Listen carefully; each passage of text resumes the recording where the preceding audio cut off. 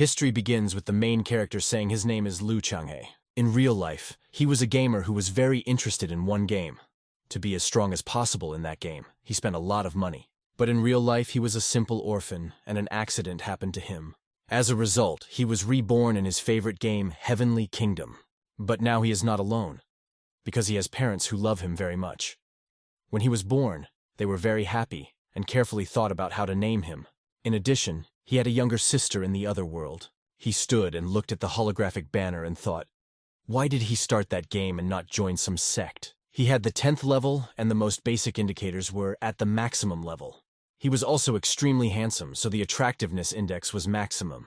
But the most important indicator was spiritual power. It was pumped into him by 99%. This gave him insane self-confidence. He felt like a hell dog. When he went out into the open world, he said that they would accept him as a protagonist and as a younger brother. He will be such a hero that he will kill all the demons and become famous for the whole world. But for now, he will pretend to be a simple teacher, of a reduced level. Heavenly Kingdom, Mount Danking, border of the Momen sect. At that moment, the sister was flying on the enchanted plane. She offered the girl who was flying with her to get down and take a closer look at the place. They got down in front of a big mountain and began to slowly climb the big stairs that led to the top of that mountain. The girl's name was Lu Dongyi. She was a follower of the Momen sect. She said that it was Xiao Qiu's first time in those parts, and she wanted to show her the nature of Danking Mountain. In addition, she almost forgot that she should tell the rules, because they require special attention and implementation. The girl Xiao Qiu looked happy. She said that she will listen to her mentor very carefully. Suddenly and very strongly jumped uphill and at the same time began to speak the rules. But because of such a sudden act, the girl Xiao Qiu did not understand anything. In a moment, the girl Lu Dongyi finished explaining the rules and said that it is time to move on to the main thing. The girl Xiao Qiu was surprised because she did not have time to understand anything, and the girl Lu Dongyi already started talking about something completely different. When they were almost at the top, the girl Lu Dongye continued and said that this girl Xiao Qiu and 10 other recruits had been recruited by the Momen sect. From now on, their mentor will be the girl Lu Dongyi, and the 11th recruit will be looked after by the sect commander. She said that the sect commander is her brother. He is 6 years older than her. She told Xiao Qiu's girlfriend to show great respect to the commander. But most importantly, she forbade Xiao Qiu to be alone with the sect leader, and did not dare to learn from him. Hearing this, she was horrified and asked if the sect leader really eats children. She replied that he does not eat children, but the truth is much more terrible because he is very sick. Even when he was a child, he told his sister that she did not know where her brother came from. He said that he had completely bypassed the entire Heavenly Kingdom, and that world was just a game and he was stuck in that world. At that moment, she thought that he was just talking nonsense, and did not attach much importance to it. When their parents died, a special ceremony was prepared. When he said goodbye to his parents, he said through tears that after he lived for 40 years, only they gave him real warmth, which he had never had. His sister at that moment told him with pity in her eyes that he was only 12 years old. After that, he always forgot how old he was, and kept saying that he was the template for the main character. She couldn't understand what the death of her parents had in common with the template of the main character. She said her brother had a problem with his head. It was difficult for her, but she is the only one who can preserve the honor of the Momen sect. Therefore, she must become very strong so that no one dares to encroach on her brother. As they walked through the large square, suddenly the girl Xiao Qiu saw someone and asked if it was the sect captain.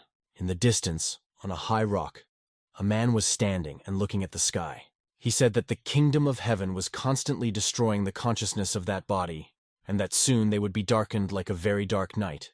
The sister was already used to such phrases, and Xiao Qiu's girlfriend was very surprised by what she heard. The captain's sister covered her ears with her hands so that she wouldn't listen to the nonsense her brother was saying. But at one point, Xiao Qiu began to carefully examine the sect captain. She jumped in delight at how handsome he was. She immediately thought he was a great and very strong mentor. Lu Changyi said that that child was lucky to join his sect because now a path to a life filled with happiness is open to her. The sister was upset, and Lu Changyi said that the child's data was perfect for learning the art of swordsmanship, and he just happened to be one of the great representatives of the swordsman clan.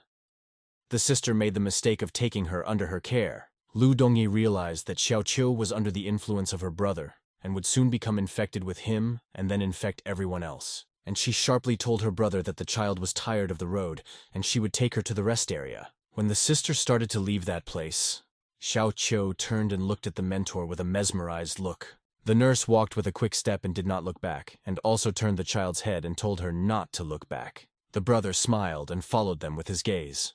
He was very interested in the situation that had just happened. He wondered how his sister was able to find such a child because her attributes were very high. Her character was very high, so they didn't find her, but she got to them because of her character. Then he thought, because 21 years had already passed since he got into that world. Heavenly Kingdom is the coolest game in the 22nd century. Some people called it the creation of the gods. He's been playing that game for 21 years and doesn't use cheats. There should be an update soon. Suddenly, a message appeared in front of him, which said that an update would be released soon, and some functions would be unlocked. Such news lifted his spirits, just as he expected to receive such news. Suddenly, he was prompted to open the panel and look at his character's stats. They were very good. Many points were maxed out. When he looked at it, he said that he was lucky that at least some points could be improved. But when he notices the inscription that he is very attractive, he says that levels are not the most important thing, because they can be improved. But beauty is for life. Further, the scoreboard showed that there were 30 days left before the start of the closed beta test. He said that in terms of the time of the Kingdom of Heaven, it is 300 days, then new players may arrive. He believes that the real Earth cannot compare with that virtual world. It loses in everything. But he remembers that relatively recently, he himself was part of the Earth. He began to tell his story from his past life. That he was a child of the second generation. Also, he was very rich and very handsome. This combination was a very good magnet for women, and it was very popular. In that life, he was very fond of playing various games. But there was one feature that distinguished him from other players. And that was his wealth. After another successful game, he took off his game helmet in a high mood, and loudly said to his parents that he was hungry, and was the food ready yet? But unfortunately, no one told him. Therefore, without thinking, he put on his helmet again and plunged into the game. His parents were very rich. They did not go to the house unless they needed documents during a divorce. Therefore, he considered himself an orphan, although his parents did not give up on him. The only contact with them is their remittances and very rare calls that also involved remittances. And as for his calls, they usually didn't answer, and he doesn't even know where they are now. Because of such a life, he quickly lost interest in everything that was happening around him. But you can lose everything, but you can also get everything again. And he plunged headlong into the game. When he woke up, he felt as if he had been born again. He saw beautiful faces looking at him. They were his parents. On the day he was born, the weather was beautiful. And from the window of their house there was a very beautiful view. His mother looked out the window at the view and wondered what they should name their son. And in a moment she said that his name would be Change. And his full name is Lu Changhe. He could not even imagine that he would be able to be born again and get what he dreamed of so much in his previous life. In the past life he had everything except love. He hopes that in this life he will get it. Suddenly he gets a message that he can start a clan task. He said that during those 20 years he was constantly gaining experience, and until now he had the opportunity to complete that mission. He said he couldn't refuse such a chance, and resolutely pressed the accept button. First, the system checked him, and then issued a task. He needed to strengthen the Mo clan. He remembered his father, who had wanted to strengthen the Ma clan all his life, so he would gladly continue his cause. After he pressed the button about the details of the task, the strong special effects suddenly started. He praised the system for this approach. And suddenly, in that vortex of energy, there was an inscription that the Mo clan had not been fortified. Lu Chenghe was so surprised that he couldn't even say anything. He said that he understood that he did not follow his father's philosophy very well, but such an answer was very bad for him. He felt insulted. After that, he pouted and began to remember the hierarchy of clans by class. From his past life, he remembered that the Sword Clan was in the top 4 of the strongest clans. But according to historical documents, there was once a super clan, but it has long since ceased to exist. He began to think carefully as to why his clan was ranked 9th out of a possible 10. He even thought that it was a possible error in the system. Suddenly, he clicked on one point, and it appeared to him what conditions were not fulfilled. The system also added that it does not have failures, but only weak players. When he saw this, he was surprised because he didn't think the problem would be with him. He decides that tomorrow he will need some practice. As he walked, he thought that if his clan had been weak, he would have been kicked out of the 300 clan union led by the Sword Clan a long time ago. He has his men in the Sword Clan. The fact that this main clan has his scout, such a thought warms him. When he was walking, there was an interesting grave on his way. He went to the tombstone and knocked on it, saying, "Is his friend still there?" He forgot to say that in addition to the 10 full members of his clan, there is one more. And immediately after that, a loud noise came from that place. Lu Chang'e said that it was good that he was still staying there. There was a warrior who was found by the ancient clan commanders. He has been in this tomb for more than 100 years, and is doing well. He was in a state of isolation. He himself did not know exactly who was sitting there. So he even thought that there might be a god who was buried in the grave. The fact that he doesn't know him well is bad. But if he dies there, at least he won't have to dig a grave. The next day, he and his sister gathered at the higher meeting of the commander of the Mo clan. The clan leader told Elder Lu that this time the issue of going down the mountain was resolved. His sister told him that he was interested in all delusions. He shouted at her to shut up, and for disrespecting him he would punish her by pinching her. But to his great surprise, they simply leaned back and did not show any emotion. He was very surprised, asked why she was shying away, asked her if she was afraid of him. She asked him to tell the truth why he wanted to jump off the mountain, because he might be in trouble. She acted as a representative of neutral views. He slapped his hand on the table and said that it was okay for him to sit on the mountain. They needed herbs that could improve the condition of the clan, and they ran out of things to sell. He said that he had to go down anyway. He acted in the role of radical views. Suddenly, with delight and surprise, she asked him if he had finally made up his mind, and he asked her in response that she sees something strange in his actions. She was even more happy and said that she thought that he would remain at the initial level of skill all his life, and that he would stop talking nonsense. In response, he told her that she should not admit it because he is stronger than her. He said that he was going to do something else besides increasing cultivation. Suddenly, he shouted that he was going to glorify the Mo clan in front of the other clans and glorify their ancestors. She was in a stupor because he imagined himself a hero again. She thought that his illness was going away, but she sees that it is not. The next day they were going to go down. Lu Chang'e's only disciple was also with them. His name was He Ting. Lu Chang'e asked the elder if they needed to wear such clothes. He was worried how other people would recognize him. How would they understand that he was immortal? The sister answered him that they should not draw attention to themselves, so they can be more stable. And Lu Chang'e said, "What if his sister is not as steadfast as she thinks?" Just as they were leaving their place, they were watched by 2 strangers. Were they deciding what to do with that loud guy? They all got on that flying leaf and flew over the fiery forest, in which the grass they needed grew. Xiao Qiu asked Lu Dongyi what was special about that herb, and why did they go for it today. She said that it is necessary for self-improvement, and the ability to meditate is very important for those who are self-improvement. She said that Xiao Qiu needs to study more to become as strong in the future. She was very motivated after hearing this. She had a great desire to start meditating to become stronger. And at this moment, Lu Chang'e was in a very pensive state. In front of him were 4 variants of tasks and levels of difficulty. He remembered that in his past life when he was playing, he also got such a task. He thought, what should he choose? Most casual players will choose the orange level because it's easy and fast. That's why everyone loves it. The blue level is chosen by the top class players, and the purple level is chosen by the professional players. And the yellow level quest could be chosen only by special players who were brave and desperate, but also needed money to complete it. It was called the deadly level. He considered all the arguments in favor of each level for some time in order to make the most thoughtful choice. And suddenly he was ready to make his choice. He made a decision and chose the most delicious for him to start. He chose the orange level quest. It's a very easy quest for him. At the same time, someone was flying behind them, on the same sheet, but they were in a special sphere that made them invisible. Those who watch them on the mountain are always flying after them. The girl said that today there is some noisy wind. The guy asked her if they could be declassified since they were close enough. That girl said that if she had stood in front of that old woman and shouted at the top of her voice, she would not have noticed her. That guy said there was no need to add such explanations. She wondered if that boy was watching Lu Chang'e's movements with her out of curiosity or cynicism. He thought about it and said that if she wanted to know so much, he would tell her. He assumes that he is watching him out of hatred. She wondered what Lu Chang'e did to deserve such treatment from such a strong sword warrior. Meanwhile, Lu Chang'e's team was approaching the place they needed. Lu Dongye said that they would prepare. Their task was to quickly find the herb they needed and raise their cultivation level. She also told them to be careful, because there are many dangerous animals. Chang'e noticed something and told Donghae why she was hiding her cultivation level. since he noticed that her level was lower than last time.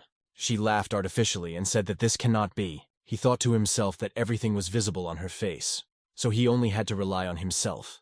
Lu Chang'e said that they were going to start looking for the herb they needed. The sister was determined to try her best, and he had a mission to destroy the boss, a monster of the 10th level. While they were walking, he thought that this was just a task, but a monster of the 10th level is quite rare. And where would he find one? A strong boss is good because there are hundreds of ways to defeat him. Suddenly, the sister says that they were lucky today, because they quickly found the first spirit herb. These were very beautiful flowers. They glowed with a special light. Xiaoqiu said that there was something smelling very delicious, and she was very hungry. Suddenly there was a sharp noise in the thickets. It was someone with evil red eyes. Those thickets were right behind that grass. Lu Dongye felt some movement in those bushes. She told them all to get ready because there is a monster. The students were very scared. They had never experienced anything like this before. And Lu Dongyi prepared for defense. He told them not to move, because he himself would eat that grass, and no animal would be able to take it from them. Everyone was shocked by such actions. The sister thought that her brother's pride would cause them big problems.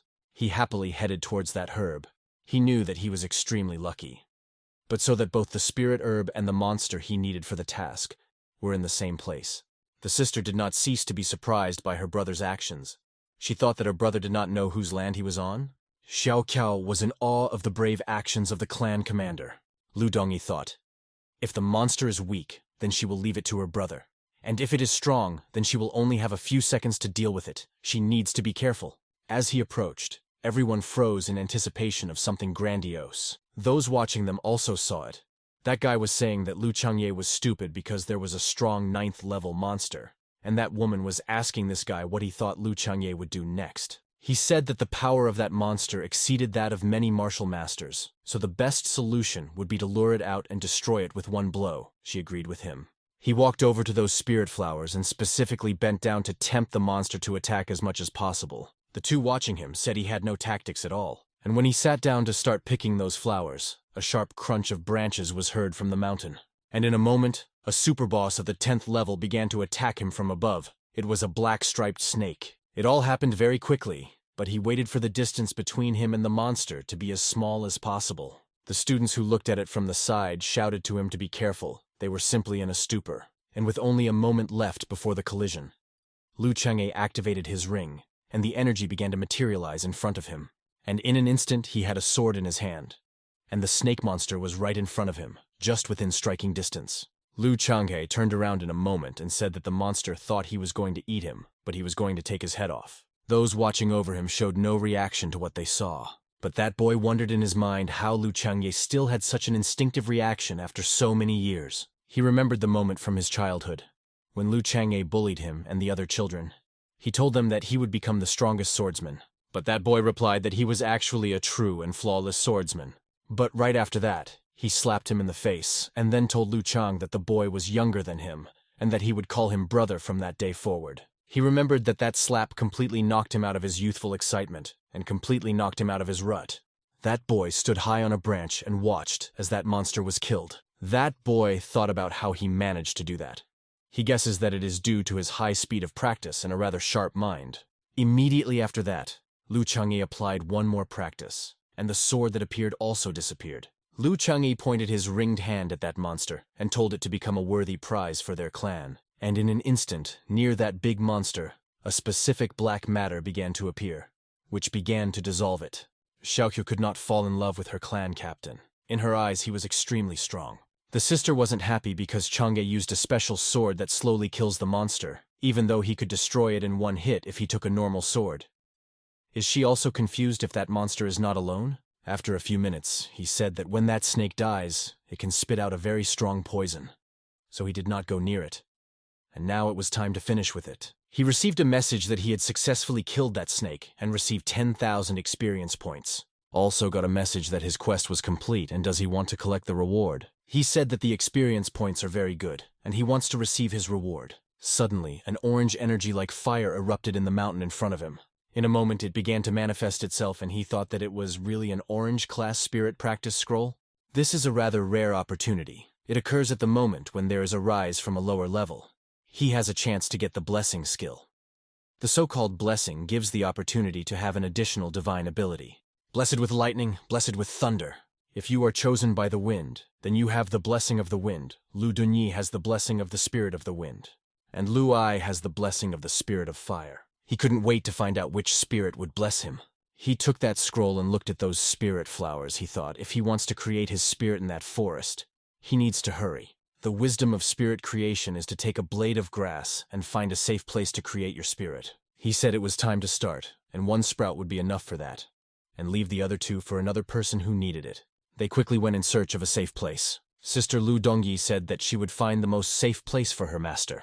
Xiaokou saw how focused her mentor was to ensure maximum safety. Two people watching him said he was in such a hurry that he forgot the rest of the spirit herb. That woman said that he had forgotten the other half, and the ones he had taken should not be kept at home, because they would simply dry up and disappear, and it did not matter for what purposes he collected them. She said they could be kept in a spirit box, along with other spirit herbs. Eventually, they managed to find a nice place where there was a large waterfall and a small lake. Lu Dongye said that she checked everything within a radius of 5 miles, and she did not see any strong beasts or people. Her brother told her that this is not such an important procedure to take such serious security measures. It is just a transition to the first stage. The sister said he himself taught her that safety should come first. Suddenly he began to sit down on the ground to assume a comfortable meditation posture. And then the student He Ting came to the rescue, and he abruptly threw a large pillow under Lu Chang. And Chengji told his sister that it was not important. He said his heart felt like it was about to burst out of his body. The sister joyfully told him that maybe this is a sign that he will now rise to a new level. Xiao Qiu asked if Master wanted to eat that fragrant herb now. She asked if he did not want to share with his faithful student. Lu Dongye was very surprised when she heard such words from him. She said that he wouldn't share that herb with little Xiao Qiu. He just put the grass in his mouth and said that of course they could eat it. But they will hurt a lot, and he winced in pain. Xiao Qiu was very surprised to see that. She turned to Lu Dongyi and told her to help the master because he had eaten something wrong and might have an upset stomach. And the sister stood silently and watched. In a moment, a yellow aura appeared near Lu Chang'e, and those who were following them were already at that place as well. That boy said that he could really break through the barrier of the kingdom. This woman asked Yu Ye if he and Lu Chang'e were able to gain enlightenment after destroying the kingdom's barriers. He said his aunt was always right. The aunt asked Yu Ye what he thought if Lu Chang'e had a chance to receive his enlightened spirit. He sharply answered her that of course not, and she said that he has a very violent reaction. He said that what he meant was that since ancient times, no one could obtain a spirit after the age of 16, so Lu Chang'e would not be able to either. That aunt also thought that Lu Chang'e had missed the time when he had the opportunity to gain spiritual enlightenment, but now he had no chance. But while they were considering his chances, the next stage before enlightenment began in him. A golden energy flower began to appear under him. When the sister saw that great power, she no longer doubted that the brother was serious about receiving his enlightened spirit. And suddenly something incredible happened. In an instant, a yellow beam burst into the sky with lightning speed. Both Auntie and Yue were just emotionally devastated by what they saw. That beam did not stop, but continued to rise into the sky. The sky seemed to open, and at that moment extraordinary sounds were heard that everyone heard. That majestic process was visible from a very long distance. They were all delighted. They all left their work with interest and watched what would happen next. That ant looked back and began to release an extremely strong force. She did this in order to drive away the ordinary people who began to get closer. That power was simply extraordinary. A very powerful energy flow stopped a group of people. They all stopped and said that it was the great cultivator's forces, and they had better leave that place, because they didn't want to die yet. Meanwhile, Lu Chang'e felt that he was approaching something very grand. And in a moment he found himself in some extraordinary place. That place was like outer space. He looked and thought, surely this is the immeasurable power of the heavens. While he was floating in the air, different spheres appeared in front of him, and in the middle of those spheres were different elements. Suddenly he approached those spheres and thought, what element should belong to him? But in a moment, those spheres suddenly moved away from him. He was very surprised. Why did this happen?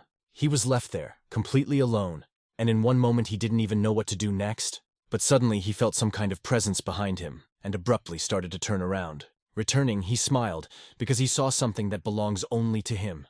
This is a unique gift that is worthy only of him. Girl Xiaoqiu was in a sleepy state and slowly began to wake up. When she saw the teacher's surprised face, she asked what was going on there. The fact is that as soon as the clan captain started the process, the sister gave one petal of that flower to Xiaoqiu. She ate it and had to sleep for a long time. But for some reason she woke up very quickly. Probably the grass was of poor quality. When Xiaoqiu fully recovered, she was surprised to see her mentor looking at something in surprise. She turned her head herself and saw that the water in the waterfall was very strange. She is in the waterfall. She stopped for some reason.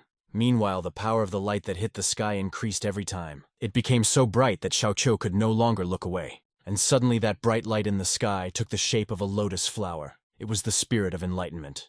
The two of them were even more surprised.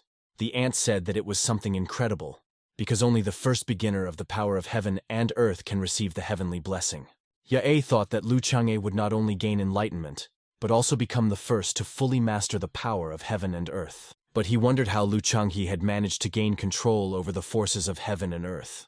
In a moment, the aunt understood that the power spirit that obeyed Lu Chang'e had become water. That event was very large scale, and all the people from the surrounding area watched from afar. They were interested in which clan's disciple was able to summon the blessings of the heavens to save their clan. And Lu Chang'e was in the center of that vortex of energy and water hovering around him. Being in the center of that event, he could not keep his eyes open, and suddenly he heard a very loud voice. That voice continued to sound, louder and louder, and it seemed that there were still other voices. He stood, absorbing the energy, and guessed that it was the voices of 6. The sister also knew about the procedure with the voices. She said that 9 voices should be heard. But then she said that even 8 would be enough. I told I that according to the ancient records, 6 votes are enough to receive the blessing in full, and then everything depends on the person's destiny. The aunt asked Yaya again what his opinion was. How many times Lu Chang'e could summon the blessings of heaven? He assumed that there would be more of them than they thought, but the more there were, the harder it was to control the situation. Lu Chang'e thought that he must have understood something important. It turns out that the Skyway is a repeater. He was in the air, and those voices floated around him, and the energy of the heavens flowed in all directions. His sister was delighted, for just then the 8th voice appeared. In a moment, the flow of energy from the sky intensified even more, and the event became even more massive. And at one point, the 9th voice rang out. The sister shouted with delight that there were already 9 voices. Lu Chang'e also sensed him and thought that he would take his destiny into his own hands, that he had obtained all that power by himself. So he opened his eyes and said that he was the spirit of enlightenment. He was congratulated that he successfully received the spirit of enlightenment and gained the power of heaven and earth. His spirit was water. It was over. He dropped to the ground and was smiling. He was happy with his result. The sister immediately asked him how he was feeling, and Xiaoqiu said that the herb was very tasty, and she wanted more. She wanted to eat again. That was all she cared about. Lu Chang'e pointed his hand at the water, and a certain energy began to come out with it. He said that he felt something, and in an instant the water began to move horizontally towards him. She came to him and he made a water balloon with her and said that now that world became much clearer for him. He clenched his fist and that water ball was destroyed. But as soon as he opened his palm again, that water ball began to form again. He could make that ball of different sizes and said that this property has many useful applications. The sister said that she congratulated him on acquiring the power of water spirit enlightenment, and Xiaoqiu was drooling all the time. When she noticed it, she immediately wiped it off and said that it couldn't be because of the alcohol weed. So why couldn't she stop drooling? While she was wiping her face, Lu Chang'e thought that everything was very good because he could control the water in the human body. Now he can control water wherever it is. It seems that their power is much stronger than it seemed to him. The sister said that she had cleared all their tracks and they could now come back. Lu Chang'e told her that it was unnecessary, because other people wouldn't be able to see his magic marks there either. She did not understand what kind of magical traces he was talking about, because if someone almighty saw them, they would end. And in a moment they sat on that flying leaf and flew away from that place. I thought that the one who used to control him and tease him seems to be coming back, and my aunt thought that Lu Chang'e was very promising. But he never left the feeling that something was wrong, that something was simply missing. He told his aunt that there was something wrong because Lu Chang'e did not break through the barrier. She said that they finally noticed because Lu Chang'e had received the spirit of enlightenment but had not crossed the initial boundary. Does he have any problems? She hopes that everything will be fine with him. Meanwhile, that group was flying forward to their home. And Lu Chang'e was thinking about something at that moment. He finally completed the promotion task and gained a lot of experience. He was interested in how many levels he could climb. He thought that with so much experience, he could invest it in attack power and pump other skills. But he understood that if he spent a lot now, it would be difficult for him later. Tim. Sometimes the sister asked those who want to drink water from the spiritual spring to raise their hands. Of course, only 2 students wanted to drink. Then the sister went to the brother and gave him water to drink too, and the brother sat and seemed not to hear her at that moment. And in a moment, he took a mug of water and said with a smile that he decided that he would raise his level to the maximum. And he began to drink that water, and the energy of increasing the level began to appear around him. Suddenly, his levels began to climb uphill very rapidly. The sister was shocked. She asked him that he just came 5 borders with the help of a mug of water. The brother said yes with a smile on his face, and asked her if it was strange. Meanwhile, the 2 who were following them continued to fly. They were very surprised. Ya-I said that he passed the 5 boundaries so easily. Didn't he need to enter a meditative state to do this? The aunt said she was amazed, but even with incredible talent, it was not possible. So how did he do it? And suddenly Yue said that he understood everything. He said that he was sure that Lu Chang'e had deliberately delayed himself at the original border. He further said that he did not correctly understand his actions, that he would not leave his aspirations for development. That was his plan. He realized whether he would be able to restrain his desire for so long and not cross the border. He realized that he wouldn't be able to do that because he wasn't like Lu Chang'e. The aunt thought that the boy was very interesting to think of such a trick, but she thought that since childhood, he was different from other children. Although he was stuck at the starting line for many years, he never lost hope or indulged in self-pity. She thought that this guy just had an unbreakable heart. Xiaoqiu asked Heiting if he knew why the mentor always reacted so violently to everything. He replied that he did not know. She said he wasn't very talkative. Suddenly, something happened and Xiaoqiu's body began to emit a faint light. She was very surprised and even scared.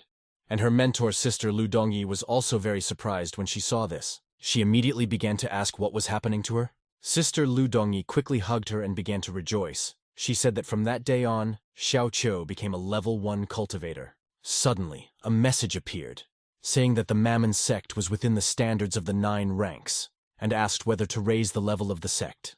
Lu Chang'e said that there was nothing to think about, and immediately pressed the button to raise the sect's level. Immediately after that, he received a reward for completing the task. He received 5,000 experience points and the title of Mastery of the Sword. He himself was surprised by that reward, because now that his swordsmanship attribute would improve by 1%, his swordsmanship strength would develop by 10%. Finally, his swordsmanship has increased, so he wants to try to use the experience points to further improve his swordsmanship. He was very happy because he thought that once he achieved sword awareness, he would definitely be able to fly. He further thought that as far as he knew Yue, that boy had the attribute of mastering a sword at the 10th level from birth. He was called a perfect swordsman. And he has charisma at the level of 10, so maybe he should call himself a perfect handsome boy. Suddenly, he received a message about a new task, level 2 secrets. He himself was surprised that the second task came to him so quickly. He needs to upgrade Momen from level 9 to level 8, and the reward will be 20,000 experience points and the attribute of owning a sword. There were certain needs. The sect had to collect 1,000 reputation points, and now there were only 307. Also, the sect must have at least 3 cultivators who have reached level 3, and the number of students must be more than 100 people. He thought that the reputation had already grown enough, but the task itself was quite difficult. Also received a notification that he has reached level 15 and has a new feature unlocked, which is the mentoring system. He almost forgot that when you teach a student, you also get experience. But that is only half the experience of what the student got. When he clicked on the mentoring system, it showed him that mentor Lu Qingfen had already died. He remembered him. He was still alive when Lu Chang'e was still very young. He remembered his parents and thought that they were so great, and how could they die then? Vin remembered his parents and thought that they should be calm, because under his control, the Momen sect would achieve great prosperity. Next, he decides to look at the statistics of his students. He was surprised, because he completely forgot that Heiting was also stuck at the 10th level. He thinks that he should help him break through that level. Lu Chang'e looked at him and thought that he must not have let go of the situation yet. Lu Chang'e turned to him and asked him why he was still at the 1st level. Because as far as he remembers, he could have moved on a long time ago. Heiting lowered his head and said nothing to the mentor's remark. Lu Chang'e decided to ask him if he still hadn't let go of that situation. Once upon a time, a very unpleasant incident happened to him. Some crazy old man in the middle of the street in the presence of many people He said that Ting is a great evil and has gone from an even greater evil, and in the future he will become a great terror. He told everyone to beware of him. He didn't just say it, he shouted, and in a moment turned around and started walking. All the people who were there were surprised. He was still a child then. Those people from his settlement began to discuss that perhaps his parents died because of him. Some began to suggest that he be kicked out of the village because he was already an orphan. Suddenly, someone shouted for everyone to step aside and make way for the reverend son of the Momon's sect leader, Lu Changhe. All the people immediately looked around and scattered a little, confused. When they saw Lu Changhe, they thought that his body structure was not at all similar to a cultivator, and some thought that who could call him a monk. Lu Changhe walked up to him and said that he had just heard everything that crazy old man had said. Tin, being very young, did not understand how to react in such a situation. Tears began to come to his eyes. The changeling reached out and told him that he just lacked a squire. He said that the power of evil good and the coming horror was fine with him too. People were even more surprised, they said. What if that child really brings great suffering? They continued to persuade Lu Changhe not to do that, so as not to bring trouble upon himself. And poor Ting fell to his knees and became even more upset. But in one moment, Lu Changhe shouted to the crowd to all shut their mouths. He said that from this day on, that child will be his student, and it doesn't matter what happens. Everyone was just in a stupor, and Ting looked up and you could see hope in them. Lu Changhe said that he would be responsible for the future consequences. Ting did not show his emotions, but in his heart he was very happy. Lu Changhe turned around and walked forward, and life became brighter in an instant. Zmena immediately gave him strict instructions. They were almost to the top, and Zmena told him to go carefully, because he didn't care if he fell. It was very difficult for him, but he was strengthened by his new life that awaits him at the top, and suddenly he faints from exhaustion and begins to fall. But at the last moment, Lu Changhe caught him. He really didn't care if he fell. Lu Changhe told him to hold on to his hand because the road ahead was difficult. At that moment, Ting was really happy. They stood, and Lu Changhe said that they say to create a true devil, he needs to be given strength and a bad life, and then given a ray of hope, and in the end to take away that hope. He looked at Ting at that moment. He was not happy to hear that, but then he smiled and said that Ting was not like that, because his ray of hope was Lu Changhe himself. Ting was very surprised. He didn't fully understand what the leader was trying to say. Lu Changhe asked him if he didn't think that situation was like a fog enveloping his heart, because in that world, there is no such fog that would not dissipate. Ting did not say anything to this, but a very important change took place in his soul. They were already flying up to their possessions. The surrounding nature was extremely beautiful. Looking at that beauty, he covered himself with a blue energy field and cried. At one point in the year 1419-21 of the Tong calendar, a disciple of the Momen Tin sect looked at the sky from a flying leaf, and in an instant, the initial barrier passed. Right after that, Lu Changhe received a reward message for his student leveling up. He consoled himself and said that this is not surprising, because he is a super mentor and master of his craft. Seeing this, Xiao Qiao began to admire the captain even more. Ya Ai was once again surprised by Lu Changhe's new power. He thought that the power of heaven and earth still had such an application. At first, he thought that he would not be of much use to Lu Changhe's original spirit, but he did not expect that with his help, he would be able to break his disciple's inner demon. The aunt saw Yu Ai pondering and analyzing Lu Changhe's every move. Meanwhile, the sister told the brother and Ting that the two of them had overcome the initial barrier and would become very strong in the future. Lu Changhe said that as his reward, he would like to receive his limited edition celestial boat from Aunt Ning. Did the sister not understand what he means when he says limited version? And Xiao Qiu asked if she could eat it. Suddenly a loud sound came from her stomach. She said that she was hungry. Lu Changhe said that he was in a good mood now. He told his sister to find a place to land, and he would show them his skill at the same time. They were all delighted with the proposal and gladly supported it. And suddenly they began to drop sharply with great speed. Xiao Qiao didn't expect such a sudden acceleration. She grabbed Lu Dongyi's leg and held on like this. She asked why she was going down so fast. Lu Dongye was very focused and said that once she tried, she would understand everything. Such a phrase intrigued Xiao Qiu. She asked herself a question in her mind. What is it that the captain cooks so deliciously? In a moment they were already on the ground. Ting sat down to prepare everything necessary, and the sister said that she would run and catch fish. In a moment, there was a large table and many plates. Xiao Qiu was very surprised that so much could fit in the senior student's bag. Suddenly, Change called her to him and said that he would tell her about the way of cultivation. She was surprised because at first she did not speak alone with the captain. But she could not refuse, because the captain was very handsome. In a moment, the sister comes running and shouts for the brother to see what kind of fish she has. She was very surprised when she saw Xiaoqiu sitting next to the leader, and he was asking her what should she do when the opponent has almost lost, but still doesn't give up. She listened to him attentively and adopted his experience. At one point, she said that he actually wanted to confuse her, but she's not that stupid. Lu Chang'e said that she was a very capable student. She quickly understood what was going on. When the sister saw this, she was simply shocked. She said that now Xiaoqiu was infected by her brother. They didn't see that there was a very evil sister standing behind them. Lu Chang'e asked Chu if she didn't feel the sharp cold. She said she felt a sharp chill, and Lu Chang'e decided to turn his head, because it seemed to him that the cold had gone from that side. The sister was furious. She attacked her brother with a fish in her hands and shouted for him to leave her student alone. Over the years, there was already mountain fish seasoned with various vegetables in the cauldron. When Lu Chang'e was near the cauldron, Xiaoqiu was being instructed by the sister. She told her that you should not act like a commander because if you do, you will look very stupid and you may be beaten.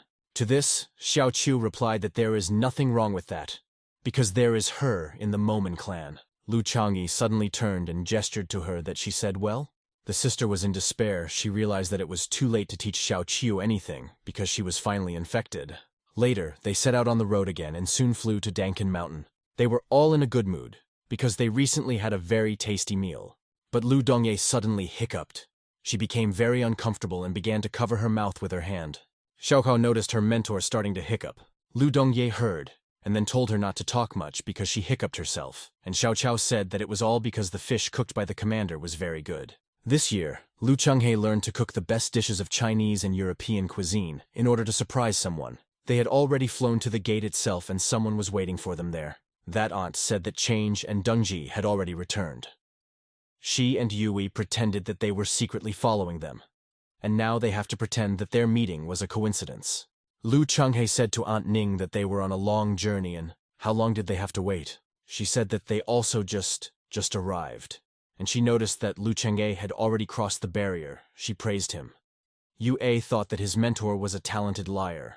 The changeling said if he crossed the threshold, maybe she'd reward him with a flying boat or something. She said he was a little rascal, but she agreed. When Lu Chang'e raised his head, he turned his attention to Yue. Then he patted Yue on the head and said that he was a little rascal.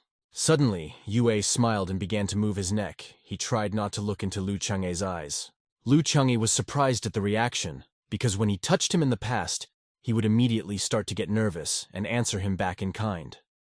And today, he seems to have entered the taste. When he thought about it, he was horrified. Doesn't Yue have fetishes? Lu Chang'e then invited everyone to go into the house and continue the conversation there. Aunt Ning agreed and added that if anyone had a problem with cultivation, she would be happy to give some advice. As they all walked together, Lu Dongyi said she had a few questions. They all came to the great hall and Han Ting started pouring tea for everyone. While they were walking, Aunt Ning answered Lu Dongyi's question and she thanked her for it.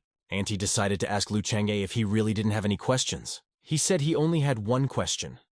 He wonders if a cultivator doesn't have a high level of swordsmanship. Is it better to calmly continue leveling up, or focus on swordsmanship first? Aunt was surprised by such a question, and Yui was also very surprised. He asked this because it took 100,000 experience points to upgrade his swordsmanship, which was enough for him to level up 3 levels. She said that if someone wants to become a cultivator of swordsmanship, the better he masters all the skills, the better. She said that a precious cultivator from ancient times who had reached the pinnacle of mastery understood that when he raised his supermaster level, he would gain twice as much experience. But she thought that it was all very important, but today's Lu Chang'e cultivator is still very weak. She thinks that if he dwells on that, he will surely waste his time and energy. He suddenly jumped up and said that he understood everything. He would reach the maximum level of swordsmanship as soon as possible so as not to disappoint Aunt Ning's expectations. She asked him with surprise, when it was she who showed such expectations. And suddenly Yui jumped up from his seat. He said that Lu Chang'e would not be able to reach the maximum level of swordsmanship. Lu Chang'e calmly looked at him and asked why he couldn't achieve it. Yue said that it was simply not possible. He was saying that it was not as easy as Lu Chang'e might think. In order to enter the sword precognition gate, he trained like crazy, walked between life and death, and after that, he was only able to enter there half a step. If he can achieve sword awareness this year, he will be able to surpass the modern master for a whole year. And then he will become a true master of the sword, whom no one can defeat. He is also annoyed by how Lu Chang'e easily talks about the suffering he had to go through, because he knows nothing about it. Lu Chang'e was starting to get angry with Yue, who was starting to contradict him. He already had a whole hysteria in his thoughts, because of the fact that he began to contradict him. The sister thought that her brother's plan was really very ambitious, and in that situation she agreed more with Yue. But her main goal is to preserve her brother's reputation, so she will protect her as much as possible. The aunt laughed and said that there must have been a heated argument between them. She said that she heard that Yue had taken half a step to the gate of ultimate sword mastery, so she suggested they solve all their problems in battle. They had a lot of anger towards each other and immediately agreed. The weather was beautiful and the sun began to set below the horizon.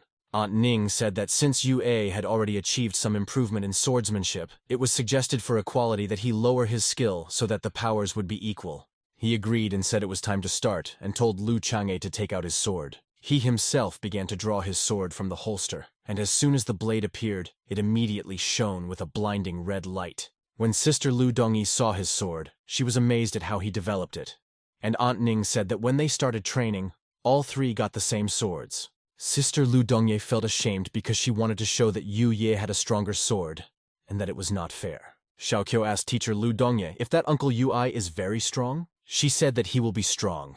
He is one of the best representatives of the young generation in Qingzhou, and he is even the strongest among the young generation. Xiaoqiu was very interesting to listen to because she was still a child. And immediately after that, she said that their captain would definitely win. Teacher Lu Dongyi looked surprised because she had just introduced Yu Ye as very strong, and Xiaoqiu didn't seem to hear it. He asked Lu Chang'e why he didn't take out his sword. He said he wouldn't take his sword out of its holster because someone might die. These words made Yu Ye even more angry. He said, "Does Lu Chang'e think that he is not worthy for him to draw his sword?" He jumped up and covered the sun that was hiding behind the horizon. He was ready for battle and couldn't wait any longer. He was filled with energy. He shouted for Lu Chang'e to get his sword. But Lu Chang'e said that Yue did not understand him. Lu Chang'e thought that he had sealed his sword for 9 years, not for his sake. But he said that it was enough to talk, and it was necessary to begin, and sprang to attack. Yue began to attack like that. He said that if Lu Chang'e does not want to draw his sword, then he will make him do it. They moved very quickly around the square. The fire was fighting against the water, although they were not very strong. But the battle looked very impressive. Xiaoqiu admired the captain more and more. In her eyes, he was very cool. Aunt Ning said that it is not easy to fight and rely only on cunning techniques. Sister Lu Dongyi also noticed that if her brother continued like this, he would not last long and lose. At one point, Yue started throwing a crazy amount of punches and kept telling Lu Chang'e to draw his sword from its holster. He continued to attack, but Lu Chang'e managed to parry his blows. Lu Chang'e's last attack jumped back and said that Yue had not even started to use the super sword power, but insisted that he take out his sword. This angered him even more. He said that now he would use force. Yue applied force, and his sword began to release tongues of fire. It got even redder and hotter. Now it burns all the time. Lu Dongye was shocked because her sword immediately reacted with that power. Now she understood what the power of wielding a sword at higher levels really was. But Lu Chang'e smiled and said that Yu Ye didn't do very well because his sword didn't even feel it. After those words, Yue applied even more power, and his sword began to burn very strongly with dark blue fire. The energy that erupted from his sword was simply unreal. He shouted at Lu Chang'e to be careful because it was his strongest technique. It already looked quite serious. The energy wave from his technique flooded the entire square. Lu Chang'e calmly looked back and forth and thought that this was the difference between a sword wielder who possessed a prior sword awareness and one who did not. Now he is starting to act. He said that he understood everything. He concentrated and said that the skills were unlocked. And the sword awareness skill was unlocked. He spent 100,000 experience points on it. He gained the sword awareness of a level 1 sword. Ui released an insane amount of power, all of it concentrated around his sword. He shouted as he launched an attack. As soon as he went on the attack, he thought that now Lu Chang'e would have to catch up with him. Ui was already very close, but he stood with his eyes closed and did not move. Sister Lu Dongyi shouted for brother to be careful, and Aunt Ning thought, if Yue used the lone sword technique, there is no going back now. She thought that he was indeed worthy of becoming a successor to the swordmaster's art. But as long as she is nearby, no one will be able to harm Lu Chang'e. Suddenly her look changed dramatically, and in a moment she even opened her mouth in surprise. She thought that how badly Lu Changye wanted to surprise her. At the very last moment, Yu Ye's attack was stopped by a large yellow shield-like vortex of energy. He was very surprised and thought that it reminded him of something. Sister Lu Dongyi was also shocked by what she saw. She yelled that it looks like her brother has awakened the awareness of the sword. Xiao was simply mesmerized by what was happening. She said that the captain was like a hero who stepped out of a picture. When the energy from the attack subsided and it became clear what had happened there, Lu Chang'e stopped the attack with his fingers. He stood and confidently said to the sword awareness. Yu Ai was just horrified. He thought that just at that moment he felt a knowing sensation. Yu Ai thought as he looked at Lu Chang'e, wouldn't it be enough for him to just not be stupid? Lu Chang'e was smiling, and Yu Ai was shocked as much as possible. He said that it was impossible for him to realize the sword. He fell into an abnormal quality and shouted that he did not believe. He continued to shout that he didn't believe and started to make another attack. But Lu Change repels that attack with ease and uses only his hand. Yu attacked several places, hoping to cause at least some damage. After such a sharp use of force, he was already a little tired, but continued to say that he did not believe. And he charged again with all his malice to show that Lu Chang'e was just using some kind of magic. But the moment he approached, Lu Chang'e didn't even blink. And with a calm look on his face, he repelled another attack. This time he parried that attack so that Yue's sword jumped out of his hands. He fell backwards and stuck to the ground, and Lu Chang'e put his hand to his throat and told him that he had lost. He stood and was emotionally broken, thinking, why did everything turn out like this? He remembered how he had cultivated and perfected the art of swordsmanship, trained with the greatest masters who possessed super-secret swordsmanship techniques. He fought with rare and huge monsters to become stronger. He had given up so much for the sake of knowing sword awareness, and Lu Chang'e got everything so easily he wondered why. He was emotionally overwhelmed but said he had lost. But he wants to ask Lu Chang'e something and hopes that he will give him an answer. Meanwhile, Lu Chang'e had his back turned to him. Lu Chang'e came back and said that he could ask what he was interested in. He said that he studied a lot of old records and talked to various masters. All of them said that at that point, until you pass the 3rd level, there is no point in worrying about sword awareness. Also, all the masters told him that with his data he would be able to become very strong. But he doesn't understand how Lu Chang'e achieved that. He said that if Ye is able to seek advice from great masters and study ancient scrolls, it is like he is standing on the shoulders of great giants. He said, when you stand on the shoulders of giants, why not try to look further? Isn't history needed in order to change it? Yue was very surprised at that statement about history. The sister thought that he must have messed everything up because he started talking nonsense again. Yue bowed and said that he understood, and that he was not as strong as his older classmate. When the sister heard that, she grabbed her head because she thought that now Yue had also fallen under his brother's influence. Yu further asked Lu Chang how long ago he started practicing sword awareness. Lu Changgu picked up his sword and began to look thoughtfully into the distance. He then replied that he started training from the moment he received the sword. They were all very surprised by such an answer. Lu Changgu thought that he had lied because he had exchanged experience points for sword knowledge, and the experience points began to accumulate as soon as he received the sword. He thought he might be a con man, but he's a hard-working con man. Yue bowed again and said again that he understood. Aunt Ning was moved. She thought that Lu Chang'e was amazing because he could always cheer Yue up. Yue wasn't done yet. He said there was something else. Lu Chang'e was already getting annoyed in his mind. Did he think that Yue was very annoying? Yue asked him to give him his sword so he could look around. He gave a serious look and said that someone might die. He said that it is still early because it has been stored in a holster for 9 years. That sword is not being prepared for him. Yue suddenly remembered something and thought that it must be because of that incident. In that year, some secret evil caused great trouble in Qingzhou City. But he suddenly met Lu Chang'e's parents. 2 people joined forces to destroy the demon, but lost their lives as a result. He had a large dragon monster under his control. Therefore, the demon managed to survive after the fight with his parents. Yue thought, if his sword was really intended for this demon, then all the energy for 10 years had been locked away in this holster. He thought that he was definitely not worth it. Lu Changgu said that the day he took the sword out of its holster would be his day of revenge. The time passed for the dead night. A big and beautiful moon was shining. He walked along the path and thought about the situation, because Aunt Ning and Yue wanted to stay with them for a few days. He thought that it was even good, because she was going to improve her flying technique. Aunt Ning was in her room. She was doing something, and suddenly she sneezed. She wondered who could remember her. She said that it was not important, but it was important to put another protective seal, because Lu Changye would be defenseless. As he was walking, he suddenly remembered Yueya, that he thought he had seen 3 times after fighting him. He remembered Yue's words, and they seemed very strange to him. He is a strange main character. But he understands that he has nothing to envy, because he is a cheater. In addition, he has already crossed the initial level, and new feats await him. He decided to go to that tombstone. He came to him with a stone and knocked on it, asked if the maid was there. In a moment, a spirit appeared from that mound of earth. He asked her what is different about the sect head today. Although the maid is stupid, legend says that she is very strong and cannot fail to notice the changes that have taken place in him.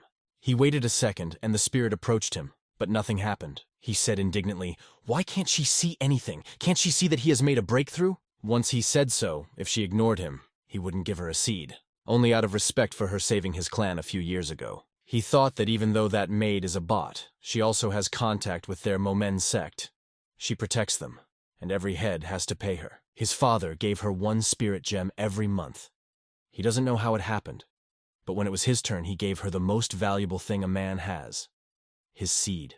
In the other world, they say that 1 drop of seed is equivalent to 10 drops of blood. And he will throw that seed of that spirit. That spirit loved what Lu Chang gave him and opened his mouth with joy. He liked it much more than anything else his father had ever given him. He was exhausted. He thought that it would be good if there were cigarettes in the other world. He said if it weren't for her generous terms, he wouldn't have given her his seed. As soon as he said that, that spirit turned into a strong energy and that stone began to glow. And in an instant, a purple scroll appeared there. It was Chi Absorption Technique Volume 2, medium quality. He was very surprised, because he thought that she not only protects Momene, but also can give him purple rank techniques. In the heavenly realm, the blue techniques were great, but the purple was much better. His technique was that he dispersed the surrounding energy, and the Topum absorbed it like water. He said that the purple Qi absorption technique was considered the most expensive treasure in Qingzhou. But suddenly he notices something that he missed at first. Was it an intermediate level technique? Out of surprise, he began to ask that maid that how could that equipment be of average quality. He asked her whether she might have made a mistake. She didn't give any action. He thought she was stuck. Does the technique that the maid gave him each volume of a different rank? If this is so, then he becomes afraid. He then wondered if it could become an orange rank technique in the future.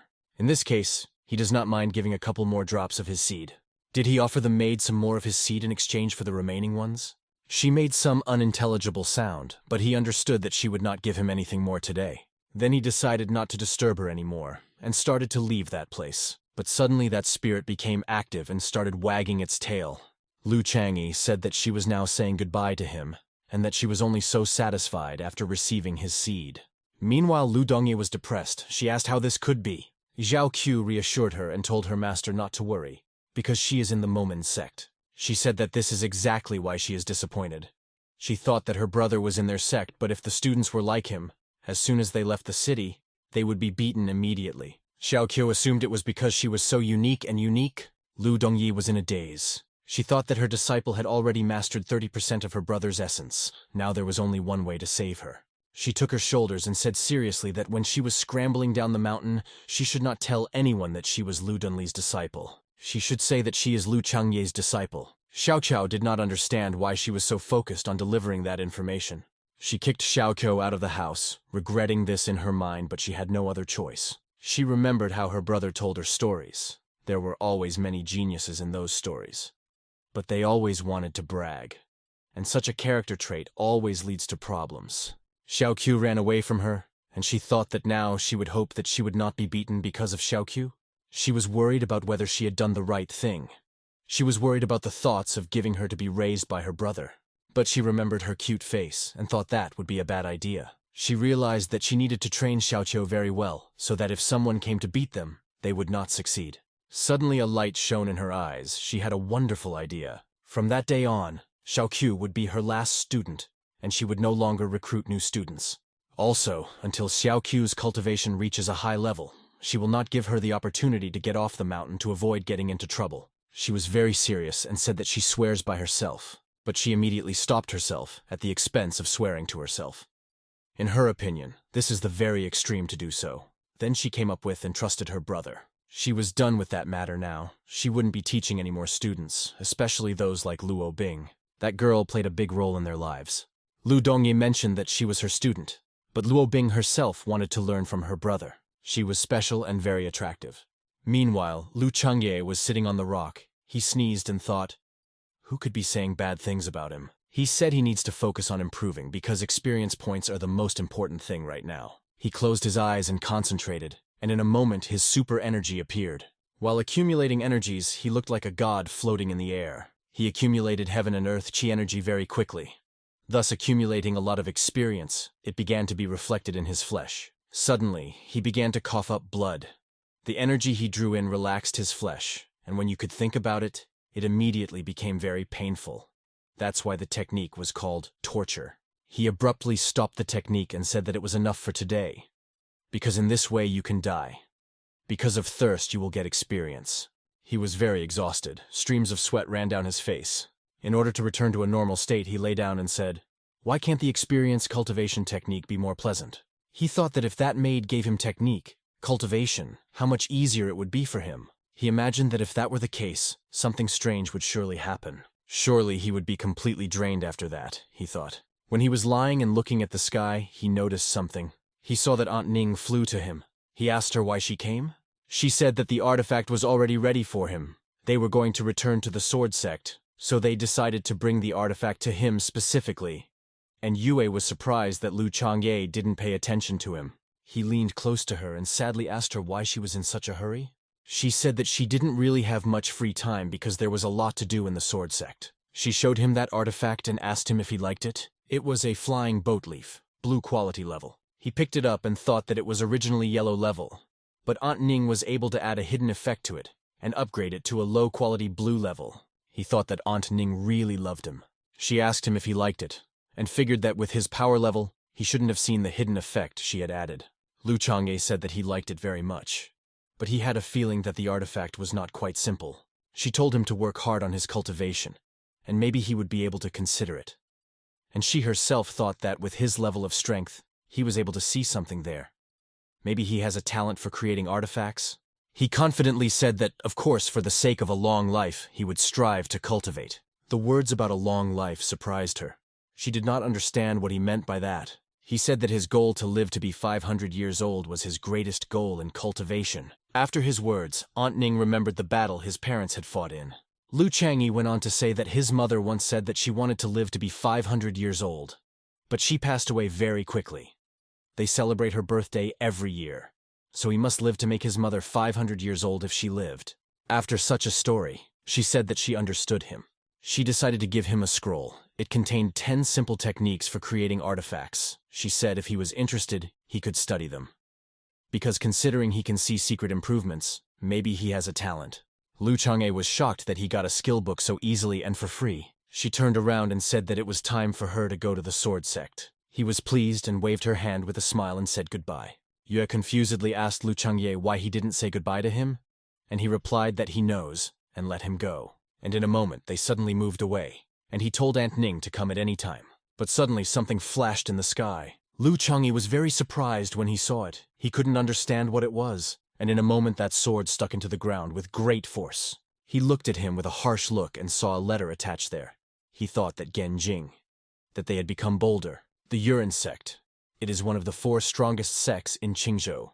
The sword sect governs 300 ward sects. In turn, those 300 sects are divided into 3 levels, lower, middle, and higher. And the Momen sect is at the very bottom of the lower level of sects. Lu Changye was furious. He didn't understand the point of dividing into ranks in the lower 100. Weren't all the weak equally weak? But he himself understood that on the example of the Genjin sect, they themselves want to go to the conflict, because they are on a different level. That sect was at an average level, among the weaker sects. This is just some lower middle-ranking sect that dared to look down on a sect that is constantly developing.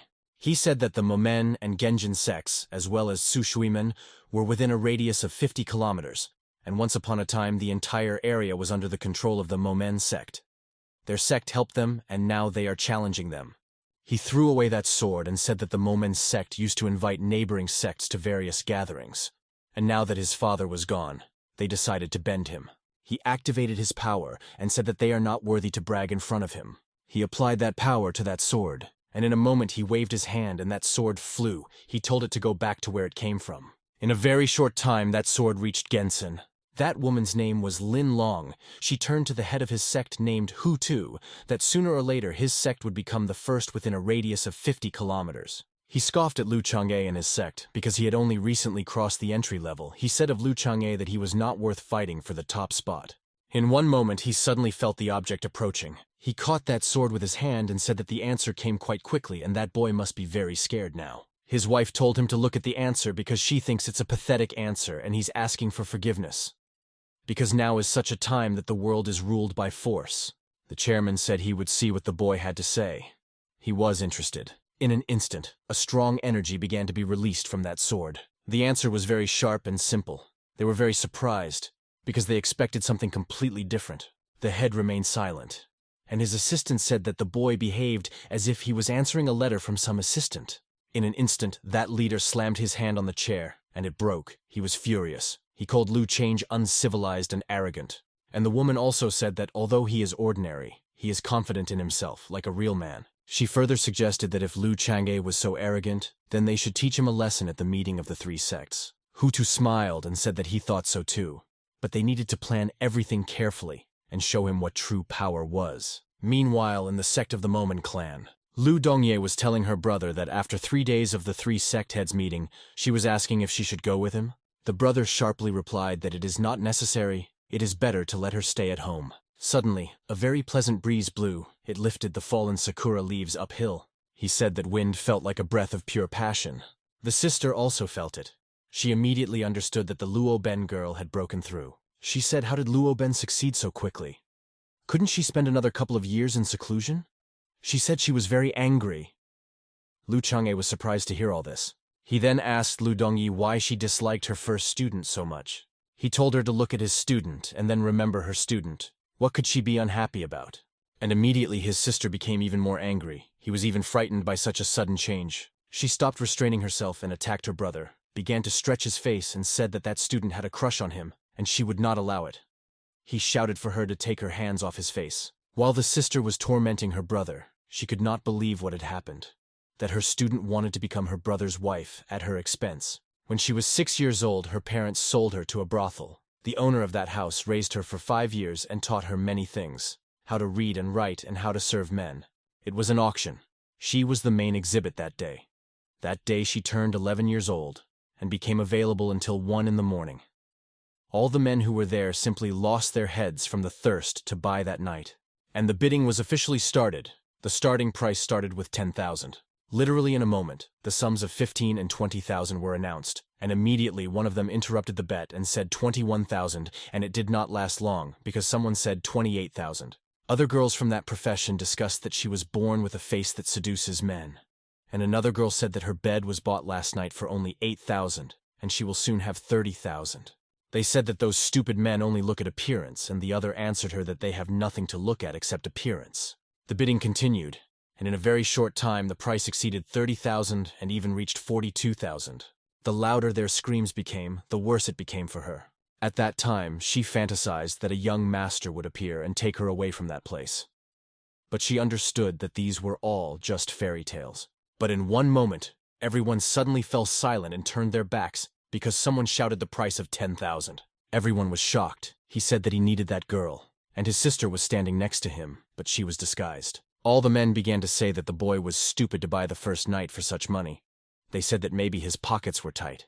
The woman who sold her couldn't control her emotions.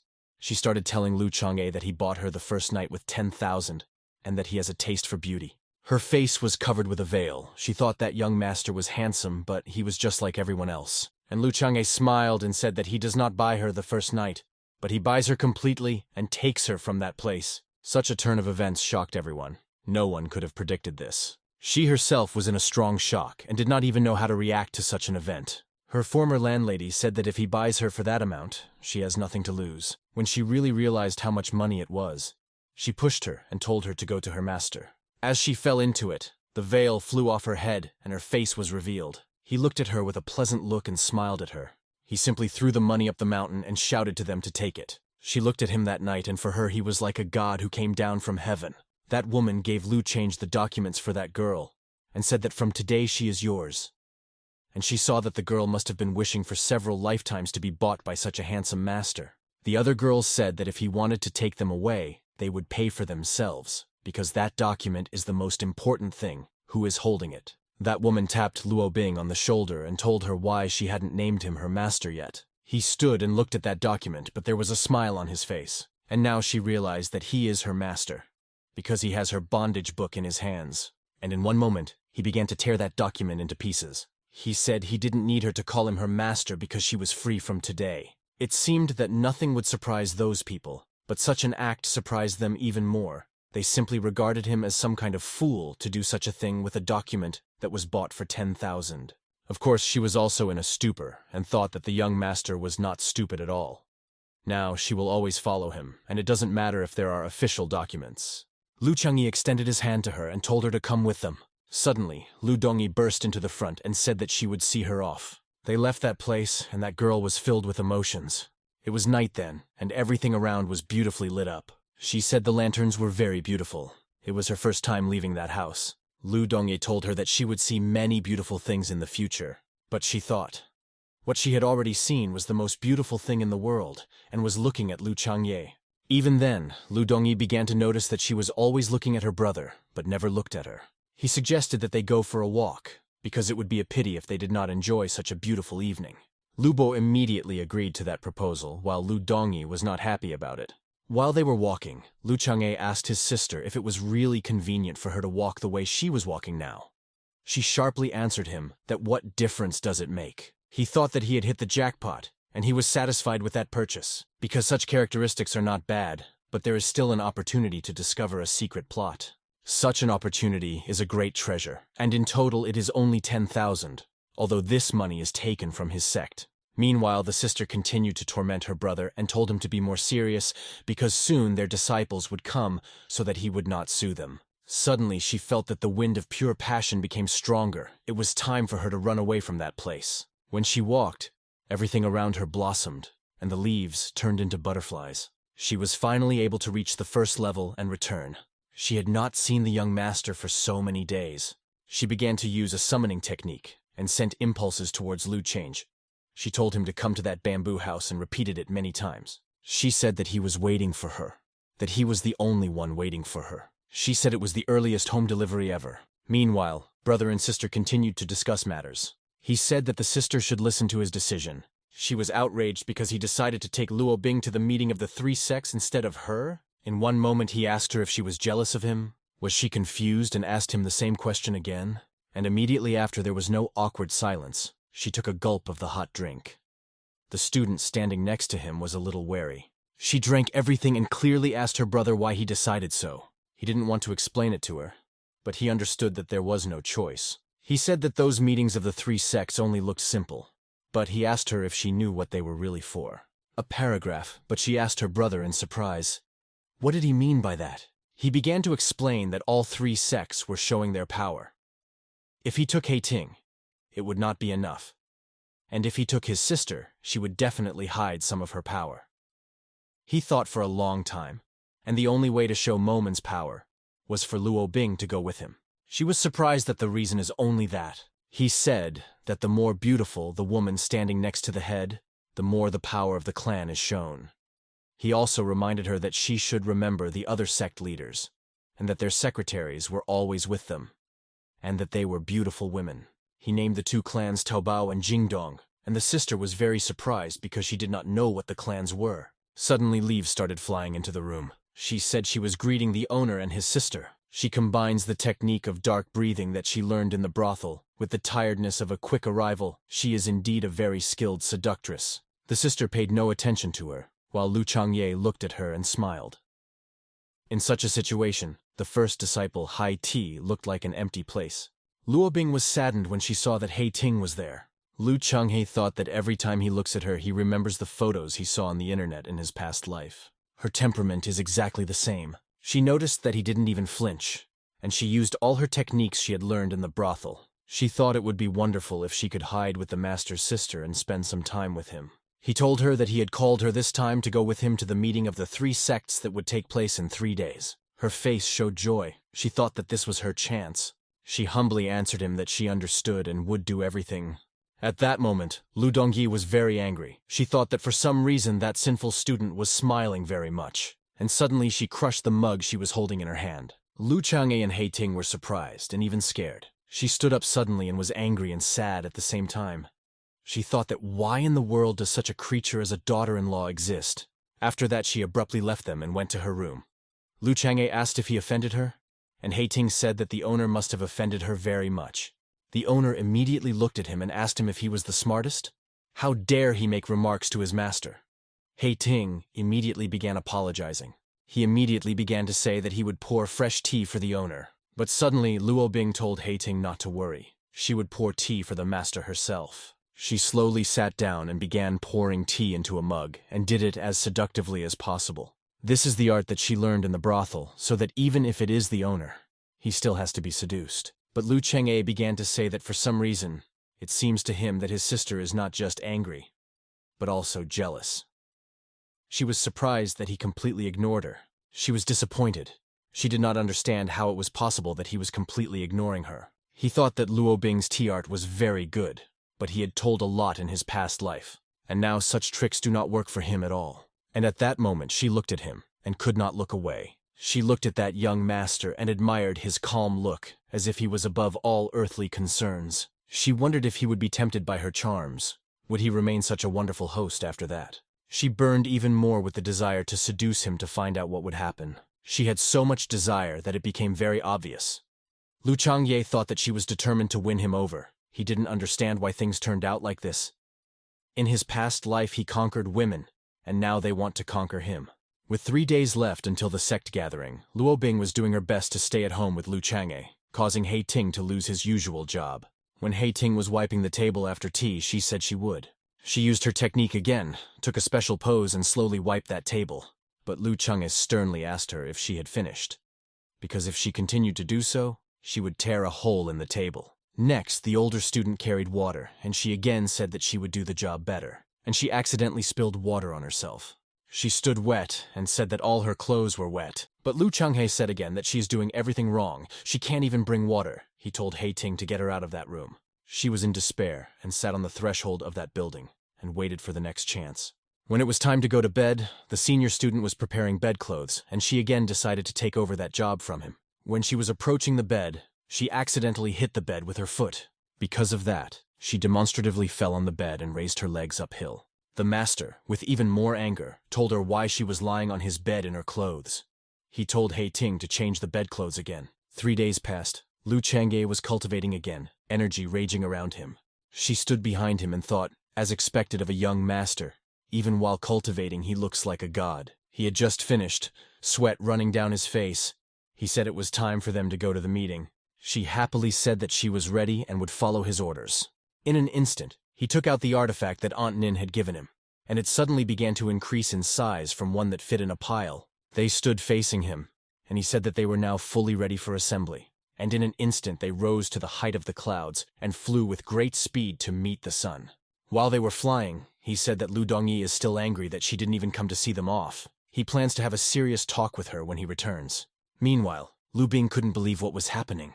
She was very happy because it was her first trip together with her master. She also looked at him and caught herself thinking that they were alone, just the two of them, and maybe something would work out now. Out of that joy, she accidentally said in her voice that maybe they would sleep in the same bed. Lu Chang'e turned sharply and asked her what she said. She became very uncomfortable. She does not know exactly how it happened, and he continued to ask her, and insist that she repeat. She turned on the seduction again and began to say that the young master was unique and outstanding. He would outshine the other 2 participants in the gathering, and his incomparable military prowess will crush them. After that, she just stood there and smiled, and in her mind she thought that the owner of the brothel was telling her that at times like this, as long as they praised the men, they would get away with it. Lu Chang'e waved his hand and said that it was time to sneak up on him. She was very surprised to hear this, but suddenly she thought that the young master had something in mind. She looked at a certain part of his body and began to remember the words of the mistress of the brothel. She thought about how she should do it better, whether to sneak up and start suddenly, or in some other way. Lu Chang'e noticed that she was kind of strange at that moment, and suddenly she fell to her knees and opened her mouth to him. Lu Chang'e immediately used the pushback technique and began to tell her to calm down. She turned around in shame, and Lu Chang'e thought that the truth of her upbringing from childhood was showing very strongly. In a moment, she already offers him a mug of spiritual water. He looked at her and told her that she shouldn't be serving him in that style. When he drank the water, he thought that he really was the one who bought it once. He asked for another glass of water, and she immediately responded with the phrase, "So, my master." He decided to ask her if she actually liked being called my master. She was wary because she thought he didn't like the way she spoke to him. And then she decided to change the address to him, and said that then we'll be daddy? Lu Chang'e almost choked at what he heard. Right after that, he told her to shut up. But he himself thought that that education spoiled her. But men like to be daddies. They were already flying up, before the punishment peak this place was chosen for the meeting. Lu Chang'e said that the gathering place of the three sects would be here. But no one was there yet. He thought that he rushed there at the appointed time, and it seems that they want to show their power. But in a moment, Luo Bing said that someone was approaching. They descended as if on swords, very quickly. When Luo Bing saw them, she said that they were very scary. Lu Chang'e told her not to pay attention to them because they were just disciples. They had been specially sent to provoke them. She thought that those miserable people wanted to bend the young master. Chao looked at them and thought that he was going to show them his aura. But it seems that there is no way around it. Those two were sent by their master to teach that boy. And they are going to try to do it. They stood in a defiant pose and the man asked if he was the head of the Mo sect. They were very surprised because Lu Chang'e simply turned his back. A spirit branch technique was secretly activated and a light shone on him, adding to his majesty. After that, they were generally knocked down energetically. They did not understand what was happening because they had not yet managed to lower it, as they wanted to. They sharply discussed among themselves what they would do next because he did not give in to their reception, and they decided to switch to another plan. They bowed their heads and said that disciple Zhou Shen and Jin Jin were greeting sect head Mo. Using the position of juniors in rank and those who were late, they politely greeted him so that he would not see stupid intentions in their actions. The terrible thing about this reception is that the more polite they are, the harder it will be for him to punish them for being late. He has only one chance, which is to say that there is no need for a ceremony, and that's it. But Lu Chang'e continued to stand as he did and showed no reaction. They wondered why he didn't say that phrase, as if he were some kind of fool. But that woman said that it was no longer important, and they had better understand each other. But suddenly, they felt a very strong heaviness, as if their body had become very heavy. They could not move at all, as if something was pressing on them. Lu Chang'e smiled and thought that they wanted to trick him, but he is the best master of tricks there. And the condition of those two became increasingly worse. It was very difficult for them to endure. And in a moment, he said that it was enough, and stopped that technique. From the load they felt, as soon as he stopped the technique, they immediately fell to the ground. Luo Bing looked at that and thought, considering that the master has the power of water, earth, and sky, then they have suffered little. When they got up and recovered a little, the man said that it was a simple trick, and he wasn't scared at all. He came closer and invited Lu Chang'e to come into the gazebo and talk, and he continued to say that as for the division of the land within a radius of 50 kilometers, the master of his sect and the master of the Chu Shuiman sect have already discussed everything. That woman smiled and thought that their expectations had come true, that Lu Chang'e's cultivation power was small and there should definitely be no problem. And he continued to say that those two sects had already divided the lands, and now the Momen sect, and he had not finished because Lu Chang'e raised his hand to the mountain. He swung his hand sharply, so fast that the drops from his hand did not keep up with the movement of his hand. In a moment, the man felt that something was happening to his leg. He felt a terrible feeling. He was just horrified by what he saw. And in another second, he was lying on the ground writhing in pain because his leg was torn off. And that woman was also shocked and scared. She stood and was shaking with fear. She could not believe that he did such a thing with only one finger. Next, Lu Chang'e directed his power at him because he was shouting very loudly. And in an instant he stopped shouting. He was in a lot of pain, but he just couldn't cry out because of what Lu Chang'e had done. Luo Bing stared at this and thought that this was what was expected of a young master. Only he could come up with such an application of the power of heaven and earth. She admired him and thought he was just as strong. That man continued to writhe in pain, but he didn't scream. Somehow he was able to speak for his partner to stop the bleeding. Meanwhile, Lu Chang'e and Luo Bing started to walk towards the gazebo, and that woman sat down next to that man. She was afraid to act, because she was afraid that he would tear her head off. He sat down in a chair and told her to pour him some tea. And that woman was still wondering if Lu Chang'e would allow her to heal the wound. She gently began to touch that man and looked at Lu Chang'e intently. She thought how to approach her properly. That man almost lost consciousness. For a moment she raised her eyes to the mountain and was very frightened. From hearsay, she knew that he was a very weak sect master. So why does he have such a terrible aura now? Lu Changhe sharply and loudly asked what was going on there. Was it possible that she wanted to drink? After those words she almost fainted. Her heart almost jumped out of her chest from fear. In a moment, she used all her skills to grab her friend as quickly as possible and run away from that place. Because that phrase about water definitely meant that why is it still sitting here? When she poured him tea, she said that the woman must not have understood him. And Lu Chang'e said that his face literally says that if she fails, he will kill her. She was ashamed and said that she talks too much. Then he told her to sit down next to him, because there were no strangers there anyway. And there was a beautiful view from that place. And the other two sects should arrive soon. She sat down and began to say that what he did with one finger was beautiful. Once she started licking, you can't stop. She continued to see in him simply an unsurpassed man. She put all her skills to the max at every opportunity to charm him. When he was drinking tea, he thought that that girl was literally radiating her charms everywhere. But you can't react to him because she will completely stop holding back. It was a beautiful day. They were sitting in that gazebo and enjoying the view. And that girl kept running. She was very scared. She kept saying that that Master Lu Change was a real monster. She ran as if death itself was chasing her. She must run faster and return to her sect as soon as possible and tell everything. The man she was carrying was able to say through the pain that he could fly with the help of a sword. She was even more surprised, but by herself, how could she forget such a thing? And in the next moment, she quickly flew uphill at maximum speed. In a short time, she reached her sect. Those who met them immediately asked the senior student why he was so seriously injured. And the other noticed that some cultivator hit him in the face. Meanwhile, the owner of that sect and his assistant were happy that 50 kilometers would be theirs. And then they saw that their disciples were running towards them. One of them was shouting that everything was bad, that Lu Chang'e had badly wounded their brother, and his whole face was damaged. The master of that sect was shocked. From what he saw and heard, he shouted that Lu Chang'e was a scoundrel, and how dare he! His partner noticed that he lost self-control, but it was not her student who was injured. He sharply pointed his finger at that wounded man and said to him that he quickly told everything that happened. He began to tell very emotionally, while waving his hands very vigorously. The master of that sect was very surprised when he heard that he had torn off his leg with one finger. But that disciple said that he felt something else. He said that Lu Chang'e possessed the power of heaven and earth.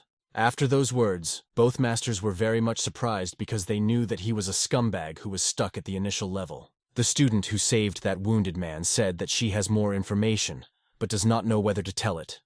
Her female master told her not to drag and talk quickly. She began to say that within a radius of 50 kilometers a few days ago, a new talent was born, and this brought into effect the 9 decrees of the heavenly Tao. She said everyone had heard about it. Wasn't she the only one?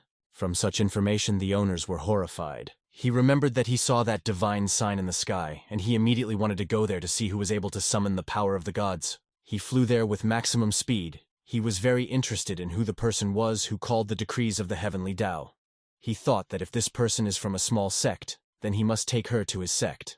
But when he was flying there was a very powerful explosion of energy, which brought out a voice that some people were awakening there, and how dare he approach and spy. In an instant, he suddenly turned around and flew back. He said that it was a big cultivator, and he needed to run away from that place quickly. And it was because of that cultivator that he couldn't take a closer look. Now he stands and thinks that it could be Lu Chang'e, that it was he who provoked the decrees of the heavenly Tao. It is also possible that he not only received the power of heaven and earth, but also something else. In an instant, he realized that there was someone behind Lu Chang'e, and he was very powerful. He sat down in a chair, and his whole body was shaking with fear. Now he understands why he answered with one word, and why he dared to tear off his student's leg. He understands that he is in a big mess now. His disciples wondered what was happening to their master. He was all wet. Sweat was flowing from his face like a waterfall. They thought that he had drunk a lot of water. They even wondered if he knows how to go to the toilet through his head.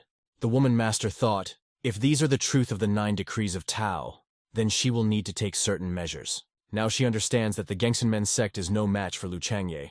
She is not even worthy of cleaning his shoes. And a certain plan was born in Ray, but she looks at her partner and realizes that he is now standing in her way. But she is sure that with her beauty and charm, as long as she is willing to pay such a price, it will not be difficult for her to win Lu Chang'e's friendship. The sect master said that someone should call all the elders to calculate how much they owe to the Momen sect. Those students were shocked to hear such words. They thought that maybe their master had made a reservation. He yelled for her to close her slaves and do what he said. And that woman at that moment thought that all men are equally stubborn, sometimes very weak. Some time has passed since the last meeting with members of another sect. Suddenly a message came from the system. Lu Chang'e was somewhat surprised because he did not expect to receive any message. While he was busy, Luo Bing continued to admire him. She thought he was still the most handsome in the world. It said that the Momen sect's reputation had become 501, which was related to the old Ganjinmen and Tsushuimen. He rejoiced and thought that they had already received his warning. But in a moment, the reputation indicator increased by 502. Here he thought that small sects give very little reputation. In half a day it rose quite a bit. The thing with those two and their torment wasn't even worth it. Then he started drinking tea and thought that he needed to come up with more fruitful ways, while Luo Bing sat and admired him. She did it too expressively, so much so that he paid attention to her. He decided to ask her what happened. Can he have flowers on his face? But she did not answer because she was in a state of trance. Then she came to her senses and said that it was nothing, she just thought about it. He was surprised by her actions, that she immediately gets very worried about any of his questions. He doesn't understand why she can't be a little more open and not so harsh. It's just that a person like Lu Chang'e cannot understand the feelings and caution of lower-level people. And he still cannot understand that some people treasure their secret love like a thief treasures his precious. Meanwhile, in the sect of Momen on Dancin' Peak, Lu Dong's sister sat and thought that she didn't even know what her brother and the sinful student could be doing now. She thought that if they dared to engage in all kinds of nonsense, then she would give them their heads. But then she remembered the purpose of why her brother had gone there. It was about discussing land and resources, so he should definitely be focused on important matters. She said that she doesn't even know how that meeting is going. But then she got really angry because she understood something that those creatures called daughters-in-law would not usually be friendly to a husband's sister. Xiao Qiu asked her master to see if she was circulating qi correctly, but Lu Dong'e didn't really look at her and told her to start over. Xiao Qiu was surprised to hear this answer. She made the energy of qi circulate very hard and decided to say that talent can't do wrong, so maybe it's enough. She approached her and said that if she said to go on, then she should go on. She was displeased because it was obvious that the master was distracted herself, and as a result they beat her. In a moment, she was covered with a layer of energy. Lu Dongyi thought that she was actually very talented and worthy of being her student. She had mastered the qi circulation technique in just a few days. But in fact, Xiao Qiu was already very tired. Lu Dongyi was very happy. She clapped her hands and said that she has potential. Xiao Kuo was very happy about this praise and said that she is trying very hard, and maybe in time, as a disciple sister, she will be able to accompany the master when he descends from the mountain. In an instant, Lu Dongyi's face changed. She wondered why everyone wanted to follow his brother. And Xiao Qiu began to wonder why the master is angry now. But she remembered that when she was a child, she also always wanted to be with her brother. So it was not surprising. And she decided to tell Xiao Qiu that in simple situations, she doesn't need to come down from above. She felt incomprehension and inquisitiveness and asked why she can't. Lu Dongye said, "It's all because she is her last disciple.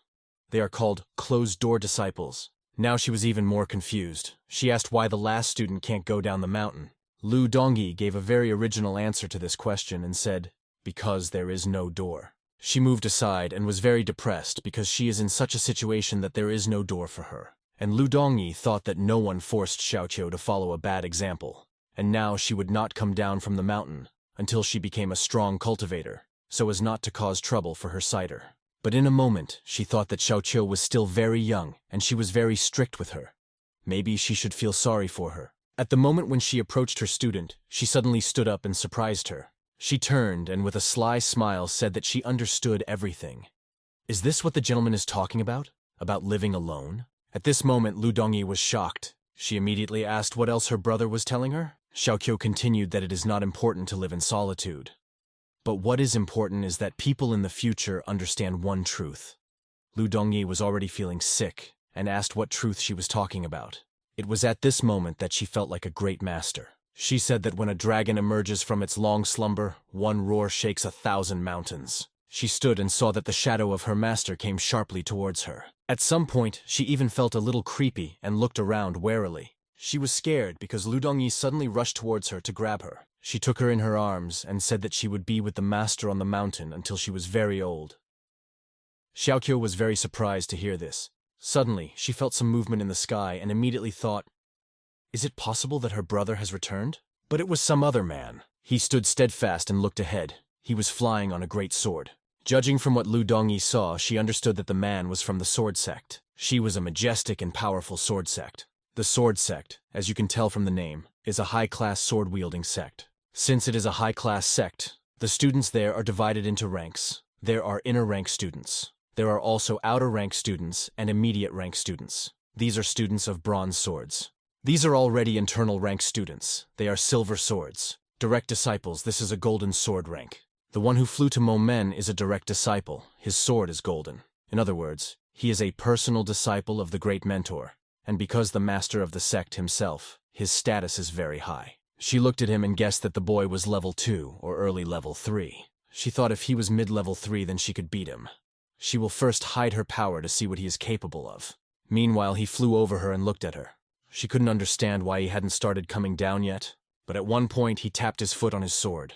Immediately after that, impulses began to radiate from his sword, which were directed downwards.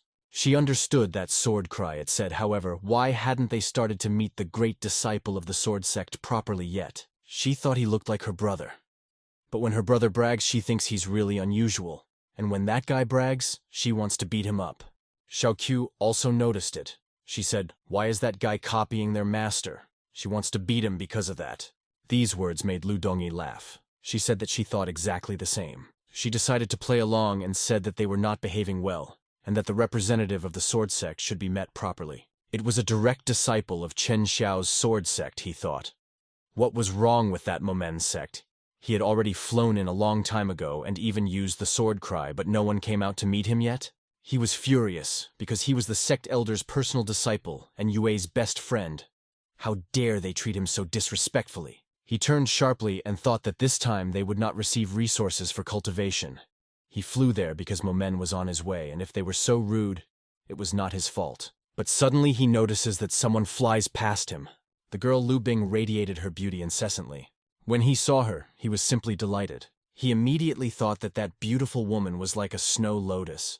But immediately after that, he also noticed him. He thought that judging by his clothes, he was from the Momen sect. After that, he was happy because he thought that his trip was not in vain. Lu Chang'e was simply unsurpassed. He was standing with leaves flying around him against the background of the beautiful sun. When he saw him more clearly because he was more surprised than when he saw Luo Bing, he didn't understand how this man could be so amazing. He said that this is a technique. He will learn it, and next time will be the same. When Luo Bing looked at him, he almost fell from that sword. He immediately thought that he needed to greet her and show her his position. That he was a direct disciple of the sword sect. As they got closer, Lu Chang'e also looked at him. In a moment, he began to say that he was a direct disciple of the sword sect, a second elder's personal disciple, and a second-level cultivator, and his name was Chang Xiao. He thought that he had such a great title that that girl should hold him in high esteem, and that student Momena must have frozen in fear. But Luo Bing continued to admire her master, and Luo Chang himself showed a surprised face. This had already alerted Chang Xiao. In a moment, they just flew on. He didn't understand anything. He seemed to fall through the ground from shame. He was simply ignored. He was very angry. He understood that this was unacceptable. He sped up sharply and overtook them. He said, "Can he ask who he is?" Lu Chang'e smiled and raised his hand to the mountain. The steam that was swirling around immediately turned into water droplets. They stopped in front of him and started going uphill. He couldn't understand what was happening. In a moment, the sun began to dazzle him greatly, as Lu Chang'e headed up the mountain to the level of the sun. Those drops that were around him created a circular rainbow around him. He specifically took this position to say that the Momen head, Lu Chang'e, was in front of him. What surprised him even more was that in front of him was the head of a small sect, from the lower 100, and he was a direct disciple of the sword sect. He couldn't believe that Lu Chang'e had risen in rank above him, although he wants to get used to his reception. But since he is so rude, he will be forced to use his position and put pressure on him. He said he had come there on the orders of his sect, and was he being shown such hospitality? He asked Chief Lu if he was not very polite to him. Lu Chang'e asked him what he called him. He was wary, but he said that he said to the head of Lu. Lu Chang'e further asked him what his position was. He sharply replied that he was a direct disciple of the sword sect. Lu Chang'e said that a direct disciple is still only a disciple. And he continued that that student will teach him how to behave. He was surprised to hear this. Did he think that person was some kind of fool? Because a student like him will surely eventually become a manager, or even an elder. Also, personal disciples like him have a high chance of becoming great cultivators who cross the 5th level. It annoys him that that guy will not hold back at all to please him. The sister thought that the brother had started doing his favorite things again. That student thought, if Lu Chang'e doesn't lick at all, then there is something phenomenal about him, and we need to find out what it is. He tensed and began to concentrate his energy. Lu Chang'e realized that he wanted to find out his cultivation level, the 1st level and the 5th heavenly layer. He said that he had just used a special vision technique, and surely found that Lu Chang'e was at the 1st level and at the 5th heaven level. Lu Chang'e said, to him, or is he sure of what he said? That student was very surprised. He did not understand what to expect next. And Lu Chang'e waved his hand sharply. A light shone around him and something happened. Lu Chang'e was covered in blue energy, and that disciple was shocked because Lu Chang'e in front of him had raised his power to the 1st level of the 6th heaven layer. But that was not all. Suddenly the blue energy began to transform. The disciple could not believe his own. Now his strength is the 1st level and the 7th heavenly layer. Lu Chang'e further asked him what he thought of his strength now. Paragraph 1070. He was very surprised, so much so that he couldn't speak. His whole face was covered with sweat. He thought that Lu Chang'e's power was so great that he could easily hide it from him. The sister was watching all this. She thought that her brother had crossed the level again. She remembered her brother in the past years, what he was like, and wondered if he had changed. But of course, this is just her older brother, the brother she always admired. Therefore, she will love him very much and believe that everything will be fine with him. Lu Chang'e thought that Chen Xiao was quite famous in his past life. Lu Chang'e remembers that he was a minor character on the run. Also, he always liked to brag. But it was not good for him, and he only annoyed people with that. He was the head dog who always pleased Yuya. Because he liked to brag, he always got into trouble and always hoped that Yue would save him. Lu Chang'e also mentioned that although that Chen Xiao had the image of a walking mess, he was always the same. Pushed the plot forward, so he wondered if he was really ready to spend the experience points he had been collecting for more than 20 years on some grief of a partner to put him in his place. He decided that it wasn't worth doing that. Because the game is about managing finances, it's better to spend those points on mastering the sword than on petty trifles. And he thought that the power he had already activated would be enough to defeat him. And the money he brought them should stay. And he can go. Suddenly, Lu Chang'e told that disciple to follow him. After what he saw, he immediately agreed. When he was flying from behind, he paid attention to the boat leaf. He knew that it was a valuable artifact, and Aunt Ning makes such. He wondered if it could be a fake. If so, then this is a very high-quality fake. His surprise did not leave him, because he remembered that a few days ago, Aunt Ning and Yue came down from the mountain. He can't believe the guesses that come to his mind. He thinks that Lu Chang'e is really the secret mutual student that Yue told him about. In addition to small tasks, he had one more task.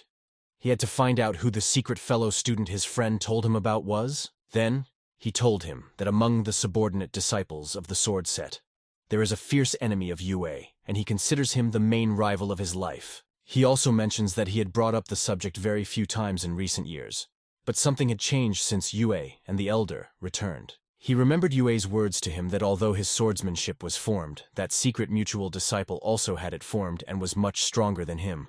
At that moment he was very surprised to hear such words, but Yue said that he must become stronger. As he was writing those words, the topic of the secret student resurfaced again, which is why he was in such a hurry to find out information. Then, after much questioning, Yue told him that the fellow student was in Yuga Qingzhou in Qinglong district, and therefore there are quite a lot of different sects in the area. But everything points to the fact that the mutual student his friend was talking about is named Lu Chang'e. Lu Chang'e was calmly flying on his leaf boat in front. He had no idea how big a mental storm that disciple had just experienced. And he continued, thinking that he must make sure, and then he would have a common secret with his friend. He is of the same opinion that he will have a common secret, which already makes him delighted. Meanwhile, Luo Bing followed him and became interested in why he keeps looking at the young master's butt. She decided to say that that guy was looking suspiciously at Lu Chang'e's spine, and she would like to cover him up. Lu Chang'e said if this son of a bitch did something like that, he would tear him to pieces. Luo Bing was very surprised. She asked what exactly it was that she thought about. Lu Chang'e was furious. He told her to shut up, because if she didn't, he would kick her out of the sect. She herself did not expect such strange thoughts from herself and became upset. She thought that she had waited so many years for the young master's body, and now she would not give it to anyone. But suddenly, out of nowhere, a large wing similar to a large eagle appeared above Lu Changye. He was very surprised because it happened very suddenly. It was a huge bird. It flew very close to Lu Chang's flying boat. And on top of that beautiful beast sat a girl in very beautiful armor. She was drinking water at that very moment. When Lu Changye saw her, he had the same reaction when other people see him. At one point he even tried to utter something and say something, but he did not succeed. In one moment, that big bird flapped its wings, and in a second it was very far away. It also flew close to that sword disciple. He was also very surprised when he saw it. Did he think that this could mean that he saw that bird and that girl that day? But he realized that surely their fate had not yet come. If he appeared in that area that time, then he would appear again. Meanwhile, Xiaoqiu and Lu Dongyi were discussing and debating how that disciple would fall to the ground. They believed that he would fall head first. And in just a moment, a loud scream was heard, and the silhouette of a person falling down was visible. They were both happy that their calculation was correct, and he asked for someone to help him. In the meantime, a gathering of elders is in Ganzenmen. The owner said that they are constantly moving away from the main question, and they still haven't decided how much resources they will give to Momen. One of the elders said that he had a plan to give him enough so that he would not be offended, but also so that they would not lose much. The host began to shout at him to tell such a wonderful plan sooner, and why had he remained silent and not offered it? His idea was that everyone would give a little of their wealth, and in order to give it all to Lu Chang, they would send a good disciple? The host and other elders were very surprised at such a proposal. They questioned him whether he was serious. Because if he is serious and wants to die, then in order not to drag him, he ate the matter. That owner's partner decided how she would solve the problem for her own benefit. She said that it was a simple situation for a woman. She said that there is no such man that cannot be dealt with using the body, and if there is such a thing, then when using two bodies, the chances are very high. She said, who will they choose? Because the one they choose must be beautiful inside and out. Some girls said that she could be, because she practiced in that business and she had already met him before. The head of the sect thought that the girl didn't even think about her. That girl thought that her sect leader would definitely choose her. They said to get wet in the rain is a very good sign. Suddenly, they saw some kind of message flying towards them on a sword. That girl thought that, judging by the appearance, this message was from a friend of the master, from an elder from the Middle Hundred sect. But she thought, why did he write a letter at such a time? When the chairman read that message, she was very happy, said that she was friends with him for a reason. She said they'd better go to Genshinman's head because it needed to be discussed. They read and were very happy that a disciple of the sword sect and a direct disciple of the second elder came to their region to disperse. They smiled at each other and said that luck smiled at them. That head Genshinman told his people that they were stopping the resource business for the time being, and now they should give up all their efforts to find a direct disciple of the sword sect. The other sect leader also told her girls to find him, and she even allows her to use feminine caresses to gain his trust. Both the students of one and the other head immediately agreed. Those girls were very happy that they had such a chance. They began to think about how they would become Stray Shenna's wife in the future. Favorites immediately appeared among them who were ready for anything to complete the task. The men listened to what the women were saying and said that when they find him they will worship him first. Because there is a saying that a woman is like a garment, and a brother is like a body part. The girls turned on their charm and said that they would not mind having a close talk with the little brother who would approach them now. The student who spoke about honor was very surprised, because many boys immediately ran to the girls. While those two sects remained in contemplation, the Momen sect remained in the shadows. And so Lu Chang'e and Luo Bing descended to the ground and were met by their sister and Xiaoqiu. The sister and her student wished the brother well and congratulated him on his arrival, and that student barely pulled his head off the ground after his spectacular fall. He looked at how Lu Chang'e was met and was very angry. He said, how dare they? But in a moment he was stunned when he saw something. There were two girls from that sect standing there. They just enchanted him. He was shocked that such a small Momen sect possessed a dragon and a phoenix. Two such beautiful girls, he thought. But they revolve around this guy. Suddenly he began to dissuade himself because certain moments began to consume him. He began to beat himself in the face and said why he was jealous of some small sect. He is a great direct disciple of the second master and the best friend of the great Yue. He said he couldn't see because of the chapter's protection, but those students intrigued him. But when he used that power, he was very surprised by what he saw. He looked at Lu Dongyi, She was at the 2nd level and at the 9th heavenly layer. She had almost reached a great completion. He was in a stupor, because Lu Dongyi is younger than his brother, but has a power that cannot be compared to direct disciples of the sword sect. He thought that the Momen sect was hiding many talents. The brother said to the sister that she is well done, that she knows how to show him in a good light. He turned and said they were all going to the main hall. He thought that now was the best time to subdue Chen Xiao, because he has not yet returned the money he brought. Lu Dongye invited him and thought that he was a small disciple of the sword sect. How could he compare to her brother? It was very beautiful and majestic there. Everything was in harmony. As he walked, he paid attention to that beautiful architecture, because even in middle-ranking sects there is no such architecture. Lu Chang'e was walking, and the sun was shining around him.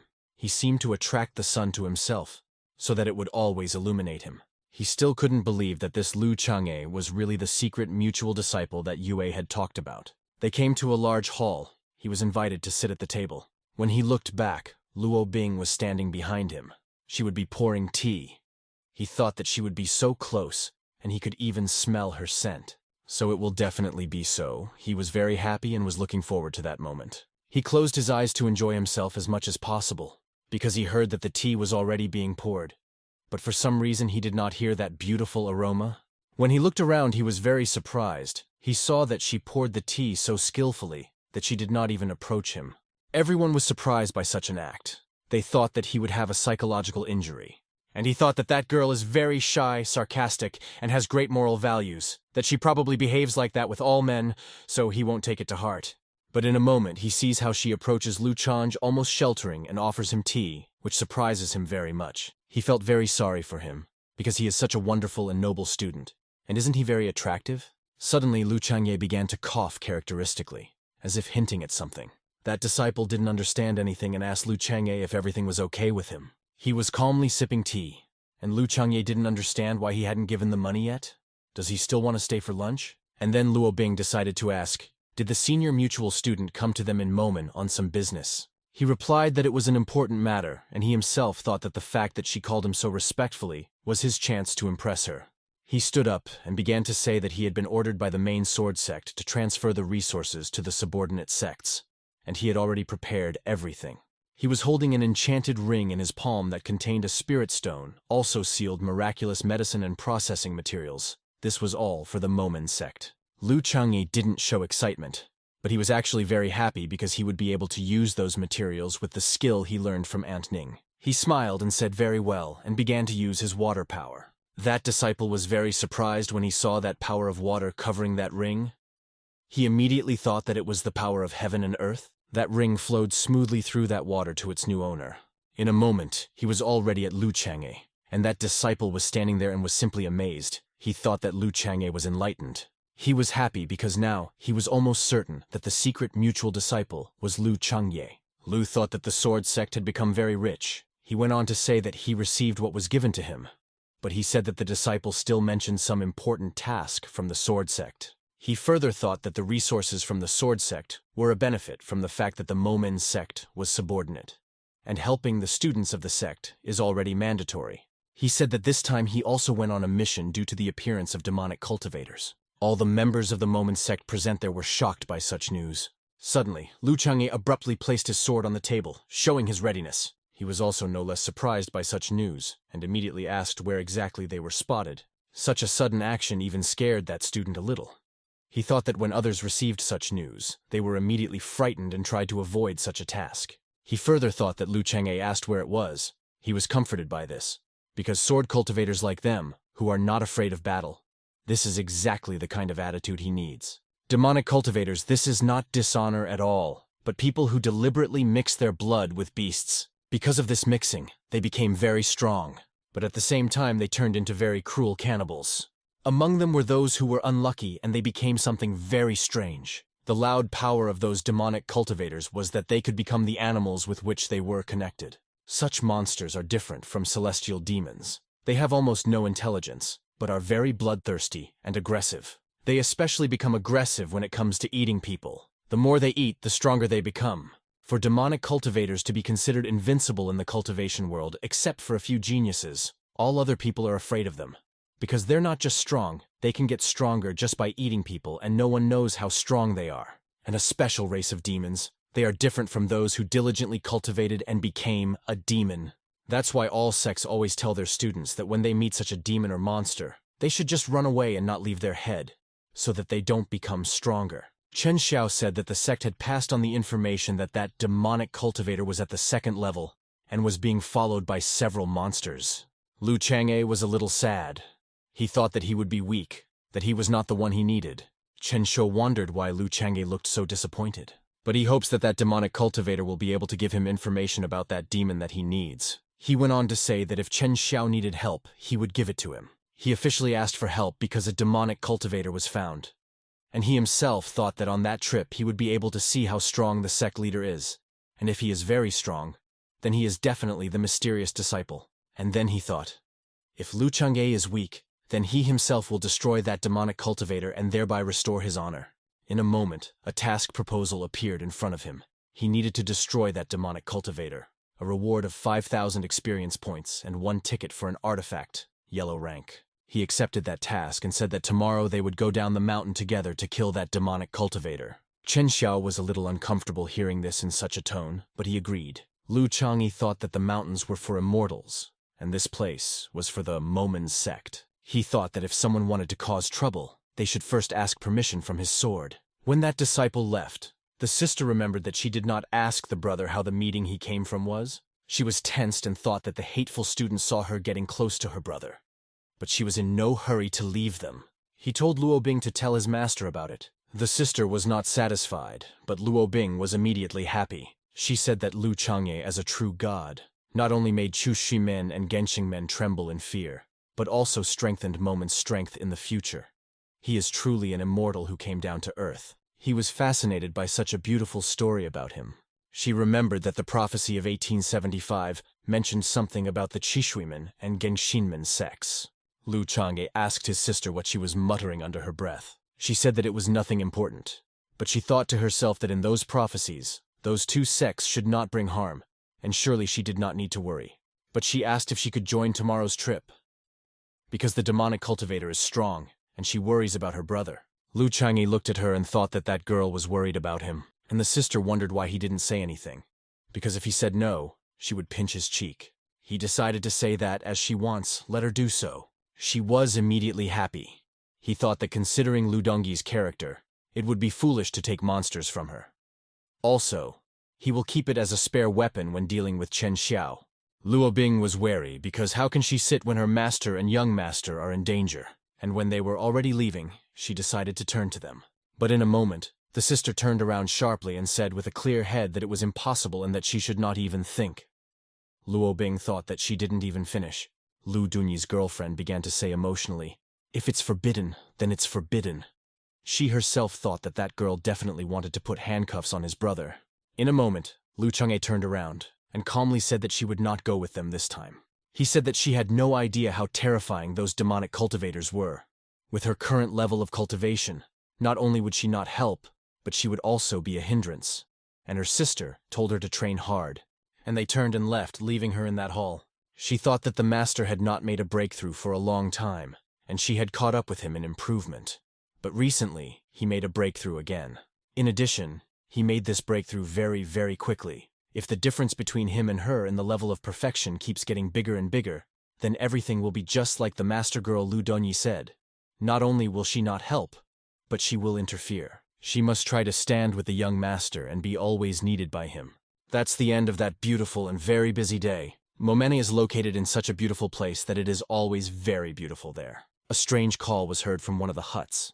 Lu Chang'e continued to cultivate experience points. He did so at a very high rate. At some point he exhausted himself and started coughing up blood. He took a deep breath and thought that the others were paying big money or using their minds to gain power.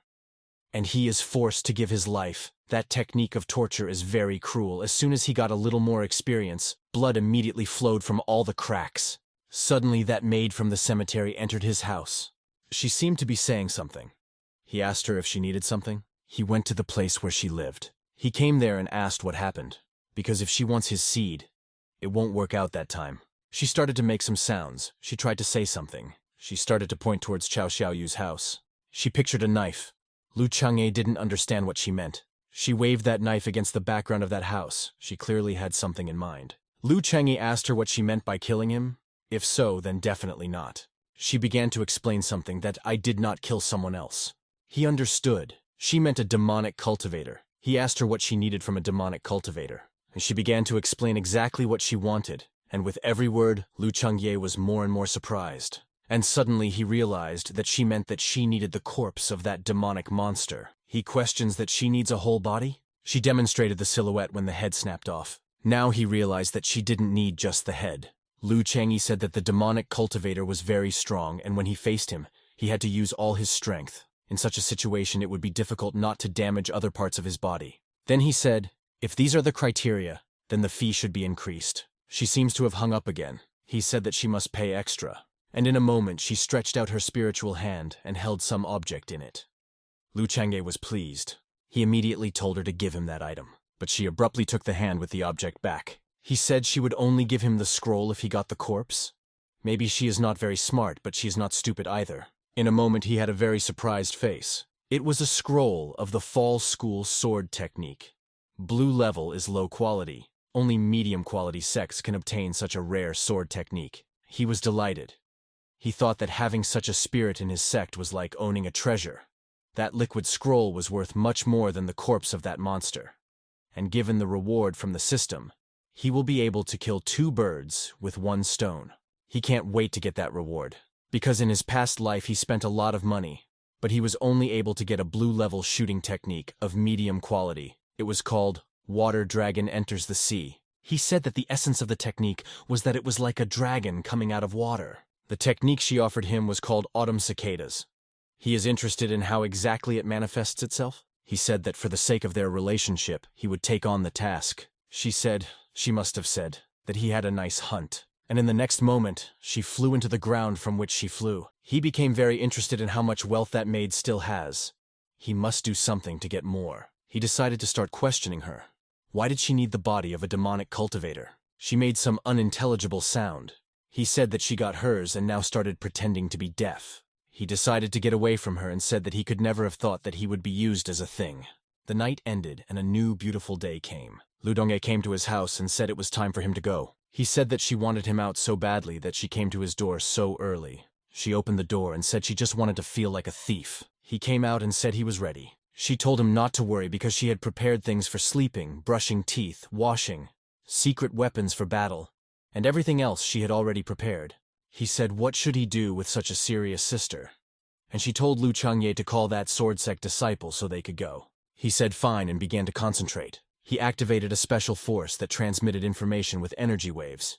He began to tell that disciple they were gathering at the main gate, and so many times. He was still lying in bed and heard that message. It made him very angry. He shouted loudly so that the ashes flew, that his name was not some disciple there, but Chen Xiao. They came to that gate, and he thought he had completely forgotten that the main gate of Momena had once been guarded by protective seals. But they came into the void and stopped working. The sister noticed that the brother was upset because of the appearance of those seals, and told him that she had already begun to study the power of those seals, and she would restore them soon. He remembered that his sister had a special ability to learn everything quickly, but in order to improve its properties, you need a lot of money, but they don't have it at the moment. He hugged her and said that he understood that she wanted to repair them, so that they would be more comfortable on the mountain, and he was very glad to hear that. He said he would find a way to get money for her, because it is the elder brother's duty to fulfill his sister's wishes. She was happy that she and her brother had such a good relationship, and that no one was interfering with them. In a moment, that student was already running towards them. He was still shouting from afar, so that they would remember that his name is not just some student there, but Chen Xiao. And Lu Chang'e said that the disciple had finally arrived, and they were on their way. Chen Xiao was a little surprised as he saw the master start to launch a sheet of boats. He stood and defiantly said, "How do they want to go? They don't know where to go. They can't go without him." He told them to watch carefully. He would hunt down that demonic cultivator.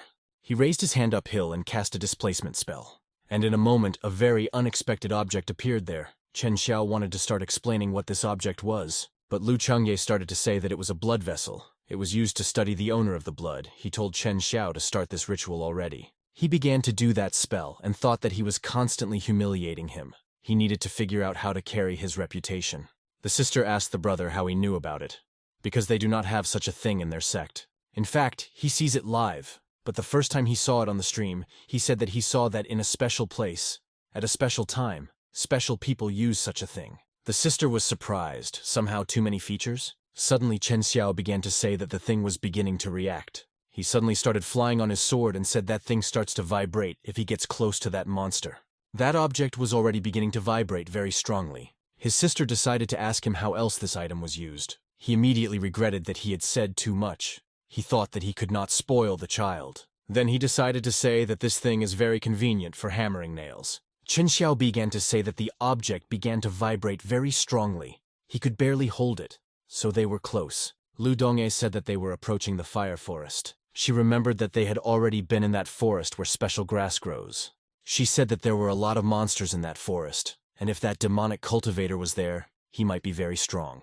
But he told them to go down so that demonic cultivator could taste his skull being crushed. The sister forgot that her brother was not afraid of anything. Chen Xiao also thought that the fiery forest was teeming with beasts, and if one were to start fighting that monster in it, it might be much more difficult, because there are a lot of beasts that demon can subdue and control, and as soon as the battle begins, they will be surrounded by monsters. He wondered what Lu Chang'e thought about it. He looked back and saw Lu Chang'e smiling and telling them to go downstairs. Chen Xiao couldn't understand why he was so cheerful, but in a moment, he guessed that as great cultivators they must be fearless. He thought that the head of Lu was really not ordinary. And in a moment they began to descend sharply into the center of that forest. He thought that there were various monsters down there and also a large cultivator. It was an ideal location for gaining experience points. A real man should be fearless for experience points. As they walked, he thought that all those monsters and the great cultivator were surrounded by him. He said that the vessel was vibrating very strongly, that the demon was very close, and they had better hurry.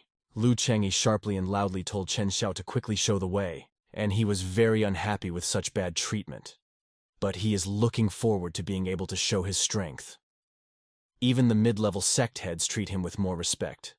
But he is the head of a lower sect, and how dare he treat him like that? They had been walking for some time, and little by little the monsters began to follow them.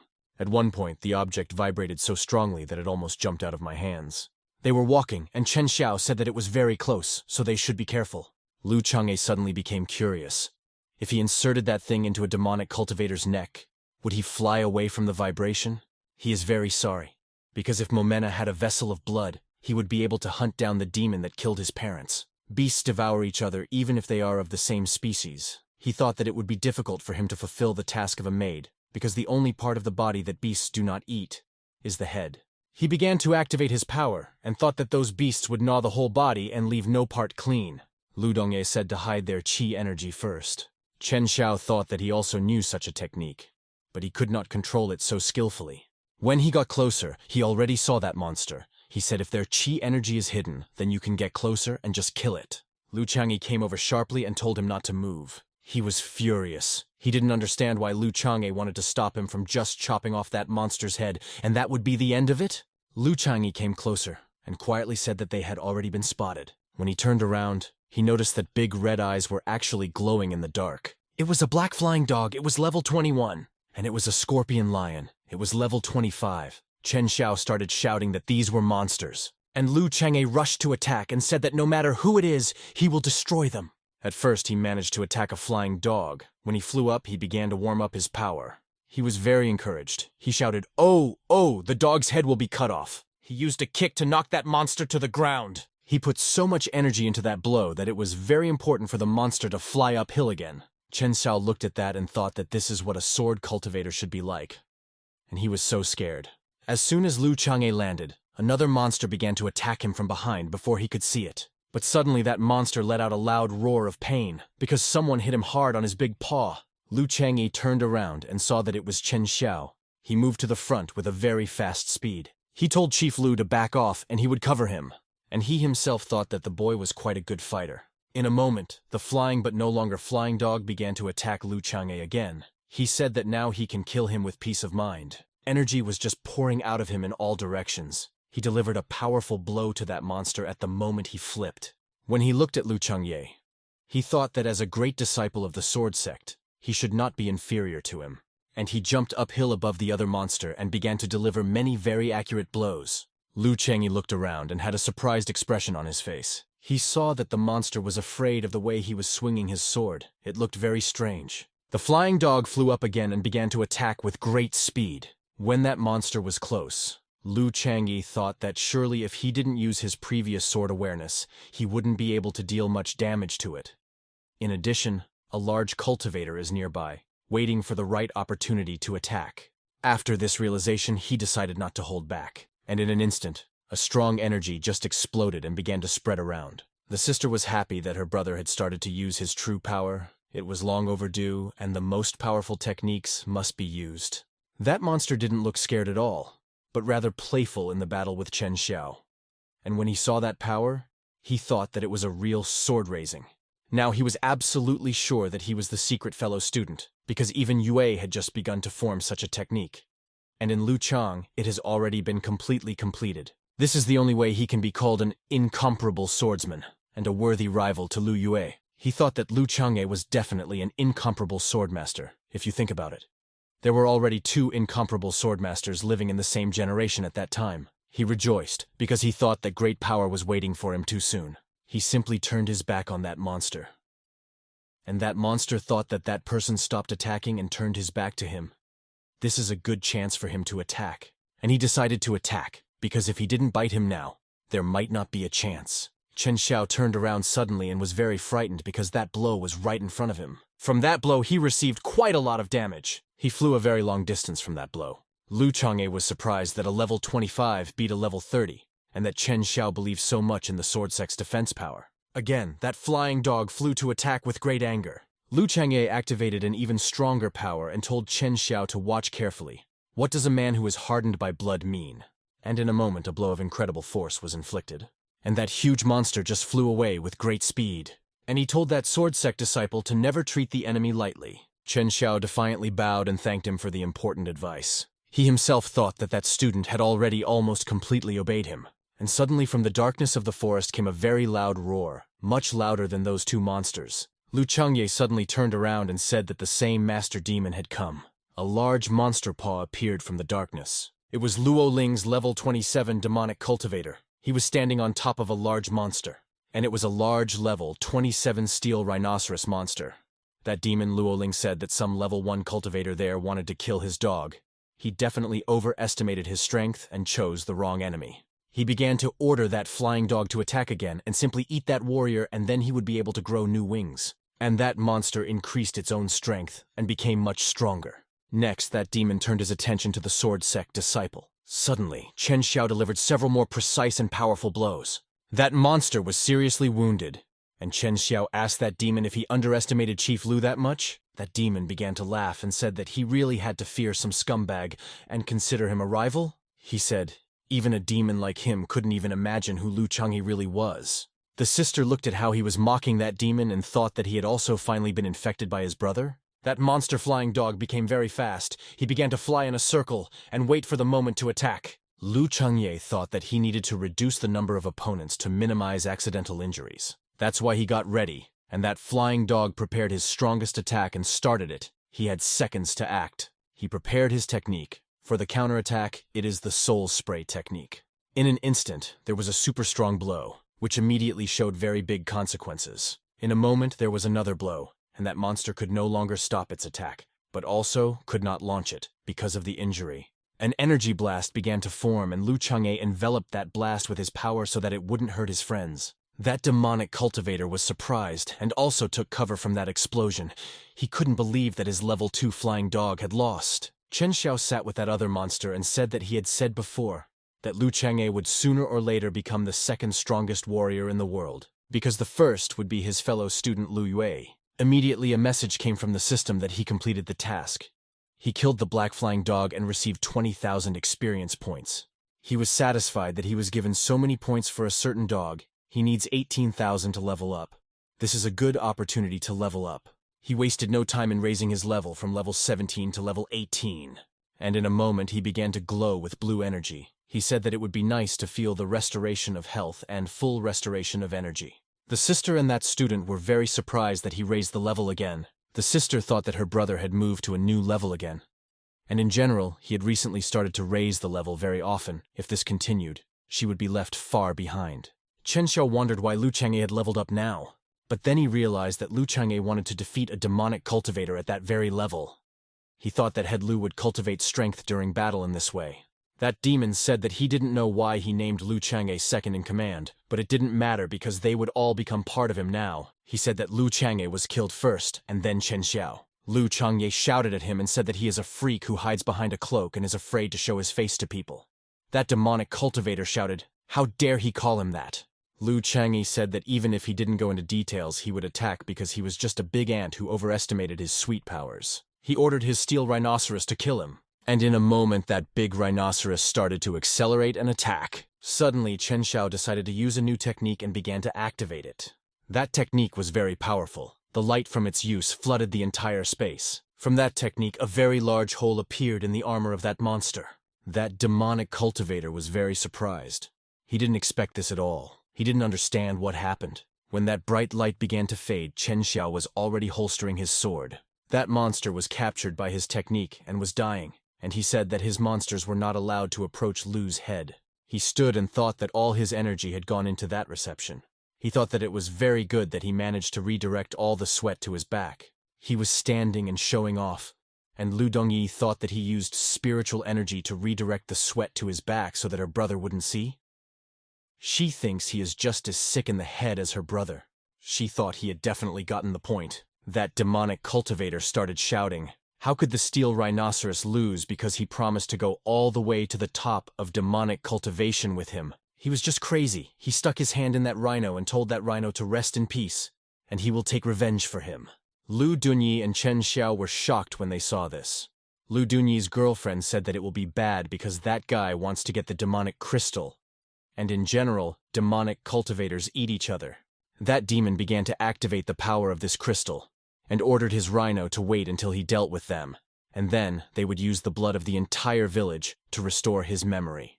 He was really very scary. He was ready to eat that crystal. He said that it would become a part of him and continue his journey in this way. But Lu Chang'e used his strength and stretched his hand forward, and a portal seemed to open in front of him, and he was right in front of that demon. It was so fast that the demon didn't even realize it had happened. Lu Sengyi was already holding that red crystal in his hands. He said that mourning his friend and eating his corpse at the same time, their world of demonic cultivators was actually terrible.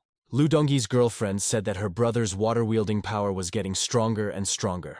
Chen Xiao was very surprised that Lu Chang'e could pick up objects from a distance. That demon screamed for him to give him his crystal. He used a special spell and sent the object to a special storage.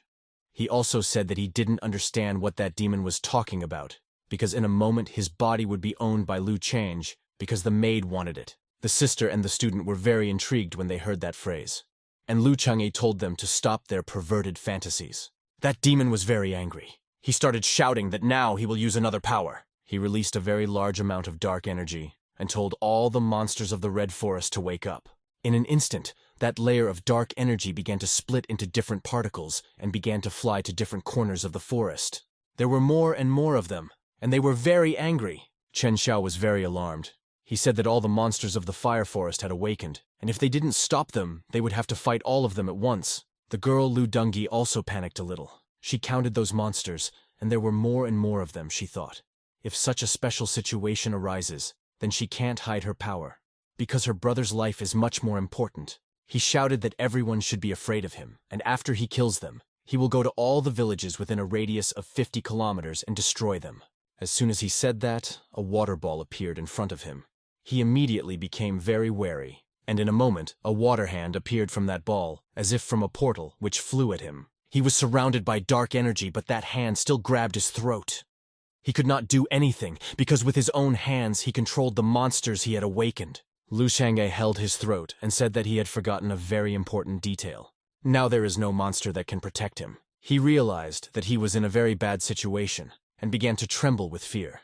He began to speak and swear that he would never appear again, or bring any harm to anyone. Lu Chang'e immediately remembered the moment of his parents' death, and what that demon was talking about, and the atrocities he has already committed. Suddenly, from that water portal, he punched him hard. For those whom he has already killed, they no longer have a future and a second chance. He bled at that blow and fell to the ground.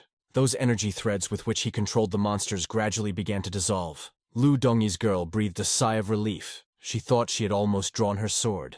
That student was surprised and scared at the same time because when the Lu Ding girl was preparing to enter the battle, she released a little of her superpower, and he felt it, and it was as strong as his teacher's, so he looked for his teacher. Then he thought of one very interesting thought. He thought that Lu Chang'e was constantly guarded by someone very powerful, but he immediately thought that this could not be because Lu's head is very strong and does not need protection. In a moment, he understood something important again. He began to cry and said Chief Lu was worried about them. He pretended not to care about the people nearby, and sent that invisible defender to protect Chen Xiao from the sudden attack. Lu Dongyi's girlfriend saw that student thinking emotionally. Did she think that he had become completely dumb from fear? Or is he sick? Suddenly he received a message that he had completed the task. And did he want to collect the award? He said confidently and with a smile on his face that he was ready for the award. Yop got a lot of experience points. It's because Cao Xiao was just like a tool, so the system counted it as a solo mission. He stood next to that body and said that he would exchange it for a reward, and that ring that gave the spirit contained many useful items. He wondered if the demonic cultivator had any other treasures, and he notices that the system in that demon's hand was showing something. It said that he could collect 2 things and open a hidden plot and get a hidden task. He froze for a moment. He did not expect such a turn of events. He carefully removed the thing from that demon's finger. He turned to Dong Li girl. He told her to clear the battlefield and the monsters as well for her to take away. While his sister was busy, he looked at that item and thought that item could reveal a hidden task. In the secret missions of his past life, he had never seen such a thing. Is it some special way of activation? Suddenly, he was startled by a voice behind him that said he was very grateful. Lu Chang'e replied that it was a trifle for him, and he himself thought that the boy should leave them already because the task is completed. Is he still going to stay for dinner? Chen Xiao then decided to wonder about the demonic cultivator's body. He immediately said that he could take the head to prove it, and he needed everything else. He bowed solemnly and agreed that he would take only the head. He thought that if it wasn't for Head Lu, he definitely wouldn't have been able to kill the demonic cultivator and wouldn't have completed the sect's task. In addition, he is the secret senior student, Yueya. Now he knows his friend's secret. He's interested in whether their relationship will get closer now. Suddenly, Lu Chang'e began to fly up on his flying leaf and shouted at that disciple who was laughing like a fool. He immediately bowed and said that he was a disciple. Lu Chang'e shook his head and said he could go. But that disciple said that he didn't want to go yet, because he wanted to spend a lot more time with Lu Chang, and he also wanted to ask him something. But he answered that he would tell on the way. They were already flying over the fiery forest, and that disciple said that he wanted to ask something. He asked why during the entire battle. Chief Lu never took his spirit sword out of its holster? He seriously replied that that demon was not worth such a thing. Such an answer simply knocked that student off his feet. Now that he understood Lu Chang'e's behavior, he thought that all of them sword cultivators should behave like him. And he thought about that student, that when he first appeared, his journey was supposed to be short, but now it continued. And the sister was disappointed, because now another one finally became infected. But as long as her brother is safe, she doesn't care. They continued to move towards their home.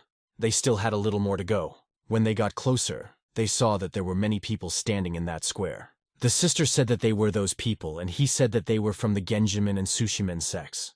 They were shocked because they saw that disciple near Lu Chang'e, and they themselves had been looking for him all over here. That head thought how careless they were, because Lu Chang'e's connections were much stronger than they thought.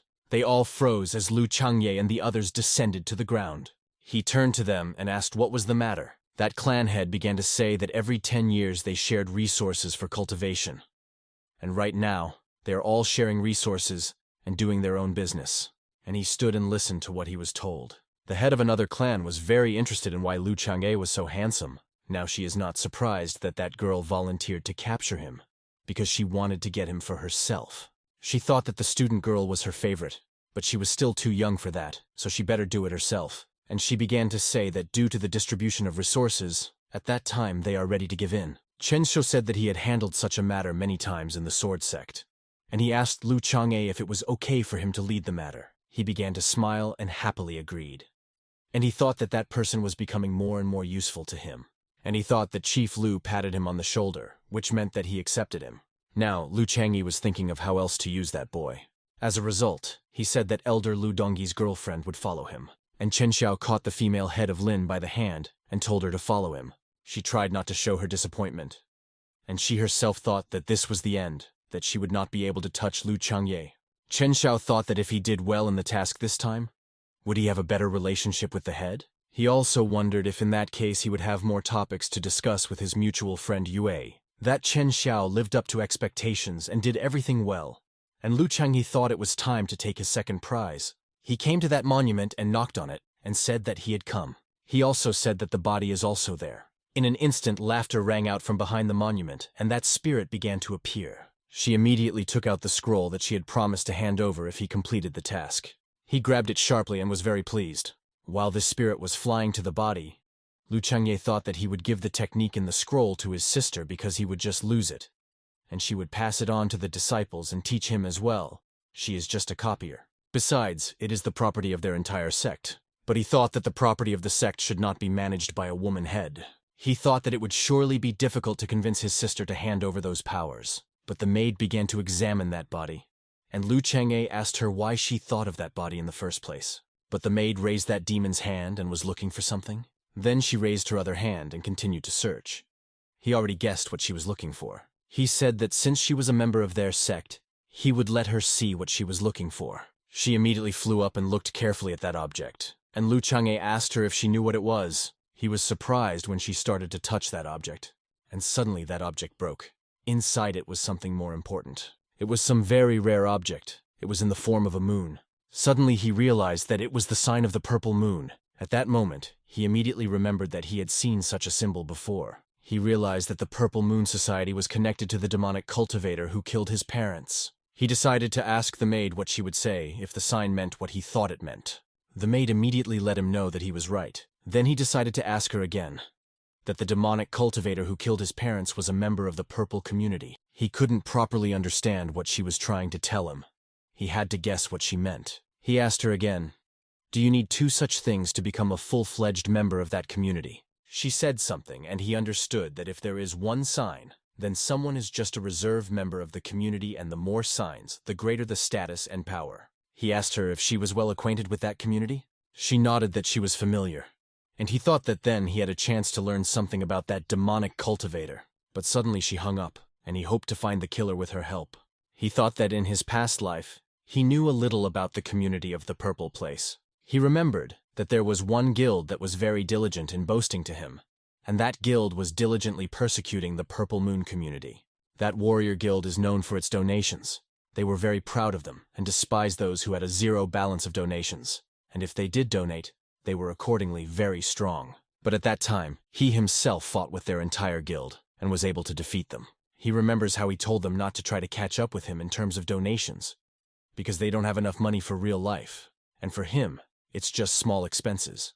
While he remembered his past glory, the thought occurred to him that there were more important things to do. He understood that there was a lot of information about that Purple Place Guild in his past life, but it was very difficult for him to remember it. He decided to try asking the maid again if she really needed that thing.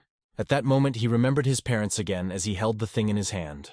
The maid started working again. He said he could give the thing to her, but he might need it in the future, and then she would have to lend it to him. She silently took the thing and admired it, and he thought that there could be something so important to her in that thing. He asked her if she knew where else such a sign could be found, because you need 2 of these icons to open a hidden task. But the maid suddenly approached him. He asked her why she was looking at him so carefully. Suddenly, the maid snapped her energy fingers, and in an instant, silhouettes of such icons began to appear there, and she looked very cool against their background.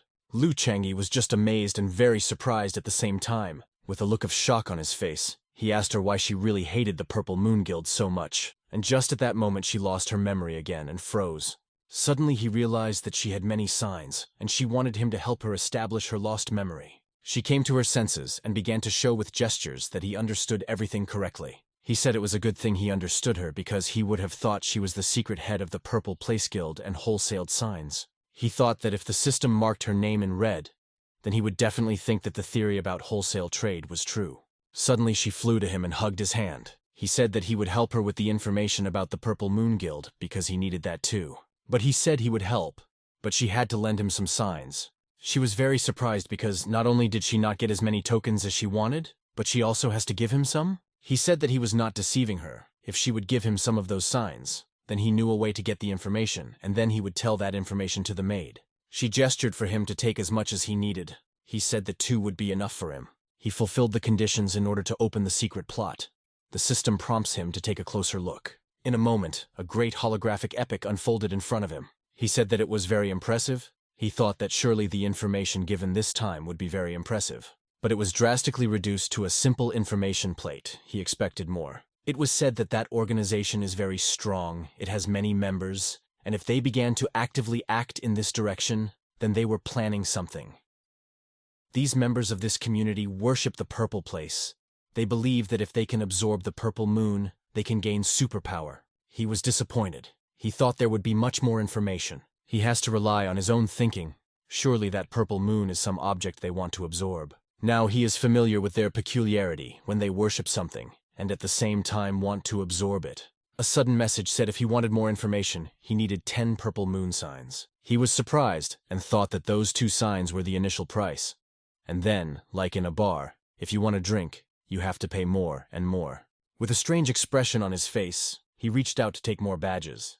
The maid saw how he did it and was surprised. Suddenly, she moved those badges away from him. Now he is surprised by such an act on her part. She was outraged and did not understand why he had so many badges. He said that she was very greedy, because when he shared the seed with her, he was not as greedy as she was. Now he has fulfilled the conditions again and can see more information. There, it was said that the community holds meetings every 3 years in different places of Qingzhou. The next meeting time, the day of the winter solstice, in the following year. Such information surprised him very much. He smiled and said that these demonic cultivators were just as stupid as regular players who opened a counter to buy and sell things. He understands that he must develop a lot by then. He imagined how he would stand in front of them and tell them that they are all finished. But because they only mocked him and did not take him seriously. He realizes that if he is not strong enough by then, he will be finished. Suddenly the maid became active. He thought that he had already forgotten about her. He thought that he needed to reveal a little more heavenly secrets to her so that she would be interested. Suddenly he threw those badges in front very hard. He wants to use a special technique. A special holographic picture appeared in front of them, and these icons were distributed in a circle. Lu Changhe saw the setup and was preparing to start the technique, and he clicked his fingers to start the technique. But the maid could no longer wait for some result. She thought to the last that in a moment she would get what he promised her. But nothing happened, and Lu Changhe told her that the secrets of heaven cannot be disclosed. That maid just had an attack of incomprehension and despair. In a moment she opened her mouth and very quickly started collecting all the badges. In another moment, she began to push Lu Changhe very actively. She was kicking him out. He could barely tell that it wasn't because he didn't want to, Adam, that he needed to gather his thoughts. She was very angry, and he said that as soon as he thought it over, he would tell her. He has never seen her so angry. As a result, Lu Changhe smiled and said goodbye to her. But in fact, she was disappointed because this time Lu Changhe did not understand her at all. He came to his house and looked at the map. The place he needed was quite far away, but the road to destruction was never close. He stood up and thought that the winter solstice still had a long time to go. Time passed and winter came. He trained a lot and diligently. He thought if he continued to train like this, he would stop feeling the pain. Suddenly, his sister came to him. She had already changed into winter clothes. He said that one more winter solstice and their girlfriend Lu Dongyi has become another year older. He also changed his clothes, and they went down the mountain together. Lu said that everything was ready, and they should have a good day of human transformation. They went downstairs and went to their ancestral house. In it they prepared food for themselves and ate deliciously. And they also discussed interesting topics. They remembered how they used to spend time with their parents that day. But now there are only 2 of them, and they have to manage the sect themselves. The next day came, and they slowly walked home. Lu Changhe told his sister to accompany him to one place next year on the winter solstice. She asked where. Because she doesn't want to go far. She wanted to stay on the mountain and cultivate that day. He said he wanted to take her away and kill someone. She was wary, but agreed to his proposal. He said it would be dangerous. Is she not afraid? She said that as long as her brother is with her, she is not afraid of anything. Then they need to hurry because there is a lot to do. They need to increase the strength of their sect, because there will be a lot of new disciples coming soon. There are 250 days left until the start of the beta test of the Kingdom of Heaven. Soon players will register and enter the game. There was a sound of someone searching for Lu Changhe in that place. Luo Bing said she didn't know, because if she did, she wouldn't have wasted her time standing there with him. He was not pleased to hear that. He thought that she only had Chief Lu in mind, but he hoped that he still had a chance. He continued to look for Chapter Lu. He only needed to ask him one thing, and then he would be 100% sure that he was the secret senior classmate.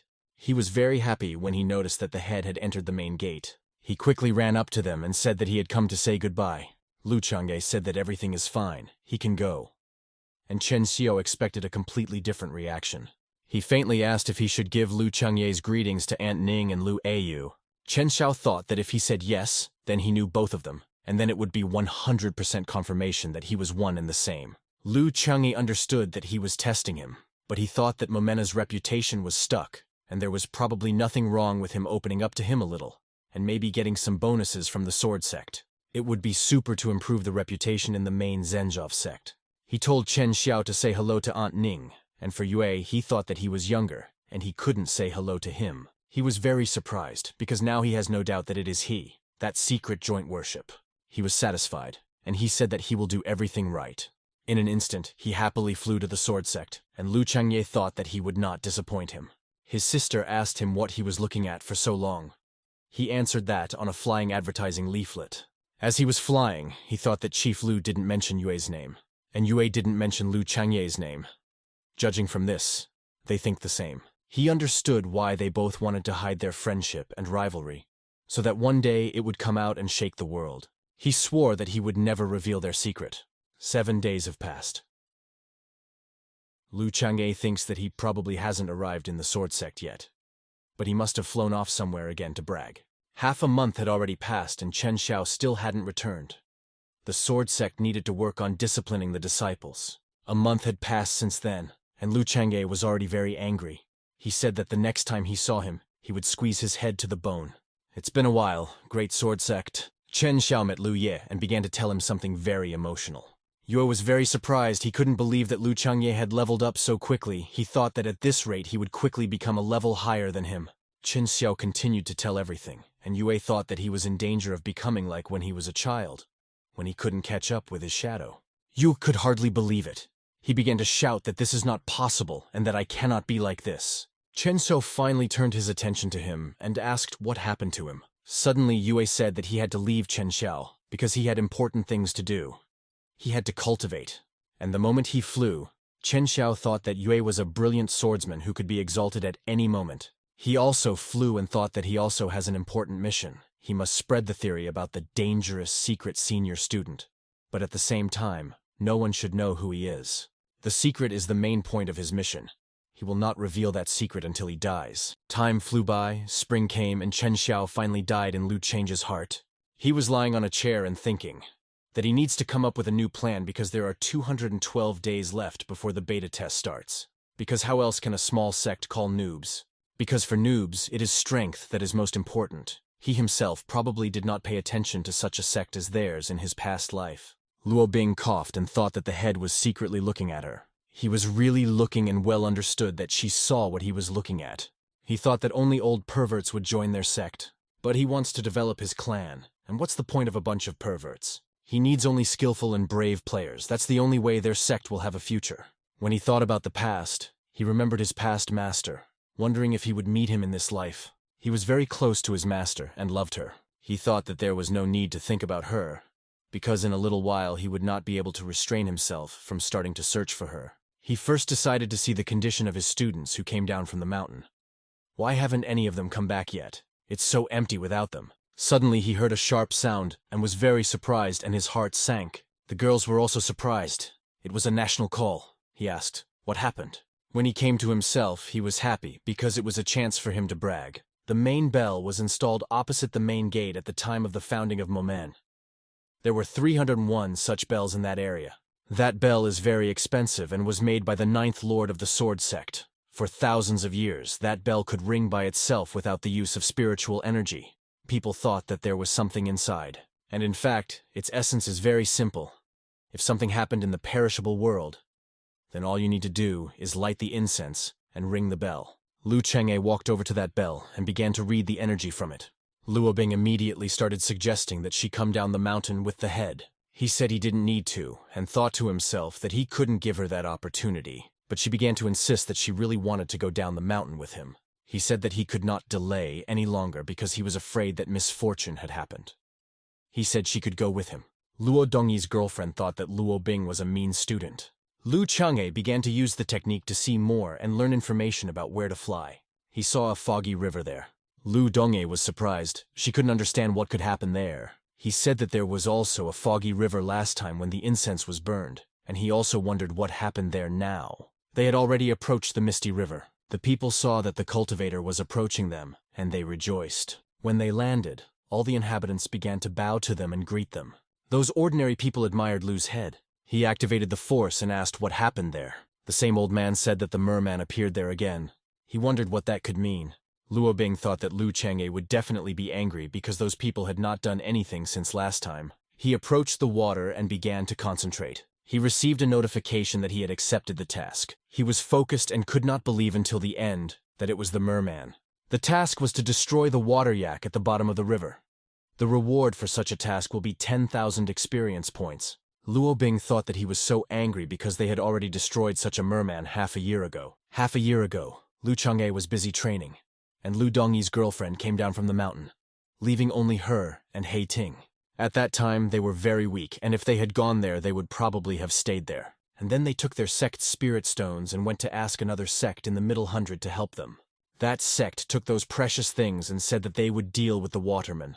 At that time, Lu Chang'e even praised them for doing such a thing. He told them they had done well, because that place is under their control and they have to take care of those people. And those precious things are a trifle. Now she understands that those sects took the stones, but did nothing. He was very angry. They deceived his disciples and deceived him. He started treading water.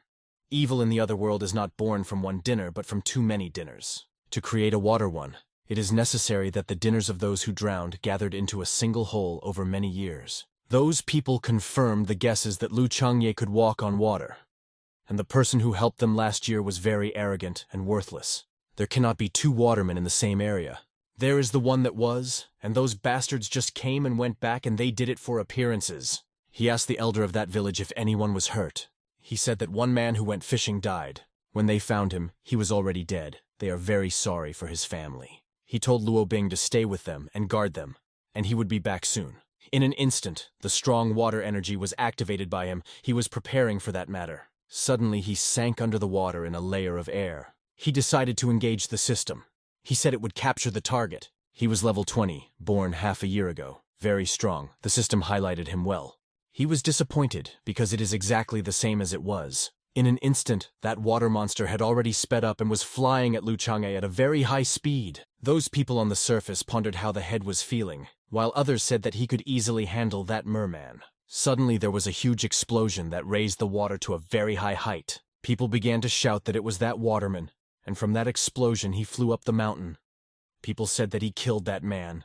As he began to fall, Lu Chang'e appeared behind him. It was very majestic. He was very serious and told that monster to die. He used his new power, and that black energy began to completely envelop that monster. In a moment, a strong flash began to appear. People were shouting to each other to close their eyes. In a moment, the water calmed down and turned blue. Everything around became brighter, as if a great evil retreated, and everything fell into place. All the merman destroyed, those people started looking for Lu Change because he was nowhere to be seen. They said they didn't even thank him. They were flying back, and Lu Chang'e asked Luo Bing which particular sect they asked for help at that time. She replied that it was the Shuyamen sect. He received an award for a completed task. He thought that the sect his disciples had chosen specialized in the cultivation of water sword techniques. They had chosen that sect very wisely. She asked him if they would go to that Shuyamen sect now. He said that they will definitely go there, but now they need to do something. They flew to a large house that was located under a mountain. There was a woman sewing clothes, and her son was playing with a wooden sword. She cried and remembered her husband. It was very difficult for her at that moment. That boy noticed that his mother was constantly crying. He wondered where his father had gone. He said that he had to bring him some fruit, and he still hadn't returned. Suddenly there was a loud knock at their gate. Mom shouted to her son to quickly open that door. He quickly opened the door. He began to look in different directions, but there was no one there. He picked up sweets from the ground and thought that it must be his father who had returned. For that area, it is a simple death of a simple fisherman. But for that family, it is a very big loss. They hid behind the trees, and Luo Bing said that that boy probably had no cultivation potential. And Lu Chenghe said that he felt that the boy had a lot of luck, and no one knew what he would become in the future. His luck was level 9. He remembered that it was the same as Xiaoqiu from their sect. He turned and left, and she thought, if he said that he is not simple, then the head knows something. As they walked, she thought that the chief's demeanor was a little strange, but he was kind enough inside. The Shaman sect is at level 98 in the middle 100. Their head has almost run out of strength, and the elders dislike and do mischief to each other. There is disorder in that sect. When they approached them, those students thought that the couple was very beautiful, that they were definitely not ordinary people. The one who met them asked what sect they were from and for what purpose did they come to their sect. Suddenly, a task called Rules was activated. He carefully began to consider the details and significance of this task. That disciple took the spiritual stones from Momeni, but acted carelessly. He did not kill the merman, as he promised, and also did not fulfill his duty before the national bell. He should help understand the one who did so badly and explain what the consequences were. He mentally told the system to show him the names of those standing before him. Those NPs looked at him with surprise, and they were all unknown to him. He said that the one they need is not among them. Suddenly, 2 disciples blocked his way, they said. How could he come to their sect so easily? They told him to answer, because if he didn't, they wouldn't be polite to him. Suddenly, he noticed a big national bell on the mountain. He had a good idea how it can be used for his purposes. Suddenly, he pointed his hand at him and shouted loudly, "Forward!" And in a moment, a water arrow flew towards that bell, which rang it, and a very loud sound was heard. That bell was very powerful. Impulses from it diverged in different directions. Those disciples were shocked. Water took out their swords and started telling him how dare he. But Lu Chang'e didn't even move a finger. His gaze was very mysterious and scary. Those students were already quite frightened. They thought that his gaze was as if he was looking at small pests. One student was already trembling with fear, but decided to ask again which sect he was from and why he came to them.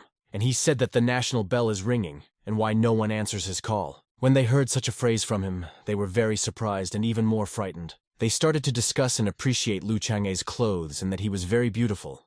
They guessed that he was a disciple of the sword sect and someone who looked after order. Now they are doomed. They said that it is difficult to negotiate with someone like him. They began to think about who will report to the management about him. Meanwhile, Luo Bing noticed how they were looking at each other, and it made her feel sick. He asked them if they had finished looking at each other yet. He said in a sharp voice that if no one took measures, then no one would accuse him of being merciless, and in an instant they all jumped up and ran to report to the elders. Luo Bing asked Lu Chang'e that they came here to teach that bad student a lesson. Lu Chang'e said no, he just wanted justice for that family. After a while, 2 men flew to them, to the main gate on swords. They said at the same time that they were greeting him. It was 2 elders their head is currently cultivating. They were at war with each other because they saw that he was creating a disturbance in the sect in order to be able to take the place of the head. Suddenly they both dropped to the ground. He said that he did not come there to watch their melodrama. He is the head of the Momen Lu Change sect. When those students heard that, they sighed with relief, because they thought that they already had big problems. They couldn't even remember what sect it was at first, and then they remembered that it was in the bottom 100. Lu Chang'e further said that he was looking for one person from their sect. The 2 of them thought that he was very weak and dared to come to them. And he was also looking for someone from them. He was somehow irresponsible in their eyes. And that senior asked worriedly, "Who does he need?" He replied that he needed Shuyamen sect disciple Mengfeng. He immediately tensed up because this was his 3rd student. So it turns out that Lu Chang'e was lucky, and he ran into his teacher right away. That student was very wary. He did not understand why the head of Momen called his name. He wondered if the stories of his good looks had spread beyond their sect. But he quickly rejected that option, because he said that everyone around him is already glorifying his appearance. But suddenly he remembered a very important detail. He remembered how 2 people came to him and asked for help with water. Even then, he mocked him and told them to bow their knees. Then they discussed among themselves that this was very offensive to them. But they had no choice because there was trouble in that village. Then they said that they were very much asking for his help, and offered him precious stones as a sign of gratitude. Then he told them to go back, and he would do anything. It was only a waterman. He would destroy him with 1 finger. And he himself went to the girl's house and said that he was in a very good mood and wanted to have a good time with them. Then he exchanged those spirit stones for money and spent them all. And he simply blew his mind and did not even mention the murder of the waterman, because all he had in mind was money. He is already sure that that Lu Chang'e must have come to him because of that incident. It is strange to him that some distant sect over there involved the head himself because of such an incident. He sank to the ground and thought that he was just a merman. And if he killed a couple of people, it was nothing at all. And in general, he is now becoming a very strong cultivator, and he is not comparable to some ordinary people there. But since he has already arrived, that student cannot allow his teacher to be humiliated and must betray himself. In such a situation, the best strategy is to admit his guilt right away, and then he won't have a reason to scold him so much. He came up and said that he was supposed to do it, but his strength was not enough, and the merman ran away during the battle. He says that Lu Changye ordered him and he will return the precious stones in double amount. His teacher thought that he is a good man, that he does not transfer responsibility to others, and even twice as many spiritual stones was not enough. He thought that everything would end there, because what could such a poor sect need but resources? But Lu Changye said that a fisherman had died in that foggy river village. At that moment, that guy's face immediately changed. He immediately understood that the man was trying to extort more money. That disciple said that in that case he would give 3 times as many precious stones, and he angrily thought that the life of some fisherman over there was so dear to him. He waved his hand sharply, and a little of his strength was released. He said that the compensation is ridiculous. He sharply told that student to name the 16th rule of the sword. He was very serious, and told him to speak fast. That student was very frightened, and all his impudence disappeared in an instant. He trembled all over and began to say that the one who accepted the task threw the national bell, and if he disrespected it, and because of that, a person died. That elder still thought that Lu Changye was blackmailing him, and the other elder thought that there would definitely be a real show and he didn't need the stones. That sword sect's punishment consists of 6 strikes, 3 thunder strikes to the body, and 3 heart strikes to the heart of the Tao. Lightning strikes are not very scary, they will hurt, and you can get major injuries. But in that world, everything can be cured. But heart attacks are completely different. The whip would be directly on the heart of Tao. If the heart is not stable, it can split. If this happens, the cultivator will no longer be able to move forward, and even his strength may decrease. That student looked at his teacher with great fear and asked to save him. Yogi's fear is obvious, because after such an injury, even the strongest cultivators will not be able to heal it. That elder was angry. He thought that now he had to give him resources and then think about how to take them away. Only then will he leave his student. He invited Lu Changye to come over and talk a little. Lu Changye completely ignored that elder. He began to tell that student that he had 3 options for happiness. The first option is 6 lashes. The second option is a sword fight with him. The main one seems to have fallen through the ground in shame. That student was just scared to death. He barely uttered the question, "What is the third option?" Chief Lu smiled and said that there is no third option. He was just joking about it, because option 3 can be both the first and second together. That teacher sharply shouted the name of Head Lu to stop mocking his student. That junior teacher wanted to rub salt in his wound and said that the senior teacher wanted to atone at first. But it was also a violation of the rules of the sword. What would their head say? That teacher was surprised that that junior teacher wanted to destroy him at such a moment for him. That student again asked his teacher to say something and save him. The young teacher wondered in his mind if he could say something, because if he openly violated the rules of the sword, that sect would become his. Fear completely captured that student. He looked at the teachers and understood that this was the end, because his teacher gave up on him. Lu Changye suddenly said, "If he doesn't choose anything, then he will choose the third option for him himself." That student shouted out of fright that he was choosing a duel. He immediately grabbed his sword and prepared for a duel. That student analyzed the state and strength of his opponent. He saw that he was enveloped in blue energy. He thought that Head Lu was the 1st level and the 8th heavenly layer. It was almost the same strength level as his, so his strongest blow would not be serious for him. At any rate, it was better than the sword sect's 6 whips. He was already in a fighting stance, and Lu Changye said that he told him when he was ready, and to relax because he wouldn't draw his sword from its holster. Such news surprised the student very much, and he thought that if so, it could still seriously injure him, and he would not be able to train in the future. The senior teacher judged it as Lu Changye just teasing him, but in fact he was ready to make a proposal. The young teacher could not understand the point of not drawing the sword from the holster, and in a moment the disciple shouted for Chief Lu to begin. He looked at him menacingly and said, and told him to prepare to take the blow. And in an instant he activated his power, and it completely filled the entire space around. These 2 teachers were shocked when they saw this. They said that it was the power of heaven and earth, as well as the pre-awareness of the sword. That student has already said goodbye to life, and we will decide that he has nothing to lose. A huge force was advancing on him. He began to try to restrain it and possibly give battle to that force. But that power was simply incredible. He tried his best, but it didn't work. It defeated him. In a moment, his sword simply broke. He could not withstand that great power. As a result, he was thrown back with great force. He was badly wounded, his clothes simply evaporated, and there was thick smoke all around him. His teacher started yelling at him. Was he shocked at what he saw? Lu Changye said that he must not have been able to withstand his punch. This teacher thought Lu Changye was kinder, but he dared to be so cruel. One student who gave him first aid told the teacher that the heart of that student's sword was broken. That teacher was furious. He shouted the name of Head Lu again. Lu Changye said that that disciple would be able to cultivate, but would not be able to cultivate his own heart. He also added that that student will stop training.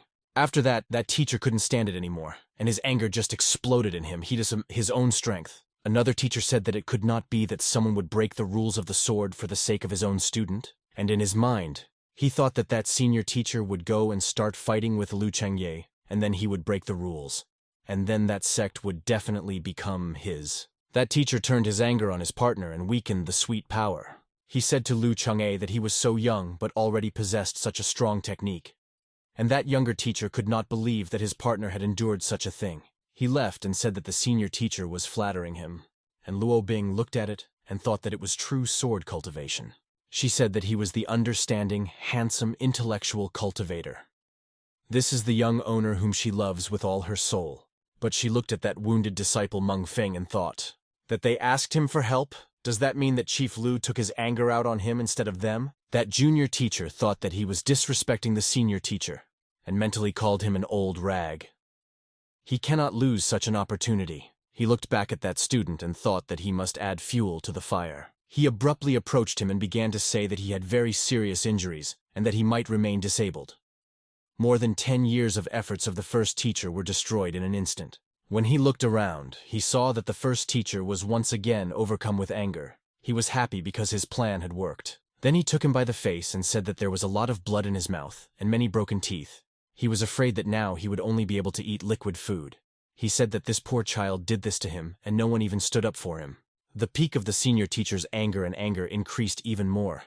His strong energy simply bursting from the middle. Lu Changye noticed that they wanted to use him, and he asked the elders according to the rules of the sword sect. Did Meng Feng have the right to resist? Those two teachers were surprised by such knowledge.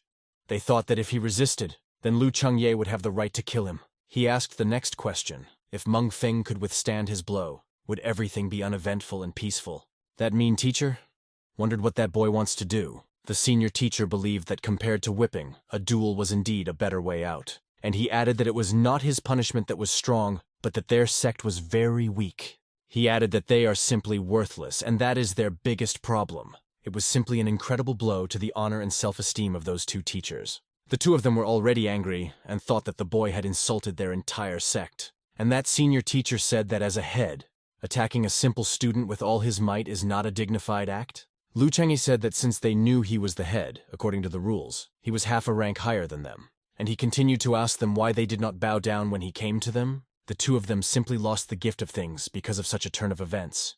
Lu Changye further told them to remember that they were not yet sect heads. The two of them were very angry, but there was nothing they could do. Suddenly, someone started clapping and said that this is all very interesting. She said he was actually very interesting. The two teachers looked surprised and wondered why she was there now. Lu Changye was also surprised and had the same question. Why is she here? She quickly jumped down to talk to everyone. She looked very good and was dressed in armor.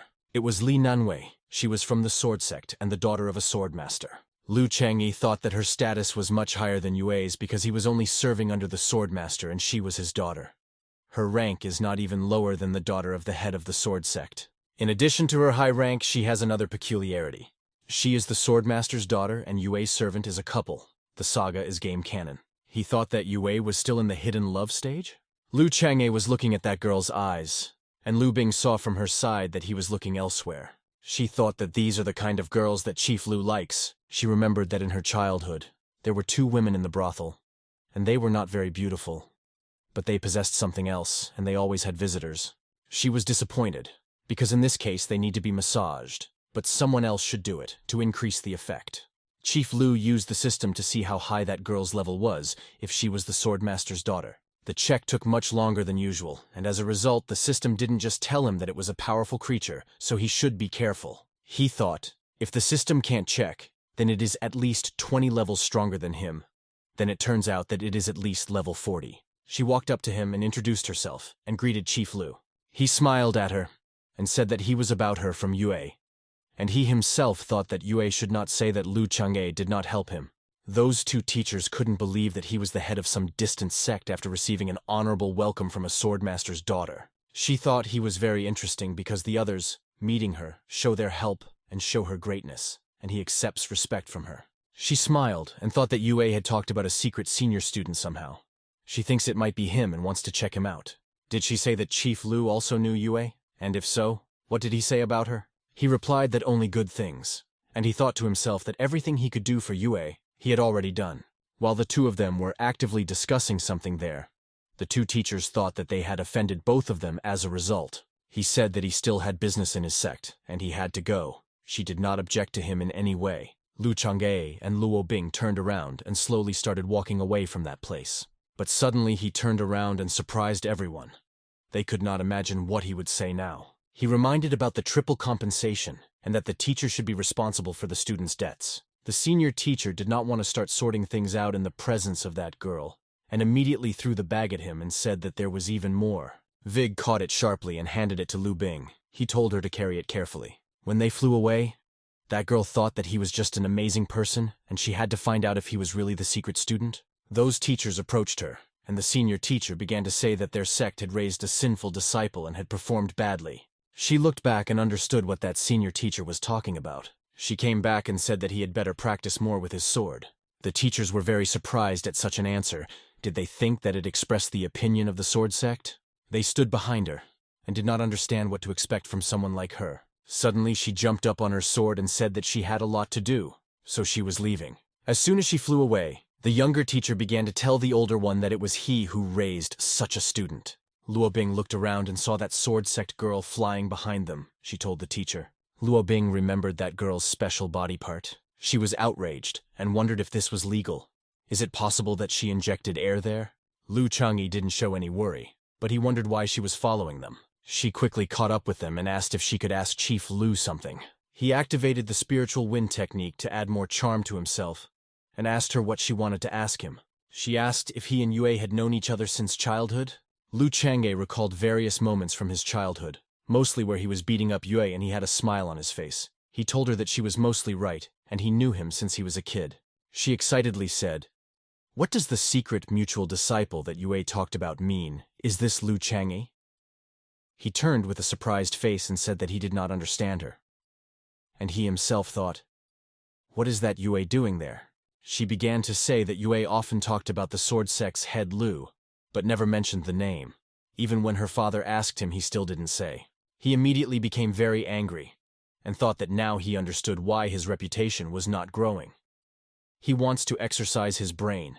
He does not understand what he was thinking. He decided to ask what her father said when he heard about it. She said her father replied that he was very jealous. Chief Lu asked her how jealous, and he thought to himself, why should the sword teacher be jealous of him? He concentrated and began to think. He remembered the large swordmaster statue.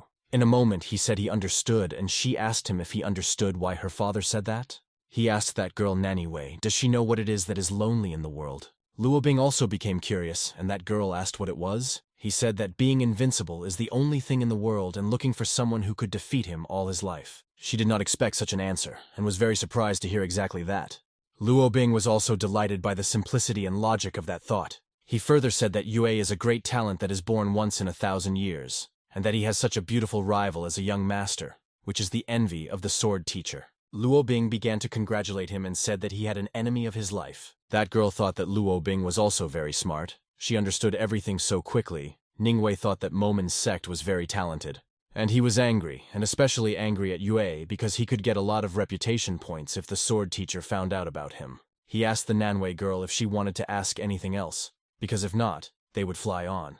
And she thought that she would deal with him next time, because she had to go back and get rewards for the task. She was also very surprised by the phrase, if not, then they go. It was the first time she had done such a thing. Usually, wherever she appears, the beloved sect immediately falls at her feet and wants to please. And this time she even remembered her father. She decided to ask if she could stay for a couple of days in Momena. She thought that that man was completely different, and not like everyone else. He did not want to get close to her at all, because of her high status. And he is also very handsome. He looked at her suspiciously and thought that she has no resources and no task, so she still wants to return with him to Momen and live there for a couple of days for free. He thought that she would continue to dream further, and he also thought about how to drive her away. But suddenly he notices something, and it is very valuable. He notices some very interesting object on her. He immediately changed his mind and said that of course she can, because she is the sword teacher's daughter and Yue's senior classmate. Luo Bing thought again, because Chief Lu never liked strangers. So why did he do this today? She thought he was looking there again. They definitely decided that the massage plan will begin to be carried out tonight at dinner. Later they began to approach Dankin Mountain. He showed her where the guest house was, and told her to make herself at home. When they landed on the ground, he told Luo Bing to take care of that mother and boy in her spare time so that their lives would not be difficult. And now he is ready to receive his reward. He is very interested in what thing he will receive this time. He left his house and sat in his seat and told the system that he wanted to receive his gift. He began to say that some special effects started again, because last time when they were, he was not satisfied with the award. He received 20,000 experience points. He said that it is not bad here and let her continue. Further, he received 82 reputation points for completing the task. He wondered what he had to do to get 100 points. He must have realized that in order to get more points, he needed to beat not just a simple student, but those two teachers, for example. But suddenly he notices that he already has enough points to raise the level of the sect to level 8. He decided to check the final criteria to advance to the 8th level of the sect. He completed 1 item, 2 more to go. He needs 1 more level 2 cultivator and 92 new disciples. He said that there should be no problem with the second point. Besides, he has accumulated a lot of points recently. Then he decided to raise 2 levels and immediately stand on the second border. His energy grew, and he advanced level by level. The sister felt that strong energy and thought that the brother had once again raised 2 levels at once and crossed over to a new frontier. That girl was also engaged in energy cultivation. But she also felt the same as Lu Dongyi's girl. She said it was a great completion of the first border. She thought that 2 levels at a time is not so difficult. But it turns out that in the sect where she met him, he was indeed at the first border and at the 8th heavenly layer. When she realized this, she was shocked because how could a sword premonition be formed at the first border and the 8th heavenly layer? She recalled that even her father had said that there was no need to waste time on such things until the 3rd codon. She thought that even a flawless sword embodiment appeared once every 1,000 years. Yue was only able to form his previous sword awareness after the 3rd limit. She smirked and wondered if she should grab it to study. But she needs to calm down because how could she, the daughter of a sword teacher, do something like that? But it was difficult for her. She was attacked by a strange psychological attack. In the middle, there was a strong energy in it, which descended to the bottom, and she repeated to herself once again that this was the pre-consciousness of the sword that formed right at the first boundary. And she really wants to try something.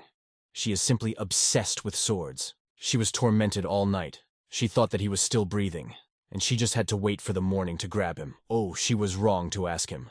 Yue had already felt her obsession with him. This was not the first time she had done this. She caught him and tied him up. She said she wanted to study him, what his secret was. That night, he screamed for an older fellow student to save him. And when he was already unconscious, he talked about him all the time. At that time, Lu Changye was not resting at all, and there was a sly smile on his face. He again had the opportunity to level up. He was pleased that there was another such task. He loved it. In front of him again were 4 colors to choose from. The previous time, the orange level gave him a certificate for the awakening of spiritual energy, and he wants to choose it again. He chose a level-up challenge. The difficulty level is orange. In the task, he needed to kill a demonic cultivator who was a member of a secret organization. There was a smile on his face. He said that for sure that year would not be calm. Suddenly there was a countdown. He had 2 days to complete the task. He was very charged and ready. He said the hunt was on. Also, that demon should cherish the last hours of his own life. He was shown the point on the map where he is. He said that these are the last hours of his life. Early in the morning of the next day, he was engaged in super cultivation on the mountain before the battle. He cultivates every day. It's a habit for him.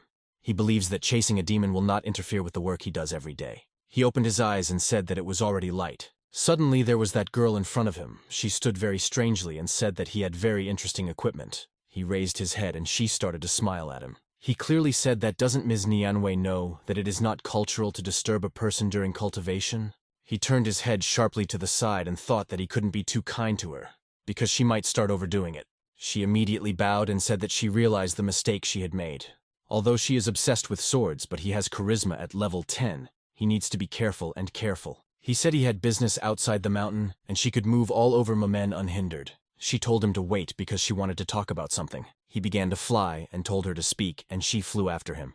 She said that her father said that no one could form a sword awareness to the third border, and Chief Lu was somehow able to do it. How did he do it? He looked at her and thought she was spying on something. He went on to say that means her father was wrong. She was thrown into a stupor by such an answer. She was shocked to hear the words that the sword master was wrong. Anyone who could hear the words that Lu Chang'e said now would have thought that he was crazy to say such a thing. That feeling hit her again, when it is difficult for her to control herself. And again that energy went down in her body in a rapid stream. But she thought that even though she was a representative of the way of the sword, it did not mean that she had fully learned the art of swordsmanship. She smiled and said if he met her father, he would definitely like him. Meanwhile, Lu Chang'e flew away from not far away. He had an open card, and he was thinking about what reward he would get for completing that task. Just thinking about the reward makes his heart beat faster, but he hasn't even found the goal he needs yet. He shouted for his little demon to wash his neck and take the treasures with him, and prepare to die. That demon is unlikely to be small, because it is always accompanied by demonic beasts, and they can be very large. Moreover, there are such monsters that are very difficult to fight alone. But Lu Chang'e is not like everyone else, because he is a bit cunning. It was a simple village called Jinyu, and it was also located at the foot of the mountain. Simple people lived there who were not interested in the great affairs of sects. A small river flowed by the side, its waters were clear. Suddenly a seemingly beautiful girl emerged from under them. She immediately began to examine the settlement near which she was. She had a strange tongue and some mark on her neck. She was glad to have found that village. And suddenly, some incomprehensible silhouettes began to appear behind her. They were big monsters, she asked them. They must be very hungry. She sent them to attack and told them to eat fresh meat. She herself was salivating from the smell of people. With great speed, those monsters headed towards that village. They suddenly jumped out of the water immediately onto the shore. People started shouting that these are monsters and running in different directions. In a moment, that monster jumped up the mountain, and just as his shadow blocked the little girl and her mother, he must land right on top of them. Eat that child first to have a needle to help her. But in an instant, a wall of water appeared there, which separated that monster from that girl and her mother. There were two monsters, and that wall of water prevented them from entering the village. Mother and daughter were shocked to see such power, but in their hearts they rejoiced, because they had been saved. Suddenly, Lu Chang'e appeared in front of them. He was the one who made that water wall. He came just in time. He told them to find a safe place. That woman quickly took away her litter, and said that it was a great cultivator who had come to help them. That big snake was level 21, it was very scary. And that spider was level 20, it was also mixed with some animal like the snake. Lu Chang'e looked at them and said that he had normal opponents that day. Suddenly, those demonic beasts began to attack simultaneously, and that demonic cultivator said that they should hurry up and let her look at him, because he is very brave for some reason. She stopped them and asked who he was that dared to interfere with them. And Lu Chang'e stood calmly and did not show a single drop of fear in him. She was surprised, and at the same time noticed his boundless beauty. For a moment she lost her self-control and from his beauty, until she held her head and said again how handsome he was. She coughed and told him that he looked very tasty in addition to being handsome. He smiled and said, "What do you mean she wants to eat him?" He asked with what mouth she wants to do it. Actually, he didn't mean that. In a moment she changed and said that she wanted to tear him to pieces. Suddenly she activated her superpower and said she wanted to dip those pieces in the sauce and eat them. He said that this was not what he expected and also activated his superpower. Suddenly there was a strong explosion. Lu Chang'e went on the attack and said that he thought she would choose a more moist way of eating. In response to that, she began to emit poisonous gas from her mouth and said, "How dare he hit her?" At that second, he used his water power. He used that technique to close her mouth with the help of water. She was very surprised and thought that it was the water power of heaven and earth. At the moment when she couldn't let anything out of her mouth, he attacked rapidly and already told her "Paka." But when he had only to reach, the snake beast suddenly appeared and flew ahead of him, right at him. His plan failed and he had to dodge that rushing attack. He jumped uphill. While he was still in the air, another spider beast appeared very quickly behind him. He did not expect such a combination from those beasts. People from that village looked at that unequal battle. That girl whom he saved shouted to him to be careful. Another moment and that spider will hit him. but he managed to tell them not to worry because he is very strong. He was preparing a strong counterattack. And at the last moment, he waved his hand and his super strong black energy, which was an extension of his hands, repelled that spider attack. All the people were very worried about him and said among themselves that that uncle was in a difficult situation. And that girl said that he is very handsome and that he is not an uncle but a brother. He landed well at a safe distance from that beast. He thought that the level of that beast was not great, and when he used the black energy technique, his energy reserve for skills was greatly reduced. Therefore, he needs not to drag out the fight. That demonic cultivator girl was angry that some weakling at the initial border would dare to tease her demonic beasts. She didn't want to drag out the fight and already angrily ordered her beasts to tear him to pieces. Those beasts immediately began to attack with even greater force and at the same time. At that moment he smiled and thought that this was a very decisive attack, but in fact he wanted it. He began to tease her and tell her beasts to attack faster because he can't feel anything. At the same moment he started a technique that sprayed a thick mist. Those beasts had to stop their attack because they lost visual contact. She lost her temper and screamed with great anger for her beasts to search for him quickly because he wanted to hide from them. When he heard her scream, he smiled and said that hiding was not his main goal. As soon as the fog cleared around him, he used another technique in his arsenal. It was called water pressure.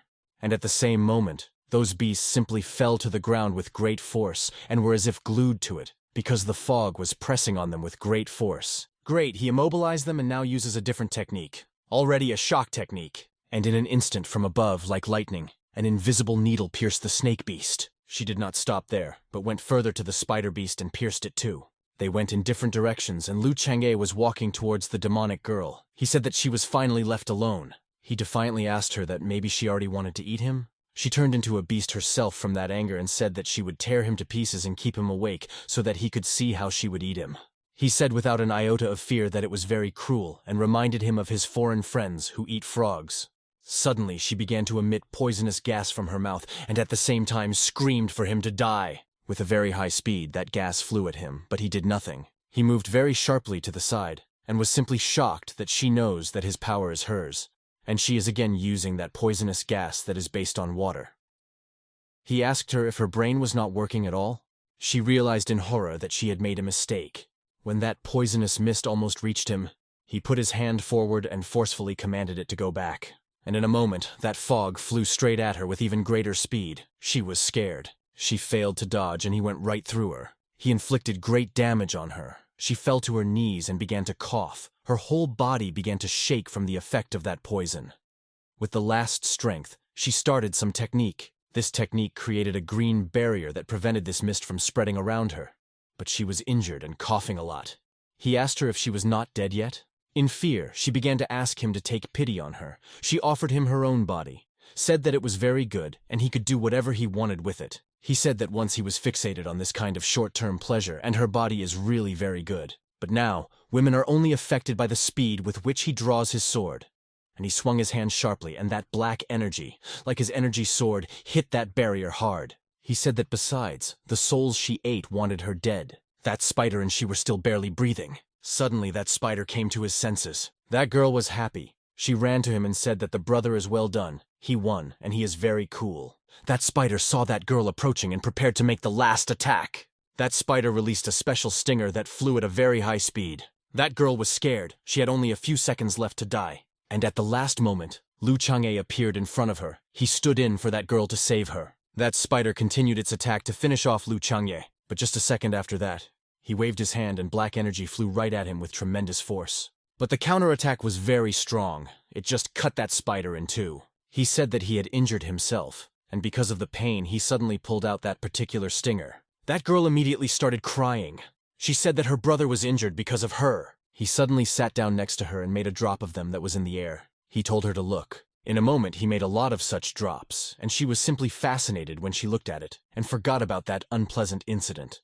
She was delighted, and said that it would be beautiful. In an instant, he suddenly disappeared, and people ran after him. They all began to kneel down and bow to him, and thank the great cultivator for saving them. They said that the only way they could thank him was to write his name in the list of their gods. They set fire to the corpses of those beasts and shouted to Lu Chang'e of Momenne. He flew back and took medicine for the wound. He held that girl's clothes and said that the style was good, but the material was bad. Animal skins and yellow-level dresses, but of poor quality. But he will still put them up for sale. He imagined his sister and Luo Bing in that dress, and thought that she was very frank, and one careless move, and something would be revealed. He himself resented those thoughts, and thought that it was very wrong. He was high above that village, and saw that those people were still thanking him. He looked into the distance, and thought that in the world of the heavenly realm, heavenly cultivators cannot become celestials. They are just a little stronger than ordinary people, and the people of Qingzhou unconditionally believe that sword cultivators will always protect them. And what is the use of having a sword and not being able to protect the weak? He also took that woman's bracelet, wondering if there was anything special about it. He looked at it, and at first did not see anything special there. Suddenly, a portal appeared in that bracelet. He stuck his hand in there in surprise. He managed to get spiritual stones, but not enough. He thought that she was poorer than him. Suddenly he felt something else and was even more surprised. Unfortunately, it was a human skull, and it had been there for a long time. He decided to dissolve him into dust, and told him to rest in peace, because he had avenged him. Further, he obtained 2 signs of the purple moon, which means that she was a full member of that community. Which means that he did not kill her for nothing. And she had nothing else? She was quite poor. He hopes that although the system will make him happy. He called up the system and clicked to submit the assignment. She said that the reward for that task would be in the form of roulette. She wished him luck. The rewards for this orange level task are divided into 4 classes. The A rank class is the best, the D rank class is the worst. Then he needs to run the roulette wheel. And in a moment, a huge holographic roulette appeared in front of him. He indignantly pointed to the Class A sector and asked why it was so small. Is it even legal? Immediately, the system gave him an answer that it was legal. He indignantly asked her where she learned such a thing. He said that it didn't matter, because given his character, he should be able to get an A-grade award easily. He concentrated and shouted that he was starting to spin the roulette wheel. Although he revved it up a lot, it wasn't spinning fast. He looked anxiously at how she was spinning. A little more and she will get to Class A. He said that she must stop. And he shouted that he succeeded, and it stopped where he wanted. But he did not notice that it was still barely moving, and in a moment began to move away from that place. It was behaving very strangely. He could not understand why it was moving from one side to another. As a result, it did stop at the A class that he wanted. He asked the system that it wanted to play with him from the beginning. She told him that he should not think about any delusions. He started to send his reward, he said, so that she sometimes does not lose his reward. When he took her in his hands, he was very surprised. It was a special copying scroll. It could copy any item that Lu Changye touched in that world, but only once. He thought that this was a treasure at the level of super tricks. He only needs to touch the item to the super valuable item, and he can get it for free. He remembered that the attribute of the protagonist is now in his house. That item was the property of the protagonists of the 4 worlds of the heavenly realm, and that girl has one. There are great secrets hidden in that thing, because it came from the ancient times of the great founder of the Heavenly One Tao. He joyfully said that if the main character has such a thing, then he, chosen by heaven, should also have it. He hid that scroll in his storage room and thought that he would come back soon and help that girl touch that object with him. He quickly flew back and thought that there were 4 heavenly kings, but in fact, there should be 5 of them, and he would be the 5th. Also, while he was flying, he decided that it was time to raise the level again. The energy entered the vortex, and it rose from level 20 to level 21, and broke through the first boundary. He felt a strong surge of power. After 20 levels, his basic skills multiplied, and his water control became much better. Now if he encounters a level 20 demonic cultivator, he can tear it to pieces with his bare hands.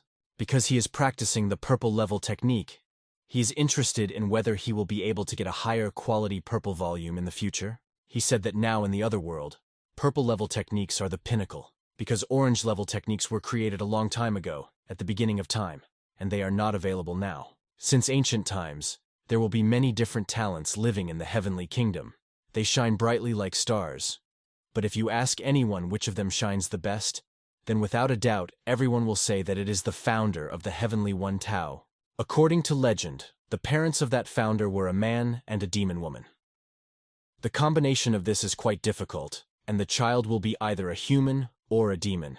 But he turned out to be half demon. He was weak and suffering from a severe illness. His body was constantly cold. No one thought he would survive because he was born and carried misfortune with him. But he not only survived, but also ushered in a new era of cultivation. In those ancient times, the cultivation threshold was much higher than it is now. And most ordinary people, and even those who had initial abilities, could not start cultivation. He created a technique that improved chi that could be practiced even with weak abilities. Thus, he made it possible for many people to be. With his own strength, he changed the destinies of ordinary weak people. This is the gift he gave to the whole world. The essence of that heavenly one Tao was that the power of one person is close to the true Tao. It was the majestic heavenly one Tao sect. It is worth noting that that sect at that time was in the same area where he lives now. In addition, that person was only half human and half demon. A demon on the 8th border could be called a sage, and the one who crossed the 8th border was called an emperor. That is why people began to call him Emperor Qi. A little time passed, and he returned to Momen. Meanwhile, that girl cultivated on the mountain and waited for him to return. She noticed that he had returned and was very glad that he had recovered so quickly. She jumped down from that mountain with great joy and kept looking at him. She immediately began to run to meet him and shout his name with great delight. Did he think that crazy woman had been waiting for him in that place all this time? When she got closer, she was suddenly very surprised. She asked him that he leveled up again. She thought it was the second time in one day. She thought that the speed at which he levels up is very fast. It is the best result in the entire sword sect. Even she and Yue are not that fast. He cold-bloodedly asked her what business she had with him. She suddenly changed her look and said that she had one thing to do with him. In an instant, she drew a great sword from behind her back and pointed it at him, after which she told him to give her advice. He was surprised by her and thought she looked a lot like her father because he was also so into swords. In his youth, the sword teacher was constantly looking for rivals. He was full of determination, and everyone thought that he was easy to defeat. But when he reached the top, everyone changed their opinion about him, and then said that they had also competed against the great sword teacher in the very beginning. Therefore, when faced with a challenge from the swordmaster's daughter, Lu Chang'e must accept it. Besides, he sees what he needs. He thought it over and said he agreed. That girl immediately became very happy and filled with excitement. Lu Chang'e immediately said that he had conditions. She immediately changed her view and said, "If those conditions do not cross the border, then let him speak." He said he would only draw his sword once, and that they wouldn't overdo it too much. Such conditions suited her. She thought that that sword would definitely satisfy her. She couldn't bear it anymore.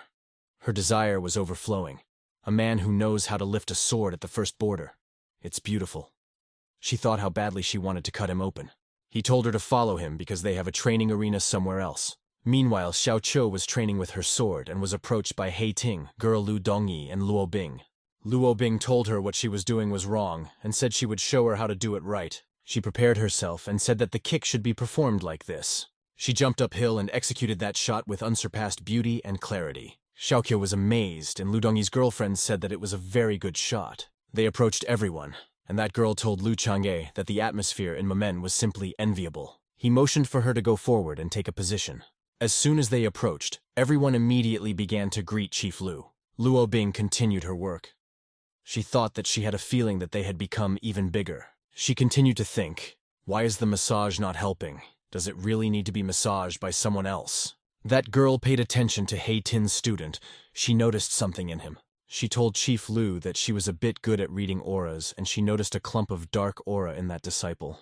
He looked at him and told her that it was not important. He continued and said that he does not believe in any fate. In response, she asked him what he understood by the word fate. Lu Dongyi's girlfriend was disappointed and wondered why that girl gave her brother a chance to brag. He said that fate is an excuse for the weak and a chain for the strong. His life belongs to him and not to heaven. She was very surprised when she heard this answer. She liked this answer very much. Suddenly he opened the inventory portal. He took out his sword and told her that he was waiting. They were ready to start a duel, and the sister thought that the brother had come there to compete.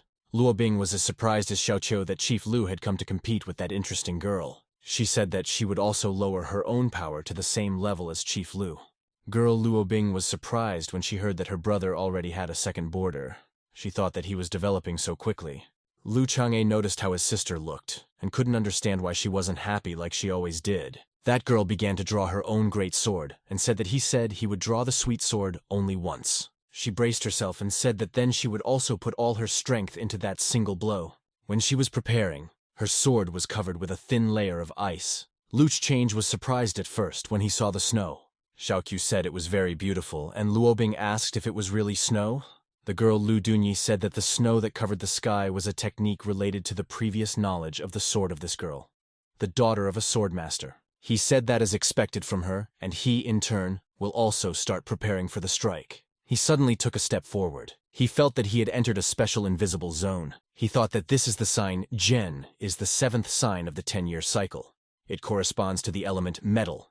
In an instant, he activated his own power and directed it at her. She immediately attacked in response. She said that he wanted to break her sword awareness, but it wasn't that easy because it was her strongest strike. Lu Changyi also quickly started getting closer to her. He thought that she was Li Nanwei's girlfriend, the daughter of the swordmaster and Yue's senior classmate. She is a cultivator who has reached the 4th frontier at the age of 10. She is very close to becoming a great cultivator. But he smiled and thought she didn't know he was looking at her weak spot. Everyone knows that in the past life, Yue and girl Li Nanwei had a battle. It was just grand scale. And it was after that battle, in the past life, that they became a real couple. So he started that battle for the sake of that pendant, and the two of them flew with great speed and power to attack. Boom, there was a big explosion, but it was without fire, but the noise was very loud. When the smoke cleared, they were sitting in opposite places than when they started the fight, and snow was falling all around, and there were piles of snow. At first, they did not understand what exactly happened, and began to think that it might be a draw. Girl Nianwei did not expect this and did not know what the result would be. She also thought that if the two of them were on their feet, it would surely be a draw. But suddenly he raises his hand and tells her that she has lost something. She was shocked how it was that she lost that thing. Did she even get angry because she and he are almost equal in strength? Or she thought that he was actually holding back and in reality was much stronger than her. She thought that it was no longer important because she had lost. She came and humbly bowed to him and told him that she had lost. Those girls said that it was all understandable because Chief Lu was not invincible and that he was very strong. But she said that she does not understand a little because she is in the awareness of the sword, strength or experience. In general, she is not inferior to Chief Lu in everything. So how did he win? He said that she has a weak point and let her think about it. He said that what he grabbed was her weak spot. She was very surprised. She thought about what weakness he was talking about. The sister was also very surprised.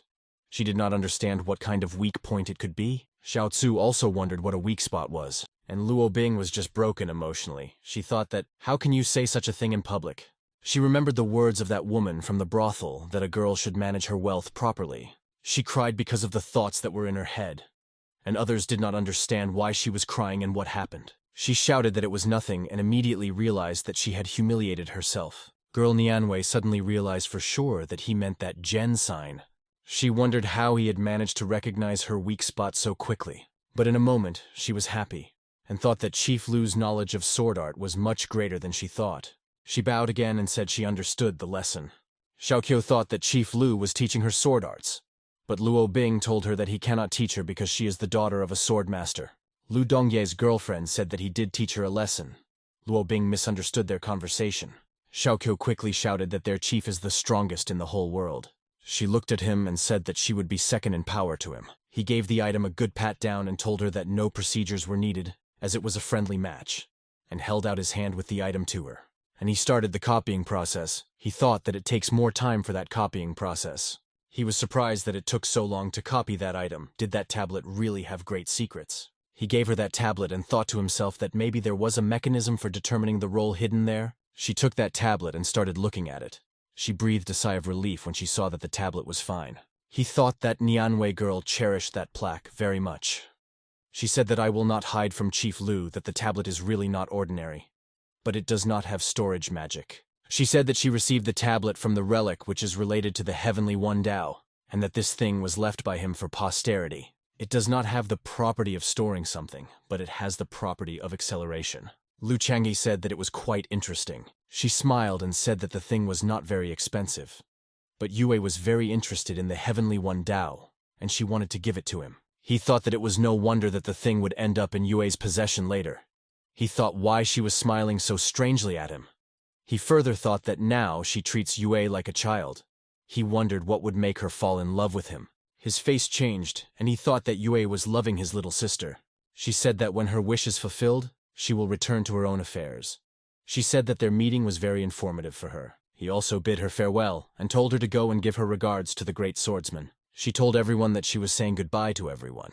He looked at her as she flew away from them and thought that this time the swordmaster would know his name for sure. He was interested in how much reputation he would get this time. In a few days, he was very angry because that girl had long since returned home. But there was no improvement in his reputation. He has already started saying that when he has the opportunity, he will come there himself and start beating all the students. Suddenly he has shown the system, and there it is clear that the copying has been completed. As soon as he saw it, a smile appeared on his face. In the sword sect, while Lu Changye completed the process of copying that tablet, Yue's heart could not calm down. He is sitting in the doorway, guarding the Nianwei girl while she cultivates. But he realizes that, given her rank, he highly doubts that anyone would dare to interfere with her. He remembered her telling him that she knew who the hidden mutual student he was talking about was. He thought that she was leaving the sect at that time, and maybe met Lu Chang'e. He was interested in what happened between them, and did Lu Chang'e remember him? He also wondered what level Lu Chang'e was at now. It was already difficult for him to think, but he could not calm down from curiosity. Suddenly he felt something and concentrated. Suddenly at that moment he noticed that it started to snow. At first he did not even understand what it was, but in a moment he calmed down and understood why the snow was falling now. Just at that moment, the doors of the house he was guarding began to open. He turned around and thought that it was the realization of the sword of a senior classmate. She left that house because she had been cultivating for a long time. He immediately bowed and said that he congratulated her on completing her cultivation. She said she finally filled that weak spot. He looked at her and admired her beauty. For a man it is simply magical. But he thought he had to pull himself together. He had to ask her about Lu Chang'e. She reached out her hand and gave him the sign. He did not understand why she gave it to him. But she said that the object was not very valuable, but it was connected with the Heavenly One Tao. She gave it to him because she knew that he was very interested in that topic. When he heard about the Heavenly One Tao, he was immediately happy. She said that the string was broken and she fixed it, and it was his friend Lu Chang'e who broke it. He was surprised by what he heard and even a little indignant. Suddenly he decided to question her. He asked if she trained with him. He then asked what level he was at now. At what level is his sword awareness, and is his sword awareness developing at all? She told him to stop and ask questions one at a time. He calmed down and decided to apologize to her. She told them to go somewhere else, and she would tell him everything. They approached and she sat down on a red bench, and Yue was standing and looking at her. She was also waiting for some action from him. She smiled and told him to sit next to her. She said he went up several levels and didn't blink an eye. He said that it was just amazing how strong Lu Chang'e was. In addition, not even 4 months have passed since he passed the previous level, and here he is again. Suddenly he remembered an important detail. He asked her when she came back to see her father, the great sword master. He asks her if she told him about Lu Chang'e. Without thinking, she immediately answered that she had not told him about him. Yue expected otherwise and asked her why. She said she had a feeling he would be a big surprise for her father. She said that it would be much more interesting, because how else to organize a meeting between the swordmaster and the rising star Lu Chang'e? He did not know if such an idea would be appropriate. At that time, Lu Chang'e was looking at the newly copied tablet, and he said that there was nothing special about it. He said that it was not important, because as long as he had her, he became the 5th of the 4 heavenly knights. He decided to look at her through spiritual consciousness. He entered a special mode and began to look closely at her. In a moment she began to manifest. That light grew rapidly with every second. At one point he was surprised, and said that it was very spacious inside. He was very surprised. He was not sure if he was already in the middle, because there was even a very large space. That small point was his spiritual consciousness. Suddenly, his consciousness just came back from that place. It made him very interested. He wondered if he should try again. In a moment he entered it again and tried to advance into the depths of that void. But suddenly he came out of that spiritual look. This continued several more times. After some time, he went in and out several more times and got bored. He thought that there really weren't any interesting ways to use that item. He remembered that Li Nanwei had said that the item also had a calming effect, but he didn't understand what that meant. But suddenly he realized that maybe all the main characters can enter that space. If this is true, and they can do this, then it turns out that this is a legendary spiritual connection. He thought, if this is true, then it turns out that that space is like a program for correspondence in the heavenly kingdom. He likes this much more. Now Yue has such a plate, he thinks maybe he should try it. He unfolded that tablet and started running his finger on it. He wants to check something. The doodle he drew appeared in that space. So in fact, he drew exactly the same. At the same time in the sword sect, Yue was sitting on the flying island and cultivating. Suddenly, something started to glow behind him. He was scared, because the sign that the senior common student gave him started to glow strangely. He took it in his hands and began to examine it in detail. And at one point, the thought came to him to use his spiritual consciousness and look at it. He concentrated and looked directly at the center of the plate where the light was. He appeared there and was shocked at where he ended up. He did not understand what kind of place it was. He saw that inscription and said that it was a phrase of the great emperor and was very surprised. He could not believe that the legacy of a great emperor was left in such a small tablet. He said that that emperor was the strongest in the entire history of the heavenly kingdom. Even 5 of his disciples were the ones who reached the 9th border. He couldn't believe that he had managed to find that great emperor's legacy. And at the same time, Lu Chang'e continued to do the same thing. He was upset because he wrote so beautifully and no one answered him. He chose the name Nobody. He is interested in what other names are.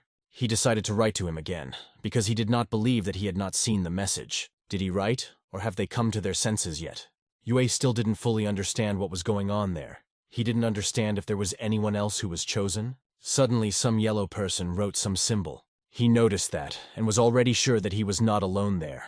Lu Chang'e saw that message. He was angry that someone had more sense to choose a better name. The yellow guy wrote that he just needs to write on that sign and then his message can be seen. He smiled and thought that the boy thought they were talking alone. Lu Chang'e decided to make the remaining 3 also manifest themselves. He wrote, "Are the 3 that are left, or have they already come to their senses?" Was Yue surprised that there were 4 people there from the start? Did he realize that the mysterious man knew how many there were from the beginning? He was a little scared, and thought that the man had pulled him and the others into that space with some secret power. In a moment, the 3 llamas named Sky, Earth, and Dark One wrote back that they were also there and could see everything. Lu Chang'e thought that of course the latter 2 repeated the message of the former, because repetition is the essence of humanity. In a moment, the yellow one wrote the question, "What is the name of His Excellency?" Lu Chang'e smiled and said that he himself did not have time to ask him, but here he was already asking him. But at that moment, a perfect plan formed in his head. He began to write something with a smile, and told them to let him show what an extraordinary man really is. He wrote that they can call him, and he did not write to leave the intrigue. Those 4 people were in a state of anticipation. They had no idea what would happen next. And in a moment he added that they could call him a conductor. What they read surprised them even more. Yue was confused. He was interested in what kind of conductor it was and how strong it was. He assumed that the guide was stronger than the swordsman. He didn't understand why he chose him, because he would be better suited to Lu Chang'e. But he remembered that it was somehow related to the Great One Heavenly Tao sect, so he couldn't miss such an opportunity. He thought that he would hide the information for now, and when the right moment came, he would tell the great swordsman everything. He remembered how Lu Chang'e had once taught him, so that he should not intend to harm others, but at the same time, he should not forget to protect himself from other people's evil intentions. He realized those words, and does not want to trust any strangers lightly, so he will not fully trust that guide. He wondered how Lu Chang'e would act in such a situation. He smiled and said that he chose that name very successfully. Now he decided to wait until whoever was fastest started questioning him. We didn't have to wait long, and the user Sky asked a question. If the guide chose them, then he probably knows them, but they don't know him, and how can they trust him? Lu Chang'e thought that he was cunning because he decided to speak for everyone, and he began to write that he knew them well, and said that in fact, Heaven asked exactly what he wanted. He wrote the following words: sword, spear, 2-handed sword, and bow. They were just shocked. They didn't understand how he could know them. They began to think that they had really been chosen by him. Meanwhile, Lu Chang'e thought that Heaven had a rather rude personality, so it was definitely not Yue. He was interested in what name Yue hides under. Nebo immediately wrote that he is asking for forgiveness because he was careless. He smiled and said that only for the first time he forgives him. He further wrote that his first mission is completed, and the Aeons can talk among themselves about something. And if there is any question, then let them write his name and he will answer. But that's enough for today. He thought that now, after they talked a little about something, he would surely be able to find out who was hiding behind their names. But what he was more interested in was which of them was Yue. The Sky was definitely not. Then there were 3 left. Meanwhile, Yue thought that Sky was a very good codename. Yue translates as the moon hanging in the sky. They fit him perfectly. Some time passed, and there were even different conversations in that tablet. But he still couldn't figure out which of them was Yue. At some point, he thought that one of them was also not similar at all, and in general there was no one like him. He had the impression that they were communicating as if on the internet. But he thinks that if they meet in real life, That correspondence will become their biggest shame. During that correspondence, time flew by very quickly. And it was once again time for Lu Chang'e to give away his seed. He came to that maid and told her to stop being happy. Because when he gave her the seed, she dried it. He looked somewhat exhausted and was preparing the seeds. And suddenly she attacked his hand. He was very scared. He started yelling for her to get off the hook because they were only agreeing on one drop. Meanwhile, she made pleasant sounds. In a moment she pulled away from him, and he fell. He was already exhausted, and now he lost even more strength. Some time passed, and he came to his senses. Told her that he was already at the second border. And according to the contract, she had to give him the third volume of Key Energy Absorption. In an instant, she already had the scroll he was talking about. That scroll was the one he needed. It was volume number 3 and of medium quality. When he looked at that scroll, he thought that the third volume would be of high quality, but he stopped his thoughts, because such a scroll is a real treasure at the level of the 4 great sects. But the maid noticed that he was in some kind of thought. He noticed that she wanted to tell him something. She showed the number 4 with her hand. He asked her if she was telling him about volume number 4, and she started waving her head naked, meaning volume 4. Lu Chang'e was delighted and asked her if she meant that the 4th volume might have a higher quality. He simply shouted in surprise. The maid was even a little scared, such a reaction. When he thought about the fact that he had the opportunity to have such a cool technique, then new opportunities would open up for him. He was very happy when he realized that he thought that he now has 2 women and maybe he is a sultan. He then said that he had a present for her that she loved because she collected them. She immediately began to eat them, and he thought that he did not understand why she was collecting them. She was very glad and happy, and he thought that he did not know how old she was, but he knew for sure that she was not old. But suddenly he was surprised when a bright blue light shone. That light came from the sword technique. It was blue in color, but of low quality. He looked very happy to receive it. He looked at her and thought that she really is the treasure of their family and he needs to protect her. He realized that when new players enter the game, those who find it will definitely start sneaking up on it. He said goodbye to her to hand over the sword technique to her owner. He went to Sister Lu Dongyi and knocked on the door of her house. She said she was there, but he needed to wait a bit. At that moment, he thought she was taking a bath. Some time passed and she opened the door and asked if he would come in. She poured him tea and asked him why he came to her so late. He said he dealt with their property and these 2 sword techniques for her. She was very surprised, because these are very valuable techniques. She said they are very nice and suitable for teaching students, and immediately she changed her face and asked him where he got them. Because they don't have any money now? He began to emotionally tell her that she was very evil, and he did not spend money to get them, but spent a lot of strength. She felt a little ashamed for not trusting her brother. He told her not to let her brother's efforts go to waste, to learn those techniques well and pass on the knowledge to the students, after which he said goodbye. She followed his gaze for some time, but she continued to bend the old line that there should not be such a creature as a daughter-in-law in that world. It was the site of the Qinglong River in the Baijiang Pass. After the creation of the earth, burned for a very long time. It was a huge scaled dragon. It was simply terrifying and formidable. That huge dragon crawled up to the big mountain. When he arrived at the place he was going to, there was a man sitting and waiting for him. That man was engaged in very intensive cultivation. In a moment, due to the pain, he stopped his cultivation and thought that in half a year there would be a gathering of the Purple Place group.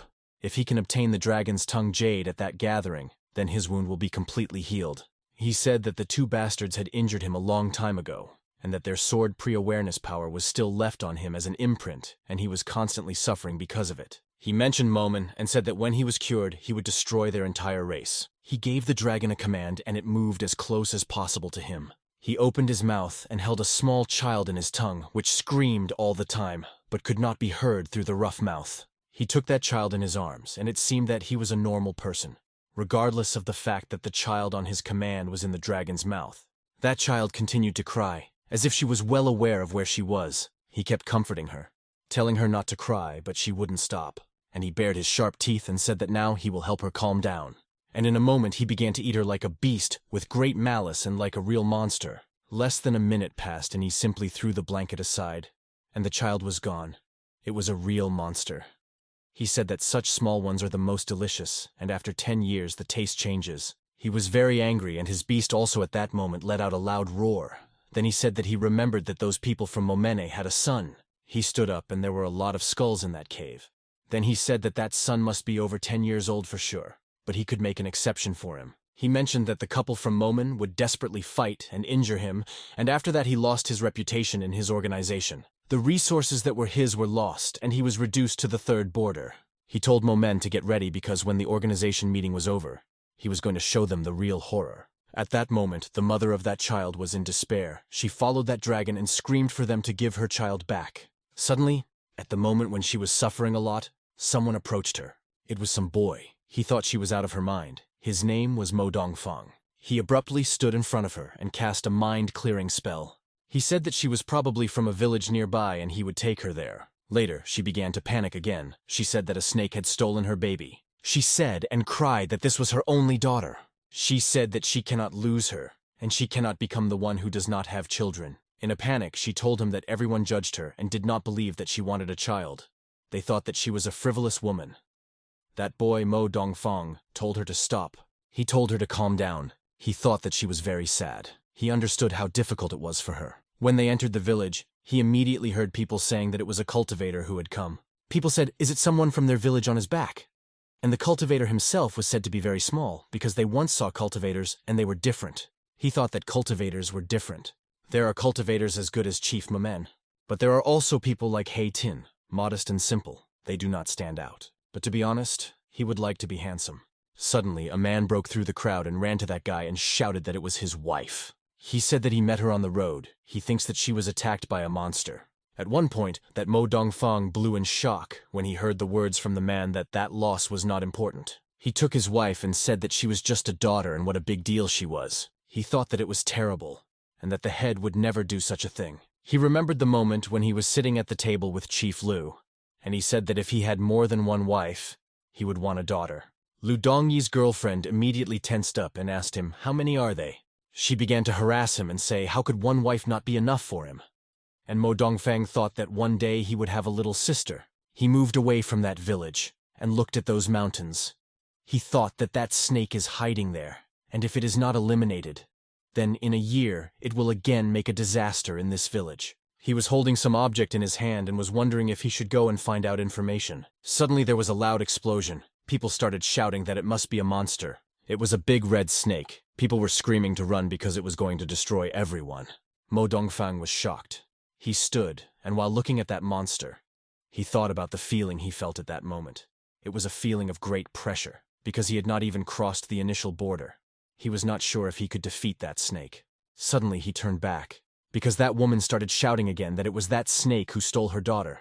The woman's husband told her not to do anything stupid, but to run away from that place. She was in despair. She cried, and said that she would not go anywhere because she needed her daughter. He said she was a stupid woman because she was going to die, but he wanted to stay with her. He chose to stand confident and fearless, just like his Chief Lu. That snake was already preparing to attack. It was determined to destroy that village. He remembered the words of Chief Lu, who had told him to hold the sword confidently, because there was a whole world waiting for him outside the sect. He knew that he only needed to hold on a little longer until help from other sects arrived.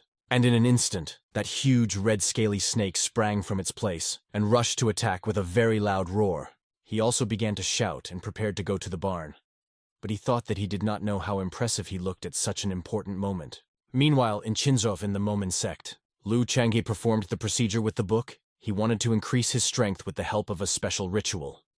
In a moment there was a rather strong bang, a small explosion in his house. He was surprised and felt great sadness. He already thought that he was not so lucky, because he had already tried many times and failed. He also asked if the complexity was too great. Suddenly a message from the system flashed in front of him. There was a big alarm sign. It said that Momen's third disciple, Mo Dongfang, was in great danger. For a moment, Lu Changhe was in a stupor. He couldn't believe that such a thing could happen. But literally in 2 seconds he took off and flew towards him at maximum speed. He was very tense, because he already knew that he had to fly to Banyan Pass, and to fly there even at maximum speed for more than 4 hours. He was flying and thought that he didn't even know if luck was on his side now. He remembered that when that little one entered the sect, his characteristics were very low. But he had one peculiarity. His character was simply unknown to anyone. Therefore, sometimes his luck is very unpredictable. He had a moment when he played the lottery and won a lot. And sometimes his luck completely left him. There was a case when he went outside the gates of the sect, then a durian fell on him, straight from the sky. He hoped that luck was on his side now. He gained maximum speed and tried not to lose it. Meanwhile, Mo Dongfang continued to hold his defense with dignity and fought heroically with that big snake. Another snake attack. He covered himself with his trusty sword. From the heat of that snake, everything he touched just caught fire. In a moment, that snake retreated back and roared with a very creepy roar. He pointed his tail in the other direction and he was heading towards those people. If he hits them, they will die immediately. And the snake suddenly turned around, and there was an explosion from a strong collision where the tail was. He managed to notice that they are in danger and moved to them. He placed an energy block to repel that attack, but unfortunately that block only lasted one hit. He said that surely he would not be able to continue fighting anymore. He was exhausted, and his vigilance dropped because the snake started a counterattack and he couldn't even do anything. He just stood there. The strength simply left him. He could barely stand on his feet, let alone struggle. He accepted the fact that this was the end, but in his heart, he was happy, because he knew for sure that he had given his best. But in one moment, when there was a fraction of a second left from the collision, some object fell from the sky with great speed and force and stopped the snake's attack. Great surprise was clearly visible on that snake's face. When the smoke cleared, it became visible that spear that was launched into the ground to stop that snake attack. Mo Dongfang was also surprised, but due to his condition, he could not react sharply to what happened. Meanwhile, the snake suddenly turned around and ran away from that place. That spear scared him very much. Mo Dongfang raised his head to the mountain and saw something there. It was quite large because the shadow completely covered the sun. It was a great beast, a great bird, that hovered over that village. At some point in the battle, he hoped for a miracle, but he no longer believed that it would happen. But it did happen. A girl asked him what sect he was from. With the last of his strength, he said that he was from the Momen sect, and his name was Mo Dongfang. After he said that, his legs didn't obey him anymore.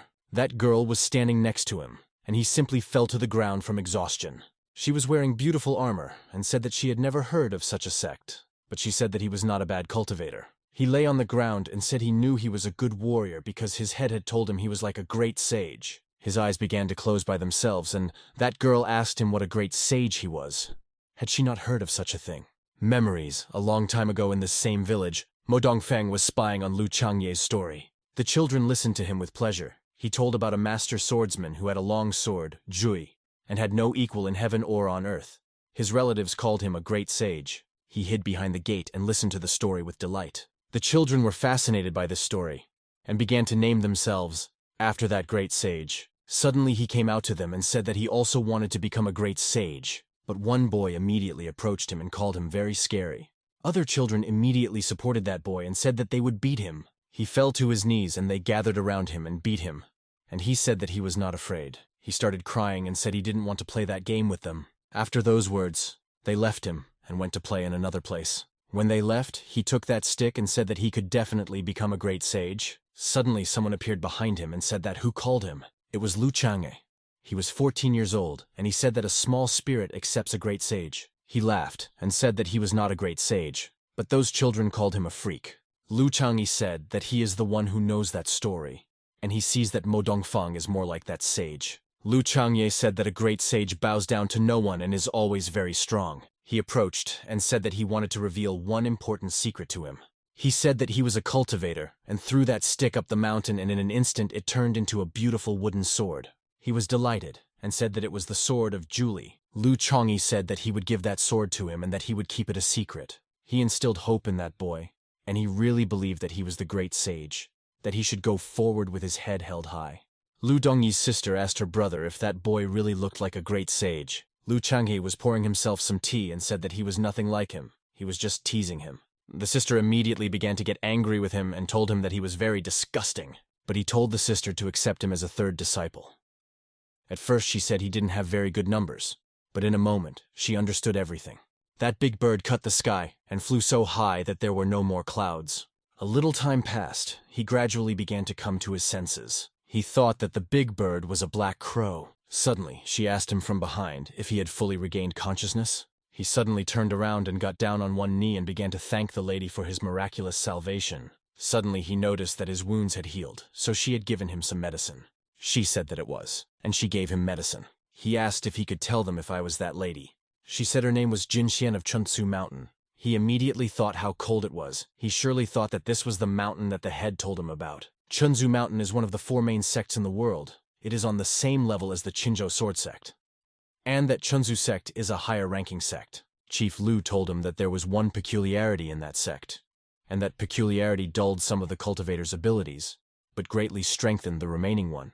The chairman said that because of this feature, all the mountain dwellers are emotionless, and this girl Jian Jian is also emotionless. He noticed that a very strong aroma was coming from that container. He was surprised, because only the most expensive wine had such an aroma. He thought she must have more advanced gluttony skills. While she was drinking that wine, he thanked her once again and said that he would never forget her help, and if he had the opportunity, he would definitely thank her. This is how he remembered the words of Head Lu. He said that if that student met a horned monster in the future, he should definitely report it to the head, because that monster would be a formidable enemy of Momen.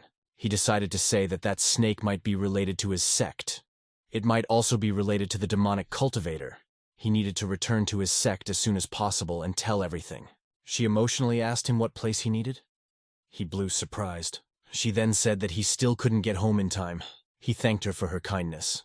And in an instant that big raven changed its path. He thought that the lady did not have clearly expressed emotions, but she was kind. She looked very impressive. She had very beautiful armor, and she was drinking that wine all the time. And she thought that she was a little curious about what the sect that raised such a student looked like. At that moment, Mo Dongfang felt that his overall strength had weakened, and he decided to finally raise his strength boundary. Just at that moment, Lu Chang'e was very surprised and confused. As a leader, he received a notification that his student, whom he was flying to help, had crossed the initial border. He turned sharply and said that he had flown in vain, but also said that the most important thing was that he was fine. Meanwhile, in Momen, girl Lu Dongyi was training with the students. Just at that moment Lu Chang'e flew in. He quickly turned back. The girls immediately went to the front to meet their head Lu. Sister Lu Dongyi was angry with Luo Bing again because she was too emotional. Next, Luo Bing offered to pour tea for Lu Chang'e, but the sister was ignored. The head greeted Xiao Qiu in a special manner. He only greets her like this. Suddenly, Luo Dongyi's girlfriend suddenly turned around because she sensed something. She said that someone had come to them because she had not felt that energy before. They all looked up at the sky but saw nothing there. And suddenly, against the background of the sun, the silhouette of a majestic bird appeared. They were in a stupor. This bird was gigantic because its shadow was very big. The sister grabbed the sword and told the brother that she could not scan this person, which meant that this person was a very great cultivator. And Lu Chang'e was standing there smiling. He thought it was the same girl. Most demonic cultivators immediately panicked when they saw that raven, because that raven was extremely impressive. He thought that they had not seen his mentor for a long time. At that time, in the rush of real life, he first encountered the game Heavenly Kingdom. Then he paid a lot in this game, and those animals were not rivals for him. Moreover, he did not perceive this game as the real world. Suddenly, a 10th level beast, it was a hound, jumped out from the thick of the forest in front of him. At that moment, he was very scared and thought that the animal was not suitable for livestock resources at all. In an instant, that hound quickly attacked him and bit his hand. At that moment, he realized that that world is not so simple. He fell to the ground and began to shout that the pain was too real, and he wanted to quit the game. He shouted to the system that he wanted to quit. The system replied that it is not possible to exit, and if he dies, everything will start over. He was just in a huge shock from what he heard, he thought. What kind of setup is this? And in a moment that beast opened its mouth again and began to attack. It was no joke scared. He writhed in pain as he bit him. He began to wonder if he could really die because of that game. That beast continued to mock him. It was already difficult for him to move from the wounds. He thought that when he gets out of that game, he will definitely send a complaint to the company that developed that game. In an instant, a lightning strike was inflicted on that beast. It even managed to react as it was cut into 2 parts. At that moment, he was very surprised by what happened. For him, it was like a miracle. In front of him stood a beautiful girl in beautiful armor with a long spear. She looked very impressive. When he looked at her, he saw in her real motivation to keep playing that game. Immediately, he got a message from the system that he could become that girl's student. Of course, he pressed the accept button, and at that moment his health began to rapidly recover. He was very angry and said that the system was playing a joke on him, because the system answered him that his attempt to become a student failed, because he has no relationship with that girl. He asked her to wait, and he asked directly what should be done to increase the level of interaction with her. He started offering money, asking if 500,000 would be enough, but in a second, he was even more scared because that girl's super sharp spear was at his throat. She said if he didn't stop talking nonsense, he would meet the same fate as that monster. At that moment, he realized that everything is not so simple there, that it is much more interesting than in other online games. After that, he said that he did not express himself correctly and began to apologize. He went on to say that he meant, what did he have to do to become her student? She was surprised, but did not show him surprise. She said that he has nothing short of a handsome face. She does not accept such students. He was also confused because he had maximum charisma from the beginning. Then he accidentally learned about her gluttony, so he specially learned the subtleties of cooking from his super chef, and eventually became the best cook and her only student and cook. He had been very close to her several times, but he was missing just a little bit. He raised his head and thought that he regretted something the most. He constantly wanted to cook and eat that big bird. He is sure that the taste would be very good, but he did not have the opportunity. When that crow descended to the ground, did it notice that Lu Chang'e was looking at it very intently? In a moment, Mo Dongfang appeared and began to wave and greet everyone. Sister Lu Dunyi was still tensed. She asked her brother where their disciple could meet such a strong cultivator.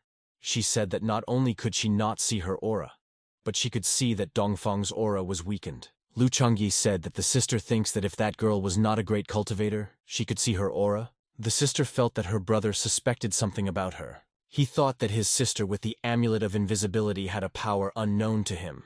He decided that at some point he had to discover her real power. Mo Dongfang approached them and said that he had faced great danger, and that lady had saved him. He thought that he would not talk about that snake now.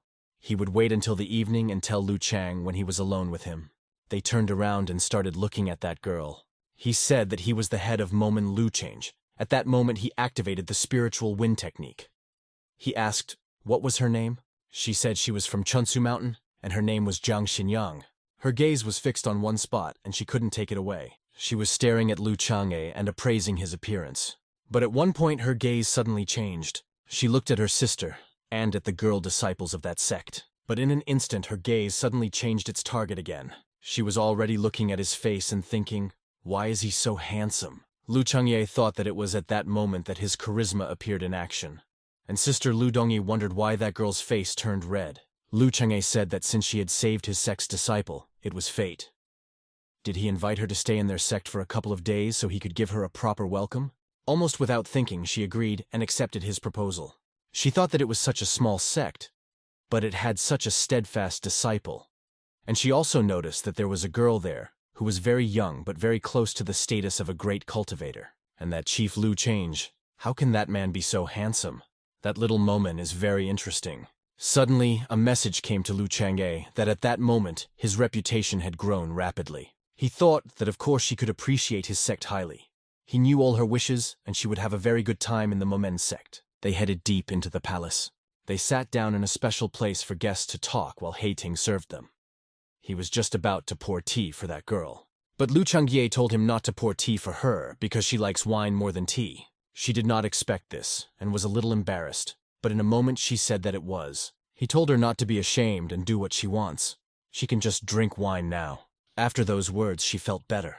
She no longer felt so constrained. She slowly took her flask and began to slowly open it.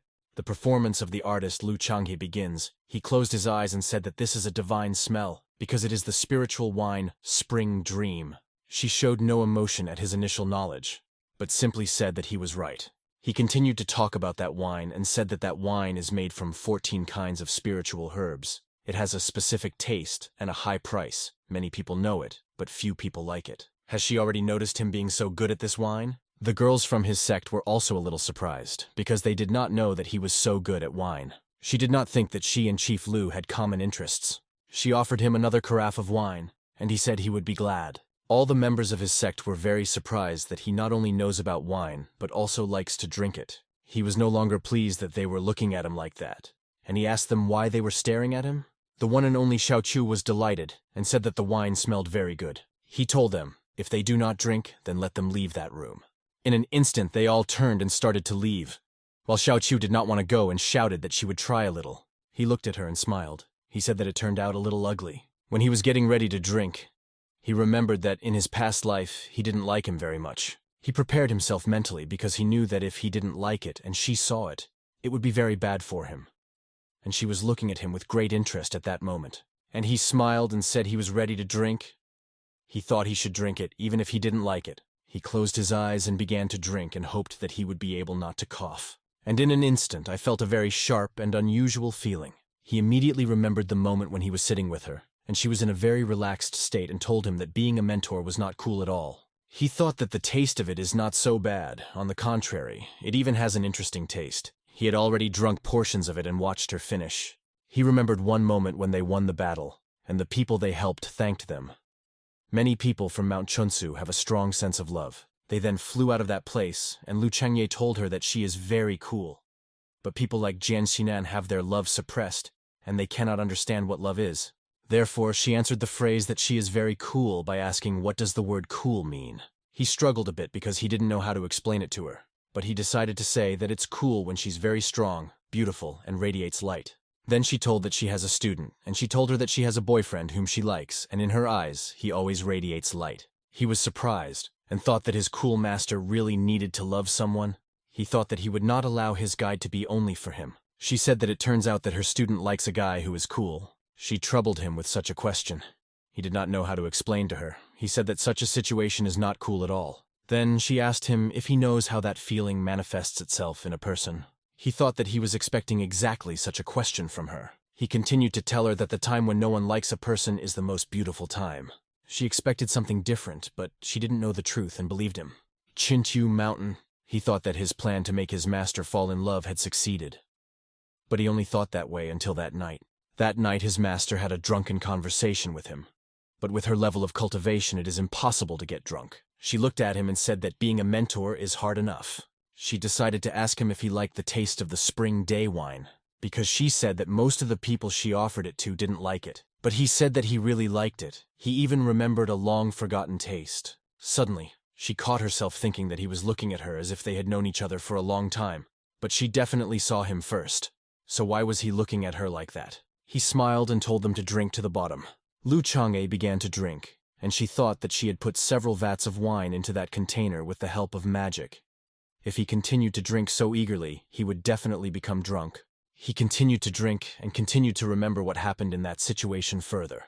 They looked at each other, and he thought that they were from different worlds after all. He left the game and began to remove the mask from his face. He wondered what had happened to him, that he had started showing feelings for the virtual character. He had a very strange feeling. He went out on the balcony and looked at the night city.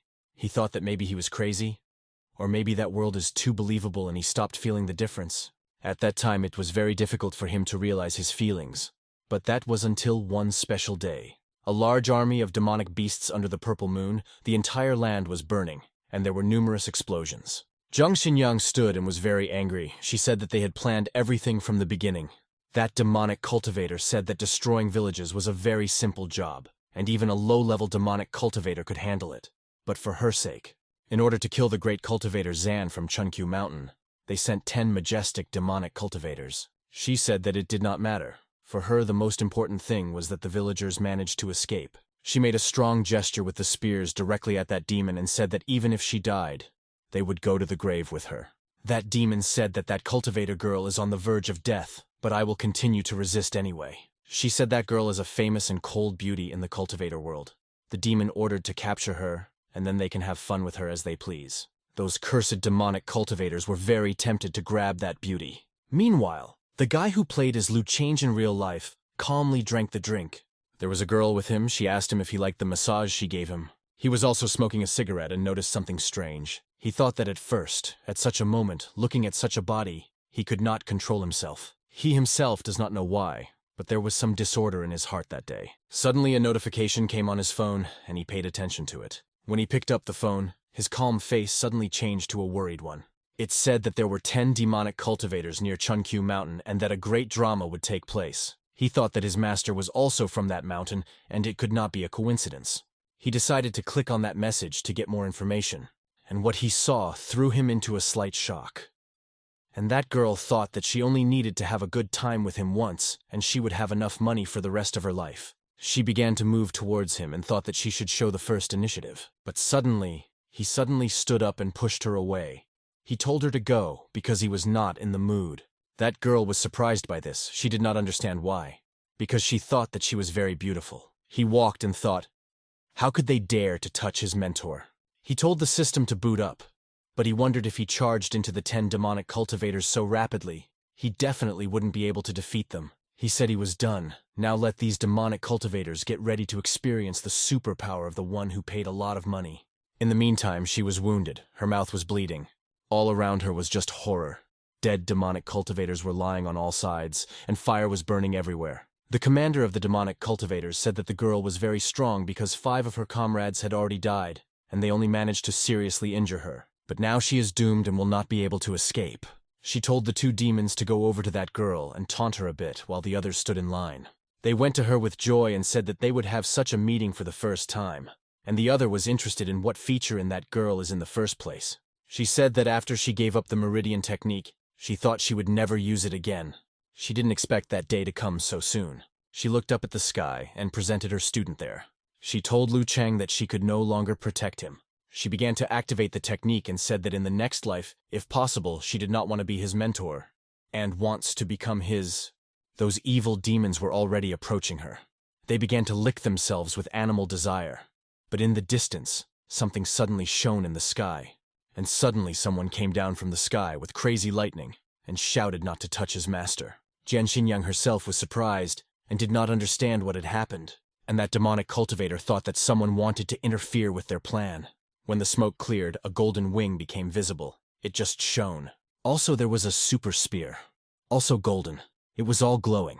It was forged from 10 of the rarest materials. It was Lu Chang'e. He had completely changed. He was wearing a naked armor that enhanced all his skills by many times. He returned and told her that in the next life she should become his mentor again. She thought he was a silly boy because she didn't mean what he said, but in fact she was thinking about something else. That demon girl said he wants to defeat them all alone. She said that this is his right. There will just be one more corpse, and that's it. Those demons started roaring like monsters. They were ready to fight. They were all between level 57 and level 61 of cultivation, and the purple moon was magnified in their background. He said that they were all very strong, and were top-level demonic cultivators, and of course, he couldn't handle them. Jiang Xinyang shouted at him to run away, because he definitely couldn't handle them on his own. He came back and told her that he wasn't going to deal with them himself because he had another way. She didn't understand what method he was talking about. That demon started laughing, she said. Since there are no large cultivators within a radius of 50 kilometers, what other way could he have? He stretched out his hands in front and said that since childhood he had one dream. I want to wave my hand and say that he trained the summoning technique just for this moment. But the demon said that she had never heard of cultivators possessing such a technique. She said that she understood that Lu Chang'e was taking time, but there really weren't any other cultivators around, and she was destined to die here. He smiled and said that she could not see beyond her own nose. This demonic cultivator sent his subjects to attack, and they rushed into battle with great zeal. Wu Lu Change raised his hand to the mountain and shouted for his army to come, and in an instant the sky simply split into several holes and certain silhouettes appeared from them. And in an instant, dozens of cultivators from various sects appeared there. They said that this was a very good offer, because they were to receive 50,000 for killing one. They were ready to destroy those demonic cultivators. Those demonic cultivators suddenly stopped and were shocked as to where those warriors could have come from. They said that those cultivators have a high border, and they began to retreat. In an instant, the cultivators rushed to attack those demons, and they turned around and began to run away. She looked at her student and tears flowed. But suddenly he thought about what he should do. He spent a lot of money on a virtual character. He had that money for pocket expenses for 1.5 places. He looked back at her once more and looked at her expression. After that, he smiled and said that it was several million, but it was worth it. A few minutes passed and he came and gave his hand to his master. He said that everything is fine, because there is no trace of those demons. She smiled and took his hand. She felt calm. When she stood up, she lost her balance a little and started to fall. But he caught her and asked if everything was okay with her. She got up and told him that she loved him. And in that very second, it dissolved from her hands and yellow smoke remained after it. She was in a stupor from such a thing. That yellow smoke was blowing away and she was shouting after it. In an instant, he came back to reality. He was out of breath and covered in sweat. Now he does not know how to look her in the eyes. That the teacher and the student are like a couple? He thought that she was not a person, but just a bunch of data. He didn't understand what was happening to him. Suddenly he heard the sound of a message on the phone. There it was said that some rich man spent several million to change the plot, and the girl who was supposed to die was saved. In the past life, he did not dare to take that important step to meet his mentor. But in this life, he is different. At that moment, they were as if from the same world. She thought that something strange was happening because she felt very good about him. Such a celebration between the two of them took place even longer. They went out into the yard, and he said that it was already very late and he would not disturb her rest. But he himself felt very drunk. After that, he looked at her, waved at her, and said goodnight. He felt a little embarrassed because he expected a certain answer from her. He remembered how in the past life they said goodbye to each other. He left and thought that at that time such a warm farewell was a common thing. She also left and thought that the good night he sent was very interesting. Dawn came, and near Momeni there was a beautiful lake where you could swim and go boating. From the bright light in his eyes, Lu Changye woke up on the boat and wondered how he ended up there. His sister was there. She looked for him in the morning and sat with him on the boat and waited for him to wake up. She said that there was nothing strange that he ended up on her, because yesterday he drank a lot. He said that everything was true, because when he got drunk, he began to think that water is the sky, and a boat full of dreams is sailing along the Milky Way. The sister was surprised because her brother suddenly began to speak in poetry. She thought so hard that he managed to come up to her and waved his hand in front of her and said what she was thinking about, that she thought so much. She felt ashamed and said that if he had already woken up, then she should tell him something very important. Meanwhile, he got up and started stretching and told her to say what she wanted to say. She said that at dinner yesterday, Mo Duanfang told her everything that he met that fire dragon. At first, he didn't understand what she wanted to tell him, but she added that he had a broken horn and it was all red. In an instant, he applied the skill, and in an instant, his sword appeared, which was enveloped in the power of the sword ascension. He grabbed it and said that what she told him was very good. He thought that the saying that the world is too narrow for enemies was fully justified. Then Sister Luodongi added that the dragon had run away and was already far away, and there was no point in catching up with him. He said that they will not catch him, because they will just come one day and cut off his head. He thought that the pass where that fiery serpent was seen was quite close to the place where the meeting of the Purple Place group would take place. The sister was surprised by what she heard, because she did not have such information as he did. He thought that his sword had been sealed 9 years ago. He kept sealing the energy of hatred into that sword, and he himself does not know what will happen when he pulls it out of the holster. He took him closer and looked closely at him, and thought that he would let that demonic cultivator live a little longer. He thought that he should raise the level of his relationship with the girl Jiang Xinyang. He smiled and said that he had nothing to worry about in this life. Suddenly his gaze sharply looked down. He saw a fish in the water and asked his sister if she wanted fish soup. She excitedly asked him if he would cook that soup. He used the power of water, and that fish rose up from the water and was surrounded by a drop of water. He said that from that day on he would cook all the food himself. The sister was delighted with such news. She immediately thought that it must be the new year. Yijian Xinyang was at the guest house, and she thought she really enjoyed spending time with Chief Lu yesterday. But that was it, and she had to leave today. She has various things to do. Suddenly there was a shout from the yard, and he told her to go eat because Chief Lu had prepared fish soup and was calling her to eat together. She opened the door abruptly and saw little Xiaoqiu there, waving her hand. She said she didn't like regular food and was unlikely to like their food, so she said goodbye. Xiaoqiu began to strongly plead with her to listen to her because the chief had said that if she did not bring their guest, she would not be able to eat the food he would prepare for a month. The girl, Chen Luan, stopped and thought. As they walked, she thought that Chief Lu was drinking with her as a thank you. But there is nothing delicious about a simple, home-cooked meal. As they approached, the girl Xiaoqiu said loudly that fish soup was ready because she could smell a very delicious aroma. Girl Qian Luan looked surprised. That aroma penetrated her more and more, and she thought, why is that aroma so alluring?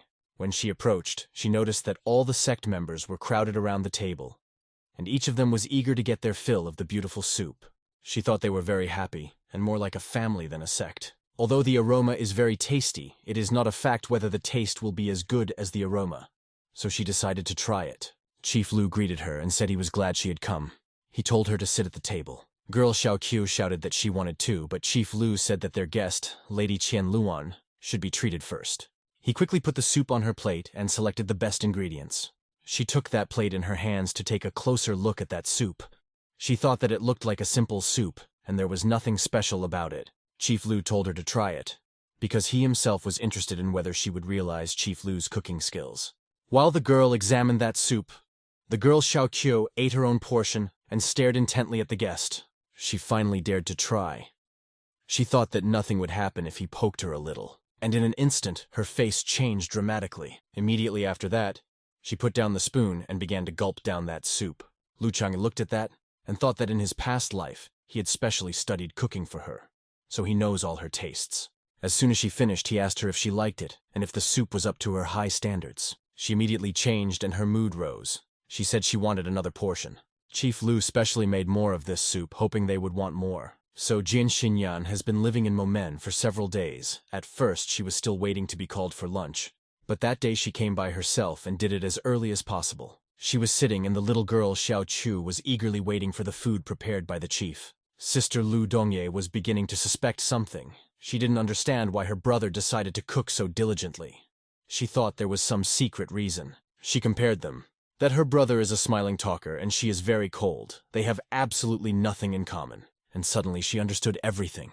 The secret meaning of her brother's actions. She thought that he was doing this to keep the great cultivator's girlfriend as long as possible, because Sister Lu Dongyi could best absorb her knowledge. Now she was motivated and began to pick up a fast pace of work. He noticed that his sister was speeding up in some strange way, but he didn't understand why she started doing this. At that moment, strange processes were taking place in the head of the girl Xia Luan. She looked at Head Lu and thought that this man understood all her desires and tastes. Her soul felt warm. She thought that such people are called soulmates. But Chief Lu himself did not yet know that she had given him such a definition. She decided to have a drink while she waited for her food and began to pour a drink into the glass.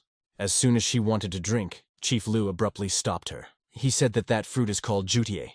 He added a couple of drops in her glass of wine. And if as a result the taste of the wine will be bad for her, then let her hit him. That drink was covered with a red film and even began to look much better. She was looking at the head and thinking about something, and he thought that she should drink that potion with that ingredient as soon as possible, because once she drank it, her fascination with him would increase significantly. In a moment she raised that glass and drank it all at once. She said that the taste really became much tastier, and she herself thought that he was definitely her soulmate. On foot, another night, and there is a saying that the more you attach importance to something, the more desires diverge from actions. Lu Chang'e was in his home and engaged in vigorous cultivation. And suddenly the technique stopped and he started coughing up blood. He thought that the more he practices that technique, the more it goes beyond all limits. Although the efficiency is good, but it hurts a lot. Suddenly something lit up in his clothes. He thought that those chosen by heaven were once again continuing to chat. He took out that tablet and thought that he had nothing to do at the moment anyway. So why not find out more about them? And at the same time, find out what they knew about the community of the Purple Place. But first he will see what they are talking about there. One of them asked if they liked some kind of cake. The other three wrote back that they liked it. Lu Chang'e looked at it from the side and was surprised. In a moment, another also asked a similar question and everyone answered. He was shocked. He thought that they really are the main characters of that world. Then what are they talking about? Shouldn't they be talking about something important in the world of the Heavenly Kingdom? He was angry and thought that he probably needed to steer them a little in the right direction. He wrote the question, how much do they know about the Purple Moon community? Those people immediately began to think that he had finally arrived. They said that he was testing them and that they should respond with the utmost seriousness. Black quickly wrote that as far as he knows, the community is the most ancient community of demonic cultivators. Also, they have long been known for their stealth, and their history is longer than the history of the four sects. Lu Chang'e himself was amazed that they had existed for so long. He remembered that in his past life, there was a group of people who constantly chased the society of the Purple Place. It was a bunch of people who thought they were rich, but their wealth couldn't even match his pocket money. At that time, they wanted to lure him to be their ambassador. But how could he be a servant to someone? And after they parted ways, there was no news from them about the society of the Purple Place. Of the moon itself, the earth said that those people firmly believed that it was endowed with superpowers, that once they possessed it and swallowed it, then they would become stronger than all living things. Lu Chang'e regarded this as some kind of foolishness, because members of the Purple Moon already worshipped the Purple Moon and not the Blue Moon, for example. He was already getting angry and told them to give him useful information and not all kinds of fantastic stories. He wrote so that they could understand his mood. They all, being in different places, were very frightened and realized that their master was in dire need of useful information. Earth decided to write that he actually knew the great secret of that Purple Moon sect. It was already something more interesting.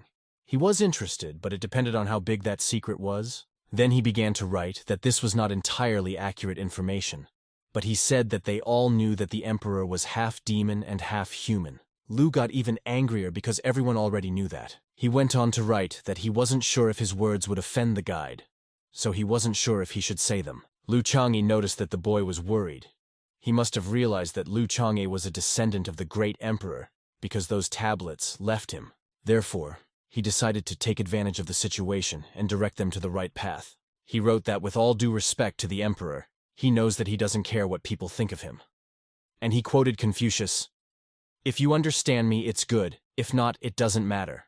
All those who were in that group were very surprised when they read such a message. They ran that phrase over and over in their heads and thought it was very brave. They thought that such a worldview was not inherent in an ordinary person. If the guide thinks so, why should he be afraid to tell and speak directly? They now feel calmer and can write without worrying about the consequences. He wrote that if he knows that the emperor is half demon, then he has a purple heart.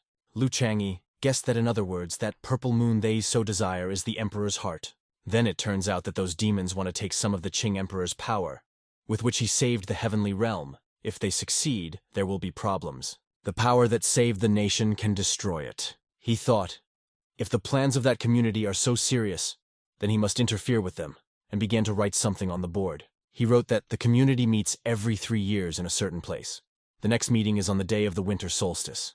He has said everything for today. He wondered how those chosen cultivators would react to such information. They were all very alert because they had a lot to do.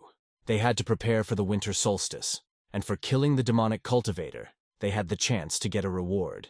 Lu Chang'e thought that it was very satisfying to control the 4 people. They were like mere tools to him. Next, he decided to test his own strength. If he wants to destroy that community, then he needs to prepare a few more trump cards up his sleeve. He took the sword and said that he would meet him in a couple of days. But now he would look at him for what he had become. His sword was blue level, low quality. There is no need to level it up now. Let the experience accumulate until the weaklings come. He fed that sword for 9 years. He himself is interested in how much it will surprise him when he takes that sword out of its holster. He checked that there were 189 days left in the beta test. He said that there is not much time left before the beta test. He still needs to do something before that. It was night and this house of Lu Dongi girl. He sneaked up to the door of that house as stealthily as possible. When he was in front of them, a voice came from the house telling his brother to come in. He was immediately very surprised. He thought that his sister's divine consciousness was everywhere, because he wanted to pretend to be a thief, but he didn't succeed. She asked her brother, why does he come to her specifically at the time when she finishes taking a bath? He sat down at the table to drink tea and said that it was just such a coincidence. She asked indignantly, what happened this time again? He asked her one last time if she wants to go to the arena with him. She said she had had enough and going again was a stupid waste of spirit stones. And he said they were just stones and they could just leave. She said that her brother is the head of that family. But she does not know that food and firewood are not cheap. And although their sect is not large, they spend quite a lot of spiritual stones every month. He stopped her story and said that he understood everything and he would go alone. Entrance to the first level arena. The arena is a special testing ground established by the Sword Sect in Chenzhou. These are training places for students to practice breaking through the boundary, but there are only 3 levels. There are different monsters in each level, depending on how fast you pass the levels. The rating depends on it. It is very useful for cultivation. Besides, if the rating, can it cause a thirst for victory? But there is one drawback, that everyone except the disciples of the Sword Sect must pay an entrance fee. Lu changed to ask the sister that she passed the arena 2 years ago. And what border did she pass then? She answered that the filling of those 3 borders is the same. This one differs only in complexity. And from the point of view of economy, it is more profitable to pass the 3rd. He was very surprised, because it turns out that she came 3 borders 3 years ago. The sister seemed to fall through the ground from shame. Lu Chang'e was not pleased, and she thought that she had accidentally spoken. He began to say that everything is clear with the border. He grabbed her cheek and said that she didn't even look at the sword monument in the center of the arena.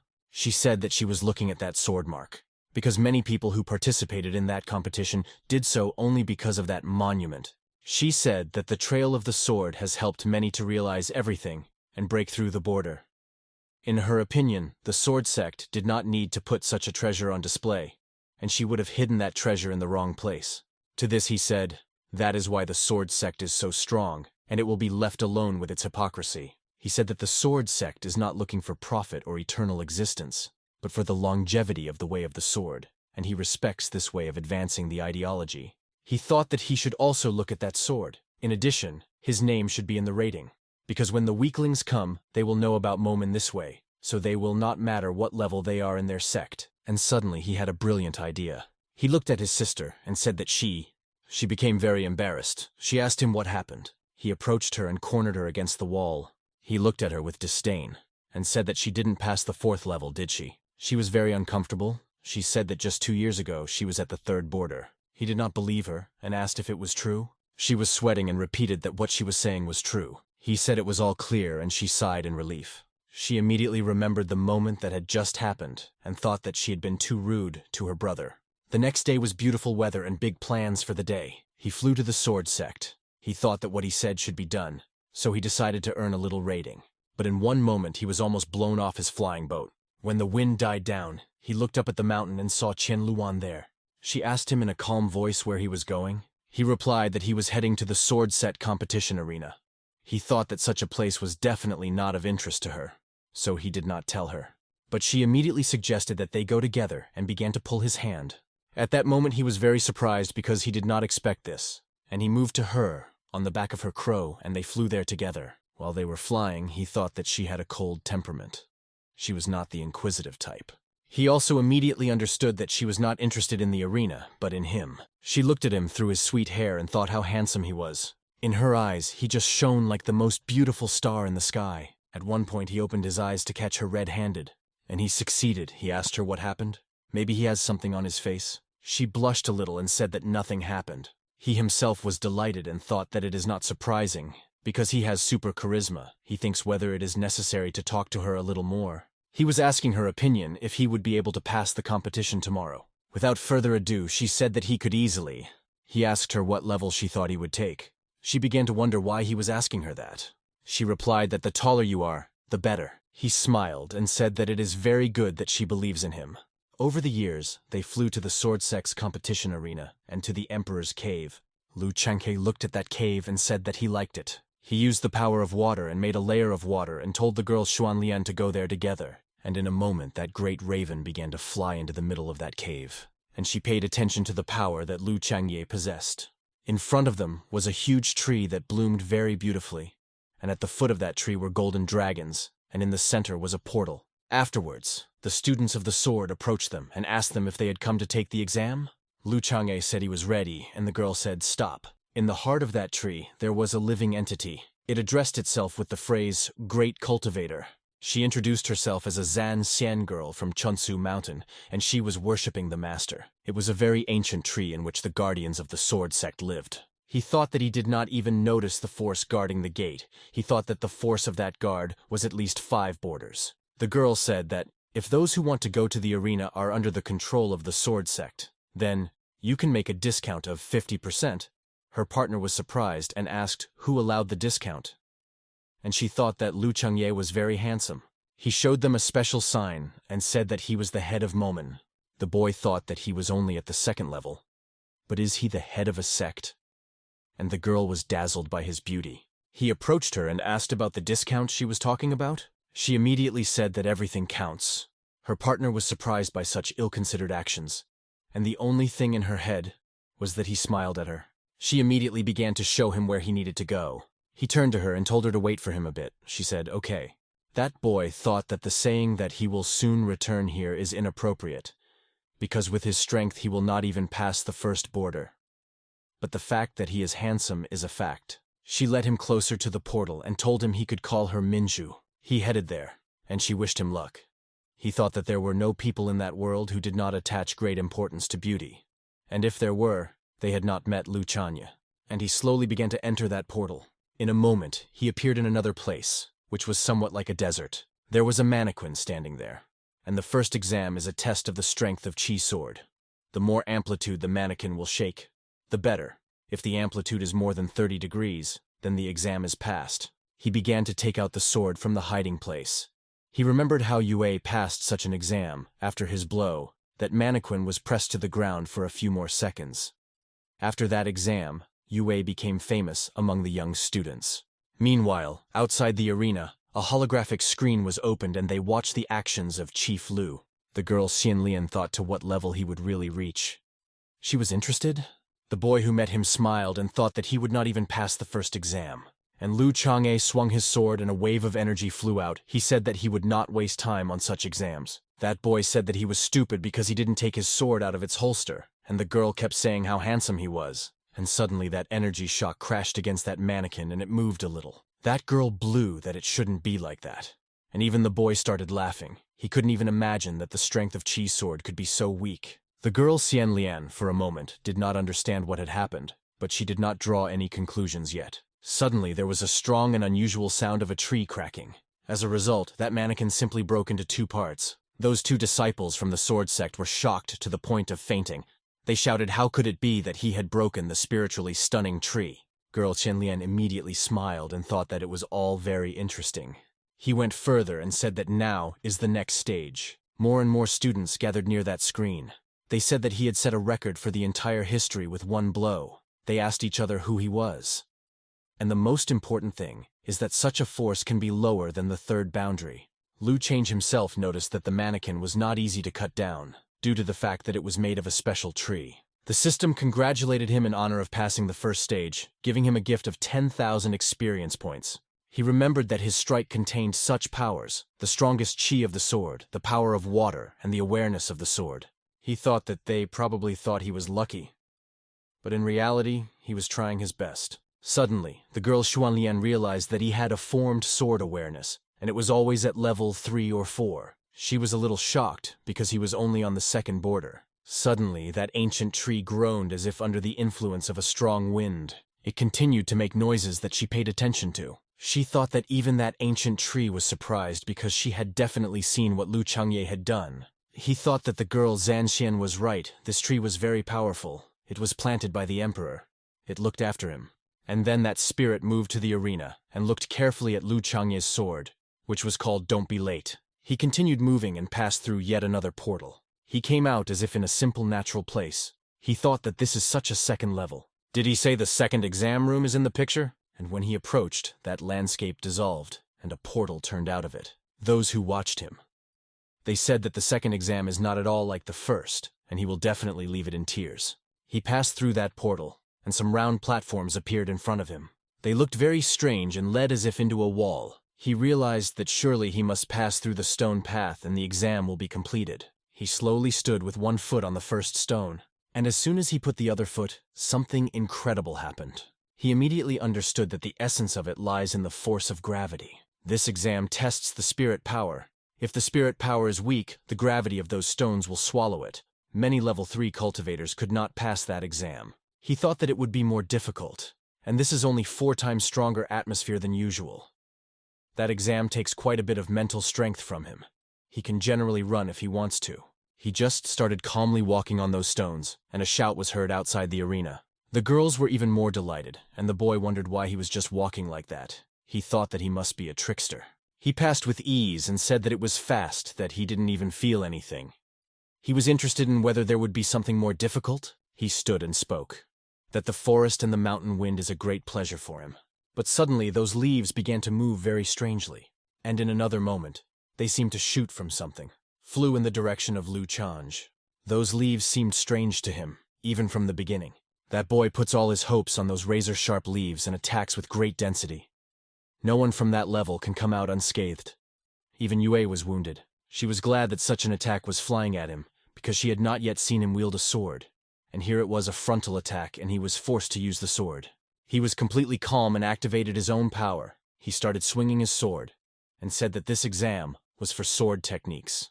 Unfortunately for all the viewers who thought that there was a need to use majestic techniques, he uses a normal attack which is standard to drink whatever attacks him. His simple attack consists of 2 types of strike. The first simple swing method deals 150% damage, and the other, slower but heavy, deals up to 200% damage. He easily repelled the attack that was aimed at him and thought that he learned that technique from the maid. He himself became interested in how she knew such amazing and simple techniques. Such a skill cost him dearly, more than 100,000 experience points. But he is satisfied that he spent those points on that technique. His technique was like a dance, simple and elegant. He said that surely no one would refuse a massive critical strike instead of a simple hit. The sword sect disciples were just shocked. They said that it was impossible. But he wasn't injured, or he was a monster, and also that they didn't think he had such cool techniques. She thought about what she saw, that he didn't follow order in his movements and didn't show any strategy. He just swung his sword randomly. Was that his swordsmanship? He stopped for a moment and raised his head uphill. He said that now that he got closer, he noticed that the mountain peak was actually a demon. But now he has another problem and he stands and looks at the water. Suddenly he notices how one leaf falls into the water, and he immediately went under the water. And Lu Chang'e said that it was very strange that not even the leaves remained on the surface. That student said that as soon as he touches the water, it will take away his spiritual power. It is forbidden to jump over the rope. That stage can only be passed step by step, and it is very difficult. He said that the head of Lu was definitely no match for the great Yue. He remembered that Yue had just cut that water in two with one blow that day. It was something fantastic. And the girls couldn't wait for Chief Lu to start going into the water. They said that the more his clothes got wet, the better he would be. But suddenly he just stretched out his hand in front of him, and just used his water power. He told that water to just move. He simply snapped his fingers, and the water in front of him instantly spread to the sides. It seemed that nothing would surprise those students, but it was not so. They were surprised again as if for the first time. He calmly began to pass by that water and thought that, in that world, the water was under his control.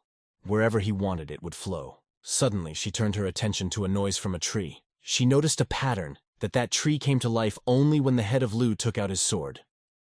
She is interested in why this happens?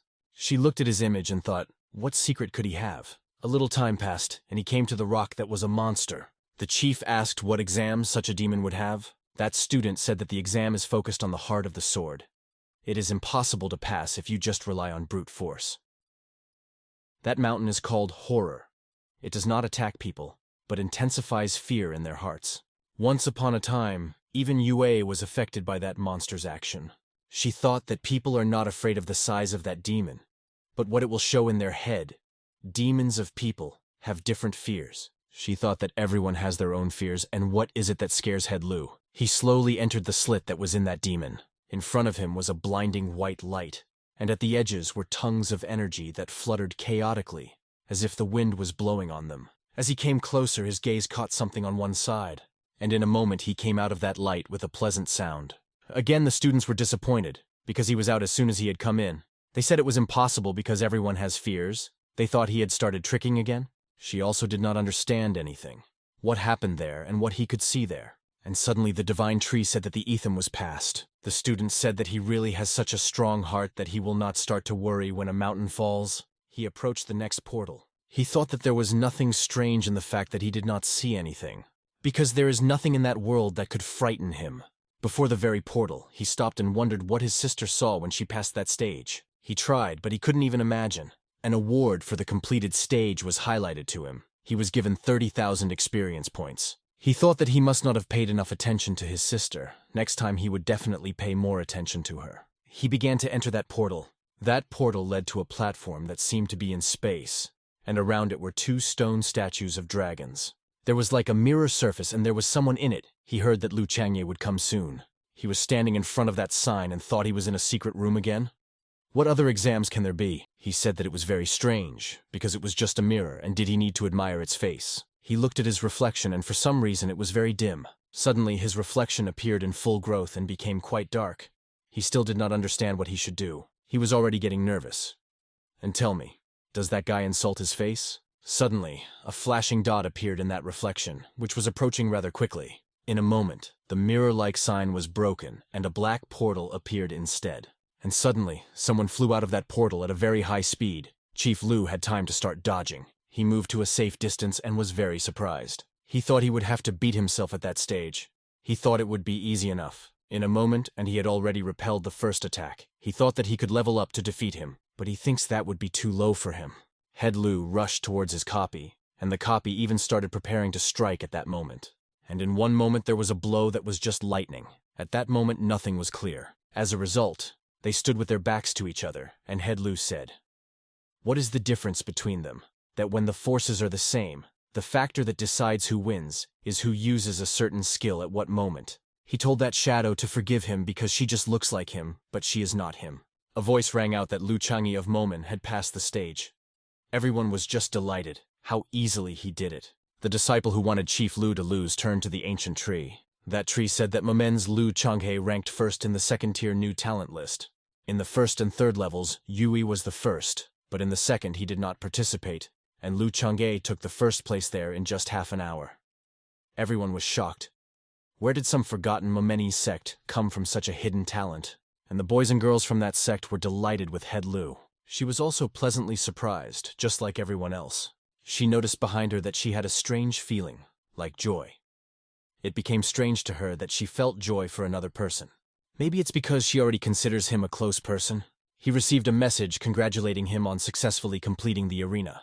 The return portal unfolded in front of him, and at the expense of the reward, he thought that this was not the end. He entered that portal and knew that something interesting was waiting for him. He was transferred to the monument to the trace of the great sword. That mark was left by the first generation of swordmasters. If a cultivator looked at it for a long time, he could see its unusualness. The first generations broke through the first frontier in the same place. The second generation in the same place achieved success in swordsmanship. And the third also sharpened the heart of the sword in that place. Lu Chang'e looked at that sword mark and he began to sew. What did he think that mark could mean? Suddenly, he began to realize something. He remembered his first attack on that wooden mannequin, and thought that that mark was possible from his simple attack. Meanwhile, Xianluan pondered all the moments she had seen today to form a complete picture in her head. She decided to turn to the ancient tree. That spirit asked the girl where she met you, Lu Chang'e. She told everything, and that now she feels him like a kindred spirit, and she is very good with him. That spirit questioned the girl. Are they really just friends in spirit? To that, she replied that he was her soulmate, and she herself thought that Mr. Tree was kind of strange. She remembered how her friends joked with her that soon, like them, she would find love that would warm not only the soul, but also the body. The view of Mr. Tree is very similar to the view of those girls. That tree spirit told her to understand that one day he might not need her, that she would not be worthy of him. She asked, Sir, what does he have and high hopes for him? He said that if Lu Chang'e is special, he will want to be even better in the future, and has a very big future ahead of him. Did she not understand that he meant that he was among the chosen? But the spirit of the tree did not answer her question. She wondered what that tree wanted to tell her. Meanwhile, Lu Chang'e was in serious thought, whether it was just an attack or not. Then it turns out that the first generation also used such a technique. There is definitely something very similar with his technique. That technique was given to him by the maid. Does it have anything to do with the first generation swordmaster? She has many purple marks, various techniques and spells. He doesn't know her real power. And now she also has a connection to the first swordmasters. He smiled and said that he had a feeling that someone else was involved in the case. But if the first generation used such a technique, then he does not regret the experience points he spent on that technique. He had a good phrase for such cases, that strength is temporary and praise is eternal. While the system was evaluating his progress, she said he'd better pay attention because it would affect his final reward. The rating system rated it S. This did not mean anything to him, although he had never heard of anyone receiving such a rating before. He decided to find out a little more information about this level. A reward of this level is given only in exceptional cases. With this rank he has the opportunity to buy some special item. When he learned more about that rank, he was simply delighted. But in a moment, a message comes that due to the conflict between the three descendants of the first generation, and he has the right to choose the reward between them. He thought that he was just happy, but he was already very angry. But as compensation, he has the opportunity to receive more rights to purchase a special item. He was again in a good mood at such news. There were 2 enchanted orbs in front of him. He couldn't decide which one to choose. He began to use various colloquialisms to help him decide. Eventually he said, "To the left layer." That layer instantly began to open and glow brightly. There was a purple sword technique, slow sound. It was purple level and high quality. He was lucky to get the result of the first prostration. Lu Chang'e was just in a daze. He thought that this was an almost perfect orange level technique. But suddenly he remembered something important that in his past life and technique was Yue's favorite technique. Then he formed an ideal plan for the future. If he were to fight Yue, when he used Yue's strongest technique, you would be in for a surprise for him because he would also possess it. He needed only 50,000 experience to study, and he was ready to spend it. It is called slow sound, not because it is slow, but on the contrary, because it is very fast. The impact precedes the sound. The system also said that the slow sound technique can be used in conjunction with simple attacks. He said he understood that one hit was faster than the other, and that every hit would be critical. He thought that his friend Yuya would be sick. He suddenly remembered something and decided to ask her, because she said that he would get the right to buy special items. Special items will be shown after a short time. He will have 10 minutes to choose an item. If he does not choose anything, it will be counted as a failure. He asked, what does this refer to the reward for passing the S level? At the choice of an adult, he needs everything, and a blue certificate and points of random special paraphernalia, and then some. He imagined himself as a simple person. For her to spend so many experience points at once is simply unrealistic, because all those items will cost more than 75,000 points. But not for him, because he hasn't spent experience points for 20 years. Not all items were very useful, but he took them for collection, but random attribute points. A thing is needed. He himself is interested in what he gets. There were various attributes, they all flew in front of him, but he couldn't move them, he had to fly out of that group himself. And in a moment, one attribute, as if from a furnace, flew red at him. It was a divine thinking attribute.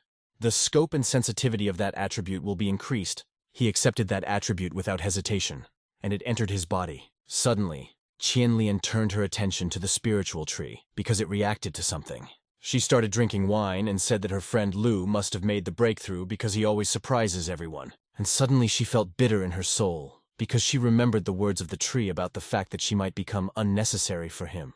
She did not understand what was wrong with her. Why did she suddenly remember such words of that tree? He felt the effect that his divine consciousness began to penetrate deeper, and the sensations intensified. Next, he took the points of the selected special attribute, and thinks where would it be better for him to apply those points. And in a moment he himself understood that it was better to invest all his experience in sword cultivation. He has improved his swordsmanship attribute by 10%. He hopes to be able to call it his strongest attribute. Suddenly, he was surrounded by a new energy that put all his new skills and attributes into action. Also, right after that, he received a message that he had reached the level of sword heart understanding.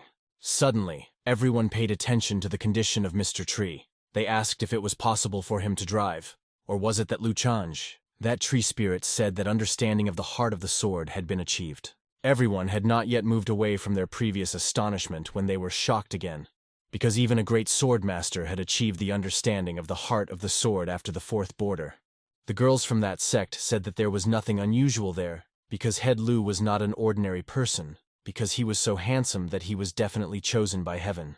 They fell in love with him at first sight and for life. They said that Chief Lu could really be stronger than a sword master. In one moment, all the swords of those disciples flew uphill and began to move away from them. They had a very scary feeling, and so did their swords. They shouted that Lu Chang'e's sword had frightened the souls of their swords. When a person reaches the understanding of the heart of the sword, a secret power is revealed within him, which is determined by his destiny.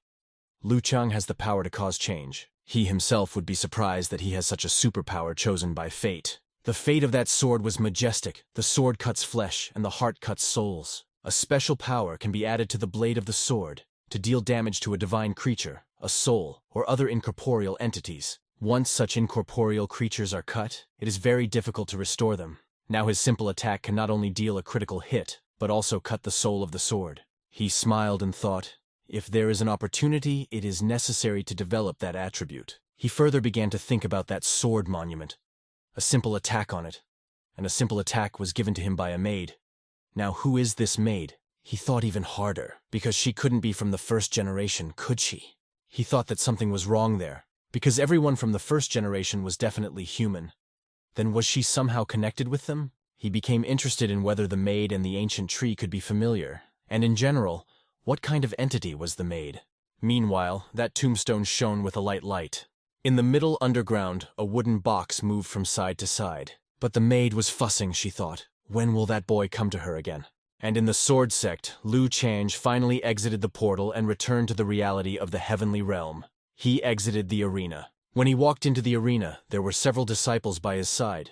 But when he came out of it, almost the entire sword sect was waiting for him. He knew at what moment to use the wind technique to make them seem even more attractive. Those students were shocked just because he smiled at them. Next, he decided to look at the large scroll. He thought that it was very good, because when the weaklings came, so that they would see that he was in the first city, in the second level, he predicted that when they saw the ranking, their jaws would drop in amazement, and they would want to become his students. He was going to his girlfriend, and said that he was a long time. She graciously replied that not for long, but even very quickly. She thought it would be better that way, but he didn't understand the phrase about very quickly. The old tree spirit said that he was very good. He said that he was not worthy of such praise, but he himself thought that he had received a great deal of reputation, and most of it from that tree. He thought that it turns out that he likes him. It turned to Lu Chang'e and said that it had a request. Lu listened carefully to what he had to say, and told the master to say what he wants.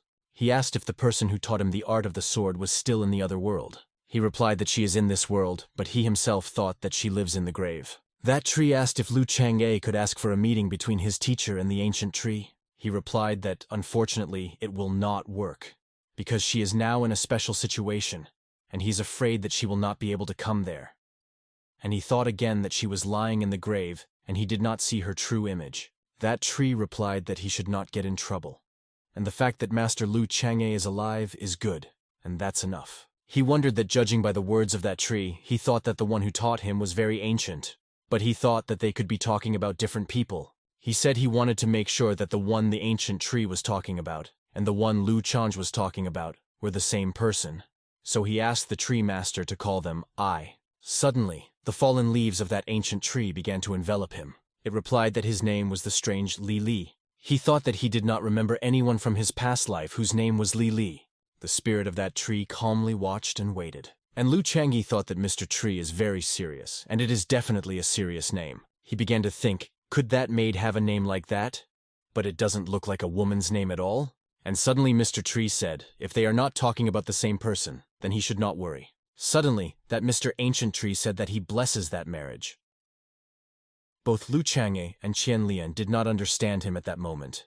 Then Mr. Tree offered him to play a little game. He said that he was listening carefully to Mr. Ancient Tree. Mr. Tree said that he hadn't taken his sword out of its holster since the exam, and he was curious. He said that branch is stronger than the wooden dummy that was in the first exam. If Lu Chang'e can leave a scratch, then he will pass the test from the tree master, he said. If Lu Chang'e can, will he give the two of them a gift? He immediately agreed. Only the girl questioned what her gift was for. He carefully began to look at that branch and prepare to strike. One sword sect disciple said that Lu Chang'e forgot to take out the sword from its holster. Didn't he forget which tree he went against? He said that it was about time, and used a new slow sound technique, and in an instant he was enveloped in a very strong energy that raged all around. That blow flew past those students with such speed that they didn't even have time to blink. And in an instant that branch just flew away from the main tree. It seemed that nothing would surprise those disciples that day. But it wasn't. They were thrown into shock. They said it was lightning speed, and others said it was sword awareness. And the most alert noticed that it was a technique the same as Yueya. Did they say that he was only on the second border and all had the awareness of the sword? That Mr. Ancient Tree simply kept silent. Those students began to say that he might be a genius. But he did not leave Mr. Tree the opportunity to leave his face in honor, and others said that surely Mr. Tree would get angry, because he said to leave only a scratch. But he cut it off completely, and suddenly that tree lord laughed loudly and said that Lu Chang'e was stronger than he was at his age. Those disciples were shocked again because they thought that the tree master was talking about a great first-generation cultivator. And Lu Chang'e said that the flow of water will not stop it from breaking out in front, so there is no point in competing. Qianlian thought that he meant that he was not interested in the competition, because he was just following his own path. He thought that what he wanted now was not to surpass that Lu Li, but to bite the jade flowers on Kunlun Mountain, to live as long as the Emperor of Heaven and shine like the sun and the moon. Mr. Tree said that Lu Chang'e is interesting and he gives that branch to him. He thanked him and thought that it was a very good material to make. When he returned, he would make a mannequin out of it for his students. Then the tree said that here was the promised feast for both of them, and suddenly 2 flowers appeared on the crown of that tree. And those 2 flowers fell into their hands, Lu Chang'e thought. Is it really a peach flower that adds luck to love relationships? These flowers began to dissolve in their hands, and Mr. Tree said that these 2 peach blossoms would help them solve their problems in the future when they faced a crisis. Then they thought a little about the sign he gave them. Those students did not know how to react to them. They said that the owner of the tree decided to propose to them. But the girl is older than him, and it is not surprising. In a past life, they were connected as mentor and disciple, and therefore the system reported danger. Qian Lian was very uncomfortable at that moment, but in most cases everything was obvious. That it was the mentor who protected him from monsters. He clenched his fist with that peach blossom and thought that he would take care of Qian Luan in this life. Eventually, they left the sword sect and went to Momen. They were brooding and had nothing to talk about so far and were silent. But Lu Chang'e looked thoughtful. He thought that the sword sect disciples were quite normal. But his friends, Yue girl Nanwei and Chen Xiao, had failed to glorify him at all. But he must receive reputation points from the sword sect. He noticed that she was a little shy, and he understood that he had to come up with something to relieve the tension between them. He told her he wanted to go somewhere else, and did she want to go with him? She answered without hesitation, but also without much pleasure that she would go with him. But in a moment she sharply asked him where exactly he wanted to go. In response, he asked her what she was thinking about. Was she thinking about the problems in the sect? Because he knows that in her past life she was chased by many different cultivators who courted her, and she had no choice but to come down from the mountain and go on a journey. She replied that yes, she was confused by the problems. She asked him what love, sympathy is, and why many people are obsessed with those feelings. He thought that she must have been harassed a lot, that there really were problems from the fans. Suddenly he stood up sharply because it was more convenient for him like this. He said that he does not know what it is, but he knows that if there is no one in a person's heart to love, then this is the best time. She thought he would say something completely different, but she accepted that answer. He said that he would tell her many interesting things about the world, and maybe she would tell him about her torment on Mount Chunsu. She closed her eyes and sighed heavily. She spoke about the peculiarity of Chunsu Mountain, that certain techniques enhance the various qualities of people, but some people with heightened desires were disappointed in their expectations and lost their minds. And rumors and slander spread from all sides. Those people said that she was cold and very difficult to communicate with, and that she would not be able to become a match for someone to cultivate together. He did not show strong emotions, but he thought that how could those bad people say such things about his friend? He thought that he should not let them see him, because he would make them suffer. He said that he thinks she is not only easy to get along with, but also feels free when he is with her. She did not expect such words from her friend at all, and was surprised. He asked her if she had heard the saying, "He who has not eaten the grapes says it is sour." He smiled and said that they did not eat the grapes, but he did. He looked at her, straight into her eyes, and said that those grapes are very sweet. She was so beautiful at that moment. Several sword sect disciples flew on their swords and flew into the sword sect arena area.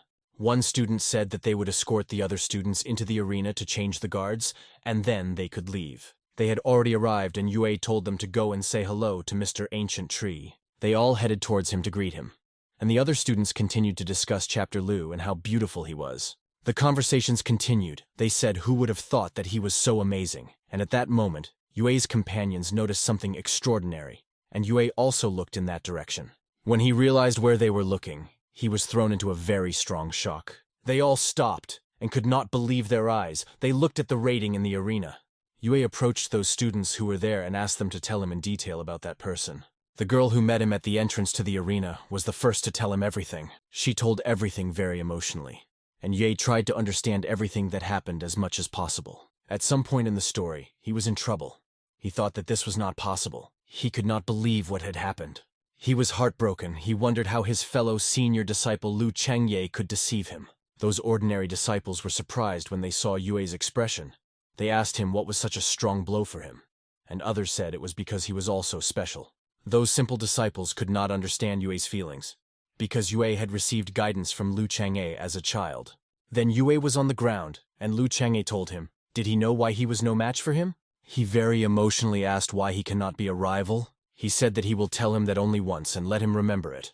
That information about his secret skill, he will tell it only to him. He waited with maximum attention for him to start speaking and thought that he would definitely remember. He said that there are no women in the heart, because the sword is a natural life force.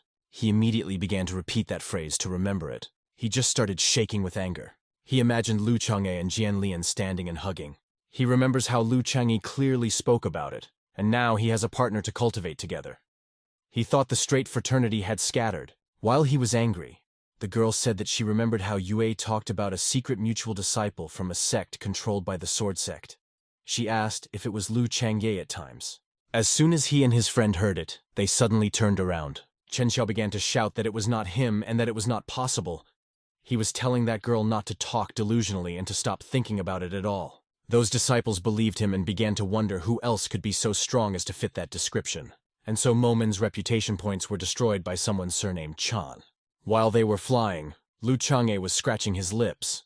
She noticed and asked him if it was because of the wind. He said no, but it must be because someone is talking about his beauty. Suddenly she said that the bird city that he told her about, that they had already arrived at it. He said finally they arrived.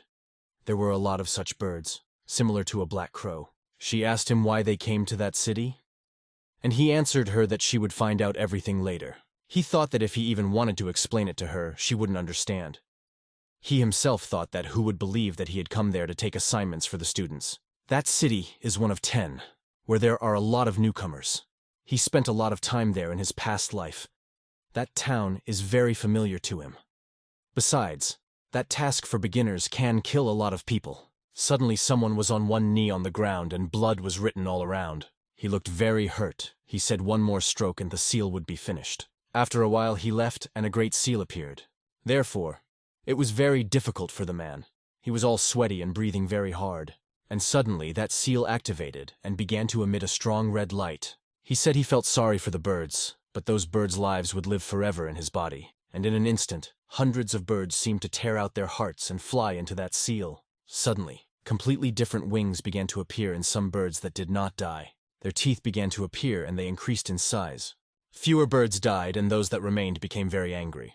In a short time, a large number of changed birds were created there, which were surrounded by a red aura. They flew and were like a wall. Everything that came across their path was in danger. As soon as they flew over that tree, almost nothing remained of it. When that man saw it, he was horrified. He could not believe what had happened. According to his plan, everything had to go wrong. He asked why he not only did not draw the life of the birds, but also why they began to draw life from all living things. He himself was in a difficult condition. He thought that those birds would harm people, but he did not want that. Those birds were flying, and on their way there were people who were in the forest.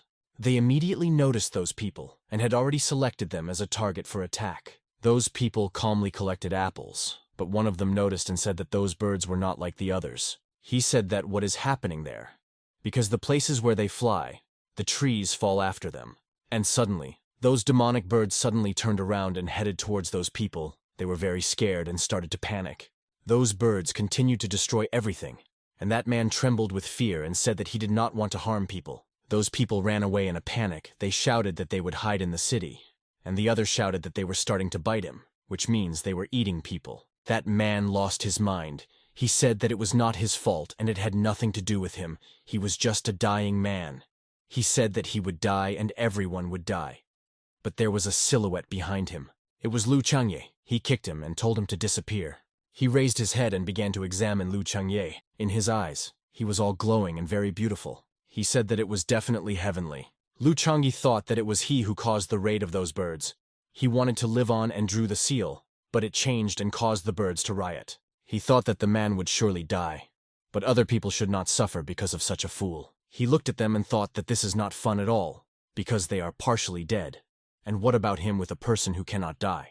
He remembered that in a past life, the protection seal of the bird city activated when there was enough blood to protect the people before the betas arrived. Then he was among the players of that beta test, and he did not understand at all what the phrase, enough blood meant. Then he was not at all worried about the 3 significant number of those who died, because in the mission description he knew that killing those birds gave experience points. Lu Changye said that there is a seal in the city that can protect that city, but he can't apply it. He asked Qian Luan if she can apply it, and that man was surprised that there was someone else with him. She came closer and the man slowly turned back, because he was afraid that she would hit him too. She also shone in his eyes, and she said that she could do what he said. When he saw her, he was even more surprised because it was a great cultivator. He stood and looked at those birds. But in parallel with that circle, his sword awareness technique was activated. He said, "A particle of the ashes of an era falling on a person is a mountain." She froze at that moment and waited for his next actions. He activated the power to full power and channeled it into those birds. He said he would move that mountain. Meanwhile, that flock of birds had already risen above the city. But at the same time, girl Xia Lian had already activated the protective shield. Over the years, that energy shield spread over the entire city and covered it like a dome. People continued to flee, even under the dome. People said that if those birds get into the city, the consequences will be unpredictable. Those people bowed to Qian Lian and thanked her for coming in time and saving them. She said that she should not be thanked. Then those people said that that seal only stopped those birds, but they need to go outside the city to work and earn a living. They started asking her to help them solve that bird problem. She said that someone told her to activate the seal, and he himself would help them. Those people fled to the center of the city and noticed that there was a man at the edge of the city border. It was him. He was in the air and said that the bird was in trouble, but he would manage everything. But at that moment, those birds noticed him and began to focus on him and prepare to attack. The whole huge flock rushed at him at one moment, simultaneously. He stood steadfastly and waited for the moment when he should begin to act. People asked the girl Qianluan if he could handle them himself, because there would be a lot of those birds. They said to quickly let him into the middle of the city, and then they would have to think about everything. But she said in response that she believed him. That man watched as Lu Chang'e activated lightning strikes to counter those birds. He thought that he only had a second border, and if the great cultivator did not intervene, he would definitely lose and die. When they were already close enough, he thought about how he could fight them when they were all in the air. And in general, you only need to enter the city through the gates, and not to strike from the air. And suddenly he had to use another method because those lightning bolts were almost natural and hit very inaccurately. So he said it was time for them to go down and use the power of water. It was raining at that moment, partly thanks to Lu Chang'e, and in an instant those birds stopped. They all began to fall to the ground at one point. That man's eyes almost popped out of his eye sockets from what he saw. He said, "How is this possible?" He raised his head to the mountain and said that the boy had received the power of heaven and earth. He just flew. He closed his eyes and said that rainy weather is his territory. Another flock of birds flew at him from another corner, and he thought that the possibility of using the water force was even greater than he thought. He began to use new techniques for greater efficiency. Suddenly he clenched his fist sharply and the water in his hand also stung. Those drops at that moment simply stopped and the rain seemed to stop falling due to that effect. And in a moment after the pause, birds began to explode in the sky one after another. They couldn't really fly because he controlled everything. They just exploded at a distance. He said that the power of the water is wonderful and very convenient, but its energy consumption is also appropriate. She thought that he used the power of heaven and earth too often, and his spiritual power would soon run out. Eventually, after several more attacks from his side, he ran out of spiritual energy. But he was not upset, and began to open the portal and said that it is special. In fact, he called the system to use experience points and level up. And in an instant, the whole sky lit up with a bright yellow light, because he raised the level. Was she surprised that he managed to level up right in the middle of a fight? That man was even more shocked. He said that the power of heaven and earth is more standard than a level breakthrough during battle. He further thought if the amount of spiritual energy must be taken into account, then he decided to use the power of heaven and earth and allied with the awareness of the sword. Lu Chang had to think hard to start combining those two battle options. He moved like lightning with lightning speed and humiliated those birds. That poor man almost died of surprise that he still had an open awareness of the sword. But is this a worthless second border? Over time, the birds in the sky became fewer and fewer. The rain stopped, but the rain of birds continued. His sword awareness energy was working at the highest level. That man looked and saw that the sky began to clear. He thought that Lu Chang'e had destroyed thousands of birds. He was on his knees and thought that this is the legendary power of heaven and earth. Eventually, the sky was completely clear and Lu Chang'e calmly descended to the ground. He said he is not saved. That man smiled strangely and said that he knew. He went on to say that when he saw Lu Chang'e, he felt very sorry. He raised his head and said as if with a kind smile that a cultivator should not bring evil to people. He said his last words, that he wanted to be like Lu Chang'e, a hero for the common people. And that man fell to the ground. Qianluan's girlfriend said that he had no pulse and could not be saved. But he said that the man saved himself. He looked away and said, "The birds are over, but the blood seal is still working. They need to figure out the source of that seal." They went towards that seal source, and the people said that they didn't even know the names of those cultivators who saved them. They said that those two were an ideal pair of heavenly beings. If they could learn their names, they would definitely glorify them. Lu Chang'e heard their words and thought that he would tell them his name soon, because Momen's reputation points and the recruitment of players to make them a tool depended on those people. Did she say that her friend keeps suppressing his level? Because she just saw how he, without interrupting the fight, raised his level and easily defeated those birds. Did he answer her, or had she heard the legend of the Swordmaster? Because they say that he raised all the levels in one day. She said that that legend was very famous, and of course she had heard of that legend. But she asked him why he mentioned it. He was walking and turned a little towards her and smiled and said if he told her he could do that too, would she believe him? She stopped and was very surprised to hear such words. But he immediately said that he was joking and that she should not take his words seriously. When they went to the source of the seal, he took an apple in his hand and said that it was good that those birds did not spoil the fruits.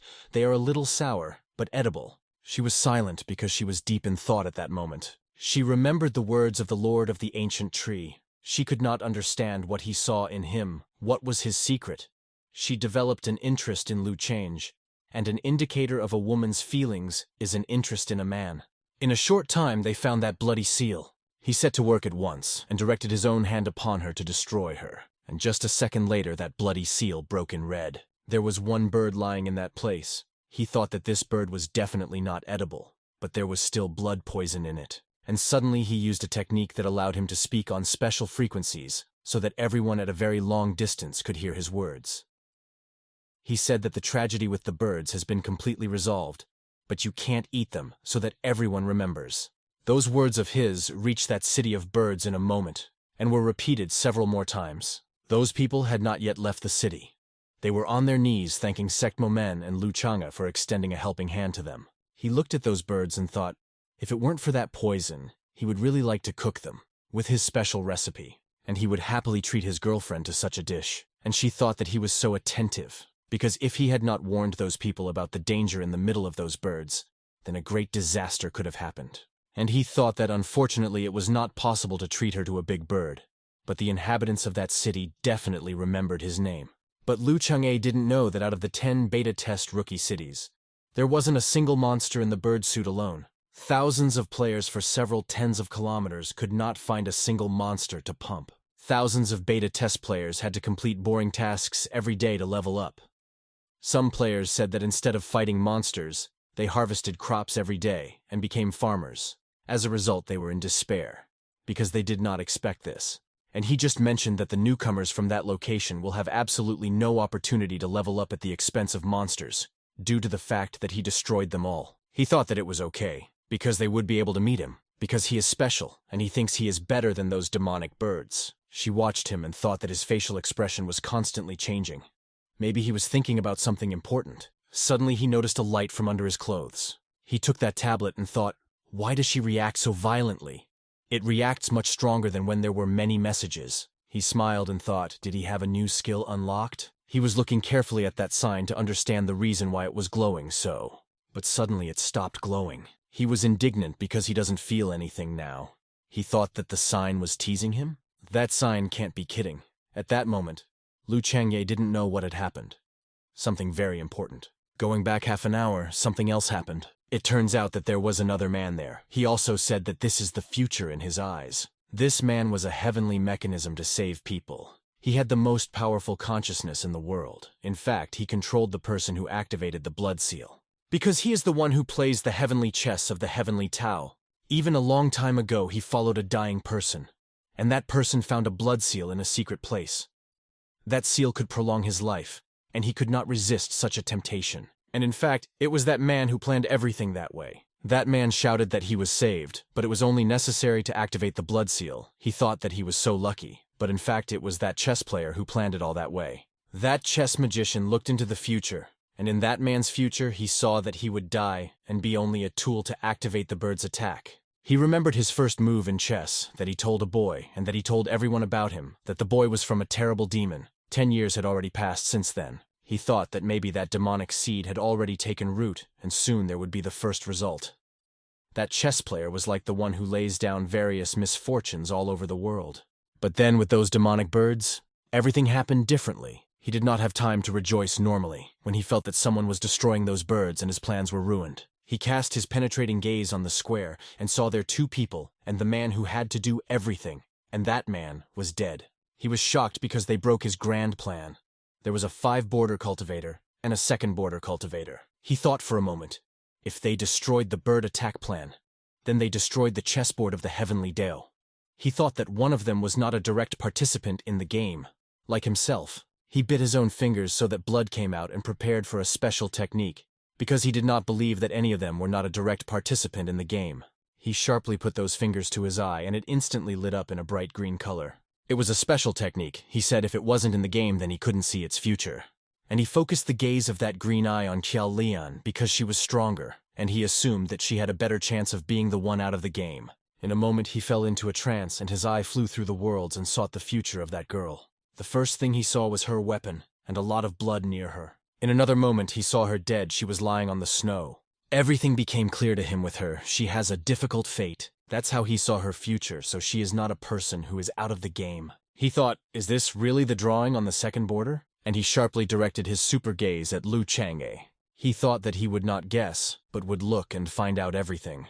He penetrates deeper and deeper, but still has not found anything. Suddenly, a big eye appeared in front of him, which seemed to be looking at him. And at that very moment, he was knocked out of that state in which he could see the future. He was shaking. He said that this is a person who is outside the game. He was shocked. He was interested. Who is that man? It was at that moment when blue-green eyes flashed in the void that Lu Chang'e's tablet activated. He thought he needed to level up to see the new features. He decided to take that sign as a warning. And Qi Jianxian asked him if he still needed to go somewhere else. He replied that this was all and they were returning home. She thought about a seemingly simple phrase. She looked at him and thought that this was not her home, but his. Meanwhile, everyone remaining in Momen was engaged in Xiaoqiu's cultivation. She thought that girl Lu Dongyi went somewhere and didn't say where, and Head Lu went on a trip with that girl. Suddenly, her thoughts came to an abrupt halt when Xiaoqiu approached her. The girl Luo Bing was even startled by the surprise. She suddenly decided to ask the girl Luo Bing, "What is it like to understand such a saying, to respect men and value women?" She turned pale in an instant. She hadn't expected such a question. She immediately remembered the story told by Mu Dongfang, where the girl was kicked out of the house so that her mother's new husband's son could continue his studies. Mo Dongfang told He Ting to explain the differences in that concept, because Luo Bing was really thinking about something. He immediately approached Xiaoqiu and said that he would now show her something. He pointed her finger at the writing on the ground, and she looked at it carefully. There it was said that men carry heavy bags and women light ones. That is the essence of the saying. And now she has no other questions. She immediately understood everything. Lu Haiding patted her head. And that one-eyed old chess player didn't know that his first seed also went off the path he planned. That He Ting grew up to be a completely good person. Suddenly someone flew over Momen. It was Aunt Ning. She said she hadn't been to Momeni for half a year. They noticed her from a height and were preparing to meet. She said there was no need for formalities and asked where Lu's family was because she hadn't seen them in a long time. Luo Bing replied that Lu Dongyi's girlfriend had gone to confinement, and Chief Lu had gone to the arena, to the sword sect. She was wary when she heard about the shutter. Of course, she thought that Lu Dongyi girl was a bit strange, because setting up 30 layers of protection was a bit too much, but that was her business. She asked why they didn't go with Lu Chang'e to the competition arena. She replied that the head had established a queue for the passage of the arena, and they all stood there and didn't say anything else. They were waiting for what Aunt Ning would say. She thought that most likely they just didn't have the spirit stones to pay for the arena. She thought that if she was going this time, she would pour some spirit stones on them. And Luo Bing continued to do her usual business of examining and comparing women with herself. She thought that Aunt Ning looked very beautiful. Then she remembered that her own girlfriend was a mentor, and that she was far away from Luo Bing herself, and that calmed her down. And in one moment, Aunt Ning asked her what she was doing. At that moment, she was very afraid that she would be judged for her strange inclinations. She started saying that she didn't do anything, and she herself thought that she needed to get a hold of herself. Meanwhile, the one-eyed chess player regained consciousness, but his whole body was still shaking. He remembered the eye he saw and began to think, "What is that boy like?" Suddenly he began to see worse. He was doubled over in despair, and with every second it became more and more dim. And in a moment he was completely blinded. He was terrified. He said the power that the heavenly Tao had given him was gone, and he just looked at that boy and was blinded. He was just bursting with anger. He said that he had to find out who that guy was. And suddenly, like a black spirit, he jumped a very long distance, and said that he would not allow one more person to be outside the boundaries of that game. He arrived at the tower of the heavenly mechanism. There was the intelligence organization of the heavenly realm, and he landed abruptly on his throne. There was a girl in that great hall. She was surprised how he appeared. She carefully approached him and asked him if he was injured. It was obvious that he was in pain. He was surrounded by black energy. He gave his assistant a scroll with a portrait of that boy and said that she found out who he was. As soon as she unfolded that portrait, the first thing she said was that there really is such a beautiful man in that world. That old man told her not to admire his beauty, but to find out everything about him as soon as possible, because she could be punished. She was smiling like that because she herself became interested in who he was. Meanwhile, they continued to fly in the direction of the house. Suddenly he got a system notification. At that moment, he had no idea what the alert might be, and there it was written that there were 10 days left before the arrival of the players. He was very happy when he saw that. He said that in another 10 days the best people who can be used will come. He has already prepared everything, and we need to wait for the fish to bite the hook.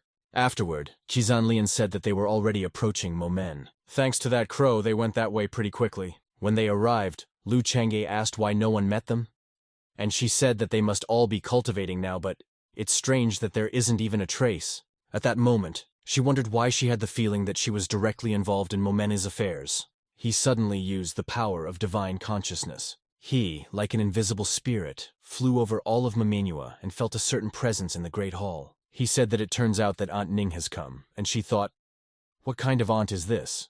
They went straight there and wondered on what occasion she could come to them. When they entered that hall, everyone immediately turned their attention to them. Aunt Ning turned around and said that Lu Chang'e had returned. He went to her with a hug and said that he congratulated her and that they had not seen each other for a long time. He came up and with a big smile asked what she brought him this time.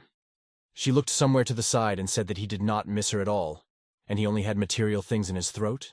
He said out loud that he missed her a lot, and thought it was a pity that he was already an adult and could not throw himself into her big arms like he used to. When they were talking, Jiang Xinyang was standing in the back and she was a little uncomfortable, and that aunt kept looking at her all the time and wondered if she was chasing her.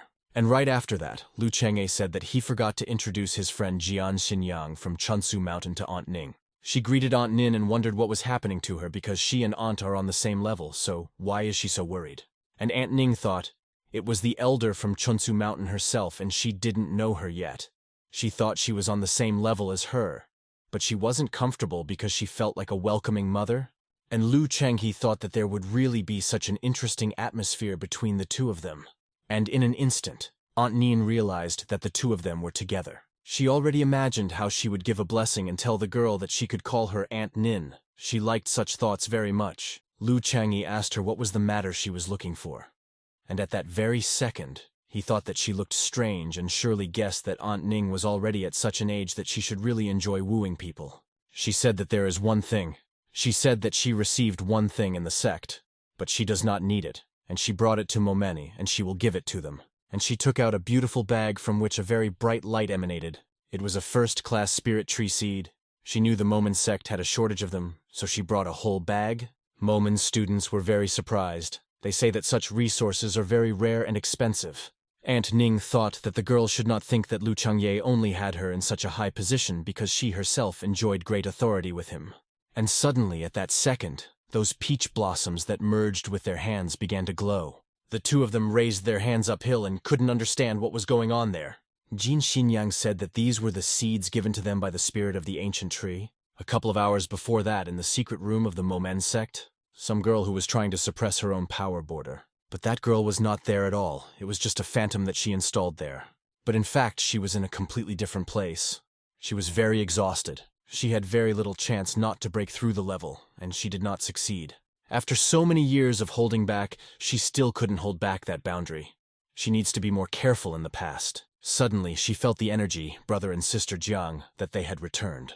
At that moment, she grabbed the cloak without any thought, and she suddenly began to run to them all. She said that she had not seen her brother for 3 days and 11 hours. She ran into the Great Hall and was very happy that everyone was there. She immediately noticed that very beautiful peach flowers were flying there. She didn't even think about anything. She noticed that brother and Jiang were holding their hands in the mountain, and those peach blossoms appeared from their hands. They themselves did not really understand what was happening, and looked at the girl Lu Dongyi with such an inexplicable look. She did not even know how to react to her, because she could not imagine such a turn of events. She lowered her eyes and said sullenly that those peach blossoms were not really beautiful at all. Lu Changji turned to her, implying that she had behaved rather badly at this moment. He thought that for some reason at that very moment he had the feeling that he had been caught in bed with his mistress. And in a moment, the girl Lu Dongyi just walked past her brother and said hello to Aunt Ning. Did she say that she not only came, but also brought gifts? Lu Changye and Zhang Lian were a little shocked by the behavior of Lu Dongyi's girlfriend, and the girl Luo Bing thought that the relationship between the young master and Zhang was quite delicate. She thought that there was nothing wrong, because all she needed was to become one of the young master's wives, and that would be enough for her. Aunt Ning said that if everyone returned home, they should not delay and plant that spiritual seed today. They all agreed with her that this would be the most correct decision. They all left that hall and headed out into the open to find a place to plant the seeds. In a short time, the sites were identified and earthworks began. While the disciples were digging holes in the ground, Aunt Ning said that Lu Changye had passed the arena very successfully this time. and he replied that he was only a little different from the others. He said that he realized and understood the heart of the sword a little, and at the same time received the reception of the slow sound of the sword art, and also took second place, and thereby shortened the passage of the arena by 2 times. She was not jokingly surprised, and asked him what he called just a little different from the majority. To that he replied that all the students of Manhwa are the same. Is he telling the truth? And in an instant, all the students answered in unison that he was right. They were all like him. Aunt Ning remembered a woman, and thought that her children would not disappoint her. The next day, they went out to accompany Aunt Ning. Lu Chang'e asked her if she had definitely decided that she would not stay for a few days. She said that she is not as free as him and has a lot of things to do, and she remembered that Yue was saying hello to Lu Chang. He sighed and asked her to say hello to him as well. And she almost forgot to say that Yue crossed the 4th border a couple of days ago. And she herself thought that it was very good that he was advancing so quickly. But he should not become such a pronounced boaster, for he was not the only genius. To that phrase of hers, he calmly replied that he almost did too. And she told him that he was not yet at the 3rd limit, and dare he say he was almost at the 4th? And he replied that it is only a matter of time, and that's all. She also said that Yue had asked her to ask Lu Chang'e something else, and she herself thought that the boy had completely lost his modesty. He asked her in disgust, "Why does that Yue talk so much?" She endured a short pause and said, "Could Yue at the 4th level force Chief Lu to expose his sword?" It was a very serious question. All of Momon's students held their breath at that moment. Even Xiao Qiu wondered if Brother Yue could really be stronger than Chief Lu. His loyal friend Zhang Lian was also eagerly waiting for Lu Chang'e's answer. She was very interested in what he would answer. He said after a short pause that he would ask Aunt Ning to convey one phrase to Yue. He used the spirit wind technique and said that his sword had been sealed for over 10 years and could kill anyone below the 5th limit with a single strike. She thought that as long as 10 years, it means that he has a very strong will. Luo Bing was delighted with this answer. She thought that this was what she expected from the young master. Xiao Qiu said emotionally that the head is very cool and she also wants to say such cool words. But at this moment, her emotions were quickly suppressed by the girl mentor. Aunt Ning said that she understood everything, and she would clearly convey those words for Yue. And immediately after that she flew away sharply, and they waved her hand and said goodbye. When she was far enough away, she called out to them that she had left them a present in the bamboo house so that he would not forget to take it. As soon as they heard that, their mood immediately rose. The afterword was a gift. Right after that, Zhang Lian called out to the big crow and said that she would also be saying goodbye, and she was very grateful for the very warm welcome. It was obvious from Lu Chang'e that he was disappointed. He asked her if she was already leaving. She slowly turned around and said that she would leave them. He did not ask her to stay and wished her a happy journey. And she, in her typical cold style, simply thanked. And at the same moment she jumped on that crow. Sister Lu Dongyi thought that Zhang Lian and her brother were not yet at the level to start spending an obscene amount of time in each other's presence. And immediately she felt warm in her soul because she thought that such things do not concern her, and she can be with him as long as she wants, because she is his younger sister. When she got to the height, she said that she had left something in that bamboo house so that the chief would not forget to look at it before going to sleep. The two of them were surprised, but did Lu Dongyi's girlfriend notice the phrase before going to sleep? And she rapidly began to gain height. At that moment, she thought that she could not return, because if she did, he will no longer want to leave the Momen sect. She decided to open a new can of wine and wondered what was happening to her. She remembered that he kept saying that she was very cool, but at the time she didn't think so at all. After a year, a little time passed and night came. He looked at those gifts and said that Aunt Ning left a ring for storage, spirit stones, and a lot of processing materials. And those stones are enough for all the Momen students to pass the competition arena, and there will still be more left. He thought that, of course, mature women do everything without saying a word. He came out of that house and said that the Xinyang bamboo house was nearby, but it was not time to go to bed yet, so he would wait. He looked at the moon and said that he had just one more thing that he usually did at that time. He went to the maid and began to knock on that stone and asked if she was there, and in a moment she appeared from the ground. He said that he was at the Sword Sect Arena competition that time, and he even took first place in one of the rankings. He also began to boast that he had learned a new technique, and learned a little about the understanding of the heart of the sword. She didn't react to that in any way, and he realized that his praise of himself had failed. He decided to say only what he needed to, about that mark on the stone from a technique very similar to the one she taught him. He asked where this technique came from. She mumbled something. The sound sounded like she forgot. He was shocked. How could she forget that? He got angry and said that in that case he had more information. He asked if she remembers the strange Lilu. At that moment, something very strange happened to her. He was happy because he thought it was a reaction to his question, and suddenly she indistinctly said that she remembered. She began to behave strangely and said as if fixated on what she remembered. He questioned her emotionally. What did she remember? He was on the verge of a nervous breakdown, and she said that she remembered who Lilu was.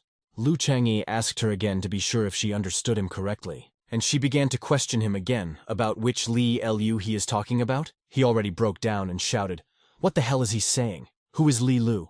And I thought, where did her ears come from? And in a second she came back and said that she heard everything, and why was he shouting like that?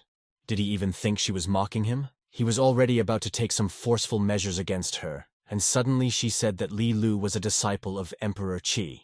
When he heard that, he was surprised by what he heard. He said that this could not happen because the emperor had 5 disciples, and all of them were on the 9th border of power, and their names were known even before those times, and there is definitely no name of Lilu. The maid added that Lilu was the emperor's last disciple. He thought and remembered the story about the times of the ancient disaster, that he and his 5 students died in that disaster. Unless he said that the emperor did not die in that disaster, she said that it must have been so. She suddenly began to shake and said that he must be his student after the ancient disaster. Was she saying something else? But she stuttered again and it wasn't clear at all. And Lu Chang'e kept asking her what else she knew about Lilu and Emperor Qi. She said that she may have lived with them, but her memories are very vague. She also said that she remembers only the bamboo forest. He was glad that she was beginning to remember something, and he continued to ask her about that forest. He thought that his family's maidservant lived with Emperor Qi. Then it turns out that he also has a connection with Emperor Qi. Suddenly, she said that Lu Chang'e's voice was so quiet. He must not have eaten anything? This was the last drop of his patience. He shouted even louder than that time and said, if she can't hear, he will dig up that grave so that she can hear him better.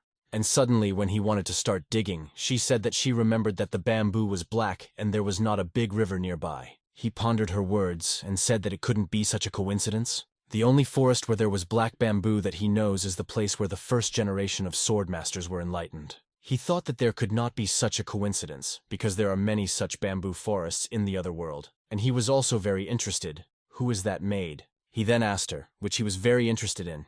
Did she remember who she was? She was sad and said that she did not remember who she was because she did not even remember her own name. Suddenly he paid attention and asked why her whole body appeared.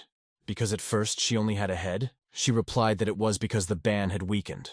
What did he think she was talking about? Suddenly she started screaming that her head hurt a lot, as if she wanted to burst. Her entire it shook and she screamed so that something would not happen.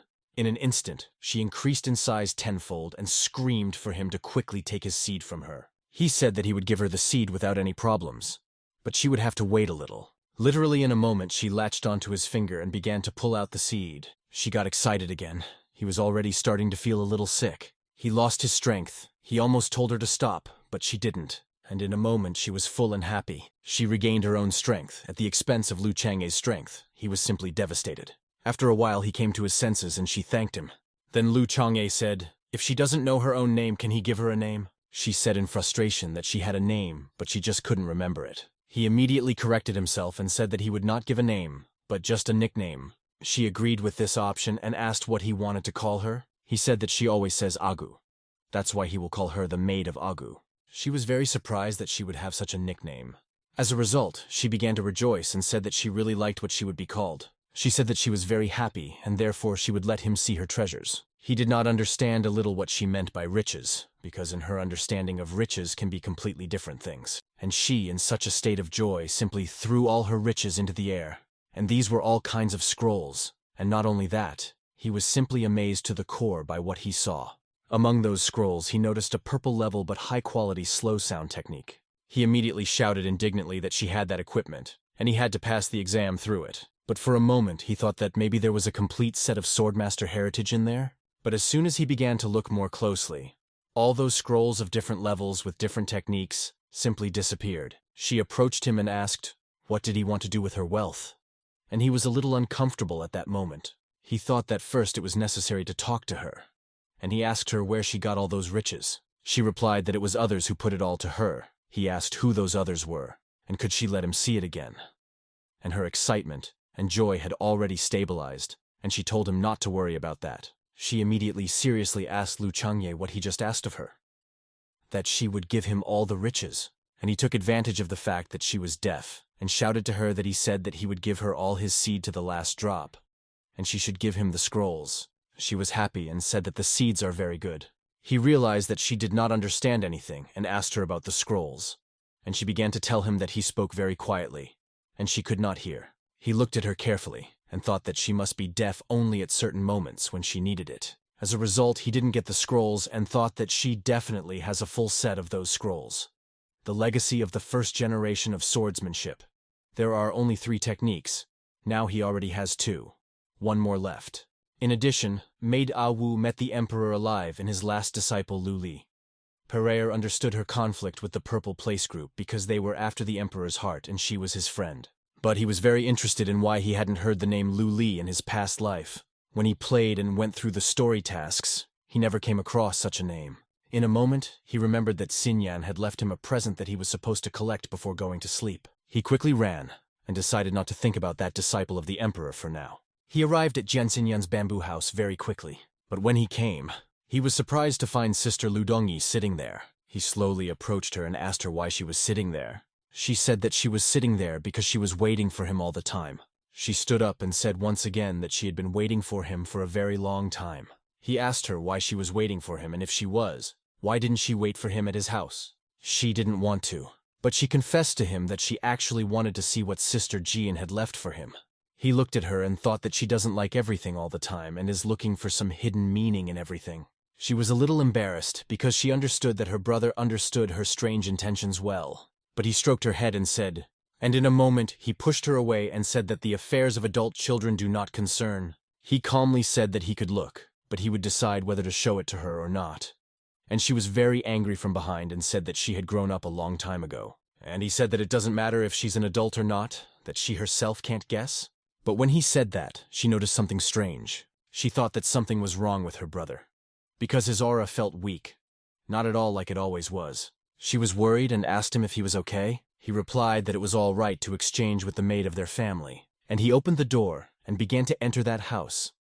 And she thought that he was a great man and was trying very hard for their family. And she continues to think about the delusional relationship between her brother and Jian Lian. She wondered if she deserved to hold the title of deputy head of Momen. He came in and said that it was clean and beautiful. Everything was as it should be in Jianlian, and the pendant on the table must be for him. He looked at him and he was very unusual. When he took it in his hand, he felt that it was as warm as a body and there was still some special seal. It was a black jade pendant. Its property was to form a fire seal, and with it the wearer could withstand a sudden attack at full strength from a simple S-rank cultivator. Also, it is worn directly on the body, and if you smell it, it will smell like the body of its previous owner. He was a little surprised because it was again a protective artifact similar to the one left by Aunt Ning, he wondered. Did it look like it couldn't protect itself? But he liked the fact that it would smell like Jian Xian's body, because she definitely wore it. And suddenly he was frightened by his sister, who sneaked up from behind and asked, "What is the fiery seal there?"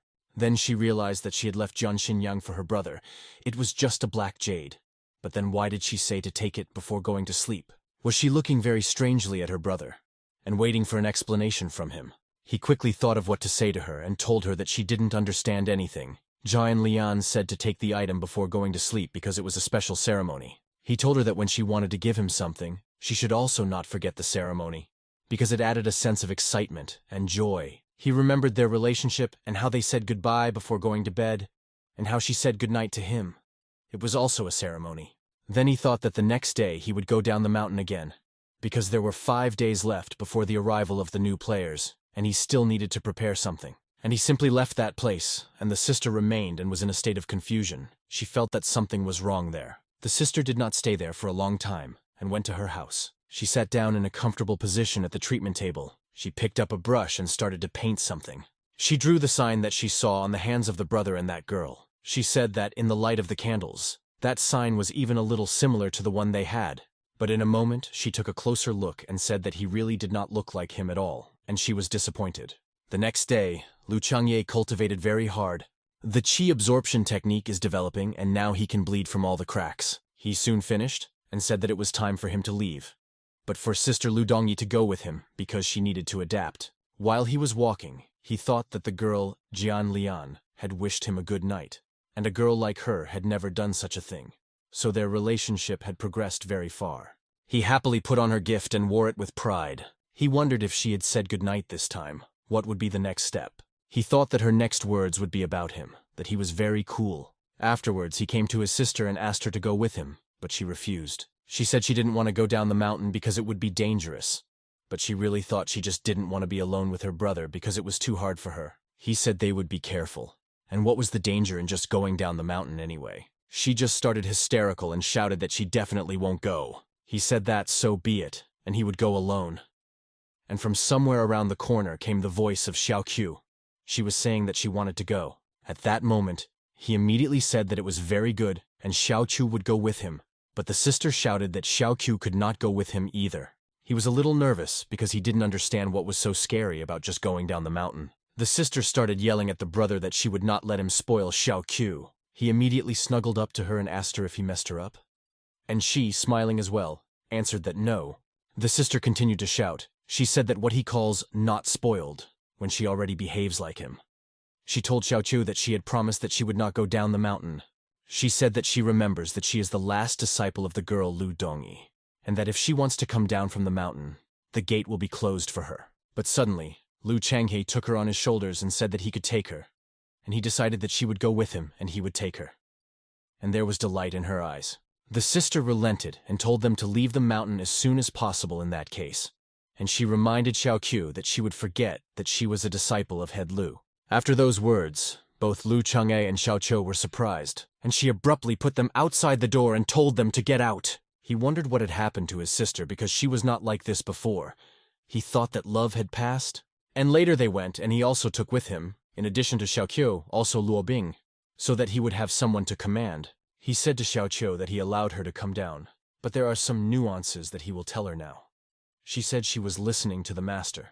He thought that things were a little bad, and let her still call him head. He said that the world is very big, and there are many different miracles in it, but one should treat everything calmly and not discriminate against wonderful people. The two of them asked each other, what really are such strange people? He said that they are not only real, but there are many and everywhere, and Momen has a lot of potential.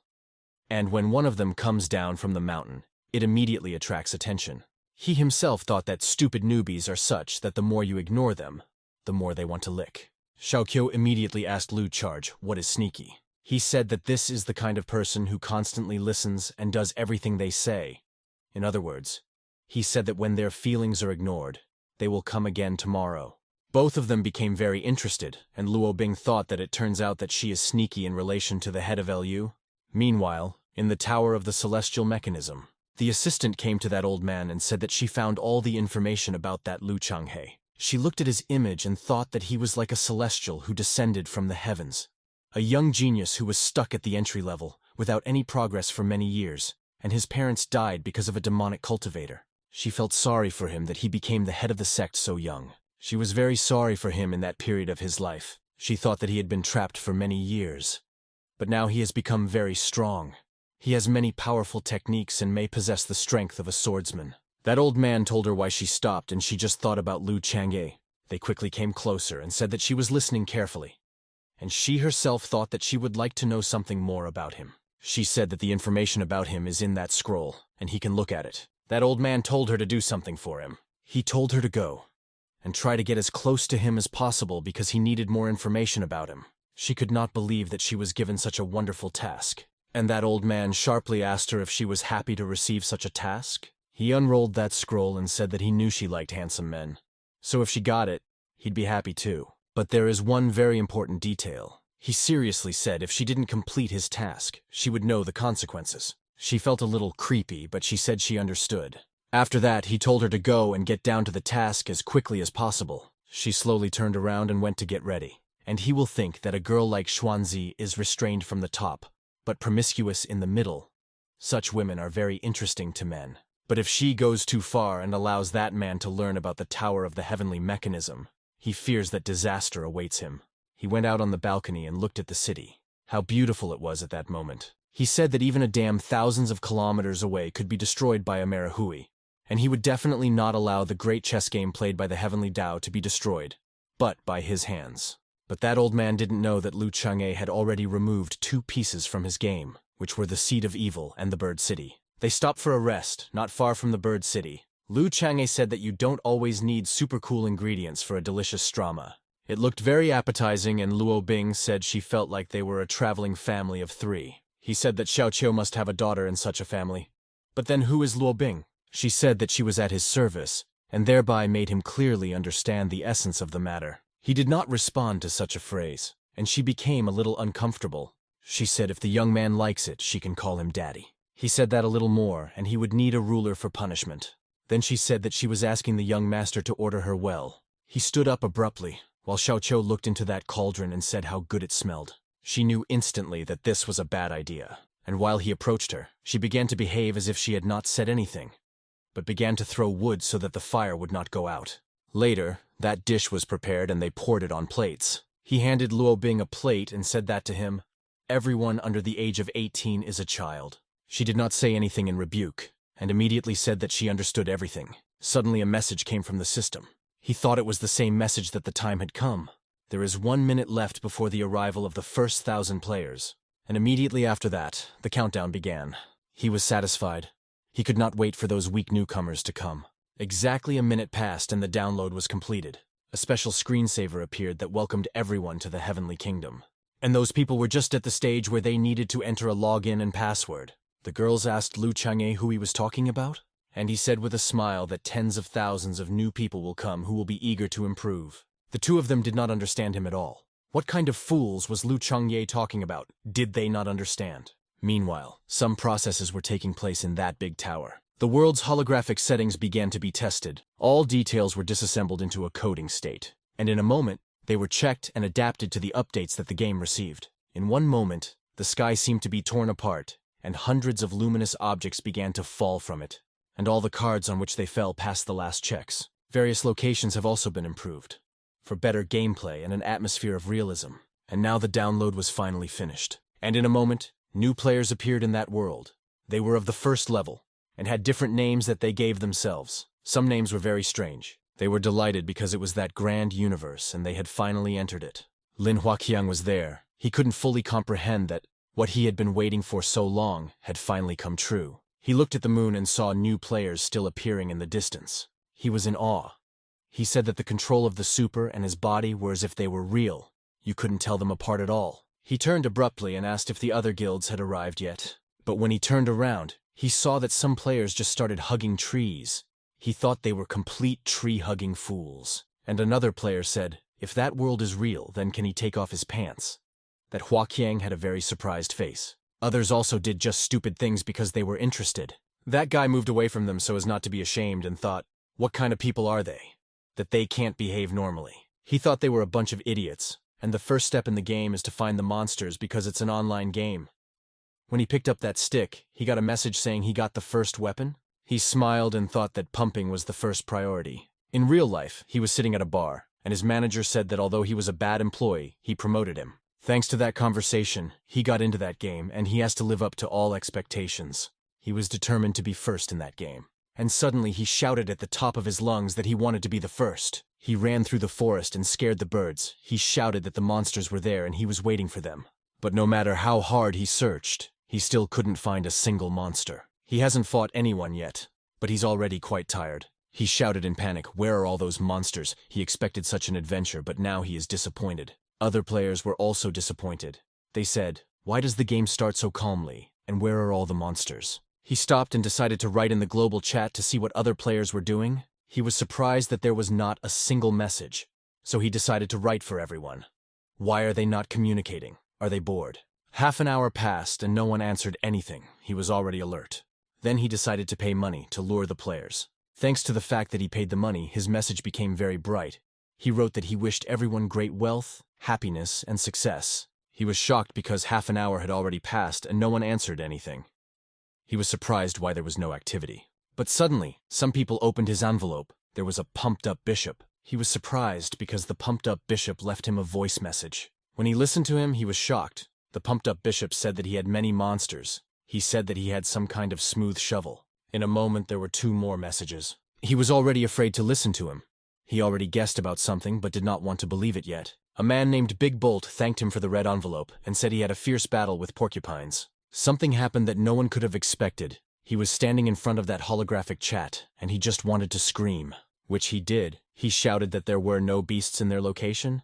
Time passed, and it was already dawning. He turned and saw the city. He calmed down and said that he knows where the monsters are, because if there are no monsters outside the city, then they are in the middle cities. He couldn't wait to meet them. He wondered what those monsters looked like. Were they like demons or zombies? And he ran with maximum speed to that city. Literally in a couple of seconds, he ran to the gates of that city and got ready. Those gates began to open, and he said that he would finally begin to improve. Some incomprehensible entities appeared from those gates. It was not clear whether they were zombies or demons. He had already gone on the attack and shouted for them all to die. He was shocked because all those silhouettes were ordinary people, not monsters or zombies. This was his last hope, and there was no monster. And suddenly among that group of people in the distance appeared one player who came from that city. Her name was Fulgi, he thought. How did she get the second level if there are no monsters to level up? He waited until she reached him and used all his charm to get her to tell him everything. He asked her how she managed to reach the second level. The way she answered him shocked him. She said with great indignation that he is a bad dog. Let him go to the man who is standing in the city and take the task, and let him not delay her, because she is very busy. He abruptly stepped aside and thanked her and thought, why is that girl so rude and cruel? When she was already leaving, she said that she does not want to play with someone like him, and that he should not meet her, because she only wants to play with the rich and handsome. He simply showed her one gesture and thought to himself that she was so terrible that only devils would fall in love with her. He entered that city and was already angry through that fool. Suddenly he was enchanted because he smelled some very pleasant smell. There was a whole market in front of him. He thought how realistic everything was. He approached one of the benches and said that he wanted that roast because he hadn't eaten anything in that game yet. As soon as he reached out, he was hit on the arm with a stick. That seller said if he wanted a roast, he had to pay money. He was not ready for that at all. Suddenly he turned and seemed to see something. He shouted that he finally saw the man handing out assignments. He quickly ran to him and immediately offered the old man help, for example, in protection from mountain spirits. The old man said that the boy came on time and he just has a task for him. There you need to collect a basket of fruits, and for that he will give him 5 coins. Was he very surprised that he needed to pick fruit? Then he realized that they were all on a mission. He angrily said that he was taking the task because he had no other choice. Since then, Lin Huatsung had very busy days as a farmer. When others were fighting monsters, he would collect fruits.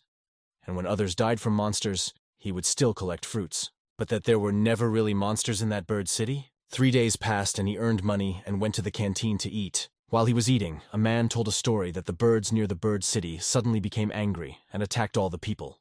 Momin's sect cultivator Lu Chang'e saved them. He took several blows and killed all the demonic birds.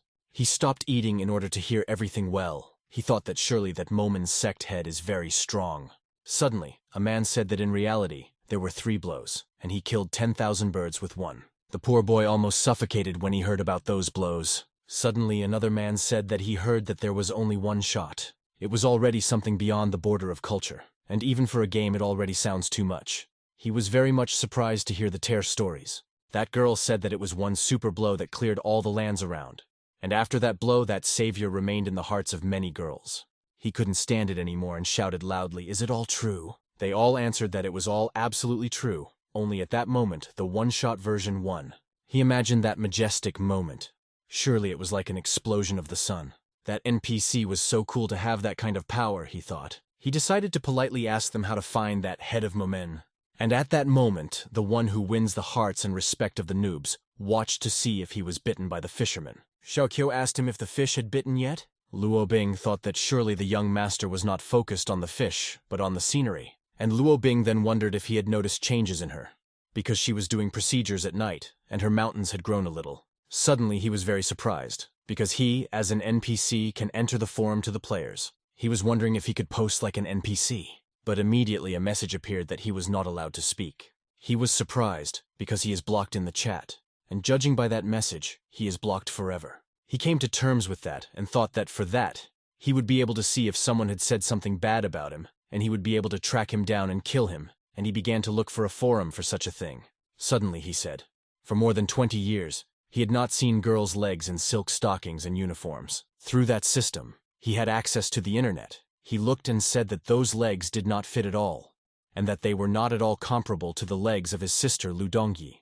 Next, he decided to look at what the players are doing in the bird city. In a special program, he entered the inscription of the city and the download began. There were various questions on the discussion.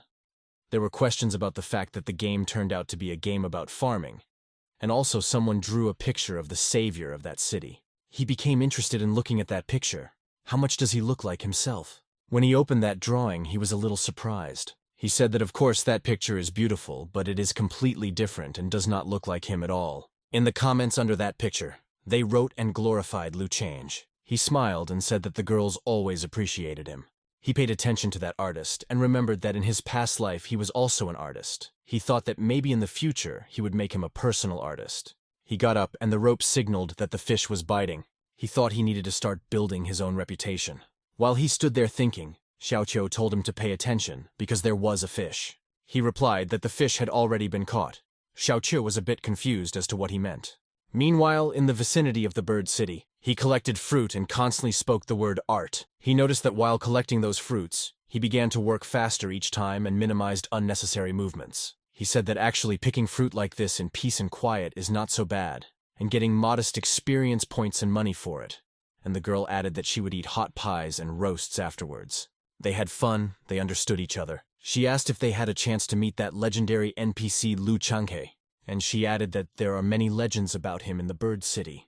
He said that this is unlikely, because these kinds of NPCs are very influential, and their goal from the beginning of the game is to motivate the players. And she said that she thinks that they can meet him. He immediately asked her to give him some arguments to confirm such an opinion, and she instantly replied that it was just a woman's intuition. Then he told her to look at one dry tree, and if they meet him, he will eat that tree. He wanted to explain to her how it works in such games. But suddenly they turned sharply at the cry of another player who shouted that a fiery star was flying in the sky. They looked up into the mountain, and indeed there was a flying object that looked like a star. Just at that moment, they flew by and the sun shone on their backs. They seemed to glow, and Luo Bing was especially beautiful at that moment. That player was shocked because he said that it is not a star but cultivators. Also, he said what a beautiful girl there is. These simple NPCs said it was Chief Lu because they saw him last time. That poor boy was thrown into a state of shock because they had just been talking about him and he was saying that they would never see him again. That girl immediately said that he would start eating the tree and that the world is real, so he should completely surrender to that process. There were many people there, and they were all watching Lu Changye. They were saying that he was coming down to them. They began to say that it was like a legendary artifact, while others said that they were willing to pay a lot of money to buy it back. All those students were amazed. They immediately started the scanning process to look at the information about them. The first one was Xiaoqiu. It said that she is a student of Momen, and she is level 12. She is very talented and her natural features were beautiful. The other one was Luo Bing. She was also Momen's student. She was level 17. Those people were surprised because the system itself showed them that they were really from the Momen sect. That player said sharply that something was wrong there. He told them all to look at the head. About him it was written who he is, but not his level, and there was no comment about him. They were shocked because if there is a question mark, it means that there is a level difference between them and Lu Changye of more than 20 levels. And some said that they would not be surprised if there was a 70 or 80 level difference between them and him. Lu Changye thought that there were these noobs right in front of him. He thought that the natural data of his sect's disciples were very good, and to keep them on a mountain where there were not enough resources was just a waste of their talents.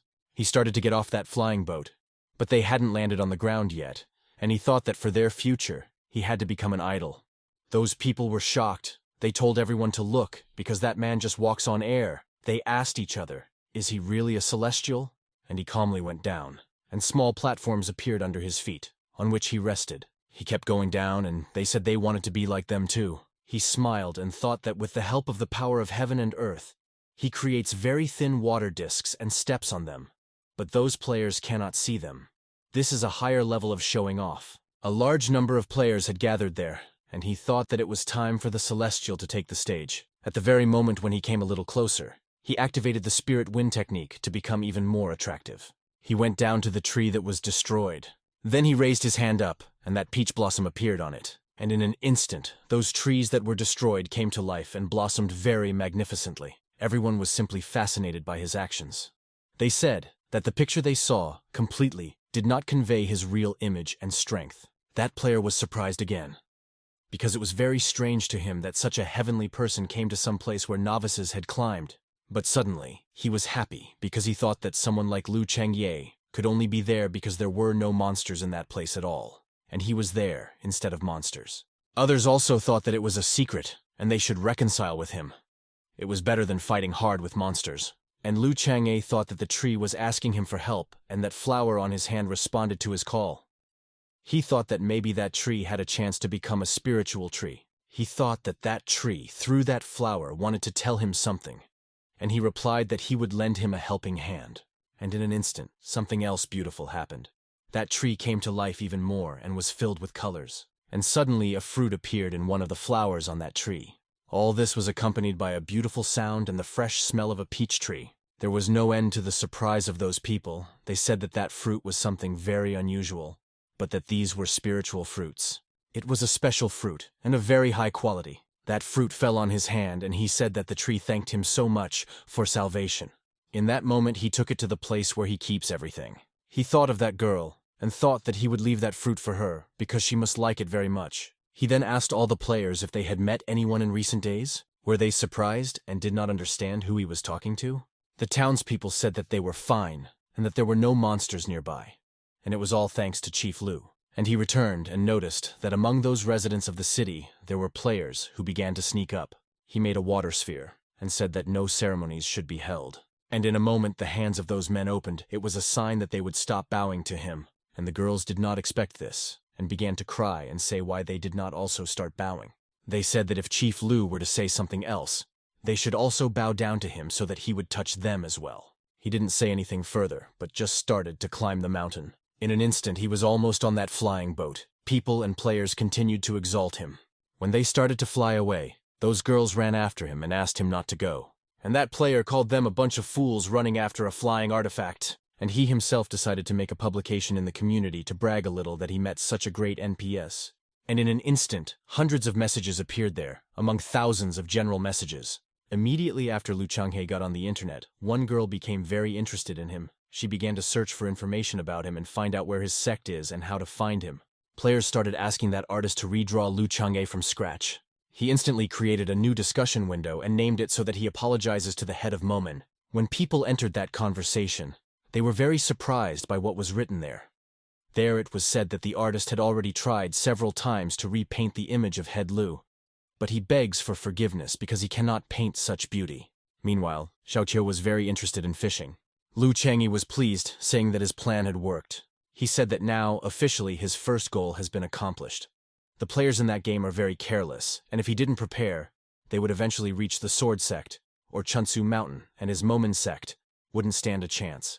And as for why he appeared for a little while and left, it was in order to add mystery to his image. He said that as long as his mystery was not dispelled, then everything would be fine, and was looking at the float at that moment. In a moment, Xiaoqiu shouted that the fish had bitten, and Lu Chang'e said that in addition, as an NPC, he added a special task to the bird-colored players. Suddenly, at one moment, all the people and players were surprised because they began to feel something. Suddenly the players had a task. It was about the fact that Lu Chang'e is walking somewhere in the vicinity of the bird city, and if someone finds him, they will receive a good reward and be able to discover the hidden plot. The players shouted that they were very lucky.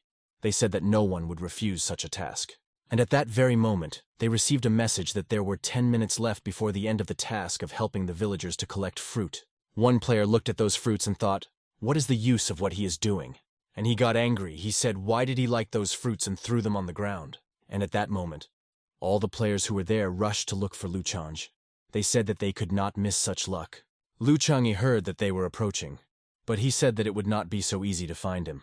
He raised his hands uphill and activated the water, and the water rose uphill. Then he applied the technique, and the water very rapidly began to change into another aggregate state. And in a moment there was a fog. And he said that if they wanted to be chosen, then he should first look at their data, because he did not need various weaklings and fools.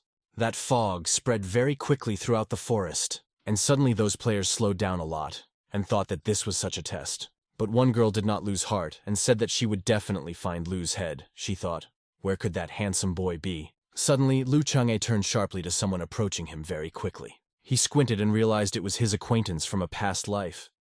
He didn't understand why she was there too. An image appeared from behind the fog, but Ali was on the 3rd level. Lin Ali is a famous player of a famous guild. She is also a famous streamer. This is a great opportunity for him to expand his reputation. She was running a stream and someone gave her 100 rockets. She thanked him very much. And Lu Chang'e was her first viewer in his past life. And he also slept with her, and that was a problem. When he talked with her, he did not think about what he might meet her in the future. At one point she asked him if she could get the title. Did he not understand what title she was talking about? She said the title of his official girlfriend. This alarmed him, and he coldly replied that he had a mutually beneficial relationship with her. And she went on to ask, who is she in his heart? At first he was silent and thought about how to tell her, but in a moment he said that she was simply not in his heart. He was a little uncomfortable seeing her this time, so he thought he wouldn't involve her in the general affair. And that player wandered in that fog and thought that that fog was very strange, because it was like a wall. He decided to check that fog for density and was very surprised, because it was really almost like a wall. He remembered the words of his superior, how he had said that they should become the fattest, but first they had to join a sect. That's why the player said that his boss is counting on him, so he can't let him down. That guy was the deputy head of a sect that Lu Chang'e had a bad relationship with in the past. He moved forward little by little and suddenly noticed some silhouettes in front of him. He was immediately glad that he had most likely found Head Lu.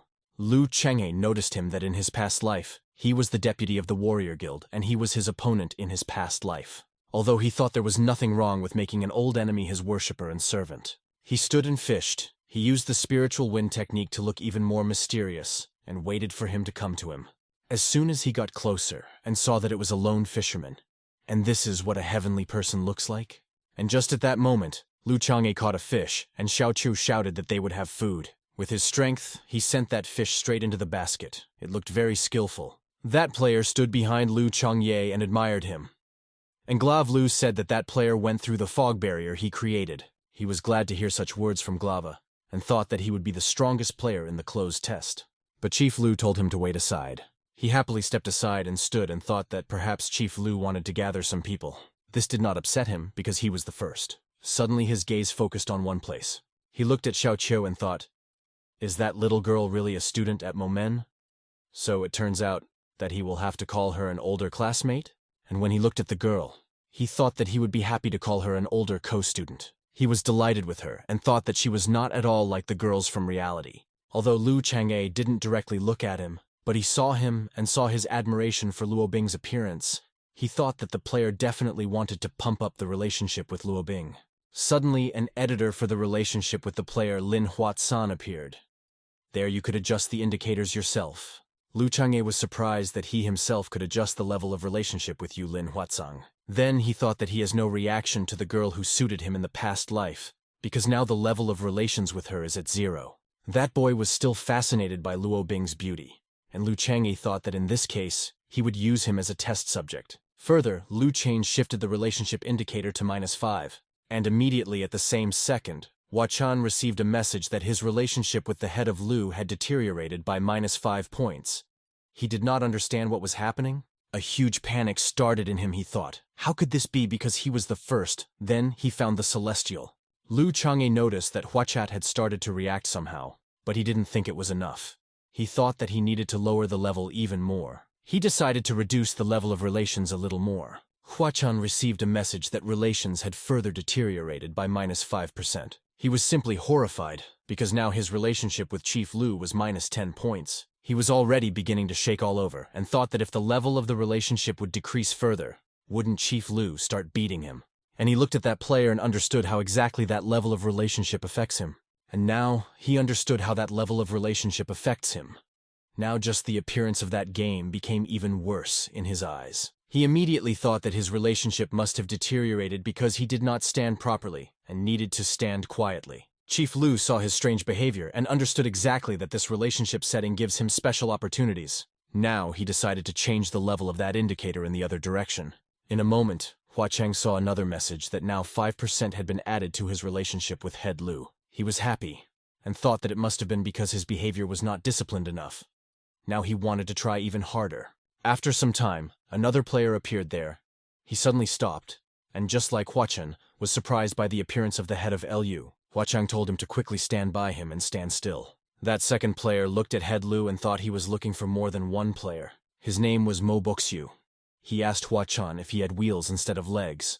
Because how did he arrive so quickly? He looked at him and wondered, but Hua Chun did not answer him. And Lu Changye thought that Mo Boxung was the second player he chose. He was known as Commander Zun. In a past life, he was a commander, and he was famous for his special approach to newcomers. Everyone was afraid of him, but after his training, the players turned out to be good warriors. He remembered that his commanding abilities were famous all over the world. He was in the top 3 among commanders. He was in a great mood and thought that it was necessary to gather everyone. He looked at them like a god, and they were like the fish he was catching. And suddenly a portal was opened for all those players who were looking for him. They were very surprised. A moment passed, and the people chosen by Lu Changye came one by one. But one more person was missing. He counted them and thought that out of 1,000 players, he only needs 30. And why doesn't everything work out for him? Some girl in that fog still couldn't pass. She felt that there was like an invisible wall. Lu Changye felt her approach. He thought that she was the only one who was able to enter there without his interference. So she stood right at the beginning, that place, but she could not enter. He sighed because he thought that his luck was very interesting. At that moment, it was on the indicator of 3 points. Suddenly the wall melted for her, and Lu Changye thought that since she came, it must be the will of heaven, and he let her in. When she entered there, she was immediately surprised. She saw a man standing with his back to her, but he looked like a god. At that moment, she was immediately glad that she got there. A certain boy, standing last, quickly called her to everyone and told her to stand next to him. And he also said that soon they would all become disciples of that celestial. The other players relaxed a bit. They were talking to each other that it was great for them to become special disciples of the great chapter during the beta test. As he continued to fish, he said that they had all broken through his veil of mist and could be considered to have passed the test. He smiled and said it was great. They all also rejoiced. They were simply overflowing with emotions. They said that finally a real game would begin in them. He told them to be ready because the application would be coming soon. From that day on, they become disciples and servants of his sect. From such wording, they were very surprised. Did they pay attention to the words apprentices? In a moment, each of them received a message asking if they wanted to join Momena as an apprentice. It was a disaster. They were emotionally broken. They all began to think. Because the apprentice is the lowest rank, and in the future you cannot change the status, and that is until the end of the game, they thought about all the pros and cons. This is a very important decision. Some thought that they might meet another sect in the future. And suddenly that first student rejected bad thoughts and said that there was nothing to think about. He boldly pressed the yes button and said that luck should be caught by the tail. And he was immediately assigned his status for the next game. He immediately came closer and got down on one knee and said that he was worshipping Head Lu. Lu Changye thought that the boy knew how to serve, and he would grant him some privileges. He was immediately happy because he saw that his relationship with the head had improved by 10 points. He thought he had made the right choice. And for the others, he thought, let them continue to doubt, and then it would be better for him to take everything for himself. Luo Bing looked at them and understood that something had not gone according to plan, because they were not very eager to become apprentices. She knew she had to do something to help them make the right choice. She came up and told him to stand with her, because even though he is an understudy, he is still their Momene's student, so he is considered her junior joint student. He was even more delighted, and thought that now he had a direct connection with her, while the other boys stood and looked at them in surprise. She told him that he would progress uphill because when their first student together started, he was also an understudy. Other players heard that there is a chance to rise through the ranks, that this is not the final status, and began to perceive the offer a little from the other side. And in a moment, many players decided to take a chance. They also talked about luck and tail, and where someone said that if you don't play big, then it's better to return to reality and sell potatoes. And literally, in a short time, they all got down on one knee and said that they were glorifying the head of Lu. He smiled and decided that now was the best moment to show them the reality. They have a new column in the interface, and one player told everyone to look at the bottom part, where the data about Momena is written. There it was written that the Momen sect is at the 9th rank. One player asked if it was the highest or the lowest rank, and many said that it was the lowest rank, and they were all just shocked and confused. They looked at Lu Changye and thought that he was such a strong celestial, the one who killed all the demonic birds with one blow, and his sect was only at the 9th rank. Many people began to think that they really contacted the scumbag head. He said that later they would understand, and he himself thought that precisely at that moment he needed to fill them with illusions. They had not yet seen his face up close, and he began to turn slowly, and the sun was shining so brightly that it dazzled their eyes. They only saw him for a moment, and it was not clear because of the sun. But they said that he was incredibly beautiful. And in one moment, something unearthly happened. An invisible force forced all those players to bend their heads almost to the ground. They tried to raise their heads, but they couldn't. They screamed in pain. It was a very strong pressure. The girl who came last said that no matter what the cost, she must look him in the eyes, even if it means risking her life. She began to try with all her might to do that, and it seemed that she was succeeding a little. She was weaning a lot of pain, and suddenly a message appeared in front of them, that they were looking at a fateful and unnatural power, the power of the sword. The next warning was that it was a mortal danger. It was further asked if they were willing to sacrifice their lives to continue watching. She could hardly bear it, and thought that if she starts again, the chance of getting into Momeni again is very small. She thought, what should she do? And she decided that she would look at it and make a video. She thinks that it will definitely get a lot of views. And she gathered her strength and raised her head sharply and thought that she would continue to look even if she died. But the moment she looked at the place where Chief Lu was standing, he flew up in an instant and was already far away. He said out loud that the characteristics are completely unremarkable. She heard his phrase and thought that it was he who meant those words about her. Those players weren't kidding. They were asking each other if they all saw that red warning. And others answered that they had seen him, and that in general they had seen such a warning about death for the first time. That first Hao-chan stood and was surprised. What were his new friends talking about? And the girl asked him, did he really not see anything like them? He was very surprised, and calmly said that he saw everything. He said that he saw the true face of Chief Lu. They were all surprised. They asked again if he was sure that his face was covered, and if he did not see the danger warning. He thought that judging from their faces, he was the only one who had seen Lu Changye. And what could that mean? He smiled and thought that he was the only one who received a blessing from the head. He felt popular and asked them if they had seen his face. And he asked them if they also received the level of relationship with Head Lu. They began to insult him, and said that they thought he wanted to deceive them. He showed his indicators to others, and was surprised that he was the only one who improved relations with the head to +5. All the others immediately rushed to check their indicators and were upset, because they all had 0 relationship points, which means that he was the only one who got them. He was in a great mood and said that he forgot to tell them something else, that he managed to write down the appearance of the head, and he was holding a special cube with information in his hand. He looked at their surprise, and it gave him pleasure. They began to admire him, that he was a very good man. He looked at that cube of information, and said that he only looked at it, but he could promise them something. He turned to them and said that they definitely had one of the best starts in the game of the Kingdom of Heaven. Everyone was surprised by his words, although a little confused. Huchuan said that he will create a chat room and upload a chapter video there. He raised his hand and asked everyone, who among them wants to enter the chat rooms? Literally in a moment everyone went to a single player, raised their hands and ran to him. He rejoiced and thought that although they were apprentices, he was the best apprentice. Because the one who creates the group becomes the leader of the group, and this is to some extent a status increase. After some time, he created a group and called it the Light Yellow Group. He wrote that, hey everyone, and he dropped a video with Head Lu. When they clicked on that video, they were simply fascinated for the first few seconds by the thirst to see what was hidden from them. He returned slowly, and they simply did not breathe at that moment, because they were afraid to make some malfunction of the equipment. And he really came back and showed himself completely. They immediately began to think that there is such a flawless man in the other world. Suddenly, as they were admiring the image of the head, the pond behind them began to behave strangely. It seemed to boil. One of the players noticed it almost immediately and was very surprised. And suddenly a scroll appeared from that water. Others shouted that it was a technique. This was a technique for training chi energy. This technique was basic. Without it, no one would be able to continue advancing up the cultivation ladder. And of course they had the opportunity to learn that technique. They all rejoiced and rushed to learn that technique. Now they began to say that being an understudy was even fun. While they were all rejoicing at their first technique, Huchuan decided to send that single video of Chief Lu's face. He was delighted, and as he pressed the send button, he thought that he would make Chapter Lu very famous. Meanwhile, Halava and her students continued their flight. He sat and was indignant because it had already been 3 minutes since he had given the opportunity to take a photo for that guy, and he had just posted his photo.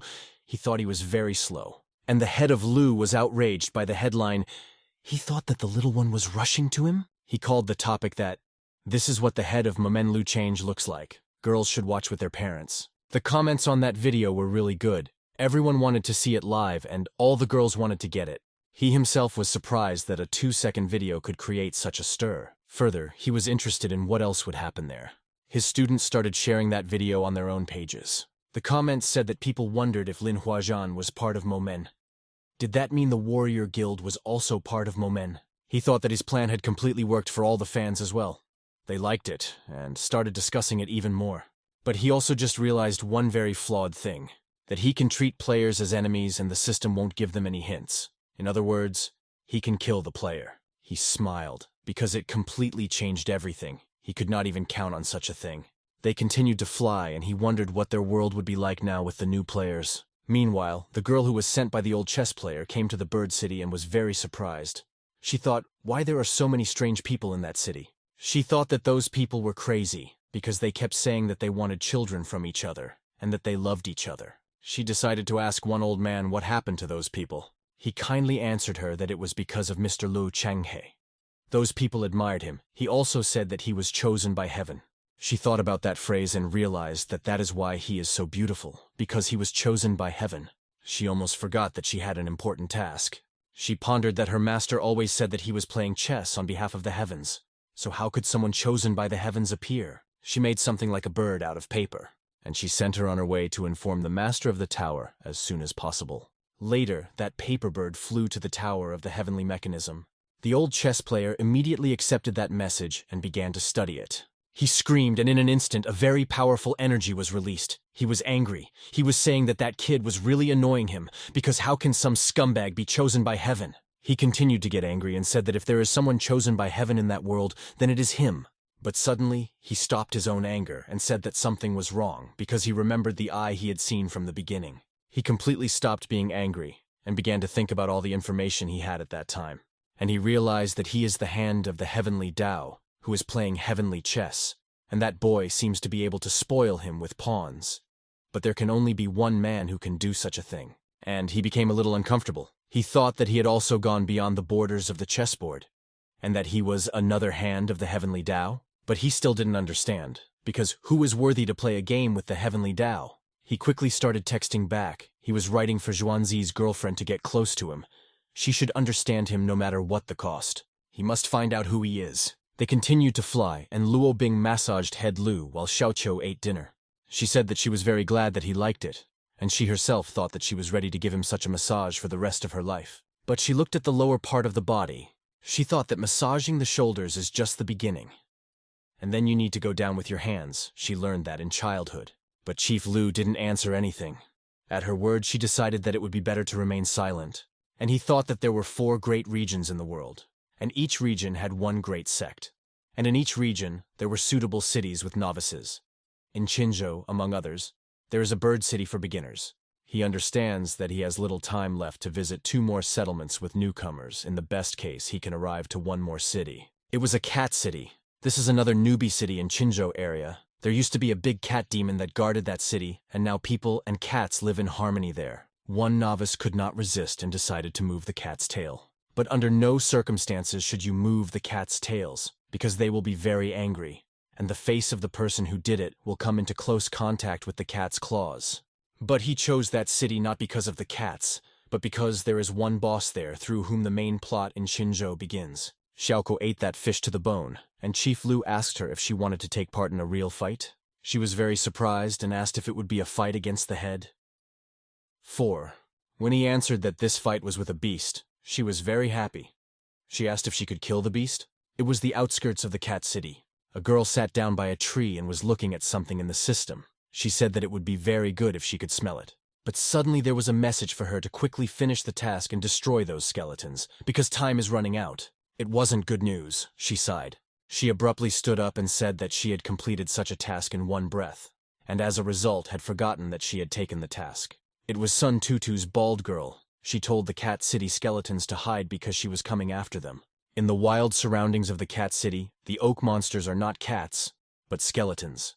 When she was investigating the skeletons in the forest, she noticed a group of people. Some guy turned to her and said that she is a respected master and let her look in front.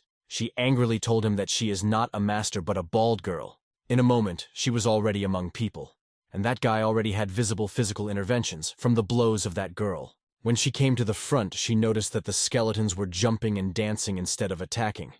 It was very strange. That's why the guy didn't have enough adrenaline, and he started saying again that the situation looked like a nightclub, and he was inviting that master to dance. And in a moment she gave him a few more blows and said, "What normal person would dance with skeletons?" But in a moment, several people were already dancing with those skeletons. It was a complete disappointment for her. She thought that those people were doomed. But in a moment, something very strange happened. Some purple energy appeared. Those players were scared. They said the ground started to shake. They asked what was going on. In a moment, they said that something appeared there, that it was like a boss. All those skeletons stuck together in one place. That girl rushed into the attack and shouted at those players, "Why are they standing and waiting for that boss to fully form?" They all said that they had forgotten, and in a moment also rushed to attack. They said that first, you need to clear the skeletons around so that it would not be difficult later. She entered the battle and understood that something very unusual was forming there. Suddenly, a white hand began to appear from that pile of skeletons, and in an instant, a large and scary silhouette appeared there. Just before his appearance, they all received information about that boss, that he is no longer a skeleton, but a zombie, and he is of the 5th level. And immediately to that message was attached that a battle with him is a mortal danger. When they saw those messages, they became very scared. Because if they did not improve their chi energy, then their maximum level is the 5th. And he had strong attributes. It will be difficult for them to defeat him. And in one moment he suddenly and completely appeared, and there was an explosion of violet energy. When he appeared, did some say he was handsome? And some said it didn't matter, that they needed to kill him? And some player jumped at him from behind and was determined to destroy him. He delivered a powerful blow, such that the head of such a zombie should have just blown off. But something went wrong, and in a moment, that zombie knocked him back with a strong blow several times. They were shocked that he was so strong. They didn't think that the 5th level showed so much. He roared, a very loud roar. Demonic energy just emanated from him.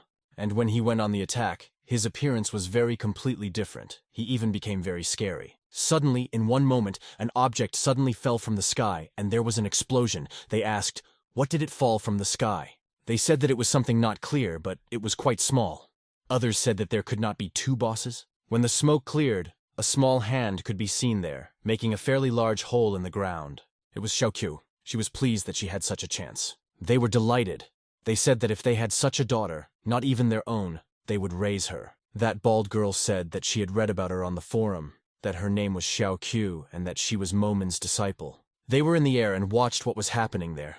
Luo Bing asked Chief Lu if this would be too much of a task for Xiaoqiu.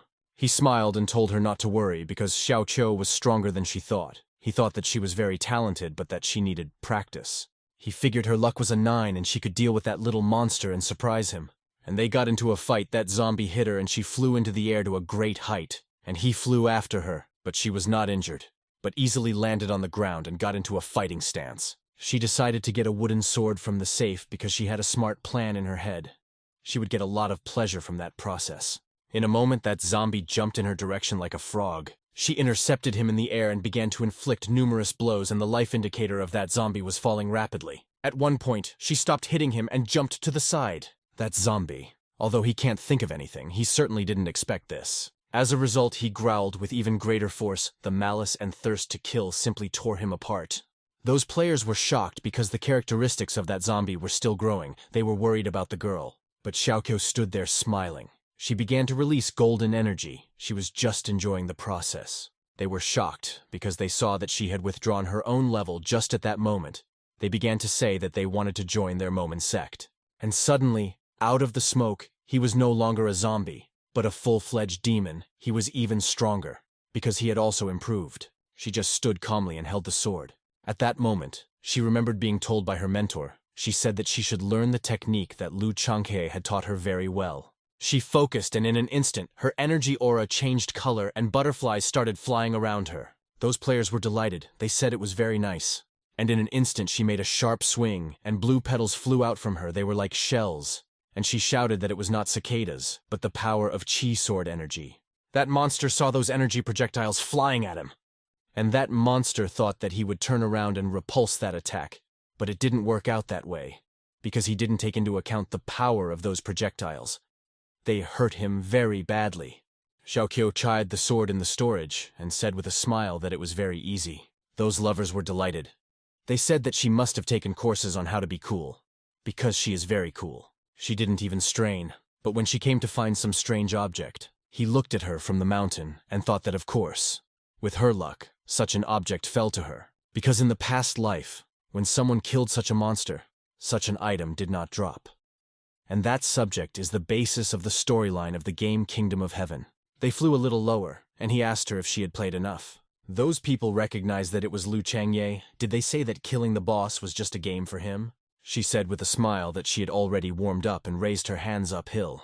He told her to turn around and pulled the oar towards her and used the power of the water. She herself did not understand a little, but she just started flying in the air and was surrounded by water.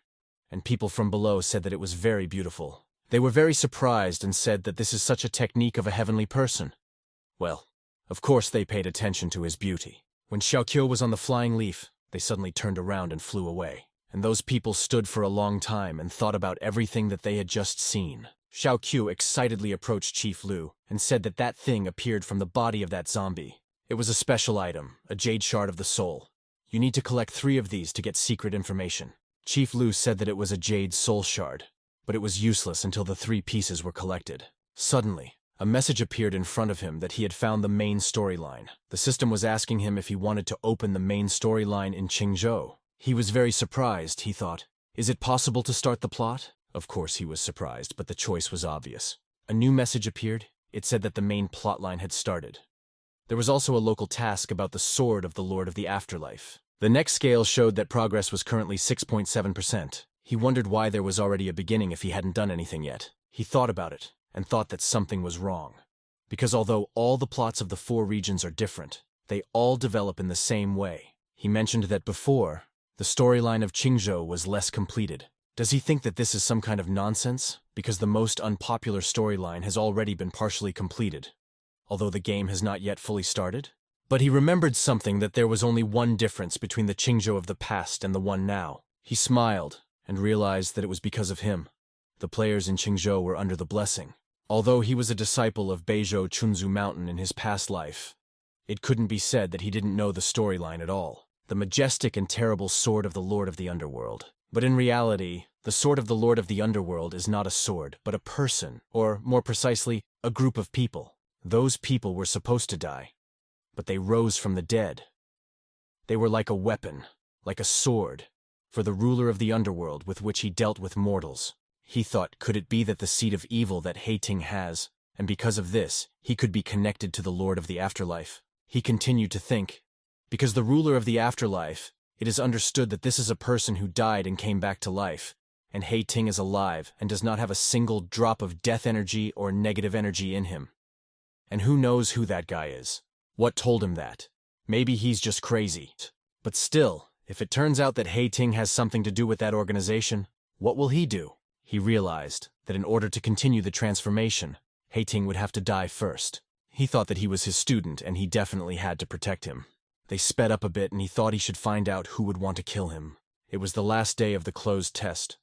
That first disciple, Lu Changye, told them not to say goodbye, and later meet at the open test. That girl was very disappointed because she wanted to see Lulu once again in the closed test. Another player told her not to be sad, because she is a famous streamer, Ali.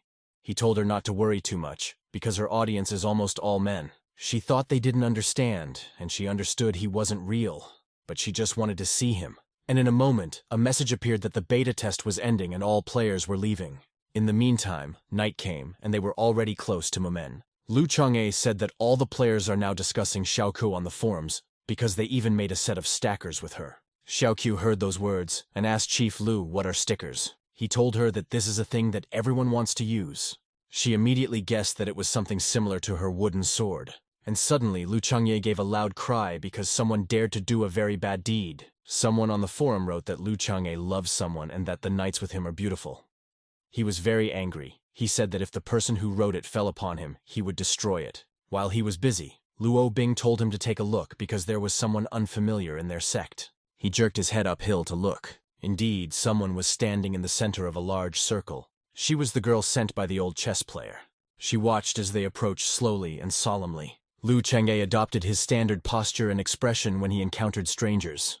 As they approached, she could see his image and thought that she had not wandered for 3 days in that crazy world for nothing.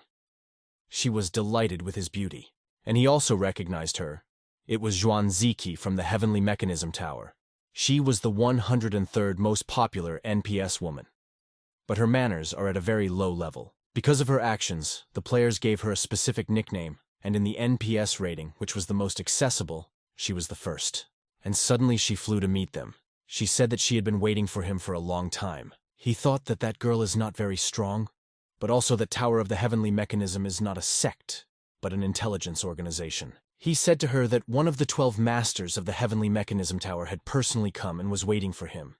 He asks what could be the reason then. She was delighted with him. She thought he was very handsome and that she wanted to go on a trip with him. She suddenly pulled herself together and thought that she couldn't do anything extra because she had an important task. She bowed and said that she had come there on behalf of the master of the tower to make friends with the head of Momen, in honor of which she was giving him the jade pendant of the celestial mechanism. He looked at that pendant and thought that it's like a VIP card, and with it you can get any information from the Tower of the Celestial Mechanism. It's a really good thing. But he said that he greatly appreciated her generosity, but he had to decline. She was shocked. She definitely did not expect this. He just walked past her and said if she had nothing more to do, he would ask her to leave. She was in a very confused state. She changed her tone a little and said that she came to him with sincere intentions on behalf of the tower, and this is how he treats her? He said, since when did sincerity appear in their tower? She was indignant because he was looking down on their tower. He thought, why does he need the tower if he can learn everything on the forum? He only needs to be given a small task. Players like Lin Huatsang will pour money to get information to him. Therefore, the Heavenly Mechanism Tower is not worth Momen's attention, and those beautiful Xuanzi are not worth his attention. She was already very angry, she thought, why that guy was so self-confident. She didn't understand how someone from such a weak sect in the lower 100 could be so rude. She suddenly realized that there might be some great cultivator from the sword sect who was close friends with the Momen sect. She then told them that he was underestimating her celestial mechanism tower. Because what the tower controls is much more than just information. He turned sharply and said that she did think so, but she also underestimated his Momen sect. He said that he knows that the tower has set up nets all the way here. But his sect is too small, and it passes through those traps. So he has nothing more to say and will not lead it. Her anger was just tearing her apart. She thought that she didn't think that people were so worthless, and why did they know so little about that Momen sect? She must quickly find out everything about that sect. She said that she was with him, that she would return. They descended to the ground, and as they walked, Xiaoqiu asked Chief Lu if that Tower of Heavenly Mechanism was very strong. He replied that it is possible to say so. He said that there are 300 sects in the sword sect in subjugation. Some sects from the top are third-rank sects. Then the strength of the Heavenly Mechanism Tower is roughly equal to a third-rank sect. She thought about the ranks and said that their sect was as high as $9, and 9 was more than 3. And she was glad that their sect was much stronger than all the others. And Luo Bing looked at her in surprise. Lu Changye himself tensed up a little. He thought that that girl was really deeply under his influence. Luo Bing said that she thinks that Xuanzi girl is not that simple. He was interested in her attentiveness. He asked her what she meant by that. She leaned towards him and quietly told him what she means by her lifestyle. He asked her how she understood this, and she answered that she had a woman's intuition. He smiled and said that her intuition was very accurate, but she was just a girl. She stopped because she was happy that he touched her, and Chief Lu said that they needed to tell his sister that they had arrived, and she was delighted that he touched her. The door opened, and a voice rang out that the brother had returned. She asked him if he had a good trip. He sat down with her at the table and asked her if she had been waiting for him for a long time, and she said that she had not. She was in a good mood, and thought that as soon as her brother came to the mountain, he immediately went to her, to his sister, and she, as soon as he came, immediately felt his presence. She was happy because no one could take her place, not even the girl Jiang Xinyang. Suddenly she noticed something unusual. Xiaoqiu approached them, and teacher Luo Bing noticed that her student Xiaoqiu had hung up the border. She finished drinking and said that Chief Lu said it was a simple matter for them to raise the border. Lu Dongyi's girlfriend said that Xiaoqiu would soon be hit so hard that he would fly to the sky. She asked her brother if he wanted to tell her what happened during those days when they were gone. He said that indeed, there is something important. She immediately became alert and waited for him to start speaking.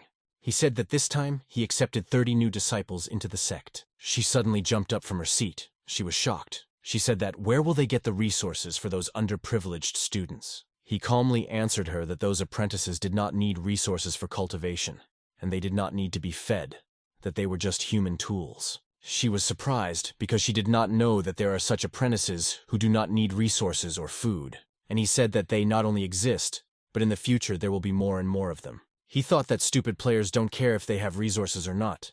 They will fight for the right to complete tasks for loot change, and they don't need money. The most important thing for them is to make the game interesting. But she said that it was still 30 students, and it would be necessary to think about their skills and teach them. And he said that they do not need to be taught. It is enough for them to collect water, gather fruit, chop wood, and wash dishes. That will be enough for them to cultivate. When she heard that they were going to wash the dishes, she was very happy. It was the location of the Qinglan River, and there was a branch, the Tower of the Heavenly Mechanism. Xuanzi suddenly entered that tower. She immediately told everyone who was there to come out to her. In an instant, everyone who worked in that tower came out to her and asked her what happened, that she had gathered them all so suddenly. With great anger, she told them to quickly get to work and look for information on Momen and Lu Chang'e. If they miss something, they will be severely punished. They were scared, and all at the same time said that they would start work as soon as possible. And they went to work, and she thought that she would find out what Lu Chang'e was up to. Afterwards, the worker brought her a scroll and said that the information about Momeni she wanted was there, but he added that there wasn't much information in them. The first time she saw that Chen Xiao had been to Momena, she thought that he was a direct disciple. But he was still a badass, and there was nothing to worry about. But suddenly, she read that the daughter of the swordmaster Nanwei had been alive in Momena for a few days. She thought that Lu Chang'e was really friends with her, or maybe something more. She thought, if this is the relationship between them, then it can be said that Lu Chang'e is half of the sword sect master's family. She was both angry and scared at the same time. She thought that if she got involved in such a thing, she would have very little chance, because if she touched something that belonged to Li Nanwei, her tower would not protect her. That assistant saw her sadness and asked her why she was so sad. And in a moment she sharply waved her hand and he flew away from her like a feather. He immediately started apologizing and that he was wrong. But she thought carefully and came to the conclusion that a girl like Lu Nanwei couldn't just have a romantic relationship, and most likely they were just friends. After such a thought, she calmed down a little and thought, if so, then she still has a chance. But immediately in a second she was surprised to the point of fear. She thought, how could this be? She screamed, how could that guy be related to the ruler of Chunsu Mountain, Jian Xinyat? She continued to wonder why such a person, at such a level, would be blessed by the peach tree along with Lu Chang'e. Fear filled her. She thought that Jian Xinyang and Lu Chang'e had really become a joint cultivation couple. She continued to say that she did not believe that she must have missed something. And suddenly she came across something else, also very important. Aunt Ning was there. There were suspicions in that tower that she had a close relationship with Lu Chang'e's parents. She remembered their first meeting and thought she should have guessed. That guy's flying artifact is the signature product of the Ningying Sword Sect's artifact creation master. Ningying is an elder of the Sword Sect. She is a great cultivator of the Sixth Border. She is rightly called one of the strongest in the world of the Heavenly Realm. As a great cultivator, she is world-renowned for creating artifacts. Almost all of the top-tier sword blanks are made by the Sword Sect. It is her work. Besides, according to the Heavenly Mechanism Tower, Aunt Ning doesn't have a single student. And if she really looks after Lu Chang'e as a nephew, then that changes everything. And as a result, a lot of influential people are connected with that Momen sect. With all that information, she just screamed and said, why is everything so complicated with Lu Change? Meanwhile, in Momen, Lu Chang'e was in high spirits and busy with important matters. He and his sister, as two of the strongest from their sect, started an important matter. They went to different parts of their sect and made some preparations. The two of them were simultaneously preparing a special technique that was very important to their sect. In an instant, an ancient seal was activated on one of the ancient pillars. And immediately after that, from that pillar, a golden energy beam flew into the sky. That ray connected in the sky with another ray, and they formed a protective magical field. He stood and admired that new protective field, and thought that Sister Lu Dongyi was very talented. She had restored the ancient seal drawings in just 2 days, and everything was successful. He was very proud of such a skillful sister, but he smiled and said that for the most part the protective seal was needed to isolate the players. Because now the atmosphere in the Momen sect is not like a simple sect, but more like a family atmosphere. Also, in the future, more students will definitely appear in their sect, and the relationship between them will definitely become more tense. And to prevent this as much as possible, He should isolate the tool people outside the sect, and when the disciples are around, they will hold back to get into the upper part of the sect. The girl Lu Dongyi continued to adjust the protective dome. She thought that she should do everything as best as possible, because it is a flawed aspect of the security of the sect. Suddenly, while she was concentrating on her work, someone came up to her and said that for today it is enough to work, and you need to rest. It was her brother, and she told him that she was fine and that she wanted to finish that seal as soon as possible. He said if she continued to work, she might get overtired and her divine power would weaken, and if someone attacked them at that moment, she wouldn't be able to feel it, because it takes 2 more days to finish that seal. She was frightened by such a warning, and said that she would begin to rest at that very second. He offered to rest under a tree, and he would prepare something delicious. She thought that she would like a special meal, not something random. He prepared pear caramel, and asked her if she would like that, and she sharply took the pear caramel and said that only a fool would refuse such a thing. She politely sat down and began to eat, but she said that it would not be enough, and that her brother should give her something else. She smiled and told him to massage her shoulders and legs, and then she would be satisfied. For a second he was confused and thought that it would be a great honor for another man to give such a massage to such feet. He said that he would rather pat her on the head, and thought that his sister was already a grown-up girl. He stroked her head while she was eating. Then he prepared something and she turned to him with a question. She said that her sword intention was already formed. The words he heard from her surprised him very much. As a result, he smiled and said that it was very good and he would give her a supplement for lunch. She looked very happy at that moment, and the lunch supplement suited her. He wondered if his sister had formed the intention of the sword a long time ago, or if she had only done it that day, but either way, it would be important to him as a brother. But no matter what happens, they are brother and sister, and she will always expect a supplement for lunch from him, as from an older brother. Later, night came and they sat down at the table as a friendly family and tasted what Chief Lu had prepared. Xiaoqiu said that she was going to eat 3 large plates. Girl Luo Bing was surprised. She decided to tell her that she had already eaten 4 plates. Xiaoqiu said in surprise that she didn't notice that she had already eaten so much, and everyone started laughing about it. Lu Changyi thought that he would need to talk to He Ting about something related to the main plot. When they had all eaten, they left the dirty dishes for senior disciple He Ting. But suddenly the head of LU came and told Mo Dongfang that he would be washing the dishes that day. Mo Dongfang did not expect that at all and was surprised. Mo Dongfang was disappointed, but he had no choice. And Chief Lu called He Ting to his place. Chief Lu went out into the courtyard with He Ting and told him that he would show him something and his task was to use the divine power to penetrate it. He Ting was confused. He didn't know what the object was. Suddenly, that shard started flying at a very high speed. That shard flew straight into He Ting's head. He didn't know what to do as Chief Lu didn't warn him about this. But at the last moment, Lu Chang'e managed to catch that shard right in front of He Ting's face. He himself was not jokingly scared, because he did not expect this at all. He said that he did not understand what was happening, because the reaction of that object was simply abnormal. Suddenly, a message came to Lu Chang'e asking if he would like to use that shard on He Ting.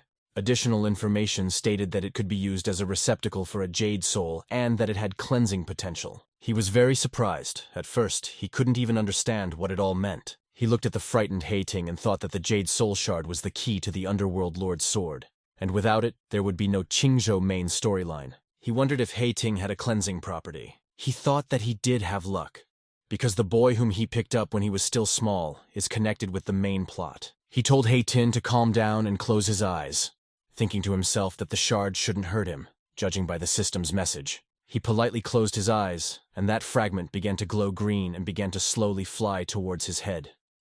And Lu Chang'e thought, if the system dared to deceive him and his first disciple died, then he would destroy it. He stood calmly and that shard smoothly entered his head. The girls, Luo Bing and Lu Dongyi, looked at it with great surprise, and Luo Bing thought that it was the same shard that fell from that monster. She didn't understand why Chief Lu was using it on He Ting. Suddenly, something began to happen in He Ting's mind. In a moment, some demonic chickens began to appear behind him from under the ground. They symbolized the dark energy that was embedded in him. Lu Chang'e himself did not know what to expect. He wondered what could be hidden in his disciples. And in an instant, He Ting's whole body began to glow with green energy. It flew around him and was very strong. Girl Master Lu Dongyi shouted that He Ting had just broken through the boundary. Lu Chang'e also saw this, but he thought that his breaking through the border was very unusual. But usually the breakthrough of the border is the transfer of the power of heaven and earth into the body, and He Ting's breakthrough was different. It was from the middle to the outside.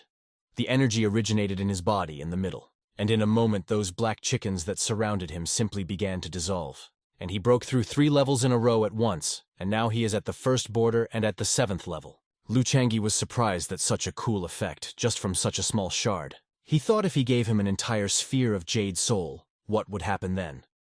In his opinion, it will be just a flight to the sky. He also realized that it wouldn't be too difficult for him to obtain several whole Jade Soul gems for his disciple. The system sent him a message that he had received a mentorship reward, which earned him 20,000 experience points.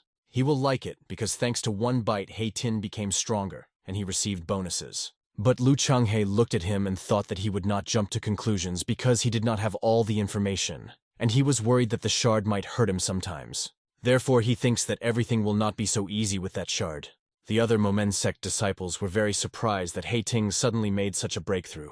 The girl, Lu Dongye, thought that He Ting was not like her brother, and he would not be able to break through the boundaries at such a speed. She had a question from him. She also felt that He Ting's spiritual presence had become even less noticeable. She also thought that if he practiced stealth techniques, he could become a silent spirit. She approached her brother, and he asked her if she felt the changes that happened with He Tin. She said that she felt something very well, even that for a moment she felt that He Ting's shadow became alive. He thought that He Ting had a very good nature and was very kind, but at that moment his shadow was like an incredible evil. Lu Chang'e thought that he should wait until he wakes up and discuss everything. Almost an hour passed. The atmosphere was special that night, and suddenly He Ting slowly began to open his eyes. Chief Lu smiled at him and asked him how he was feeling. He was confused. He said that he did not feel anything, as if he just fell asleep.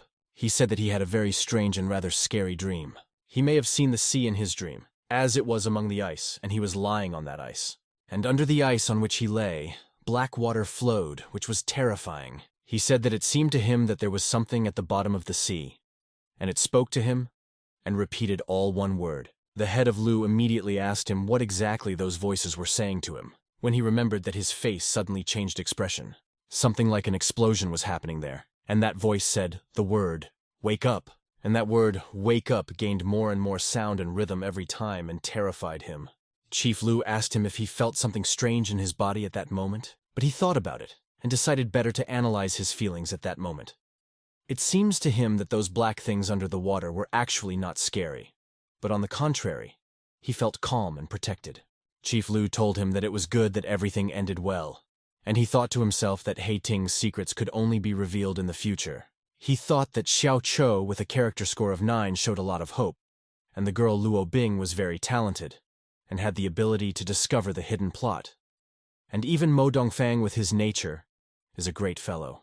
He thought that the children he and his sister had raised gave great hope for the future. After that they parted, and the brother said that it was late and it was time to go to bed. The sister asked him if he knew what day would come in a couple of days. He was frightened and thought that if he did not answer such a question of a woman, then it meant death. He immediately began to name many days that were traditionally celebrated, and the sister said that her brother thought all day that he had forgotten such an important date. He was glad that she answered his confusion quite gently and asked her to explain to him.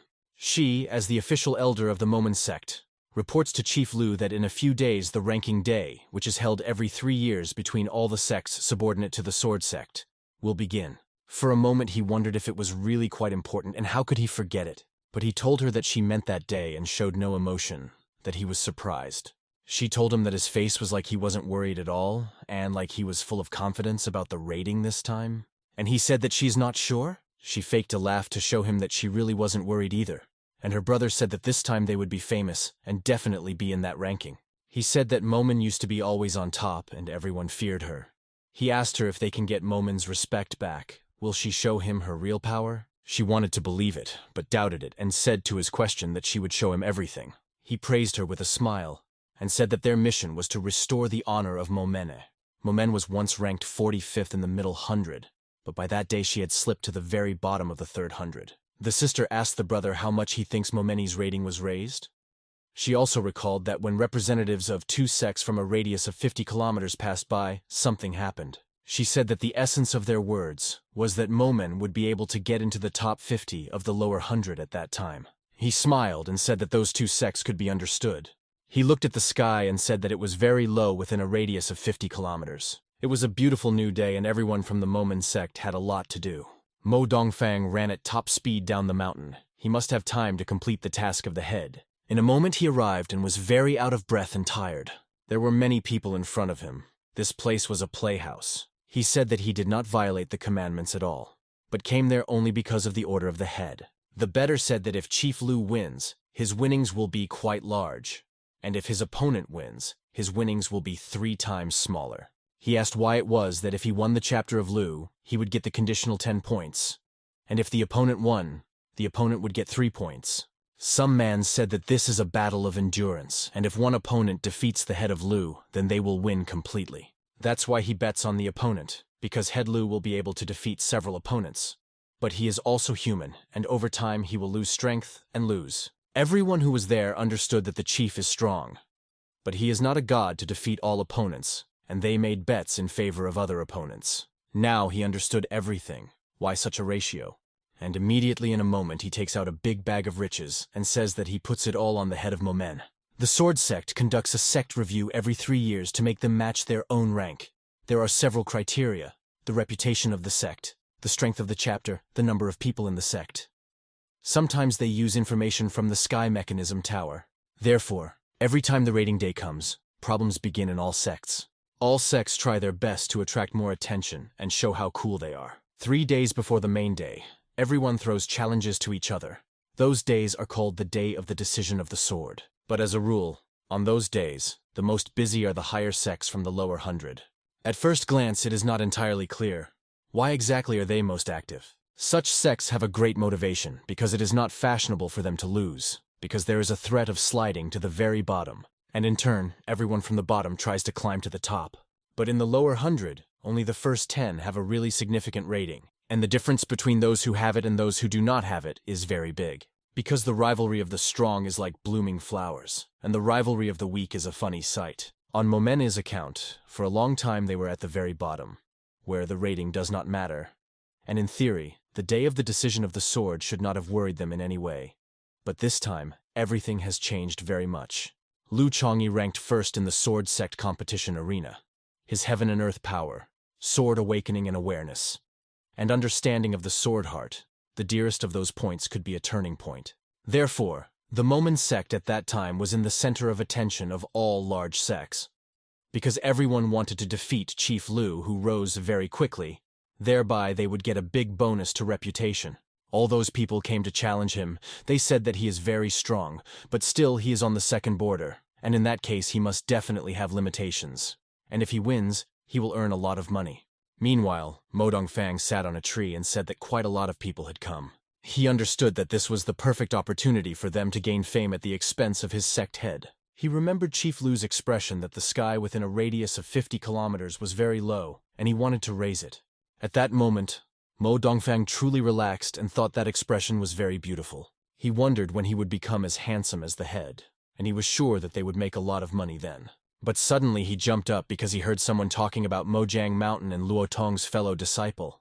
He was very surprised because that mountain is in the top 100, and that such an elite had also come to challenge Chief Lu. All the men who were there were very surprised. He looked quite angry and said he might as well not come. He said he was 10th in the competition arena, but that guy knocked him out of the top 10 and he took the 11th position. He turned to those people and asked them if such a thing could be tolerated. Everyone told him that he was right, and that such a thing should not be overlooked. Suddenly, one of them raised his head uphill and noticed something there. In a moment, they were all already looking at the top, and wondering who was there. They shouted that this was Chen Xiao's direct disciple of the sword sect, that he had also come. Those people were already saying that, my God, how many more important people will come through that Momen sect. They were all delighted that even Chen Xiao was affected by Chief Lu's power. He was a little uncomfortable with what they were saying. He thought that he was not crazy to challenge Chief Lu. He said that he did not come to challenge him, but to fulfill a task. He said that he would record their decisions of the sword. They were all surprised that he would record the process, on some commission. When they realized that Chief Lu's sword decision was in the serious consideration of the top of the sword sect, they were even more surprised. They all immediately realized that if they could defeat Lu Chang'e and the top of the sword sect found out about it, then their sect would gain a lot of reputation. Chen Xiao thought that the expression on those people's faces was as if they thought they were going to win. Did they not know what position they were in? He thought, if things were going this way, he decided to fan the fire even more. He said that the item was taken by him and fellow student Yue when they broke into the secret place. It was a rare defensive artifact. If he is still there, then that bracelet will be the reward for whoever wins that match against Lu Chang'e. Luotong decided to question Chen Xiao to get that bracelet for him. Or does one of them need to defeat Lu Change? He laughed and said that it was a little different from what they had imagined. And Chen Xiao shouted, "Whoever can make Lu Change unholster his sword will get that bracelet." They were shocked, they thought. What the hell is he talking about? That they can't even make Lu Change take the sword out of its holster. He simply offended them with such wording. He laughed and thought that he really just wanted to show off his new bracelet, because they all wouldn't be able to get him to unholster his sword anyway. Luotong said, "If Chen Xiao thinks this way about them, they will not leave a trace of Momenen." And in a moment he jumped up the mountain. Everyone was surprised by his determination. He used a strong voice technique and said that Wen Luotong is from Mojiang Mountain, and he has come to ask Chief Lu for the sword resolution procedure. He hopes Chief Lu will be generous to give him an answer. And in a moment, a loud voice rang out from those mountains for them all to come to the martial arts arena. He was very happy and immediately started to go to that arena. And at one moment, many immediately began to fly in the direction of that arena. And some doubted. But others convinced them that there was nothing to be afraid of, because he was already only on the second border. And dozens of those contenders went to that arena to challenge him. When they flew up, some noticed that for some reason there were a lot of clouds in that place and they couldn't see anything, while others answered that it must be a protective seal. Chen Xiao heard their conversation. He smiled and said that they were wrong. He said that it was not Momen's protective seal, but it was the power of the heaven and earth of the Lu chapter. They were very surprised again. They said that it scared them even more. As they flew up, he drew their attention to the Momen martial arts arena. Here it is a majestic and beautiful arena, and there it is even visible that it is already being met. He said that these were students of Momena, namely men, and how ordinary they were. And the girls who were part of Momen were very unusual and beautiful. He landed first, followed by all the other sword attitude contenders. He began to greet elder girl Lu Duengi. Others also congratulated her, and were surprised that she was so young and already held the position of elder. Lu Dongyi's girlfriend, the elder, just smiled at those men, while Luo Bing's girlfriend, who was standing behind, shouted to Lu's head that everyone had already gathered. And in a moment there was a loud voice from heaven. And all those men were confused and did not understand where exactly that voice came from. And in a moment, a hole was formed in those clouds. And from that hole, the rays of the sun began to break through. And in the glare of the sun, the head of Lu began to descend. All the men were very surprised. Head Lu smoothly landed on the ground and activated his signature spirit wind technique. And then he said to those men, did they wait for him? There was a woman among them, and she was fascinated even by the back of Head Lu. Chen Xia's disciple was the first to greet, as this was not the first time he had seen Head Lu, and he did not have the same delayed reaction as the others. Chief Lu tensed a little and thought that Chen Xiao had said hello, but had not started to approach him to show full respect. Thus, he was not helpful at all, and those men generally thought that Lu Chang'e was behaving rudely, because he behaved very indifferently with the senior direct disciple Chen Xiao. They thought that it was very strange, because he was only on the second border. Chief Lu turned his head slightly and asked Chen Xiao if he had come to start the sword decision with him, and he himself was quite angry with Chen Xiao and thought that if he agreed, he would destroy him without hesitation. He bowed his head again and said that he would not dare to challenge the great Chief Lu, but he came on the orders of the higher authorities to record the decision of the sword that would take place there, and whether Chief Lu would mind. He said that he would allow it, but he himself thought that it was a pity that he could not be killed. Then he turned to all the others. He asked what they all came to call him. They all said that they had come to challenge him to the sword and hoped that he would not refuse them. And immediately after those words, Chief Lu activated his ring, and in an instant, his sword appeared in his hands, and he sharply asked those men who would be first. Yang An immediately began to speak. He said that he wanted to be the first. At the same time, Luo Tong started talking to him that he also wanted to be the first. And Qi Ying's girlfriend also begged Chief Lu to be lenient with her. She said that the result is not important to her. The main thing for her is to start fighting with him, and when their swords collide and sparks fly, then maybe a spark will happen between them. They began to argue among themselves who could be first and who should be first. This went on for a while, and Chief Lu shouted for them to shut up. He said that there are a lot of people, then they have no choice, but now to get down to business. All of Momen's disciples were delighted, and Sister Lu Dongyi wondered why they gave brother such a chance. Meanwhile, some unknown object was hanging in the sky above the arena. but it was hidden by special equipment. Aunt Ning was there. She was asking Brother Z if he really wanted to take Lu Changye as his disciple, and he carefully looked at what was happening in the arena, and answered that whether Lu Chang will be his student depends on how he shows himself in the arena. And Aunt Ning herself thought that this was an unparalleled opportunity for Lu Changye, and he should try, because Brother Z is the only disciple of the Swordmaster, and only the Swordmaster is stronger than him. He carried the proud title of the second sword in the other world, Ji Chang Kong. Each Swordmaster can take 2 students, and one of them is his successor. The past Swordmaster also had 2 students, and one of them was Ji Chang Kong, so he was a candidate for the title of Swordmaster. When he was young, his strength was very significant, and much greater than that of today's Swordmaster. At that moment, he was the only candidate for the title of Swordmaster.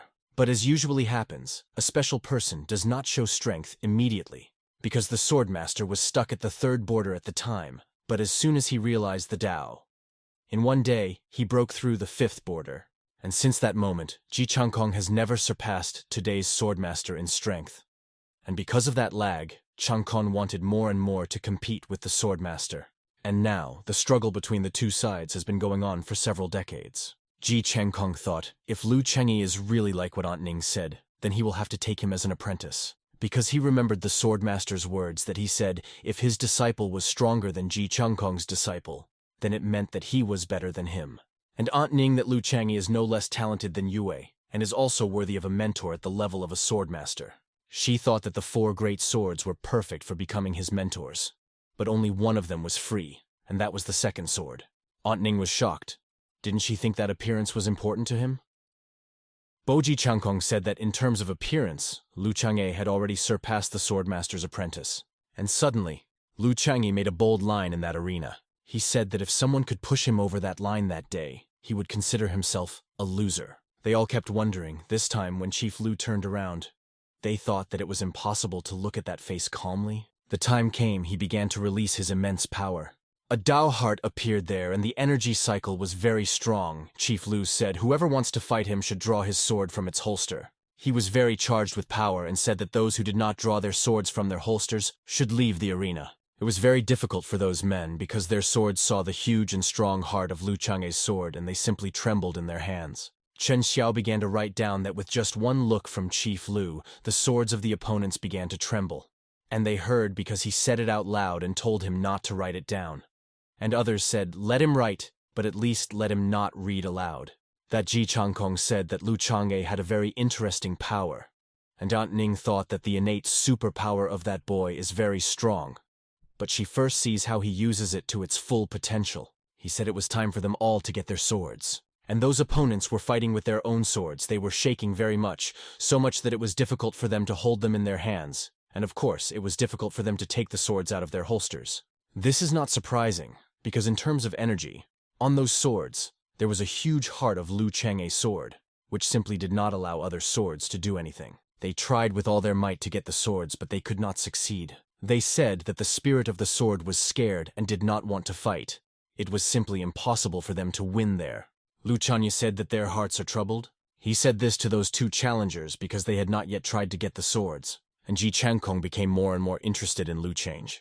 Luo Tang also started trying to get the sword, but he still couldn't. Yang An also tried, but he also failed. But in one moment he thought he understood something. He realized that the problem that the sword does not want to come out of the holster is not in the sword itself, but in its owner, and his sword has moved a little out of place. And suddenly, his sword completely stopped resisting, and he began to pull it out of the holster with great speed. Just at that moment, he was able to feel the full refinement of the sword heart. The others were very surprised that he managed to pull out his sword so suddenly. Chief Lu smiled and said that he was well done, and he would give him a chance to fight him. But in a moment, he hid his sword and said that he was giving up because he didn't have enough skills, and that he was thanking Chief Lu for the lesson. And he just turned around and started walking out of that arena. Chen Xiao recorded that An Yang understood Lu Changye's teachings and gained full awareness of the sword and voluntarily surrendered to the decision of the sword. Meanwhile, Luo Tang continued to try to take out the sword. He thought that he had already achieved sword heart cultivation and he would be able to suppress the fear of the sword. But what he was most worried about was whether he could defeat Chief Lu. Lu Changye asked if Luo Tang's sword was shaking, and he said that Luo Tang was skilled enough to challenge him to a duel. The other men said that this is what they expected from Luo Tun. because the strength of the third border is no joke, and they believe that he will be able to defeat Chief Lu, because he is only at the second border. He said he would give him only one chance. Luo Tang tensed and wondered what Chief Lu meant when he said that. And suddenly those people felt that the pressure was lessening, that Chief Lu had weakened his technique. They thought that he was specially succumbing to Luo Tang, and Luo Tang himself thought that he was simply underestimating him. He prepared the sword and asked him to begin, thinking to himself that if he somehow underestimated him, he would not be polite to him. He thought that the guy from Mojang Mountain was quite straightforward. According to the plot, in his past life he was uncompromising, until his heroic death. His sword would break rather than bend. Until the moment of his death, that man stood very firmly, and such a famous genius as him was killed in battle not for the sake of the city or the village, but for the sake of 3 mortals who escaped thanks to him. So much promising genius was lost to these 3. He remembers the moment in the plot. Just before his death, Luo Tong was smiling. But if he had been even a little bit stronger at that moment, then he wouldn't have had to die with that demonic cultivator.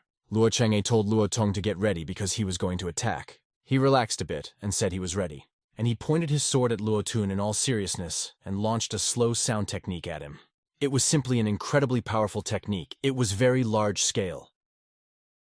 With such a technique, Luo Tong could not have expected that the attack would be so serious. He was beyond scared and put his sword aside to repel that powerful attack. From the outside, it looked even more impressive, but it was just incredibly fast, and the result was an explosion. They were all just shocked that Chief Lu defeated Luo Tang, who was on the third border, with one punch. They couldn't believe it. Was Lu Chang'e really on the second border? That brother Z recognized that technique. He said it was a slow sound, a technique that was left by the first generation of sword masters. Aunt Ning said that Lu Chang'e achieved a lot when he was competing in the arena. When he looked at the sword monument, he not only achieved the understanding of the heart of the sword, but he also obtained the slow sound technique there. He was shocked at this information, because in this case, his profit is even greater than that of Swordmaster Yue's apprentice. When the smoke cleared, Luo Tang thanked Chief Lu. He said, given that they had come to the decision of the sword, he would give them a little guidance. Luo Tang cleared his throat and said that he understood. He thanked Chief Lu once again for the lesson, and said that the injury was worth it. He thought that Luo Tang would meet a demonic cultivator in this life as well, but whether he would be stronger depended on his understanding. Aunt Ning asked Brother Ji what he thought of Lu Chang'e. He said that Lu Chang'e was much stronger than himself at his age, and he was even stronger than Brother Z's classmate. He smiled and thought that he did not even hope to meet such a child in his life. When he found out that his senior co-disciple was going to take a student, he thought about that as well. But his fellow student was simply incredible at the time, and it was impossible for him to find a similar student to compare the strength of the students. Therefore, he was forced to announce that he does not accept students. Because when he does not accept students, then the older common student cannot defeat him in that question. He looked at Lu Chang'e and enjoyed his image, and he thought that now everything has changed, that his disciple is stronger than his friend's disciple. Aunt Ning noticed how that man was burning with the desire to accept Lu Chang'e as a disciple. She understood that the next thing was up to her, that she had to light the fire in her heart until the end. She asked him if he had met Nanwei recently, because she was recently in Momen. Was he surprised that Nanwei was dating Lu Chang'e? She said that everything was true, and that they had discussed the lack of need to cultivate sword intent to the third border. He said that he was in complete agreement with that, and his senior fellow swordmaster was also of the same opinion. Then she asked him if he knew how Lu Chang'e reacted to this. He said that the swordmaster had washed. He was very confused. He didn't understand how Lu Chang'e could explain that the swordmaster was wrong, and suddenly he started laughing loudly and said that he was the one he was looking for. Aunt Ning's plan succeeded. And in a moment he jumped downstairs and shouted that he was taking that student, and if anyone wanted to take him away, he would kill him. Meanwhile, Lu Chang'e was asking the others, is there anyone else among them who would like to come on stage? And in one moment, there was a rather strong explosion behind him, as if someone had landed. Sister Lu Dongye immediately tensed up and grabbed her sword. She thought that there was a special aura there, that it was some kind of great cultivator. She thought that that aura was the most terrifying she had ever felt. That it was even more terrifying than Aunt Ning's.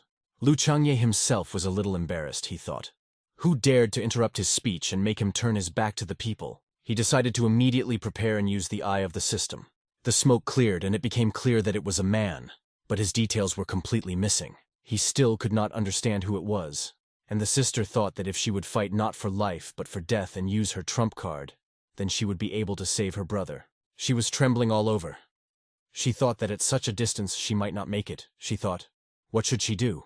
Aunt Ning suddenly appeared there. She told the girl Lu Dongyi and Lu Changye not to worry. They immediately started greeting Aunt Ning, and even Chen Xiao from a far corner arrived to greet her in time.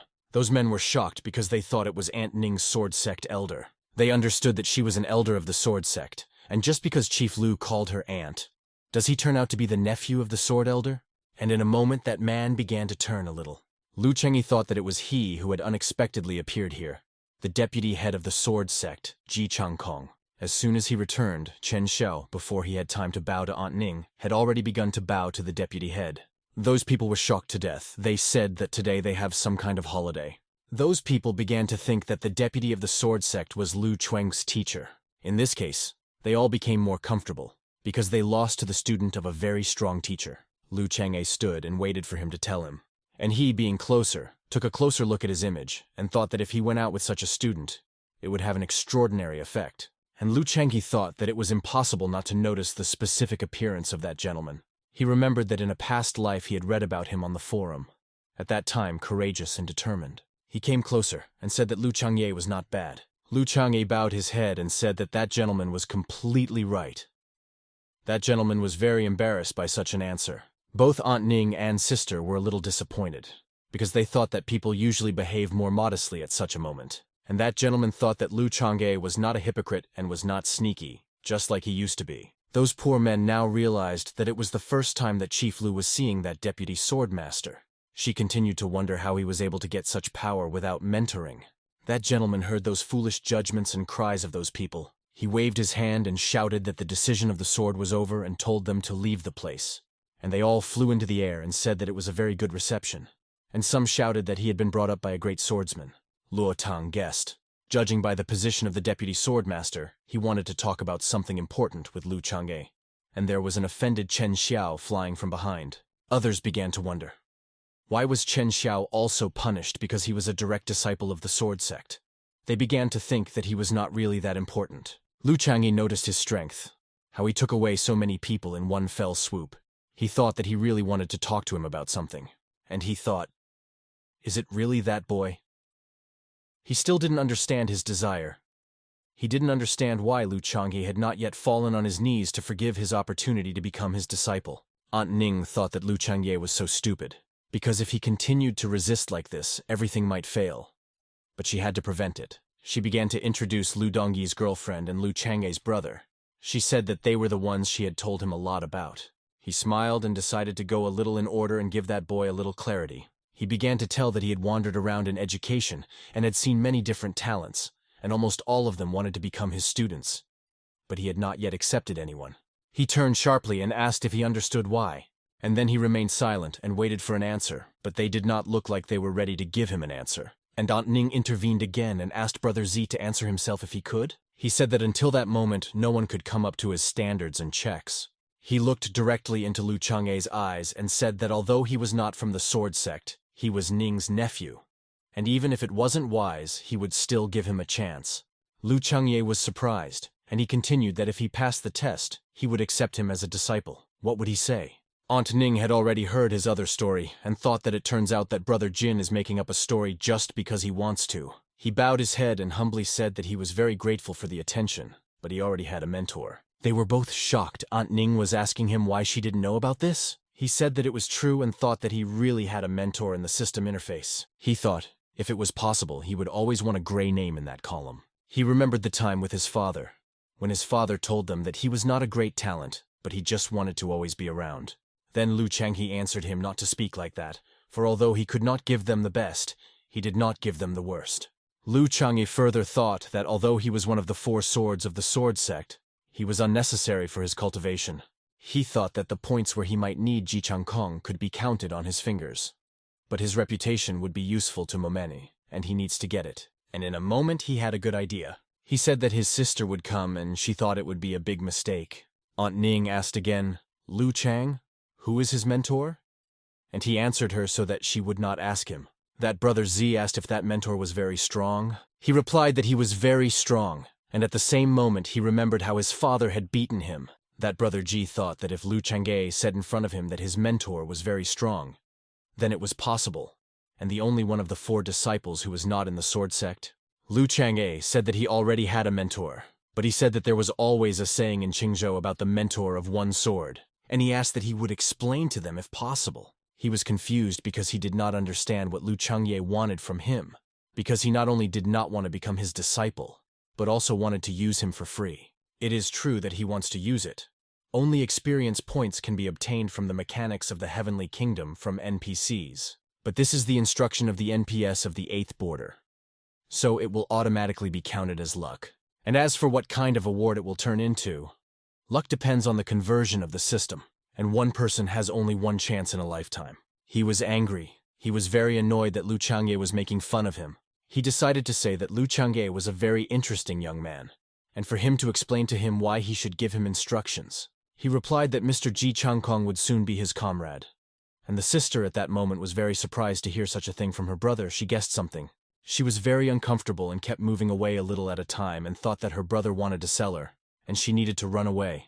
But suddenly he grabbed her hand and didn't give her a chance to move away. He said that although his sect is small, he is somehow the head of that sect. If he were not a disciple, there would be no problem at all. And the sister was even more surprised that he did not let her go. He said that his sister was no less talented than he was because Aunt Ning had been diligently guiding her over the years. And the sister prayed in her thoughts that her brother would stop saying all that. And she thought that if she became the disciple of the second-ranking man in the sword sect, then her secrecy would come to an end, and the whole world would know about her. But that man told Chief Lu to stop praising her because she was a sect elder? He turned and was about to leave and said, "If the head cannot become his disciple, then how can the elder become a disciple?" He said that it would not work that way. And in an instant, Lu Chang'e, as the head of the sect, said that he would dismiss her from the position of elder in an instant. In Lu Dueng there was still a minimal hope, but now she understands that this is the end. But suddenly that man decided to take another look at that girl, and he saw something very important for him there. He said that she had a very majestic cultivation. He approached sharply and said that she really has the heart of a sword and the intention of a sword. He said that he almost missed such a chance. He also said that 2 brothers and a sister are such interesting people, and Aunt Ning stood and wondered where the girl Lu Dongyi had the heart of the sword and the intention of the sword. And what did those 2 brother and sister hide so much from her? That man began to analyze. He thought that that girl was not worse than Yue at all. Her base was also very strong, and her essence was very powerful. He also realized that until today she had no mentor and had developed so much on her own. Does that mean her intelligence is better than Yue's? He looked at them and thought that such a small sect, with such amazing brother and sister, he thought that the heavenly Tao must have blessed that sect. And Lu Chang'e, a little confused as to why his sister resisted so much, he wondered what she was hiding. He didn't want to believe it, but she was probably hiding a lot more than he thought. He saw her look and read it as if she was saying that she didn't want a mentor, and that she wanted to spend her days in Momene. He thought he understood her, but he wouldn't let her just sit in Momene. The future world will become more chaotic every day, and you need to build up your power as quickly as possible, and that master is perfect for it. That man considered all the nuances in order to finally understand how it would go on, so all his calculations were correct, and if everything was correct, then his student would be stronger. And he directly addressed Lu Dongyi's girlfriend. Does she want to be his student? She looked at her brother and thought that he definitely didn't want to hurt her. So if he did, there was nothing wrong with that. She sighed and thought that she could not fail her brother's good intentions. She bowed and said that such a great lord paid attention to her, and to refuse her would be a very big fool. He was immediately happy, even more so, and said that it would be good. But she said that she has a very, very humble request before becoming her student. Can she set the rules? He expected something, but he certainly did not expect such a phrase. He thought that Jin Changkong was going to take a disciple, and he also had to accept some rules. He thought that if he announces that he is looking for a student, then there will be tens of thousands of applicants, and without any rules. But he looks at them and sees in them a great talent, and a doubled one at that. And he gave in again and said that the girl said what rules she wanted. Did she say he could go through with her so they could talk things over? Ning's brother and aunt were surprised. Why couldn't she say that near them? He said to her that his sister had grown up completely, and Aunt Ning replied that he was not the same as her. She began to ask him again when he had a mentor, and Aunt Ning was not aware. He began to laugh characteristically and still did not answer her, and she wanted to give him a goldfinch, but stopped at the last moment because she noticed a group of girls on the side. And I thought that he is no longer a little boy, but a full-fledged head of the sect. Besides, he is very strong. She asked Lu Changyi if they were not angry with her because she did not ask them but brought Ji Changkong. He said that Aunt Ning was not to blame for anything, and now it all depends on Lu Dongyi's girlfriend whether she can negotiate with Changshon and get a better result or not. The time equivalent to burning one stick of incense passed. Lu Changye wondered how we could talk about this for so long. It passed. A little more time and they rejoiced, because they saw that they were already coming to them. Lu Dongyi's girlfriend looked quite happy, while Ji Changkong was a little embarrassed. He thought about its rules and thought, if these are rules, why is it divided into sub-rules? Lu Changyi was very interested in how she could convince Changkong. When she approached, she was smiling strangely. He thought that she had secretly taken revenge on him. He thought that there must be something wrong, because now that man is also looking at him strangely. He could not understand. What could she say to him like that? He thought that sooner or later, he would find out everything and then take revenge on her. Changkong said if she is his student from that day on, then he should give her a welcome gift, and a blue sphere appeared in his ear that glowed in different directions. There was some strange thing. He said that maybe it does not look very attractive, but he gives such a gift. The girl Lu Dongyi was not very happy, but Aunt Ning was surprised and said that it was a doll of life and death. She said that the technology to create such an artifact was long lost, and that such an artifact was extremely rare. In an instant, Lu Chang'e enlightened that subject with the knowledge of the system, and it showed him nothing. He thought that the thing is very powerful, because even the system does not show the function. Changkong said that the thing is not very useful. It can only return instead of the owner once. The two of them were simply stunned by this information. She accepted the gift with honor and thanked the mentor. Lu Chang'e was in a state of joy because he now knew that his sister had a second life. And suddenly Changkong asked if the boy wanted to give him some advice. He immediately replied that he was impatiently waiting for the advice, but he himself thought, what would the system give him as a reward for the advice of the 8th border cultivator? Because since ancient times there were no cultivators of the 9th border in that world. And Changkong thought that this was a great opportunity to show his wisdom in front of the new student. He activated the light blue power for more excitement and said that demonic cultivators have been active lately. But the technique did not subside. But on the contrary, those people who were there were very surprised. Did they not know that this was happening? And in an instant, Shangson with Aunt Ning and the entire Momen sect was transferred to a completely different place. Lu Changyi was simply amazed, because that place is at least hundreds of kilometers from Momen. He thought that it was such a technique on the 8th border. And suddenly, Sister Lu Dongyi shouted that there was something ahead. There in that lake, there was a huge crocodile beast that just steamed with red evil energy. And standing on it was a demonic cultivator who was a little confused. He was saying where they came from, and why didn't he feel them? Lu Changye immediately began to admire him, that this technique was worthy of a great 8th-level cultivator, that with one technique, he got rid of the annoyance of the lively crowd. That demonic cultivator evaluated them. All of them seemed to be weaklings except for one. There was also an old man there, and he saw Aunt Ning as a great cultivator. But in one moment, what happened in his body, it was very sharp and unusual. Suddenly he was scared to death, because now he turned his attention to that old man. He did not understand how this could be. At that moment, Chanson was starting to warm up his own power. In an instant, that energy became very powerful. That demonic cultivator wondered why that old man suddenly had such strong sword chi power. He was just terrified. He said that it was time for him to run away, along with his fish. But in a moment that crocodile, for some reason, opened its mouth, and that cultivator, for some reason, could not move. He almost died of fear, but his body seemed to be pressed by something from all sides. In a moment, a large crack appeared in front of him, from which light came out. She was just a giant rift that was looming over that demonic cultivator. He couldn't believe that he and his beast would be sealed in this terrible sword chi. Chankun asked them if they had heard about how in his youth he cut the sea with one blow. Lu Changhe said that, of course they know that, because everyone knows that concession, even 3-year-old children living in Qinzhou. In that year, it may have spilled, and at one point it should have taken away thousands of people. But at the last moment, in front of that big wave, a bright light shone. And with that big wave, a super technique that emitted light was applied. And just in one moment, that big wave disappeared from that place. The people who were saved that day were simply infinitely grateful to that heavenly cultivator. They looked at him and said he was a god of the sword. He said that after that technique, he saw and realized the technique of the sword. But today there is just a lake in front of them.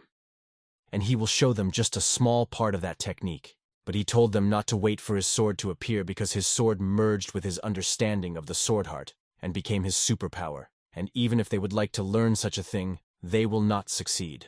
Unless he said that only a dunk girl could do it, because her spirit is like the wind. He began to wave his hand and said, so that they look carefully, and he called that reception.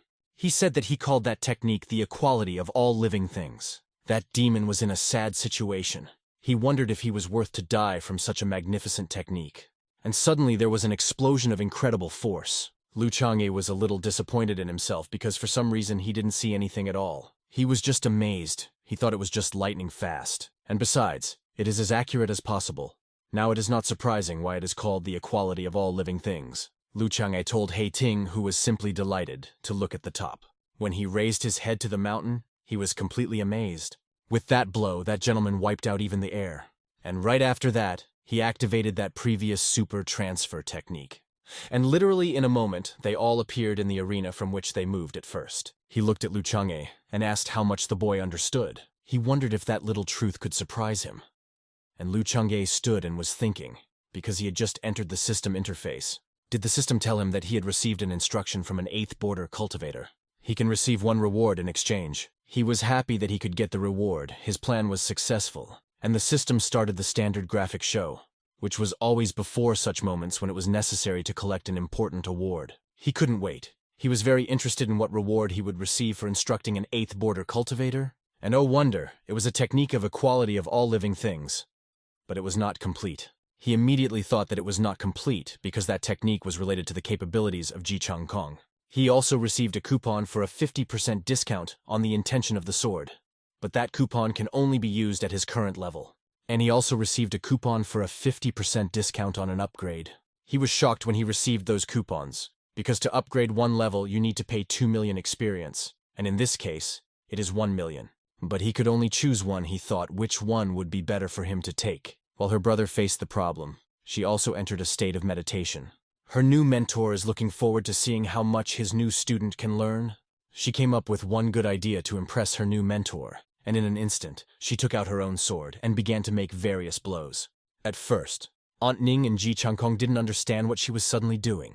Aunt Ning thought that Luo Dongyi's girl skill couldn't be that bad. They were both interested in what the outcome would be, and in a moment she started again. But it was already a completely different level of technique. The mentor guessed that she wasn't trying to copy the sword technique, but that she wanted to turn that technique into her personal wind power, but that would probably not work. Just at that moment, she hid the sword in its holster, stopped and began to emit green, very green energy. And suddenly, she opened her eyes and they also glowed green. A very great awakening took place in her mind. And suddenly a very strong green vortex of wind was created around her. Aunt Ning said that she managed to incorporate wind energy into that technique. And the mentor said that it was very good, and that her understanding was no worse than his at her age. He was very happy. He thought that his student was very strong, and he was looking forward to his friend finding out about her. He remembered the rules she had told him, Rule 1 and Point 1, until she regained her full strength. None of the strangers should know that she was his student. He smiled and thought that his close friend was not considered a stranger. He also judged Momeni's other students to be quite strong for their age as well. She thought that equality had already reached its peak. The next step was to transform the equality of all living things into the right reception for her. She wondered how good her brother's perception was. And suddenly Ji Changkong felt something incredible. He was very surprised. He quickly applied his technique and covered everyone himself with it. And for greater security, I moved everyone to a safer distance. He closed his eyes and began to release a powerful energy. Energy began to rise to the surface and fill everything around. He was very surprised, because he realized that this would be a breakthrough of the sword's intent. Aunt Ning was also delighted, before Lu Chang'e repeated his feat again. But it all moved to the second border. She said, "How many more unusual feats does he want to perform?" The new mentor said that he showed only one technique, and Lu Chang'e made such results out of it. And suddenly he started laughing very hard. Aunt Ning and girlfriend Lu Dongyi were very surprised. Why was he laughing? Aunt Ning was very interested and asked him why he was laughing. He said, does she remember that she herself said that he told Ning Nanwei that the great sword master was wrong? And what he just did, he once again confirmed that the sword master was wrong. And now the swordsman is not just wrong, but doubly wrong. She wondered if he still felt a sense of competition with the swordsman. On the other hand, He began to think that Lu Chang'e had made a breakthrough from his example, and in doing so, he disproved the Swordmaster's theory and thus defeated the Swordmaster once again. Meanwhile, Lu Chang'e was surrounded by super strong energy and it was raging all around. He was very pleased with what he saw. He thought that it was in that technique that he should become his mentor, and he thought that he should make a big show. The sister thought that if she were on the second border, then she would not be able to compete with her brother, that her brother was getting stronger. Meanwhile, Lu Chang'e evaluated his own action and thought that everything was almost good. The system showed that the next breakthrough to level 3 required 4 million experience points. He thought that as much as 4 million is already very expensive. He sighed and thought, what would that system do with so many experience points? Would it feed the fish? And in an instant, all the energy that was raging just gradually dissolved. The sister congratulated her brother with a new breakthrough of the sword.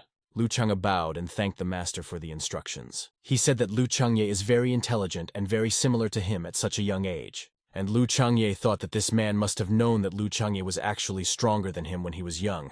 He said that they needed time to think carefully about that appointment, and he would return to the sword sect because he had unfinished business in the sword sect. He asked Sister Ning if she would stay in Momena or return with him. She said that after this day of competition, they will have a meeting to sort out all 300 sects. He said that it was all sorting, and how many cases, and he called her. She told them that she would visit them again in a few days. And in an instant they flew as if at the speed of sound, and the brother and sister waved to them and said goodbye. Chief Lu said that the show is over for today, and they all have to think about the technique to understand it as much as possible. She asked her brother how much he thought Momen would advance in the rankings this time. Like, these are small things and you shouldn't worry about them, but the ranking that will start in 3 years is much more interesting. He thought that it was a good thing that Zi Changkong had left, because that night he had to go to the maid and feed her. He thinks he could definitely feel her. He thought that in the coming night he would be desolate again. Meanwhile, Yue was in thought. He pondered why he couldn't advance further in strength. He didn't even go to watch the battle of Lu Chang'e. Chen Xiao suddenly appeared and said that he brought the thing he needed, and he quickly flew up to talk to him at the same time. Yue immediately asked him how the competition with Lu Chang'e ended. For some reason, he was out of breath and could not properly say what he wanted to say. He repeated the word very several times. Yue asked him what he meant by very, and finally he said that the competition ended very quickly. He told Yue to look at everything himself, and he handed him the thing that was supposed to record everything.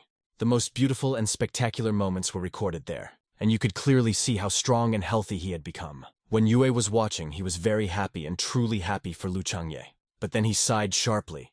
Chen Xiao asked him why he was disappointed. Ye said that Lu Chang'e's strength had grown tremendously once again. And Chen Xiao comforted him and told him not to despair. He turned to that wall and said he would try harder. Chen Xiao said that his hard training would not help him anymore because this time, Chief Lu had become famous all over the world. Yue disappointedly asked him why he was saying that. He said because at that time, the deputy head and Aunt Ning came to decide the sword. Was he shocked to hear that Uncle Deputy was there? Meanwhile, important events were taking place in the sword sect. It was the first sword of Qingzhou's sword sect head Li Suifei. They were having a meeting. He told the others that they could sit down. One seat was empty. Did someone say that Zi Changkong must have gone somewhere? But just at that moment something he hurried there with great speed. And at the last moment he managed to sit down in his own place. He cheerfully began to speak for everyone to sit down, as if he had been there from the beginning. Li Suifei thought that Zi Changkong usually sat with a stony face in such situations. And here he is very happy. He wondered why so. He went on to say that if everyone has already gathered, then first they will look at the initial rating. And he gave everyone special notebooks that were made of pure energy. Li Suifei looked at Zi Changkong carefully, and thought that he usually did not show interest in the ranking, and did not open the book. And he thought that it would be like that day as well. But suddenly he opened that book, and thereby surprised Li Suifei. He started flipping through it and looking for something there. Li Suifei thought he was looking for some name there. And suddenly he stopped, and when he began to read, his facial expression changed dramatically. Li Suifei was very wary when he saw that, and in a moment he threw that ice and indignantly said that someone clumsy made that list. Everyone else present was surprised. They thought that it was something very important that Zi Changkong started to speak, because he was always silent, and they also began to worry that their opinions might not agree on the ranking adjustment, and then there would be a problem. And Aunt Ning looked at that and thought that surely in that year she would not be the only one talking to other advisors. He thought that if the counselors had a dispute, they would go outside and start fighting to settle the dispute. He looked at him and understood that if it came to this, Ji Chang Kong would defeat everyone, and even he would have a hard time. He decided to ask him if he thinks there are any inaccuracies in the rating. Then let him say it right away, and they will discuss it. And he himself thought that in this way, he would find out who he wanted to promote. He said that he had no questions about the rating of others, but as for men, they were definitely placed very low. All of them, including the Swordmaster, had no idea that such a sect existed. Aunt Ning began to read his data and how he had progressed so much recently. She remembered his competition in the sword sect that he set the speed record for passing. Also, at the end of the competition after meeting the sword monument, he entered the path of understanding the heart of the sword. They were all shocked that he had entered the path of understanding the heart of the sword at the second border, and he added that Lu Chang'e had long since formed the intention of the sword. Besides, he had been to Momena a few days ago and had given him some advice. This guy's mind was no worse than mine at his age, and he had already reached the second level of sword intent. All the advisors were simply indignant and said that the Swordmaster himself said that everything that Ji Chang Kong said was simply not possible. He smiled and said that the Swordmaster must have been wrong because there was living proof that it was possible. The shock did not disappear from the faces of those advisors. They were shocked. How dare he say that the master was wrong? They were interested. Is there any other information about that Lu Chang'e? The Swordmaster began to reread what Chen Xiao had written, and with each sentence his astonishment increased. But he was even more surprised when he read that Luo Tong could not withstand a single blow at the third border. One advisor said that he knew the name Luo Tong. It was unbelievable that someone as strong as Luo Tun could not withstand even one blow. Li Suifei asked his deputy if Lu Chang'e's unusual abilities were related to the spirit. He smiled and said that everything is true. The advisors said that unusual people connected with the spirit is a great rarity, and he said that there is such a young talent outside their sect. And Aunt Nin thought that this is far from all that the brother and sister are capable of. He again asked the deputy, in what place in the lower hundred should Momen be in his opinion? He did not think long and said that he was in the top 10. They were all indignant, because the rating is created not on one indicator but on a complex, and it cannot be done that way. The head saw that his deputy was angry and thought that it would be bad. He harshly said that the Momen sect's rating was indeed low, but also they cannot transgress through other criteria and everything must be according to the rules. And Aunt Ning understood everything that the master of the sword had already approved the order. And there was nothing to change there. And no matter how hard the deputy tried, the number of Momenes was very small. The deputy said indignantly, how will they solve that issue then? And while looking at the chapter, he thought about the girl Lu Dongyi, his new student, that he would fight for the 10th place for her. The head said that the bottom 90 places could not be announced, and the fact that Momen was in 45th place could simply be erased. The advisors did not understand such a decision. They said that different positions in the rating receive different resources. In this case, the entire meaning of the rating disappears. The head said that the first 10 will still be announced, because as they all know, the resources for the first 10 and for the others are completely different. Therefore, he decided to donate as many resources as the first 10 sects would receive from Momen, and he would make up for the shortfall himself. Well, they all agreed with such a decision. They thought it was reasonable. Next, everyone waited for what the deputy would say. He thought that if his student Dunlei would be a little less secretive, then he would definitely give her first place. And in that situation, this is the best possible result. And he said that it is necessary to do as the head said. Everyone was immediately happy that they found a common language quite easily and solved the problem. He further said that the potential of Momen is very great and what it will turn into in 3 years is not known. He smiled strongly and said that he was proposing to do a certain competition. Both the head and the advisors were very surprised. They wondered if they were really at the meeting, because they began to discuss topics that were not at all necessary. Sometimes it was a beautiful and calm day in Momene. Lu Chang'e and his sister were sitting and resting after what happened in their sect, and he was shocked and thought, why the hell is his reputation growing so fast? The sister felt a little uncomfortable. She said to her brother that she would give him something. After such words, he turned his attention to her and asked her what she would give him. When he saw what she was giving him, he was even more surprised. She reached out and gave him the gift she had received from her new mentor. Before taking, he decided to ask her if she really wanted to give her to him. She sincerely told him to take the doll for himself, and he thought that the sister is a balanced person. All her dreams boil down to longevity, because even her sword is called immortal. But now she wants to give him a life and death doll that can die for her once. When he looked at her, he immediately understood that she was afraid of death.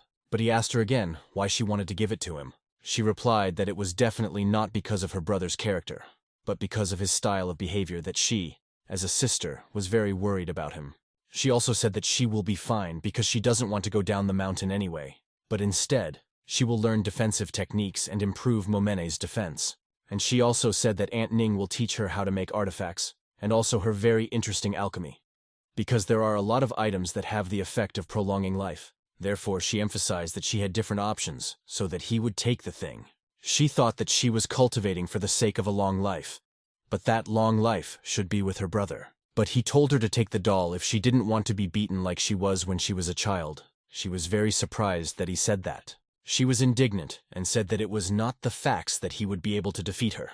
But he shouted that he was her brother and the head of the sect. And he warned her not to dare to secretly take his blood and secretly drip it on that doll so that she would recognize him as her master. And she frowned and said that she does not talk to him. He saw that she was really worried about him. He began stroking her head and told her that her brother was not as weak as she thought. He said that he will definitely live a long life with her. At that time, a lot of people gathered in one institution because someone was telling a story about how Liu Changhe himself defeated 100 opponents. Everyone listened attentively. And he told that Liu Changhe suppressed 100 opponents with one look, and they were not even able to draw their swords. He said that he understood that they were just confused, and could not understand what he said at once. And in an instant that crowd screamed. They screamed what a great man he was and how fantastic it was. Mo Dongfang was there and thought that Chief Lu would definitely tell the story much better. He was holding a big one on his back. Then there was money, because Chief Lu told him to bet on Momen winning and to do so in all gaming houses. As he passed by, he heard that they were all discussing about Chief Lu, that he was the strongest of the two in the border. They mentioned that there was no one who was his equal among such young people, except Yue from the sword sect. They kept saying that Yue was on the 4th border and still had the perfect sword blessing. But if they were on the same border, then Head Lu would be the first. Mo Dongfan listened for a while, smiled and started to walk. And they continued to discuss. Someone asked what it all meant, and the others answered him that their Qingzhou was the strongest. He was very happy. He went outside and raised his head uphill. He thought that the name of his head has already thundered in Qingzhou. He is interested in when he will also become so famous. At that time, important conversations were taking place in the neighboring Momen sect, in the Sushuimen sect. The elder of that sect was disappointed that she was not able to establish a relationship with Liu Changye in time. And now he is the strongest in the world at the 2nd level, and she has no access to him. And suddenly, they noticed a glint in the sky. The head said that it was a disciple from the sword sect flying to hand them the resources. As soon as she arrived, they all bowed to her and greeted her with dignity. That disciple came up and gave a bag of resources. She said that the Shoishumen sect, lower 100, lower rank, and lower grade resources. The head was a little uncomfortable to hear that, but it was the truth. She bowed and thought how much she wanted to ask that student where she was in the ranking of the Momen sect. And that student quickly gave them the resources and thought to herself, why was she sent to deliver the resources to some god-forsaken Shuishumen sect, and not to the majestic Momen sect? Because she would like to see the famous head of Momena. Suddenly, that head Shoishumen dared and asked what happened to Momen. She was immediately happy, and said that Momen should get top-class resources. She was very surprised to hear about the resources of the upper class. She also added that the head of the sword sect said that he himself would personally give Momen higher resources in 3 years. She was very surprised, and wondered how much hope the sword sect had placed on the Momen sect. When that student flew away, the headmistress said that they were not far-sighted, because it is possible and true that Head Lu will be able to single-handedly hold the heavens within a radius of 50 kilometers. Meanwhile, Momen was looking at a large mountain of precious stones. They were all won by the order of Chief Lu. They were all shocked. Lu Dongyi's girlfriend said that, now you cannot go down the mountain for a very long time. And the girl Luo Bing decided to ask where did the head of Lu go. And Lu Dongyi's girlfriend said that he was waiting for a sword sect disciple at the gate. She said she would go to him and wait with him. When she came, she wondered in surprise where her brother was, because he wasn't there. And in a moment, she raised her head and noticed that the sword sect disciple who was distributing the resources had already arrived. She lowered herself to the ground, and said that the Momena sect was determined from the bottom 100 to the top rank, that the head of the sword sect would personally endow Momena with first-class resources for 3 years. She was delighted to hear about the first-class resources. That messenger girl got something very precious and asked the girl Lu Dongyi where is the head of Lu, and at that moment she felt very ashamed. She thought why her brother was late at such an important moment. She was the personal guardian of the head of the sword sect. She thought that maybe her mentor was wrong about this man as he dared to be late for such an important event. At that moment, the girl Lu Dongyi decided to start by introducing herself as an elder of the Momen sect. And in an instant, Lu Chang'e appeared there with great speed. The sister suddenly turned around and thought, where could he be? When that servant girl saw him, she was enchanted by him. He appeared as if from water vapor and quickly approached them. And suddenly at the same time he boasted to that girl about water technology. With that technique, he took that precious resource, and once again said that he was sect head Lu Chang'e. It was as if she entered a trance and thought that she was completely committed to the path of the sword, and that she would never be tempted by a man. But in reality, everything is not like that, and she thought that she is very young. Lu Chang'e then asked her if she wanted anything else. She blushed and barely said the question, did the young man get married? At such a question, they almost fell to the ground in surprise. But she herself did not understand what she said. She immediately began to make excuses, and said that this was not what she wanted to say. She already started to turn around and said that the deputy head instructed her to hand it over to him, and she turned around running, and started to just run away from that place. And in one moment she flew into the air and for some reason could not fly back as smoothly as she was flying. He took that envelope and thought that really no one could resist its incredibly beautiful appearance. The sister said that the girl said that very good resources had been allocated for them, and she thought that it was the deputy head of the sword sect who had worked hard for them. Lu Chang'e said that he thought so. When they opened that envelope, an interesting energy quickly came out of it, and in an instant, the silhouette of the deputy head of the sword sect appeared from that energy. He said that he tried a little for them to get first-class resources and warm up a little bit, and he also said that in 3 years there will be more. They understood that he was definitely bragging about him. He also said that he concluded a dispute that in 3 years the Momen sect would be in the second 100, and not less than the 50th place. He also said that if they win, he will give everything to them, and if they lose, he will take care of it himself. They were shocked and immediately asked him how much he bet. He laughed and said that he had not placed much, but only 200,000 spirit stones. It was just an unbelievable shock for them. She thought, if so, she would also demonstrate a little of her own cultivation, not for money, but for the development of Momen. Meanwhile, in the sword sect on the Nameless Mountain, that mentor was doing something important there. He suddenly flew a long distance and landed in a black bamboo forest. He was happy and could not wait for one moment. He came to some house in that forest and shouted that he would come out and shout error. Suddenly that door began to open. He told the man that Chang'e had not come to him for a long time. The man with whom they decided the issue in the sect was the head of the sword sect. And this man was a sword master and the first sword in the world. He sat down in a chair and told his friend to admit his mistake. He came over and started pouring the tea and just said he was wrong. Chanson was not really what he imagined. He emotionally said that his friend should have asked him what he had done wrong. He agreed and said that he was asking a friend to tell him what he was wrong about. Shankon said that he said that it was impossible to form a sword intent before the third border. That swordsman thought, and Shankon told him not to pretend he couldn't remember. And the swordsman said that was how he remembered everything. And Shankon shouted that in that world there is a person who formed the intention of the sword to the third border, and under his guidance he was able to improve the intention of the sword to the second layer on the second border. The swordmaster said that it was true, something incredible. The master said that in such a case, such abilities violate the world norm, and the fact that that person improved the intention of the sword while on the second border to the second layer changes everything even more. And Shankun repeated that he said that the sword master was wrong. He said that he was very interested in what was the name of such an amazing young man. Chanson proudly said that his name is Lu Chang'e, and he is the head of Momen. He wondered if he had never heard such a name before. Changkon said that by the expression on the master's face, he must have heard that name before. The master asked him to tell him more about that man, and Changkon began to tell.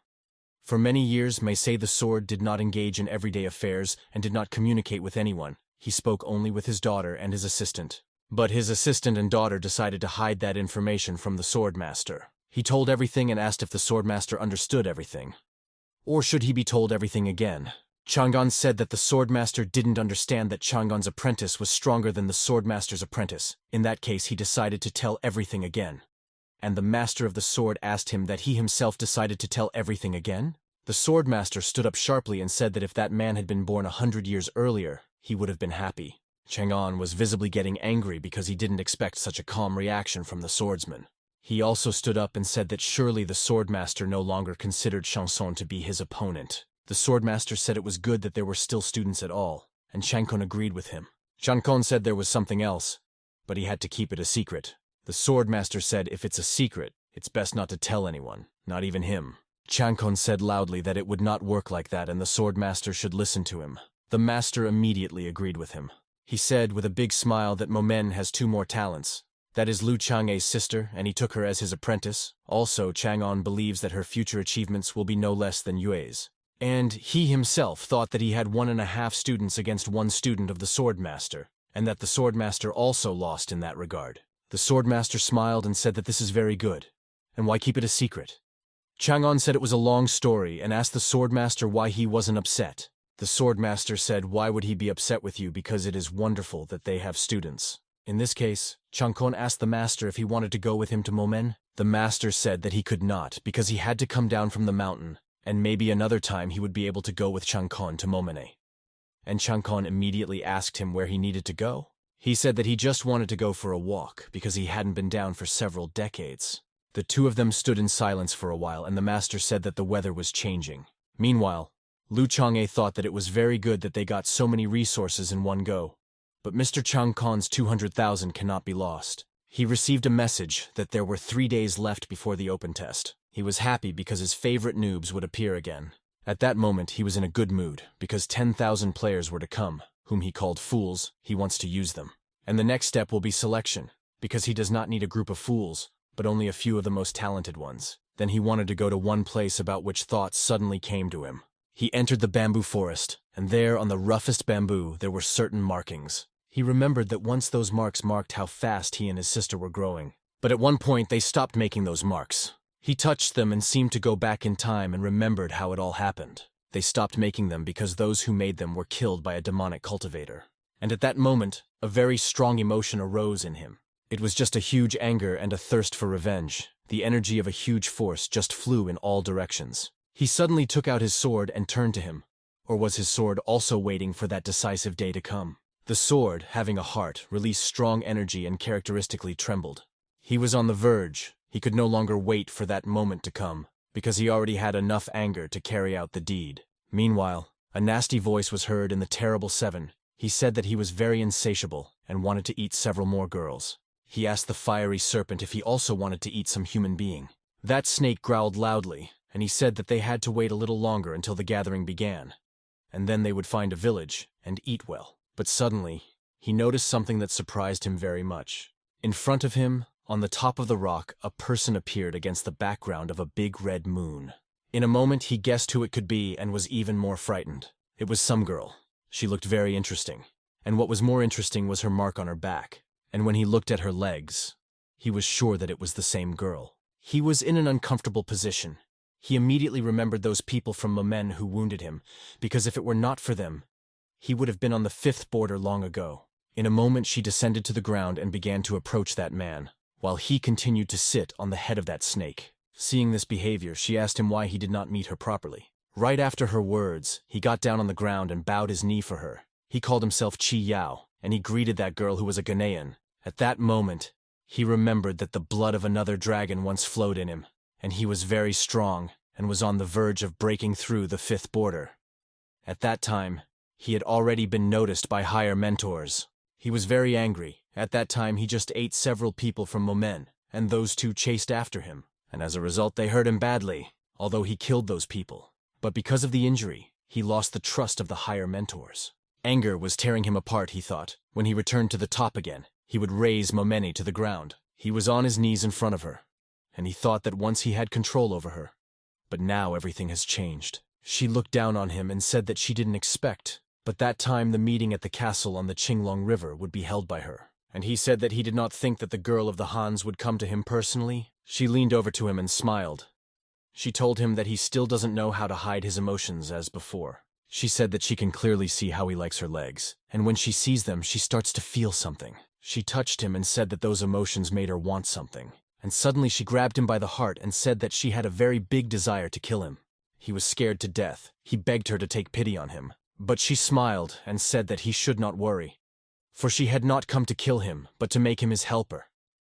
And if he would consent, She would give him the drop of dragon's blood, which she had been given. He was shocked. He asked how she could still have a dragon drop left. She was very powerful and said that they used 2 drops and left 1. She also knows that half of that drop will heal his wounds, and the other half will restore his beast level to its original state. He was shocked. He emotionally asked if it was really dragon blood. He calmed down when he saw that drop. He asked why she wanted to help him.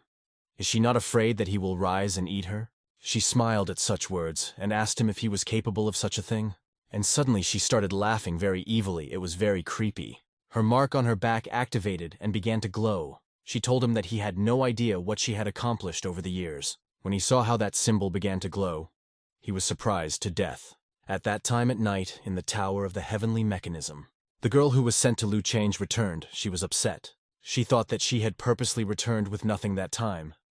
But it was all because the deputy swordmaster had personally arrived in Momen. She hoped that her mentor would understand her in such a situation. But he threw the scroll at her and said that she had disappointed him very much. He was shocked at how drastically his first pawn had changed. He was shocked. How could Heiting become Momen's first disciple? He could clearly see how Heiting would become a terrible and merciless monster. He should have easily plunged Qingzhou Wormwood into darkness and chaos. His anger was growing even greater because now everything had changed. His anger simply knew no bounds because his thief, whom he was counting on, entered Momen and was his apprentice for 3 whole years. That girl was very scared. She did not expect that her master would be so angry. She had already put up with the thought that she would die that day. She was very sorry.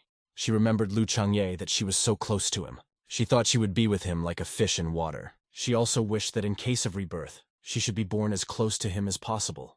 The old man thought that all this could not be, because he is the one who plays heavenly chess, and he cannot be broken so easily. He thought that the boy Lu Changhe was really his opponent in the chess game, whom he had been looking for so long. He understood that, because it was otherwise impossible to break his game so quickly. At first he thought that he was already mean enough and that sending a girl to kill Lu Changye was too much. But he didn't think that boy would take his figures and turn them into his own.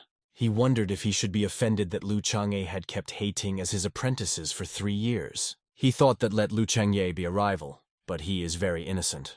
It is easier to move rivers and mountains than to change a person's character, and some people are born evil. Sooner or later his own student will stab him in the back, and then the old chess player will be the winner. After all those thoughts, he turned to the frightened girl. She trembled with fear and said that she was in front of the master, and she asked him if this was the end. Hearing such words, he smiled and told her to get up. As soon as she got up, she immediately said that she was a servant and was ready to die. He told her to get close to Lu Chang'e again, but to take no action, and to report what she learned every 15 days. She happily said that she understood everything and accepted the order. In her mind, she was happy because she could go on living and have a chance to get close to Lu Chang'e again. Meanwhile, in Momen, the strong energy was so concentrated that it broke through the walls everywhere. It was Chapter Lu who practiced cultivation using the pain method. He began to shake even more because he heard his sister's voice asking him if he was cultivating, because she needed to tell him something. But in one moment he forcibly removed the traces of blood, because he cannot lower the level of his beauty. She said that the protection of the sect was completed, and the study area was prepared for the outer disciples. He cheerfully told them to go and have a look, and he thought to himself that, in order to cope with the future fools, that zone simply cannot be bypassed. When they were flying, she asked her brother that they did not have so many students, and why should they separate their external and subordinate students, according to Daking Peak. And he said that it is not many now, but soon there will be more of them. The sister was surprised and thought that the brother surely wants to take new students. She thought about the situation when the one who was offended calls an elder for help. She thought that a group of students is help for her brother, and does it mean that he is in danger? She immediately asked him what she might need to add. Another layer of protection? He was surprised and said that it is not necessary to do this, because it is only a separator. And suddenly at one point, they collided with an energy shield in the air. He was very surprised. He immediately thought that it must be something. The sister started to laugh.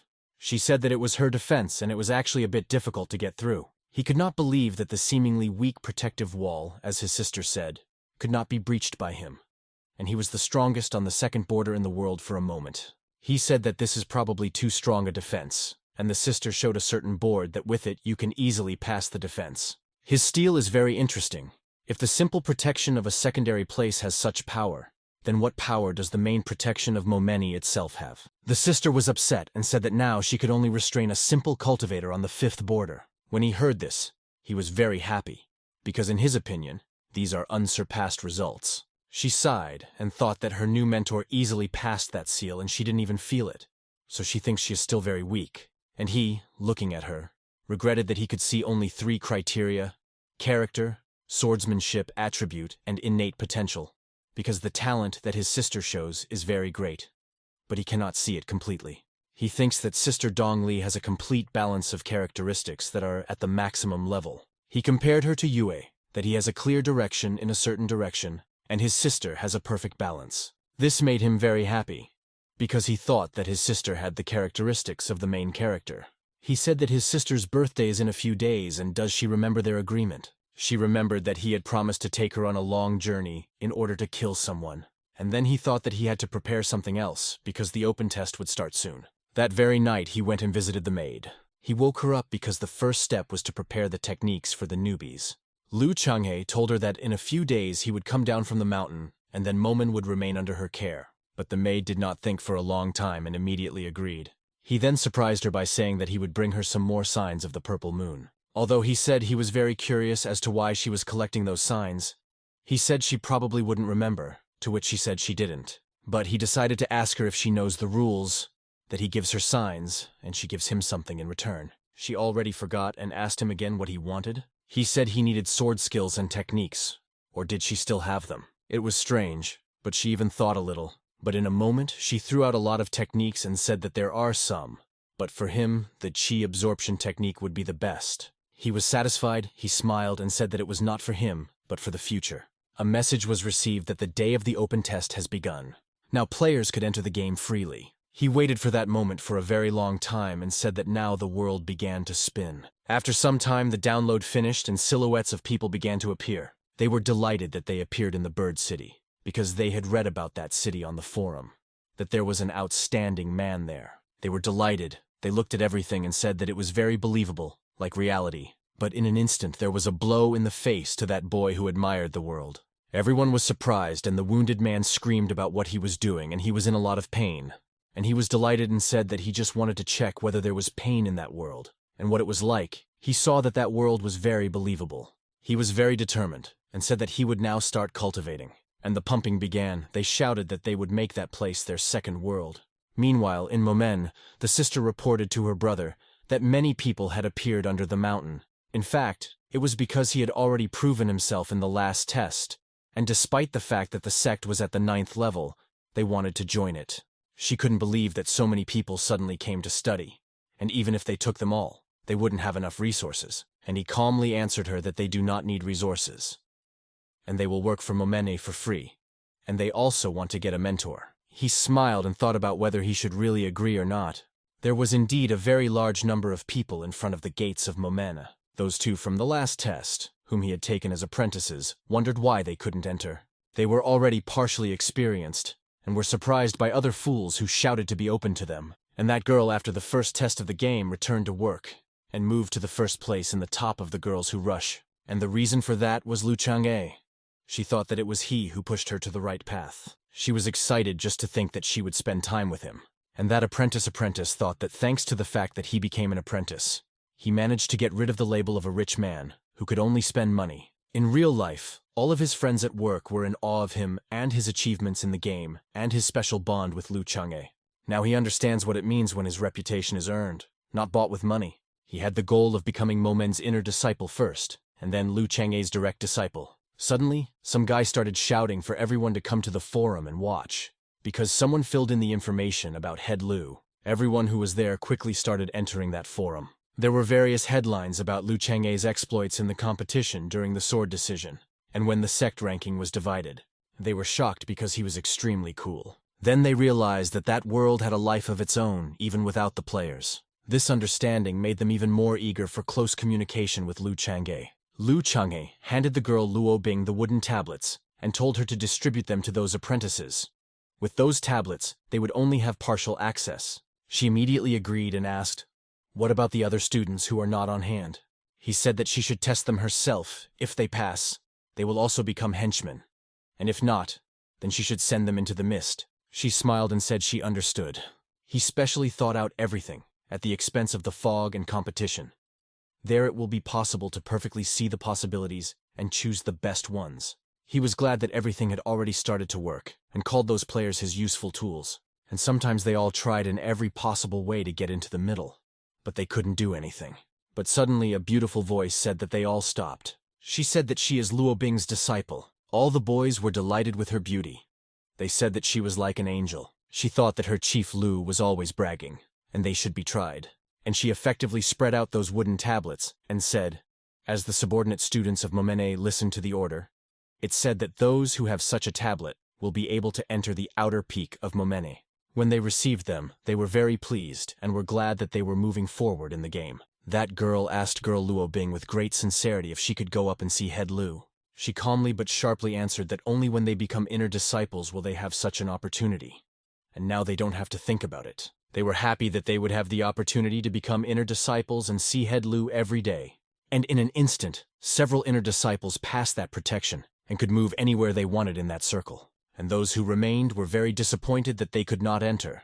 They said that they had come a very long way to Momen. And Luo Bing's girlfriend said that Chief Lu had prepared an exam for them. And if they passed it, they would also become apprentices. That group of people was very excited. They immediately started shouting that they were ready to start the task. And suddenly she went to those students who already had a pass and told them that they helped her bring other people to the exam. The task immediately dawned on them that the girl Luo Bing from Momen had published a student task. They suddenly turned around and realized that luck had just smiled at them. And that group of underlings quickly helped her deal with that task. She looked at that and thought that her presence was probably no longer needed there, and she would return to head Lu and tell him everything. And she was satisfied, because those students would definitely not be able to capture the attention of Chief Lu now. She told everything that everyone has started to take the exam, and those 30 subordinates are watching the order. He thought that she was very good and did everything right, that as a result some people teach instruments to other people. But she said she noticed something else. Elder girl Lu Donghi immediately began to ask her what the problem was. Did she mean the bad applicants? If so, would they immediately kick them out? She said that it is not quite so, but the point is that there are a lot of them, and she has the feeling that they are like neither fish nor meat. In other words, they are a little scary. The sister thought, if they are like that, then there will definitely not be a candidate for the title of daughter-in-law. Brother noticed that she has a strange look as if she is worried about a pig that ran away from home. And he understood why so, because they have a bad relationship with them. And when the relationship will improve, the filter of beauty will also grow.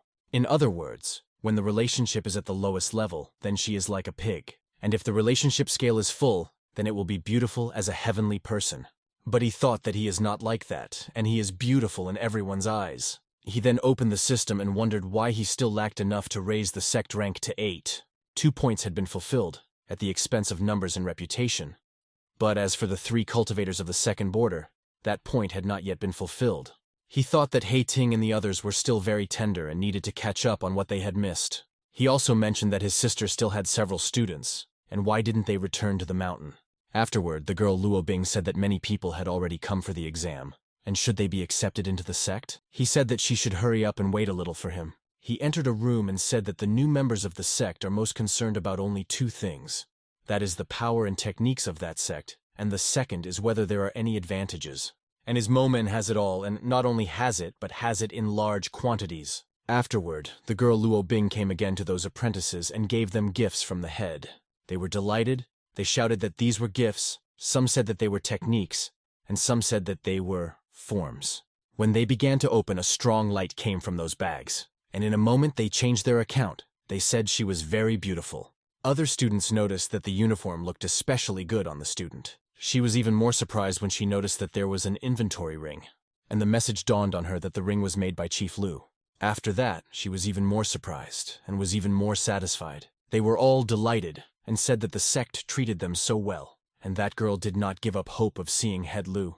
She thought that she should do it in the way she likes, and he smiled and thought that they must be very happy, because you can make a lot of such little things from the materials that Aunt Nin sent. He only needs to wave his hand, and those rings appear. He was glad, because in this way he would be able to collect wool from his students. He asked the system to publish student assignments for Momeni. She posted student assignments for Momena. There were tasks where you had to worry about the spiritual tree, and when everyone finished, the person who published the task could receive 100,000 experience points. He was pleased, because his people tools would eventually make him gain experience points very quickly. And suddenly that task jumped out at all the apprentices. There was the main criterion that only the first 500 students who complete the task will be able to receive a reward of 200 experience points. They were all very surprised and quickly began to move and shout that they were to have that experience. Luo Bing and He Ting were surprised because they didn't understand why those people were so active. Meanwhile, the forum discussed the kindness and sincerity of Momen, how Chief Lu gave away the inventory rings for free. Many students were sorry. Why didn't they go to Momeni? Because those who went there received an inventory ring and a uniform. They had only one option to go to Momene right now, and he said that of course no one understood the players better than him, and now he needed to think about how to raise Momeni's rank. The system said that for a simple sect of the 8th level, 50,000 experience points can be obtained per day from student tasks. He thought that he would need to monitor the level of his students. He went out on the balcony and said that these are matters that will lie ahead, but the winter solstice is coming soon. Soon he will have to come down from the mountain. He hopes that this time he will be able to bring back some jade soul shards. Afterward, a huge crowd of people formed at the Momen gate, shouting and forcing Chief Lu to receive them. The apprentices told them that they were going somewhere, because no one would enter that car again, and those people said that they could be on the roof of that car.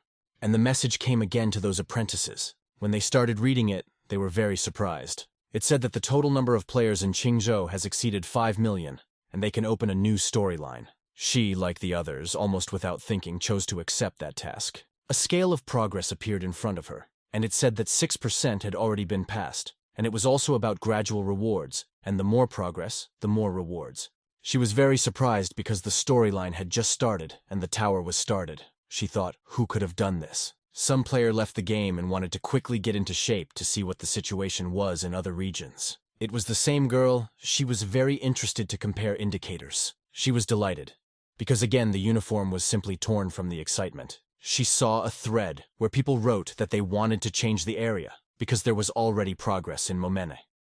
She concluded that there is no progress in other areas. She wondered if the progress of the storyline could be related to Lu Chang'e. She was very much in love. She said that she wanted very much to see Head Lu. 7 days passed, and this was the territory of the outer peak of Momen. Those players performed various tasks and received a little experience, and the girls admired him and chose a husband in that game. Suddenly one of them saw something and started talking so that everyone would watch. They began to say that they must be seeing Head Lu, and that he was just like the picture. He stood against the background of the sun, as always, and asked the students if they recognized him. They said that it was really Lu's head because they would recognize him everywhere. They were delighted. They said that he was real, that he was not a photo, and that he should record a video to make his friends on the forum jealous. In one moment, some force made them freeze. They thought it could be that they couldn't move their legs. They didn't understand what was preventing them from getting closer to Head Lu. It was he who used the technique of the force of water, gravity, to prevent them from approaching the head so easily. He said that they have done a good job, and now he will give them a chance to solve their questions. They can ask him 3 questions. And in a moment they all started shouting that they wanted to ask questions. And at that moment, he again used the water technique, silencing. They were shocked that the head had such powers, resulting in their tongues being unable to move. And the head repeated what he said, only 3 questions, and he would choose those people. And in a moment he sharply pointed his finger at one student. She was very excited and for a moment came to her senses. And when she regained consciousness, she immediately asked if that head had a Taoist partner at that time. He did not expect this and thought, what kind of strange questions she has, and what in general is on her mind. He replied that his heart truly served the Tao. All the girls who were there were very happy to hear such an answer.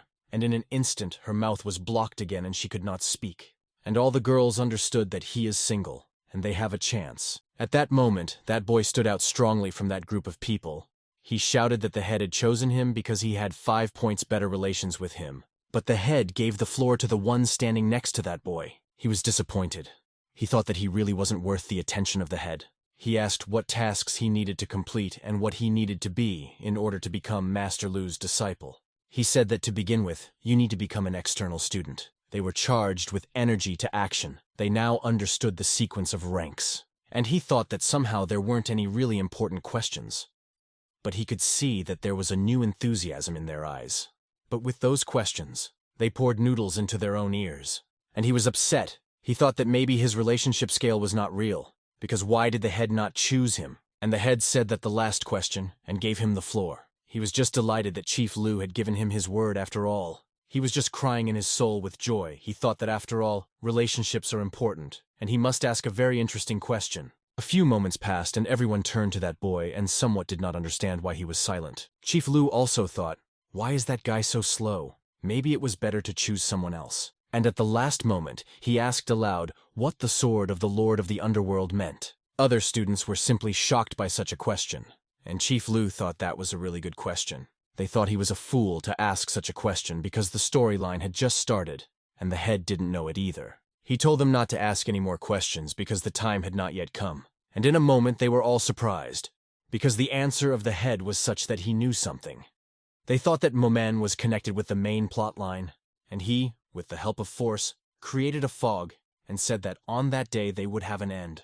And as soon as he disappeared, their mouths became free. They immediately said that it was just exciting, because they had 3 news at once that day. They very emotionally discussed what they learned that day, and the girls were on their way and rejoiced at the thought that he was still free. He watched them. They said that at the same second you need to throw a post on the internet on the forum. And he thought that this is how the idol effect works, because he definitely did nothing but how they came to life. And he flew further and thought that those young people must have lost control over themselves. He arrived at Sister Lu Dongyi's house and asked her if she was ready, and in an instant the door opened and she said in a serious voice that she was ready. And they quickly and without thinking went on their way. And he seriously thought that that day had finally come. The sister suddenly remembered that she wanted to ask him how he came to know such news. He said that he used cunning techniques. And he himself thought, if the system can be considered a cunning technique. She then asked if he didn't think their parents were disappointed in them for being so late, since it had been over 10 years. And he said that she knew their character, that they would generally prefer that they never set out on the path of revenge. She asked if he thought his parents could be watching from heaven. He said they sure could, and thought they'd see not only that, but how he'd lead Momen to flourish. On that day, they could see a grandiose spectacle that they had not seen before. That day, young Lu Chang'e was in the temple, and told the ancestors that he would make the Momen sect very strong. He was glad that his parents would be able to see it and they would be witnesses. Suddenly, his father came to him and told him not to smile with such a crooked smile. But immediately after a moment, the mother came and already grabbed the father by the cheek and told him to let his son go and not prevent him from dreaming. The father said that he himself is not a strong cultivator and not worthy of their ancestors. But if his son restores Momena's past glory, then he will be very proud. They flew into the mountain valley of dishonor. Lu Chang'e said that their goal was to arrive at their castle under the lake in 2 days. The night before the winter solstice, they were on their way to the gathering place. As they moved, he thought that the girl was loving as usual. He couldn't believe that she had received a forbidden technique from a higher demonic cultivator. Because the power is very, very great, but the price for a mistake is also great. It is death. Maybe because that lard is so incredible, every Ghanaian who owns it will become more and more boastful. Suddenly she noticed how he was looking at her. She asked him if he wanted to look at that and even see more.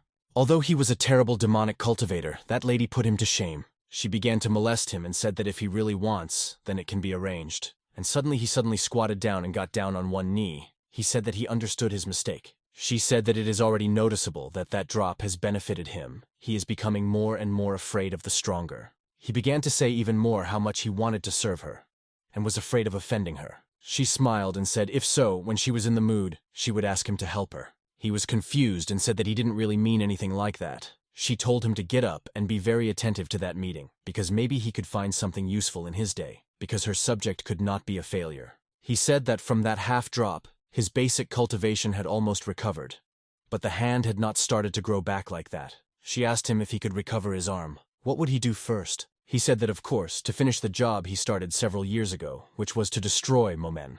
And she said that she heard that Lu Chang'e was very unusual, and she heard that he was protected by the sword sect. He began to get very angry and said that it didn't matter, because he had ways to kill them silently. But in a moment he changed his mind. Because a silent death is very indulgent for them, it is better for him to eat his sister and Lu Change in front of him. During that time, that snake had already flown to the lake and started swimming on it. And suddenly that red snake plunged into the water. When that snake sank, there was a glowing object on the glebin, and the girl said that it was the entrance to the castle. There was a very big cage and there were a lot of people and players in it. They were screaming to be let out. She said that in that cage there is food for everyone who will be at the meeting. He was happy and said that the girl was very well prepared for the meeting. Suddenly, one of the players began to say that the beautiful girl had returned and that she had somehow brought a man and a dragon there. But immediately after that he got bored, because he couldn't understand what kind of plot is so incomprehensible. He didn't play for days, only entered the game and immediately ended up in prison. He recalled that at first he liked being kidnapped by that girl, but he was indignant because he did not expect to spend several days in prison. But being in prison and looking at a beautiful girl, it is still tolerable. But the fact that there were more and more people in the prison stressed him out, and that beautiful girl looked at him like a pig. He decided to check the messages on the forum because he had posted many messages there that he was in trouble and a beautiful demonic cultivator girl wanted to eat him. There were many answers. Mostly everyone wanted to switch places with him.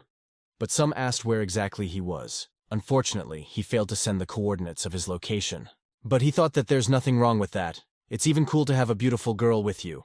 Besides, he has resurrection coins, and he'll start over. But something surprised him very much in all that. He didn't care that she ate people, but he didn't understand how you could invite guests for that matter. Immediately after that, a grandfather asked the girl to eat him, but she let his granddaughter go. That guy watched all that, and noticed that those supposed people are really scared, because the players don't really connect with that world. Those people were hysterical. They begged that girl and cried a lot. It was really a very terrible situation there, and it was getting worse every second, so the player was really getting a little scared. In an instant, the demonic cultivator said that it was very noisy, and used some technique. And with insane force, an energy shock flew past him while he was playing. He even blinked as he chanted how it all happened. As a result, the old man who asked for mercy was killed. That player was at the same time very angry and scared. At that moment, he already forgot what the game was. That girl was crying and trembling with fear, and that demonic cultivator said that he didn't like to eat people like her because she was dirty. He quickly thought that he should record everything and put it on the forum. Maybe other players will see it and be able to bring the cultivator. He quickly turned on the standard game recording feature. When the other players watched that video, they were shocked by the malice and cruelty of those demonic cultivators. He titled the video to make it clear that there was a big problem in that game world, that he had been captured by demonic cultivators. The players wrote comments that the crippled cultivator had a headache, while others said that they needed to find a cultivator and send for help. Meanwhile, the day came and Sister Ludungi had just woken up, and brother had already prepared breakfast. He said that they had a lot to do that day, so he had to get up early in time to prepare a paw for his sister, who turned 1 year older that day. She thanked him, and noticed that he was in a particularly good mood that day. He said that she was right, and he thought that even his blood was boiling that day. He was watching the forum at the same time, and it's great that some player uploaded the videos, and now he knows where they are. Night came again and a big red moon rose in the sky. Various demonic cultivators had already come to that place. Various conversations about who had eaten, how many people could be heard there. They glorified the girl who gathered them all there, that she developed very quickly and became very strong. There too, with those cultivators, came their demonic beasts, which roared very loudly. That captive player was shocked that they had also drawn those demons there. He thought that no matter how many cultivators he called, they would definitely not be able to handle them. He was scared to death because he knew that those demonic cultivators would tear them all to pieces. That girl said when she had all gathered, it was time to start dinner and waved her finger to do a certain action. After she moved her finger, that huge cage went uphill. They said that some liked the young and some the old and some the fat. But that girl said they could eat anyone but a pregnant woman. These people were just in agony. They were crying and begging to be let go. But suddenly that player said that those people, they were not afraid. He said he would feed them to their heart's content and let the rest of the people flee. He thought that he didn't know if he could endure this. With his resurrection coins, he wanted to appear again and again to satiate each of them.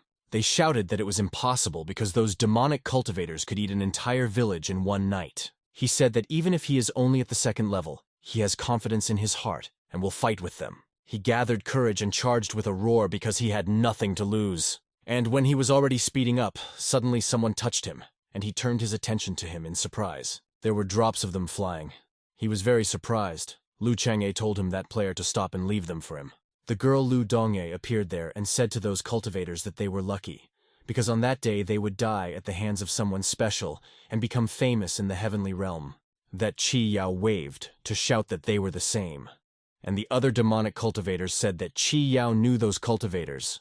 He continued to shout that he would never forget them, because they are the children of the couple who ruined his future, and they came to take revenge. They laughed because they saw that Lu Chang'e was only on the second border. They said not to smash his face right away because someone wants to put him in the treasury, and that Qi Yao was just full of malice. He immediately summoned his dragon to him. And in a moment, that dragon made a detour and was already flying at Lu Chang'e with its mouth open. He immediately received a message from the system that that blow could be fatal for him. At that moment before the collision, he remembered his parents, how beautiful they were, and how bravely they fought to protect Momena. A long-hidden power awoke in him, he felt it. There was literally a moment left before the collision, and he thought that his sword had been sealed away for over 10 years. And now, his time came. As soon as he started to get it a little, a very strong light immediately appeared and sparks began to fly from it. And with lightning speed, a counterstrike was delivered at that dragon! That blow was incredibly powerful and spread throughout the dragon's body, and immediately he hid the sword back in its holster, and that dragon continued to fly away under the impact of the blow. They were shocked that he had killed the monster of the fourth border in one blow at the second border, while others said that the most important thing was that he hadn't even fully drawn his sword. Suddenly, that demonic cultivator had an internal wound, because he had a spiritual contract with that beast that had just been killed. Further, in a short time, he killed all the monsters that were there, and he immediately received messages with rewards. And suddenly, he received a message with a random task of rank SC. It said that he would kill all the demonic cultivators in that hall, and the reward would depend on the number killed. He thought that the tasks and rewards were very generous, and the power of his sword pleased him. But obviously, when he pulls it out even an inch, his energy will disappear in an instant. In order to renew his energy, he raised the level to 24, and in an instant his energy rose to the maximum. He said that at such a moment there is no need to accumulate experience. There, the energy was raging in the center, and those demons were shouting to kill him before he leveled up again. Suddenly, more demonic monsters appeared there. They were completely different, but very strong. And at that moment, the girl Lu Dongyi entered the battle. She began to draw the sweet sword from the holster. In an instant, she delivered hundreds of blows that flew like an air cutter at the speed of sound and hit the target. It was all diluted with a beautiful green shade. Lu Chang'e looked at her and thought that her cultivation level must have long exceeded his expectations. He then said that it was his turn to show real strength, and he began to draw his sword, and something incredible began to happen. That brilliance and that powerful energy broke even through the water and rose to the sky. And in a moment there was just an explosion of cosmic force. The explosion occupied the entire lake. As a result of that impact, a huge funnel formed in the water column, and Lu Chang'e said that the mere beasts were definitely finished. Next, you need to destroy the beasts that keep talking. That player started the stream, and started filming everything that happens there. Everyone turned on that stream, it spread throughout the forum, everyone who saw it was shocked. His disciples were very surprised, they could not believe. The entire city of players watched that stream. They were very indignant at the actions of those demons, and they were happy that Lu Chang'e gave them a normal poke. They were very angry and wanted to take revenge on him. They decided who would eat him. He said that now it was their turn to die, and he leveled up again, and his energy was restored again. And immediately in a moment, that trio rushed at him with shouts that they would eat him. But he again took out the sword a little from the holster. And no one could even see what happened. Those three just turned into bloodstains. The latter were surprised and said that he is definitely smaller by one border. But why are his attacks so deadly? What is hidden in his sword? He looked up at the mountain, and there was that girl, and the very one he needed said that they were the main ones at that meeting. And he looked closely and noticed that in addition to his main goal, that girl was also not simple. 2 guilds once got drunk on her, but they were defeated against her alone. She was a boss named Yao, but she interested him not in strength but in something else. And she, looking at the situation, gave the order for her subjects to seize those people and take control of that guy. They immediately said that they were ready and prepared to act. In a moment, people continued to panic because they saw that those demons were already behind them. Lu Chang'e had seen this but hadn't acted yet. He realized that she wanted to start blackmailing him at the expense of those people. But at that moment, 2 demons flew from above into the crowd of people. But just as suddenly as they appeared, just as suddenly a lightning strike was struck at them, and they dissolved into molecules, and the sister said to the brother, "Don't let him get distracted, and she will protect people." In that stream, the girl Elder Lu Dong was clearly visible. They also saw her power in action. People were shocked and said that it turns out that Chief Lu is not the only strong man in Momen. She said that surely she and his assistant should take care of the matter themselves. He would not be against it and said that it was high time to eat them. And the 2 of them activated their true power. They were very scary, and that demonic power just blew them away. and in an instant, they and the other demonic cultivators all rushed at Lu Chang'e at the same time. He told the sister to take care of others and herself as well, and he began to remove the cloth wrapping from his sword. The sister instantly activated the protective dome over those people and entered it herself. Now the sword that had been prepared for 10 years was ready for triumph. All of them rushed at full strength and thought that with such a powerful combination, they would destroy him in one blow. And his sword was begging him to open it completely and give him the opportunity to release the power he was accumulating. He said that he took that sword to the border of great cultivation, and when he took it out, a powerful and concentrated energy would be sown there. It all happened in a fraction of a second. Those creatures didn't have time to react, but it wouldn't have helped them anyway. As a result of that blow, an explosion of gigantic force took place. That incredible blow spreads for many kilometers ahead, and right after him, it started to rain on that square. He said that that demonic cultivator's soul was broken into pieces, and he would never be able to be reborn again. Through that hole in the lake, a special light broke through, shining directly on Lu Chang'e. He did not yet realize that he had finally fulfilled the promise he had made to himself. He remembered the moment when he received his sword and held it in his hands for the first time. It was called, "It's Never Too Late." In the light that shone on him, he saw the image of his parents, who looked at him with pride. And he asked his father and mother, wasn't it too late for him to take revenge? The sister came to him and also said that they had avenged their parents. Suddenly, he had a bad feeling. He said that his sister would destroy all the corpses. He thought he was even a little tired. The sister listened to him without thinking and went to do what he said. He watched as his sister did that work, and he thought to himself, what is going on? He could not understand what the problem was, because just this time everything was somehow not as usual. A message was received that a system task is still in progress. Suddenly the sister called her brother to her. She saw something. He was alert and quickly approached and asked her what she saw. She said that this was the place where the same strong demonic cultivator died, but her corpse disappeared. And as soon as she said that, that place in the ground suddenly cracked. The sister yelled for the brother to be careful because there was something underground, and there was a big explosion of strong red energy. And suddenly a super powerful energy burst out from under the ground and rose to a very high height. They were shocked. The sister said that she saw that thing on that woman's back when she was fighting with her brother. The brother said that Sister Lu Dongyi protected those people because that red energy began to enchant them. She immediately sent a remote spell on them and at the same time asked her brother what kind of creature it could be. When he tried to apply the system, it showed nothing. He said that he himself did not know, but he had a feeling that that thing was stronger than that woman.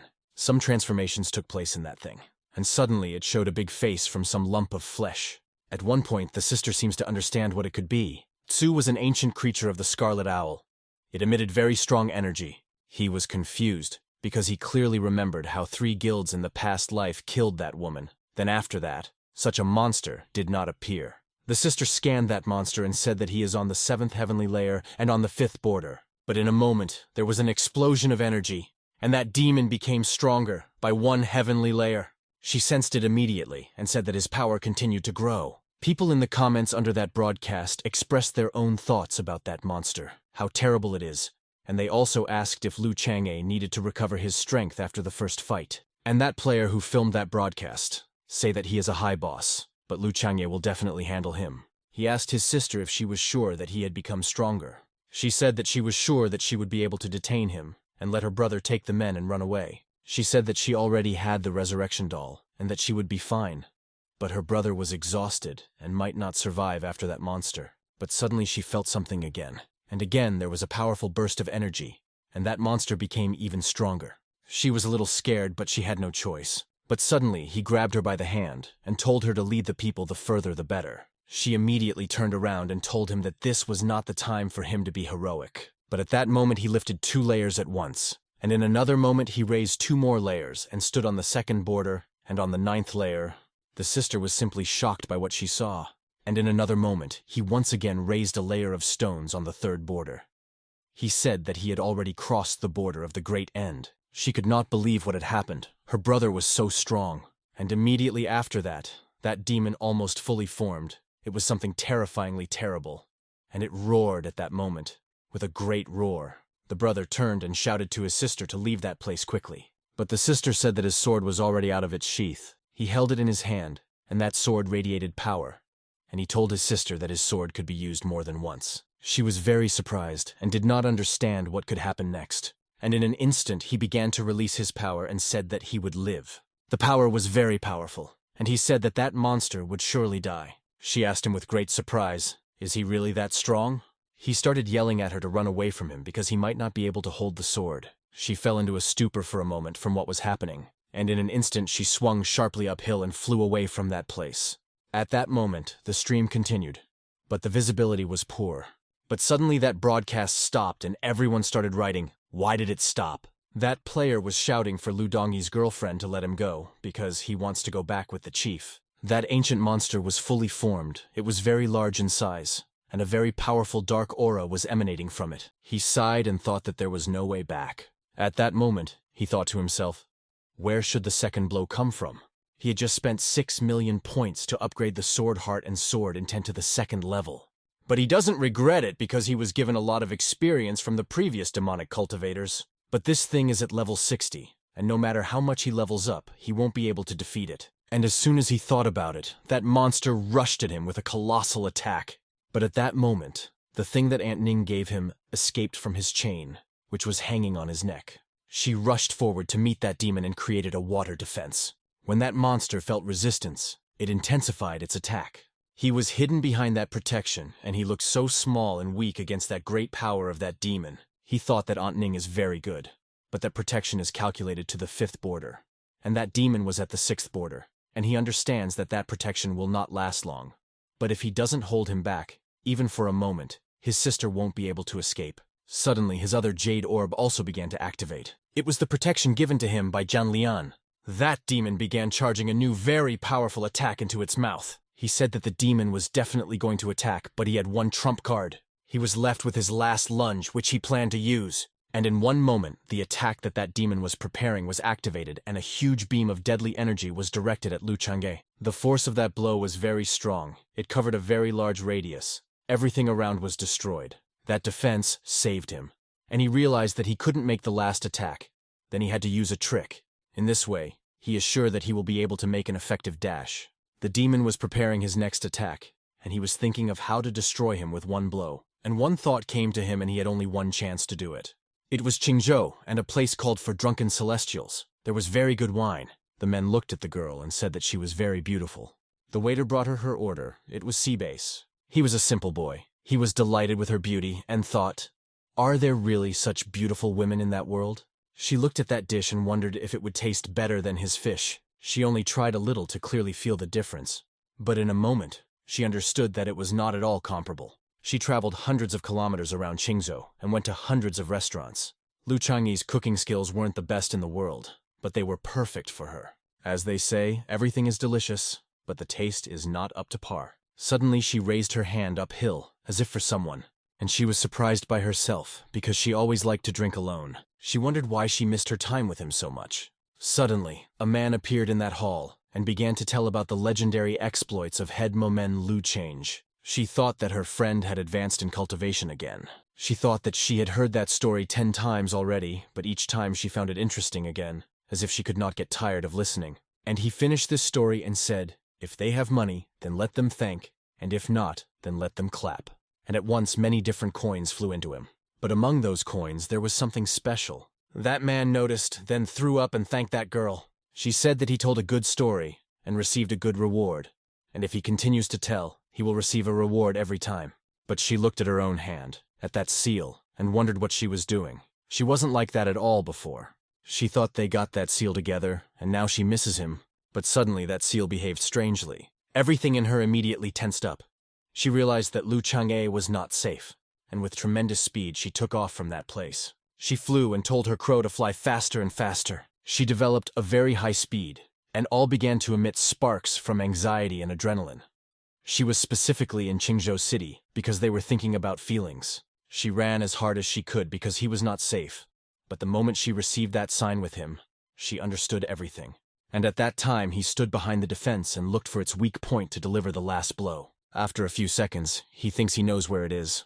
It was that girl's head. He believes that it is the weaker one, because as a result that monster got out of her body. He looked at that face and said that it was so cute, and it was a pity to destroy it. And in one moment he jumped, with lightning speed up the mountain to be from the top of that demonic substance. Being at that height, He was waiting for the right moment to attack. He used a simple attack, with a partial critical attack, combined with a slow sound. This should be enough to finish him off. That monster continued to charge its next attack while Lu Changye prepared for his own attack. And in a moment, he restrained himself straight into that demon's mouth with maximum speed. When he fell directly into that demonic shell, he felt strong resistance, but he thought that it was just a recoil and he definitely couldn't die there. When he almost broke through that projectile, his target was already very close. He chose the perfect moment and with all his might, headed towards that head to break it open. And suddenly he got a message that he had completed the promotion task. And that demonic face roared with great force. It was able to survive his blow and was even more evil. And after that, giant tentacles flew out of that demon's mouth and rushed forward. And on one of those tentacles was Lu Chang'e. It hit him with a very strong force, and his defense was almost destroyed. That blow was very strong, because it threw him very high into the sky. He was very high, and that demon jumped up the mountain after him. He was badly injured after that tentacle strike. He thought that it was okay. He would just take the resurrection coin and come to finish off that monster. But at that moment someone caught him. It was just a miracle. He was just in unbelievable shock, he said. Is this really Jian Lian, his friend? So it was she. She even managed to deflect a flying projectile from them while looking at him. And when that demon saw that there was another cultivator there, he began to speed up. And in a moment, the projectile that was launched exploded very violently with that demon. At that moment, they flew away from the explosion and Jianxian understood something. That explosion even hit the demon himself a little, because Yan deflected that projectile in his direction. He was quite badly injured and did not say anything. She told her friend to wait 10 seconds for her in a firm voice. And in an instant, like red lightning, she began to move and left him on the back of a large crow. And he, being happy that he saw her, began to count down. Her energy lightning took the form of a tiger. She was very angry that his friend had been beaten like that. When the count reached 2, her energy attack collided with that demon. He looked at it all with great interest. But the monster almost did not feel the impact of that attack and continued to climb the mountain. But immediately after that, another attack occurred, which was already stronger than the previous one. It was she herself who struck a direct blow right into the mouth of that demon. From her punch, that demon rushed down with great speed, and she was suspended in the air. At that moment, I only counted to 8. After that, she started to prepare a super strike that was connected with a red lightning bolt. As a result, in an instant, it formed a spear from that lightning-like red energy that was glowing. And with crazy speed, she launched that sleeper into the bottom.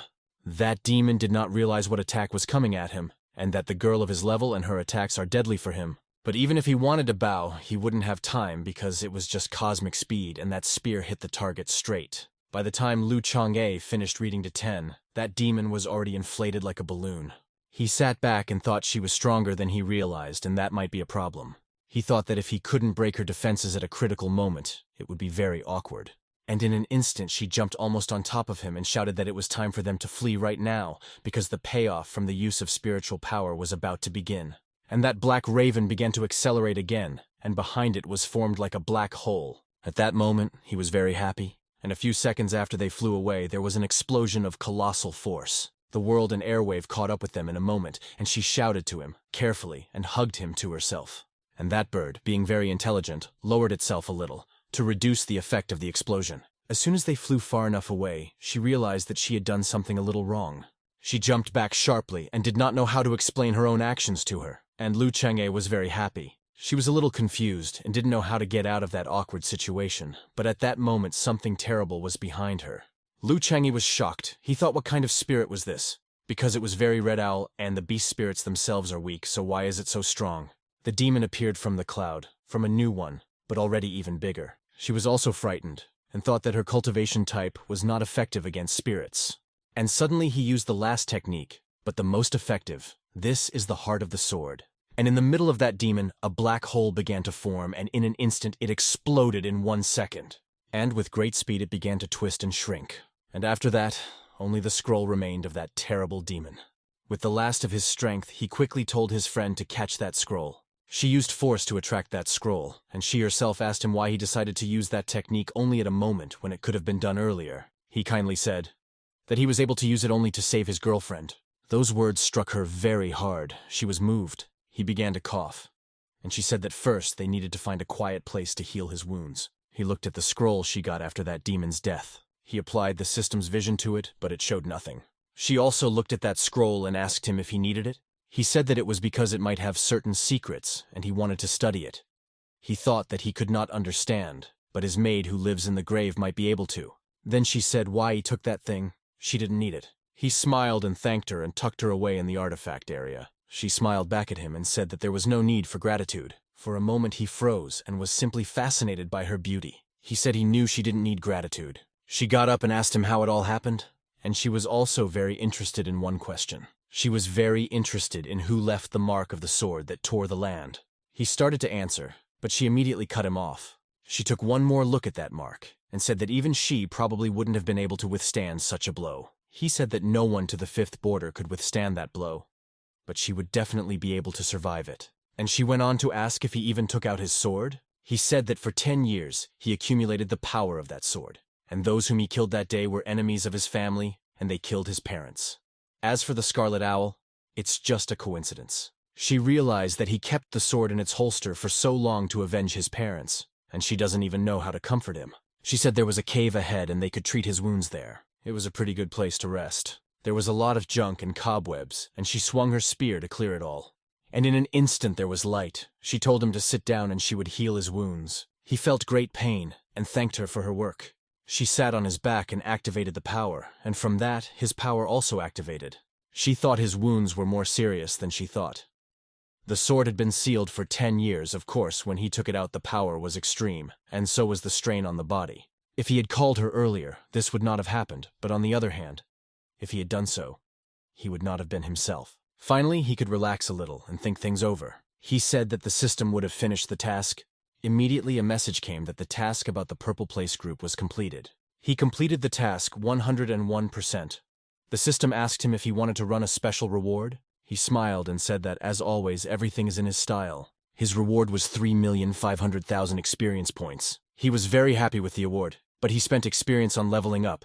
But after all the bonuses, he will still have a lot of experience points that will last him a long time. There was also a message about a special reward, the Purple Moon Altar. There was a point on the map where it is located, and a postscript that it is desirable to go to that place as a group, and that everyone should be more than the 50th level. Did he think that the special reward was the altar? He continued to analyze that. Really, as special as he was, he would not have come to that place. As a result, he did not think long and decided that after reaching the 50th level, he would go there. He also completed the task of reaching the 3rd border, or rather the 30th level. He was pleased that everything turned out this way, because he really tried very hard. He was very interested in what they would give him for the 30th level, and it was a sword upgrade coupon that could only be used at his level. He was delighted, because this is exactly the intention of the sword that was supposed to appear after the 3rd border. He was very happy because he was already at the 3rd level, and going to the 4th level costs only 800,000 points.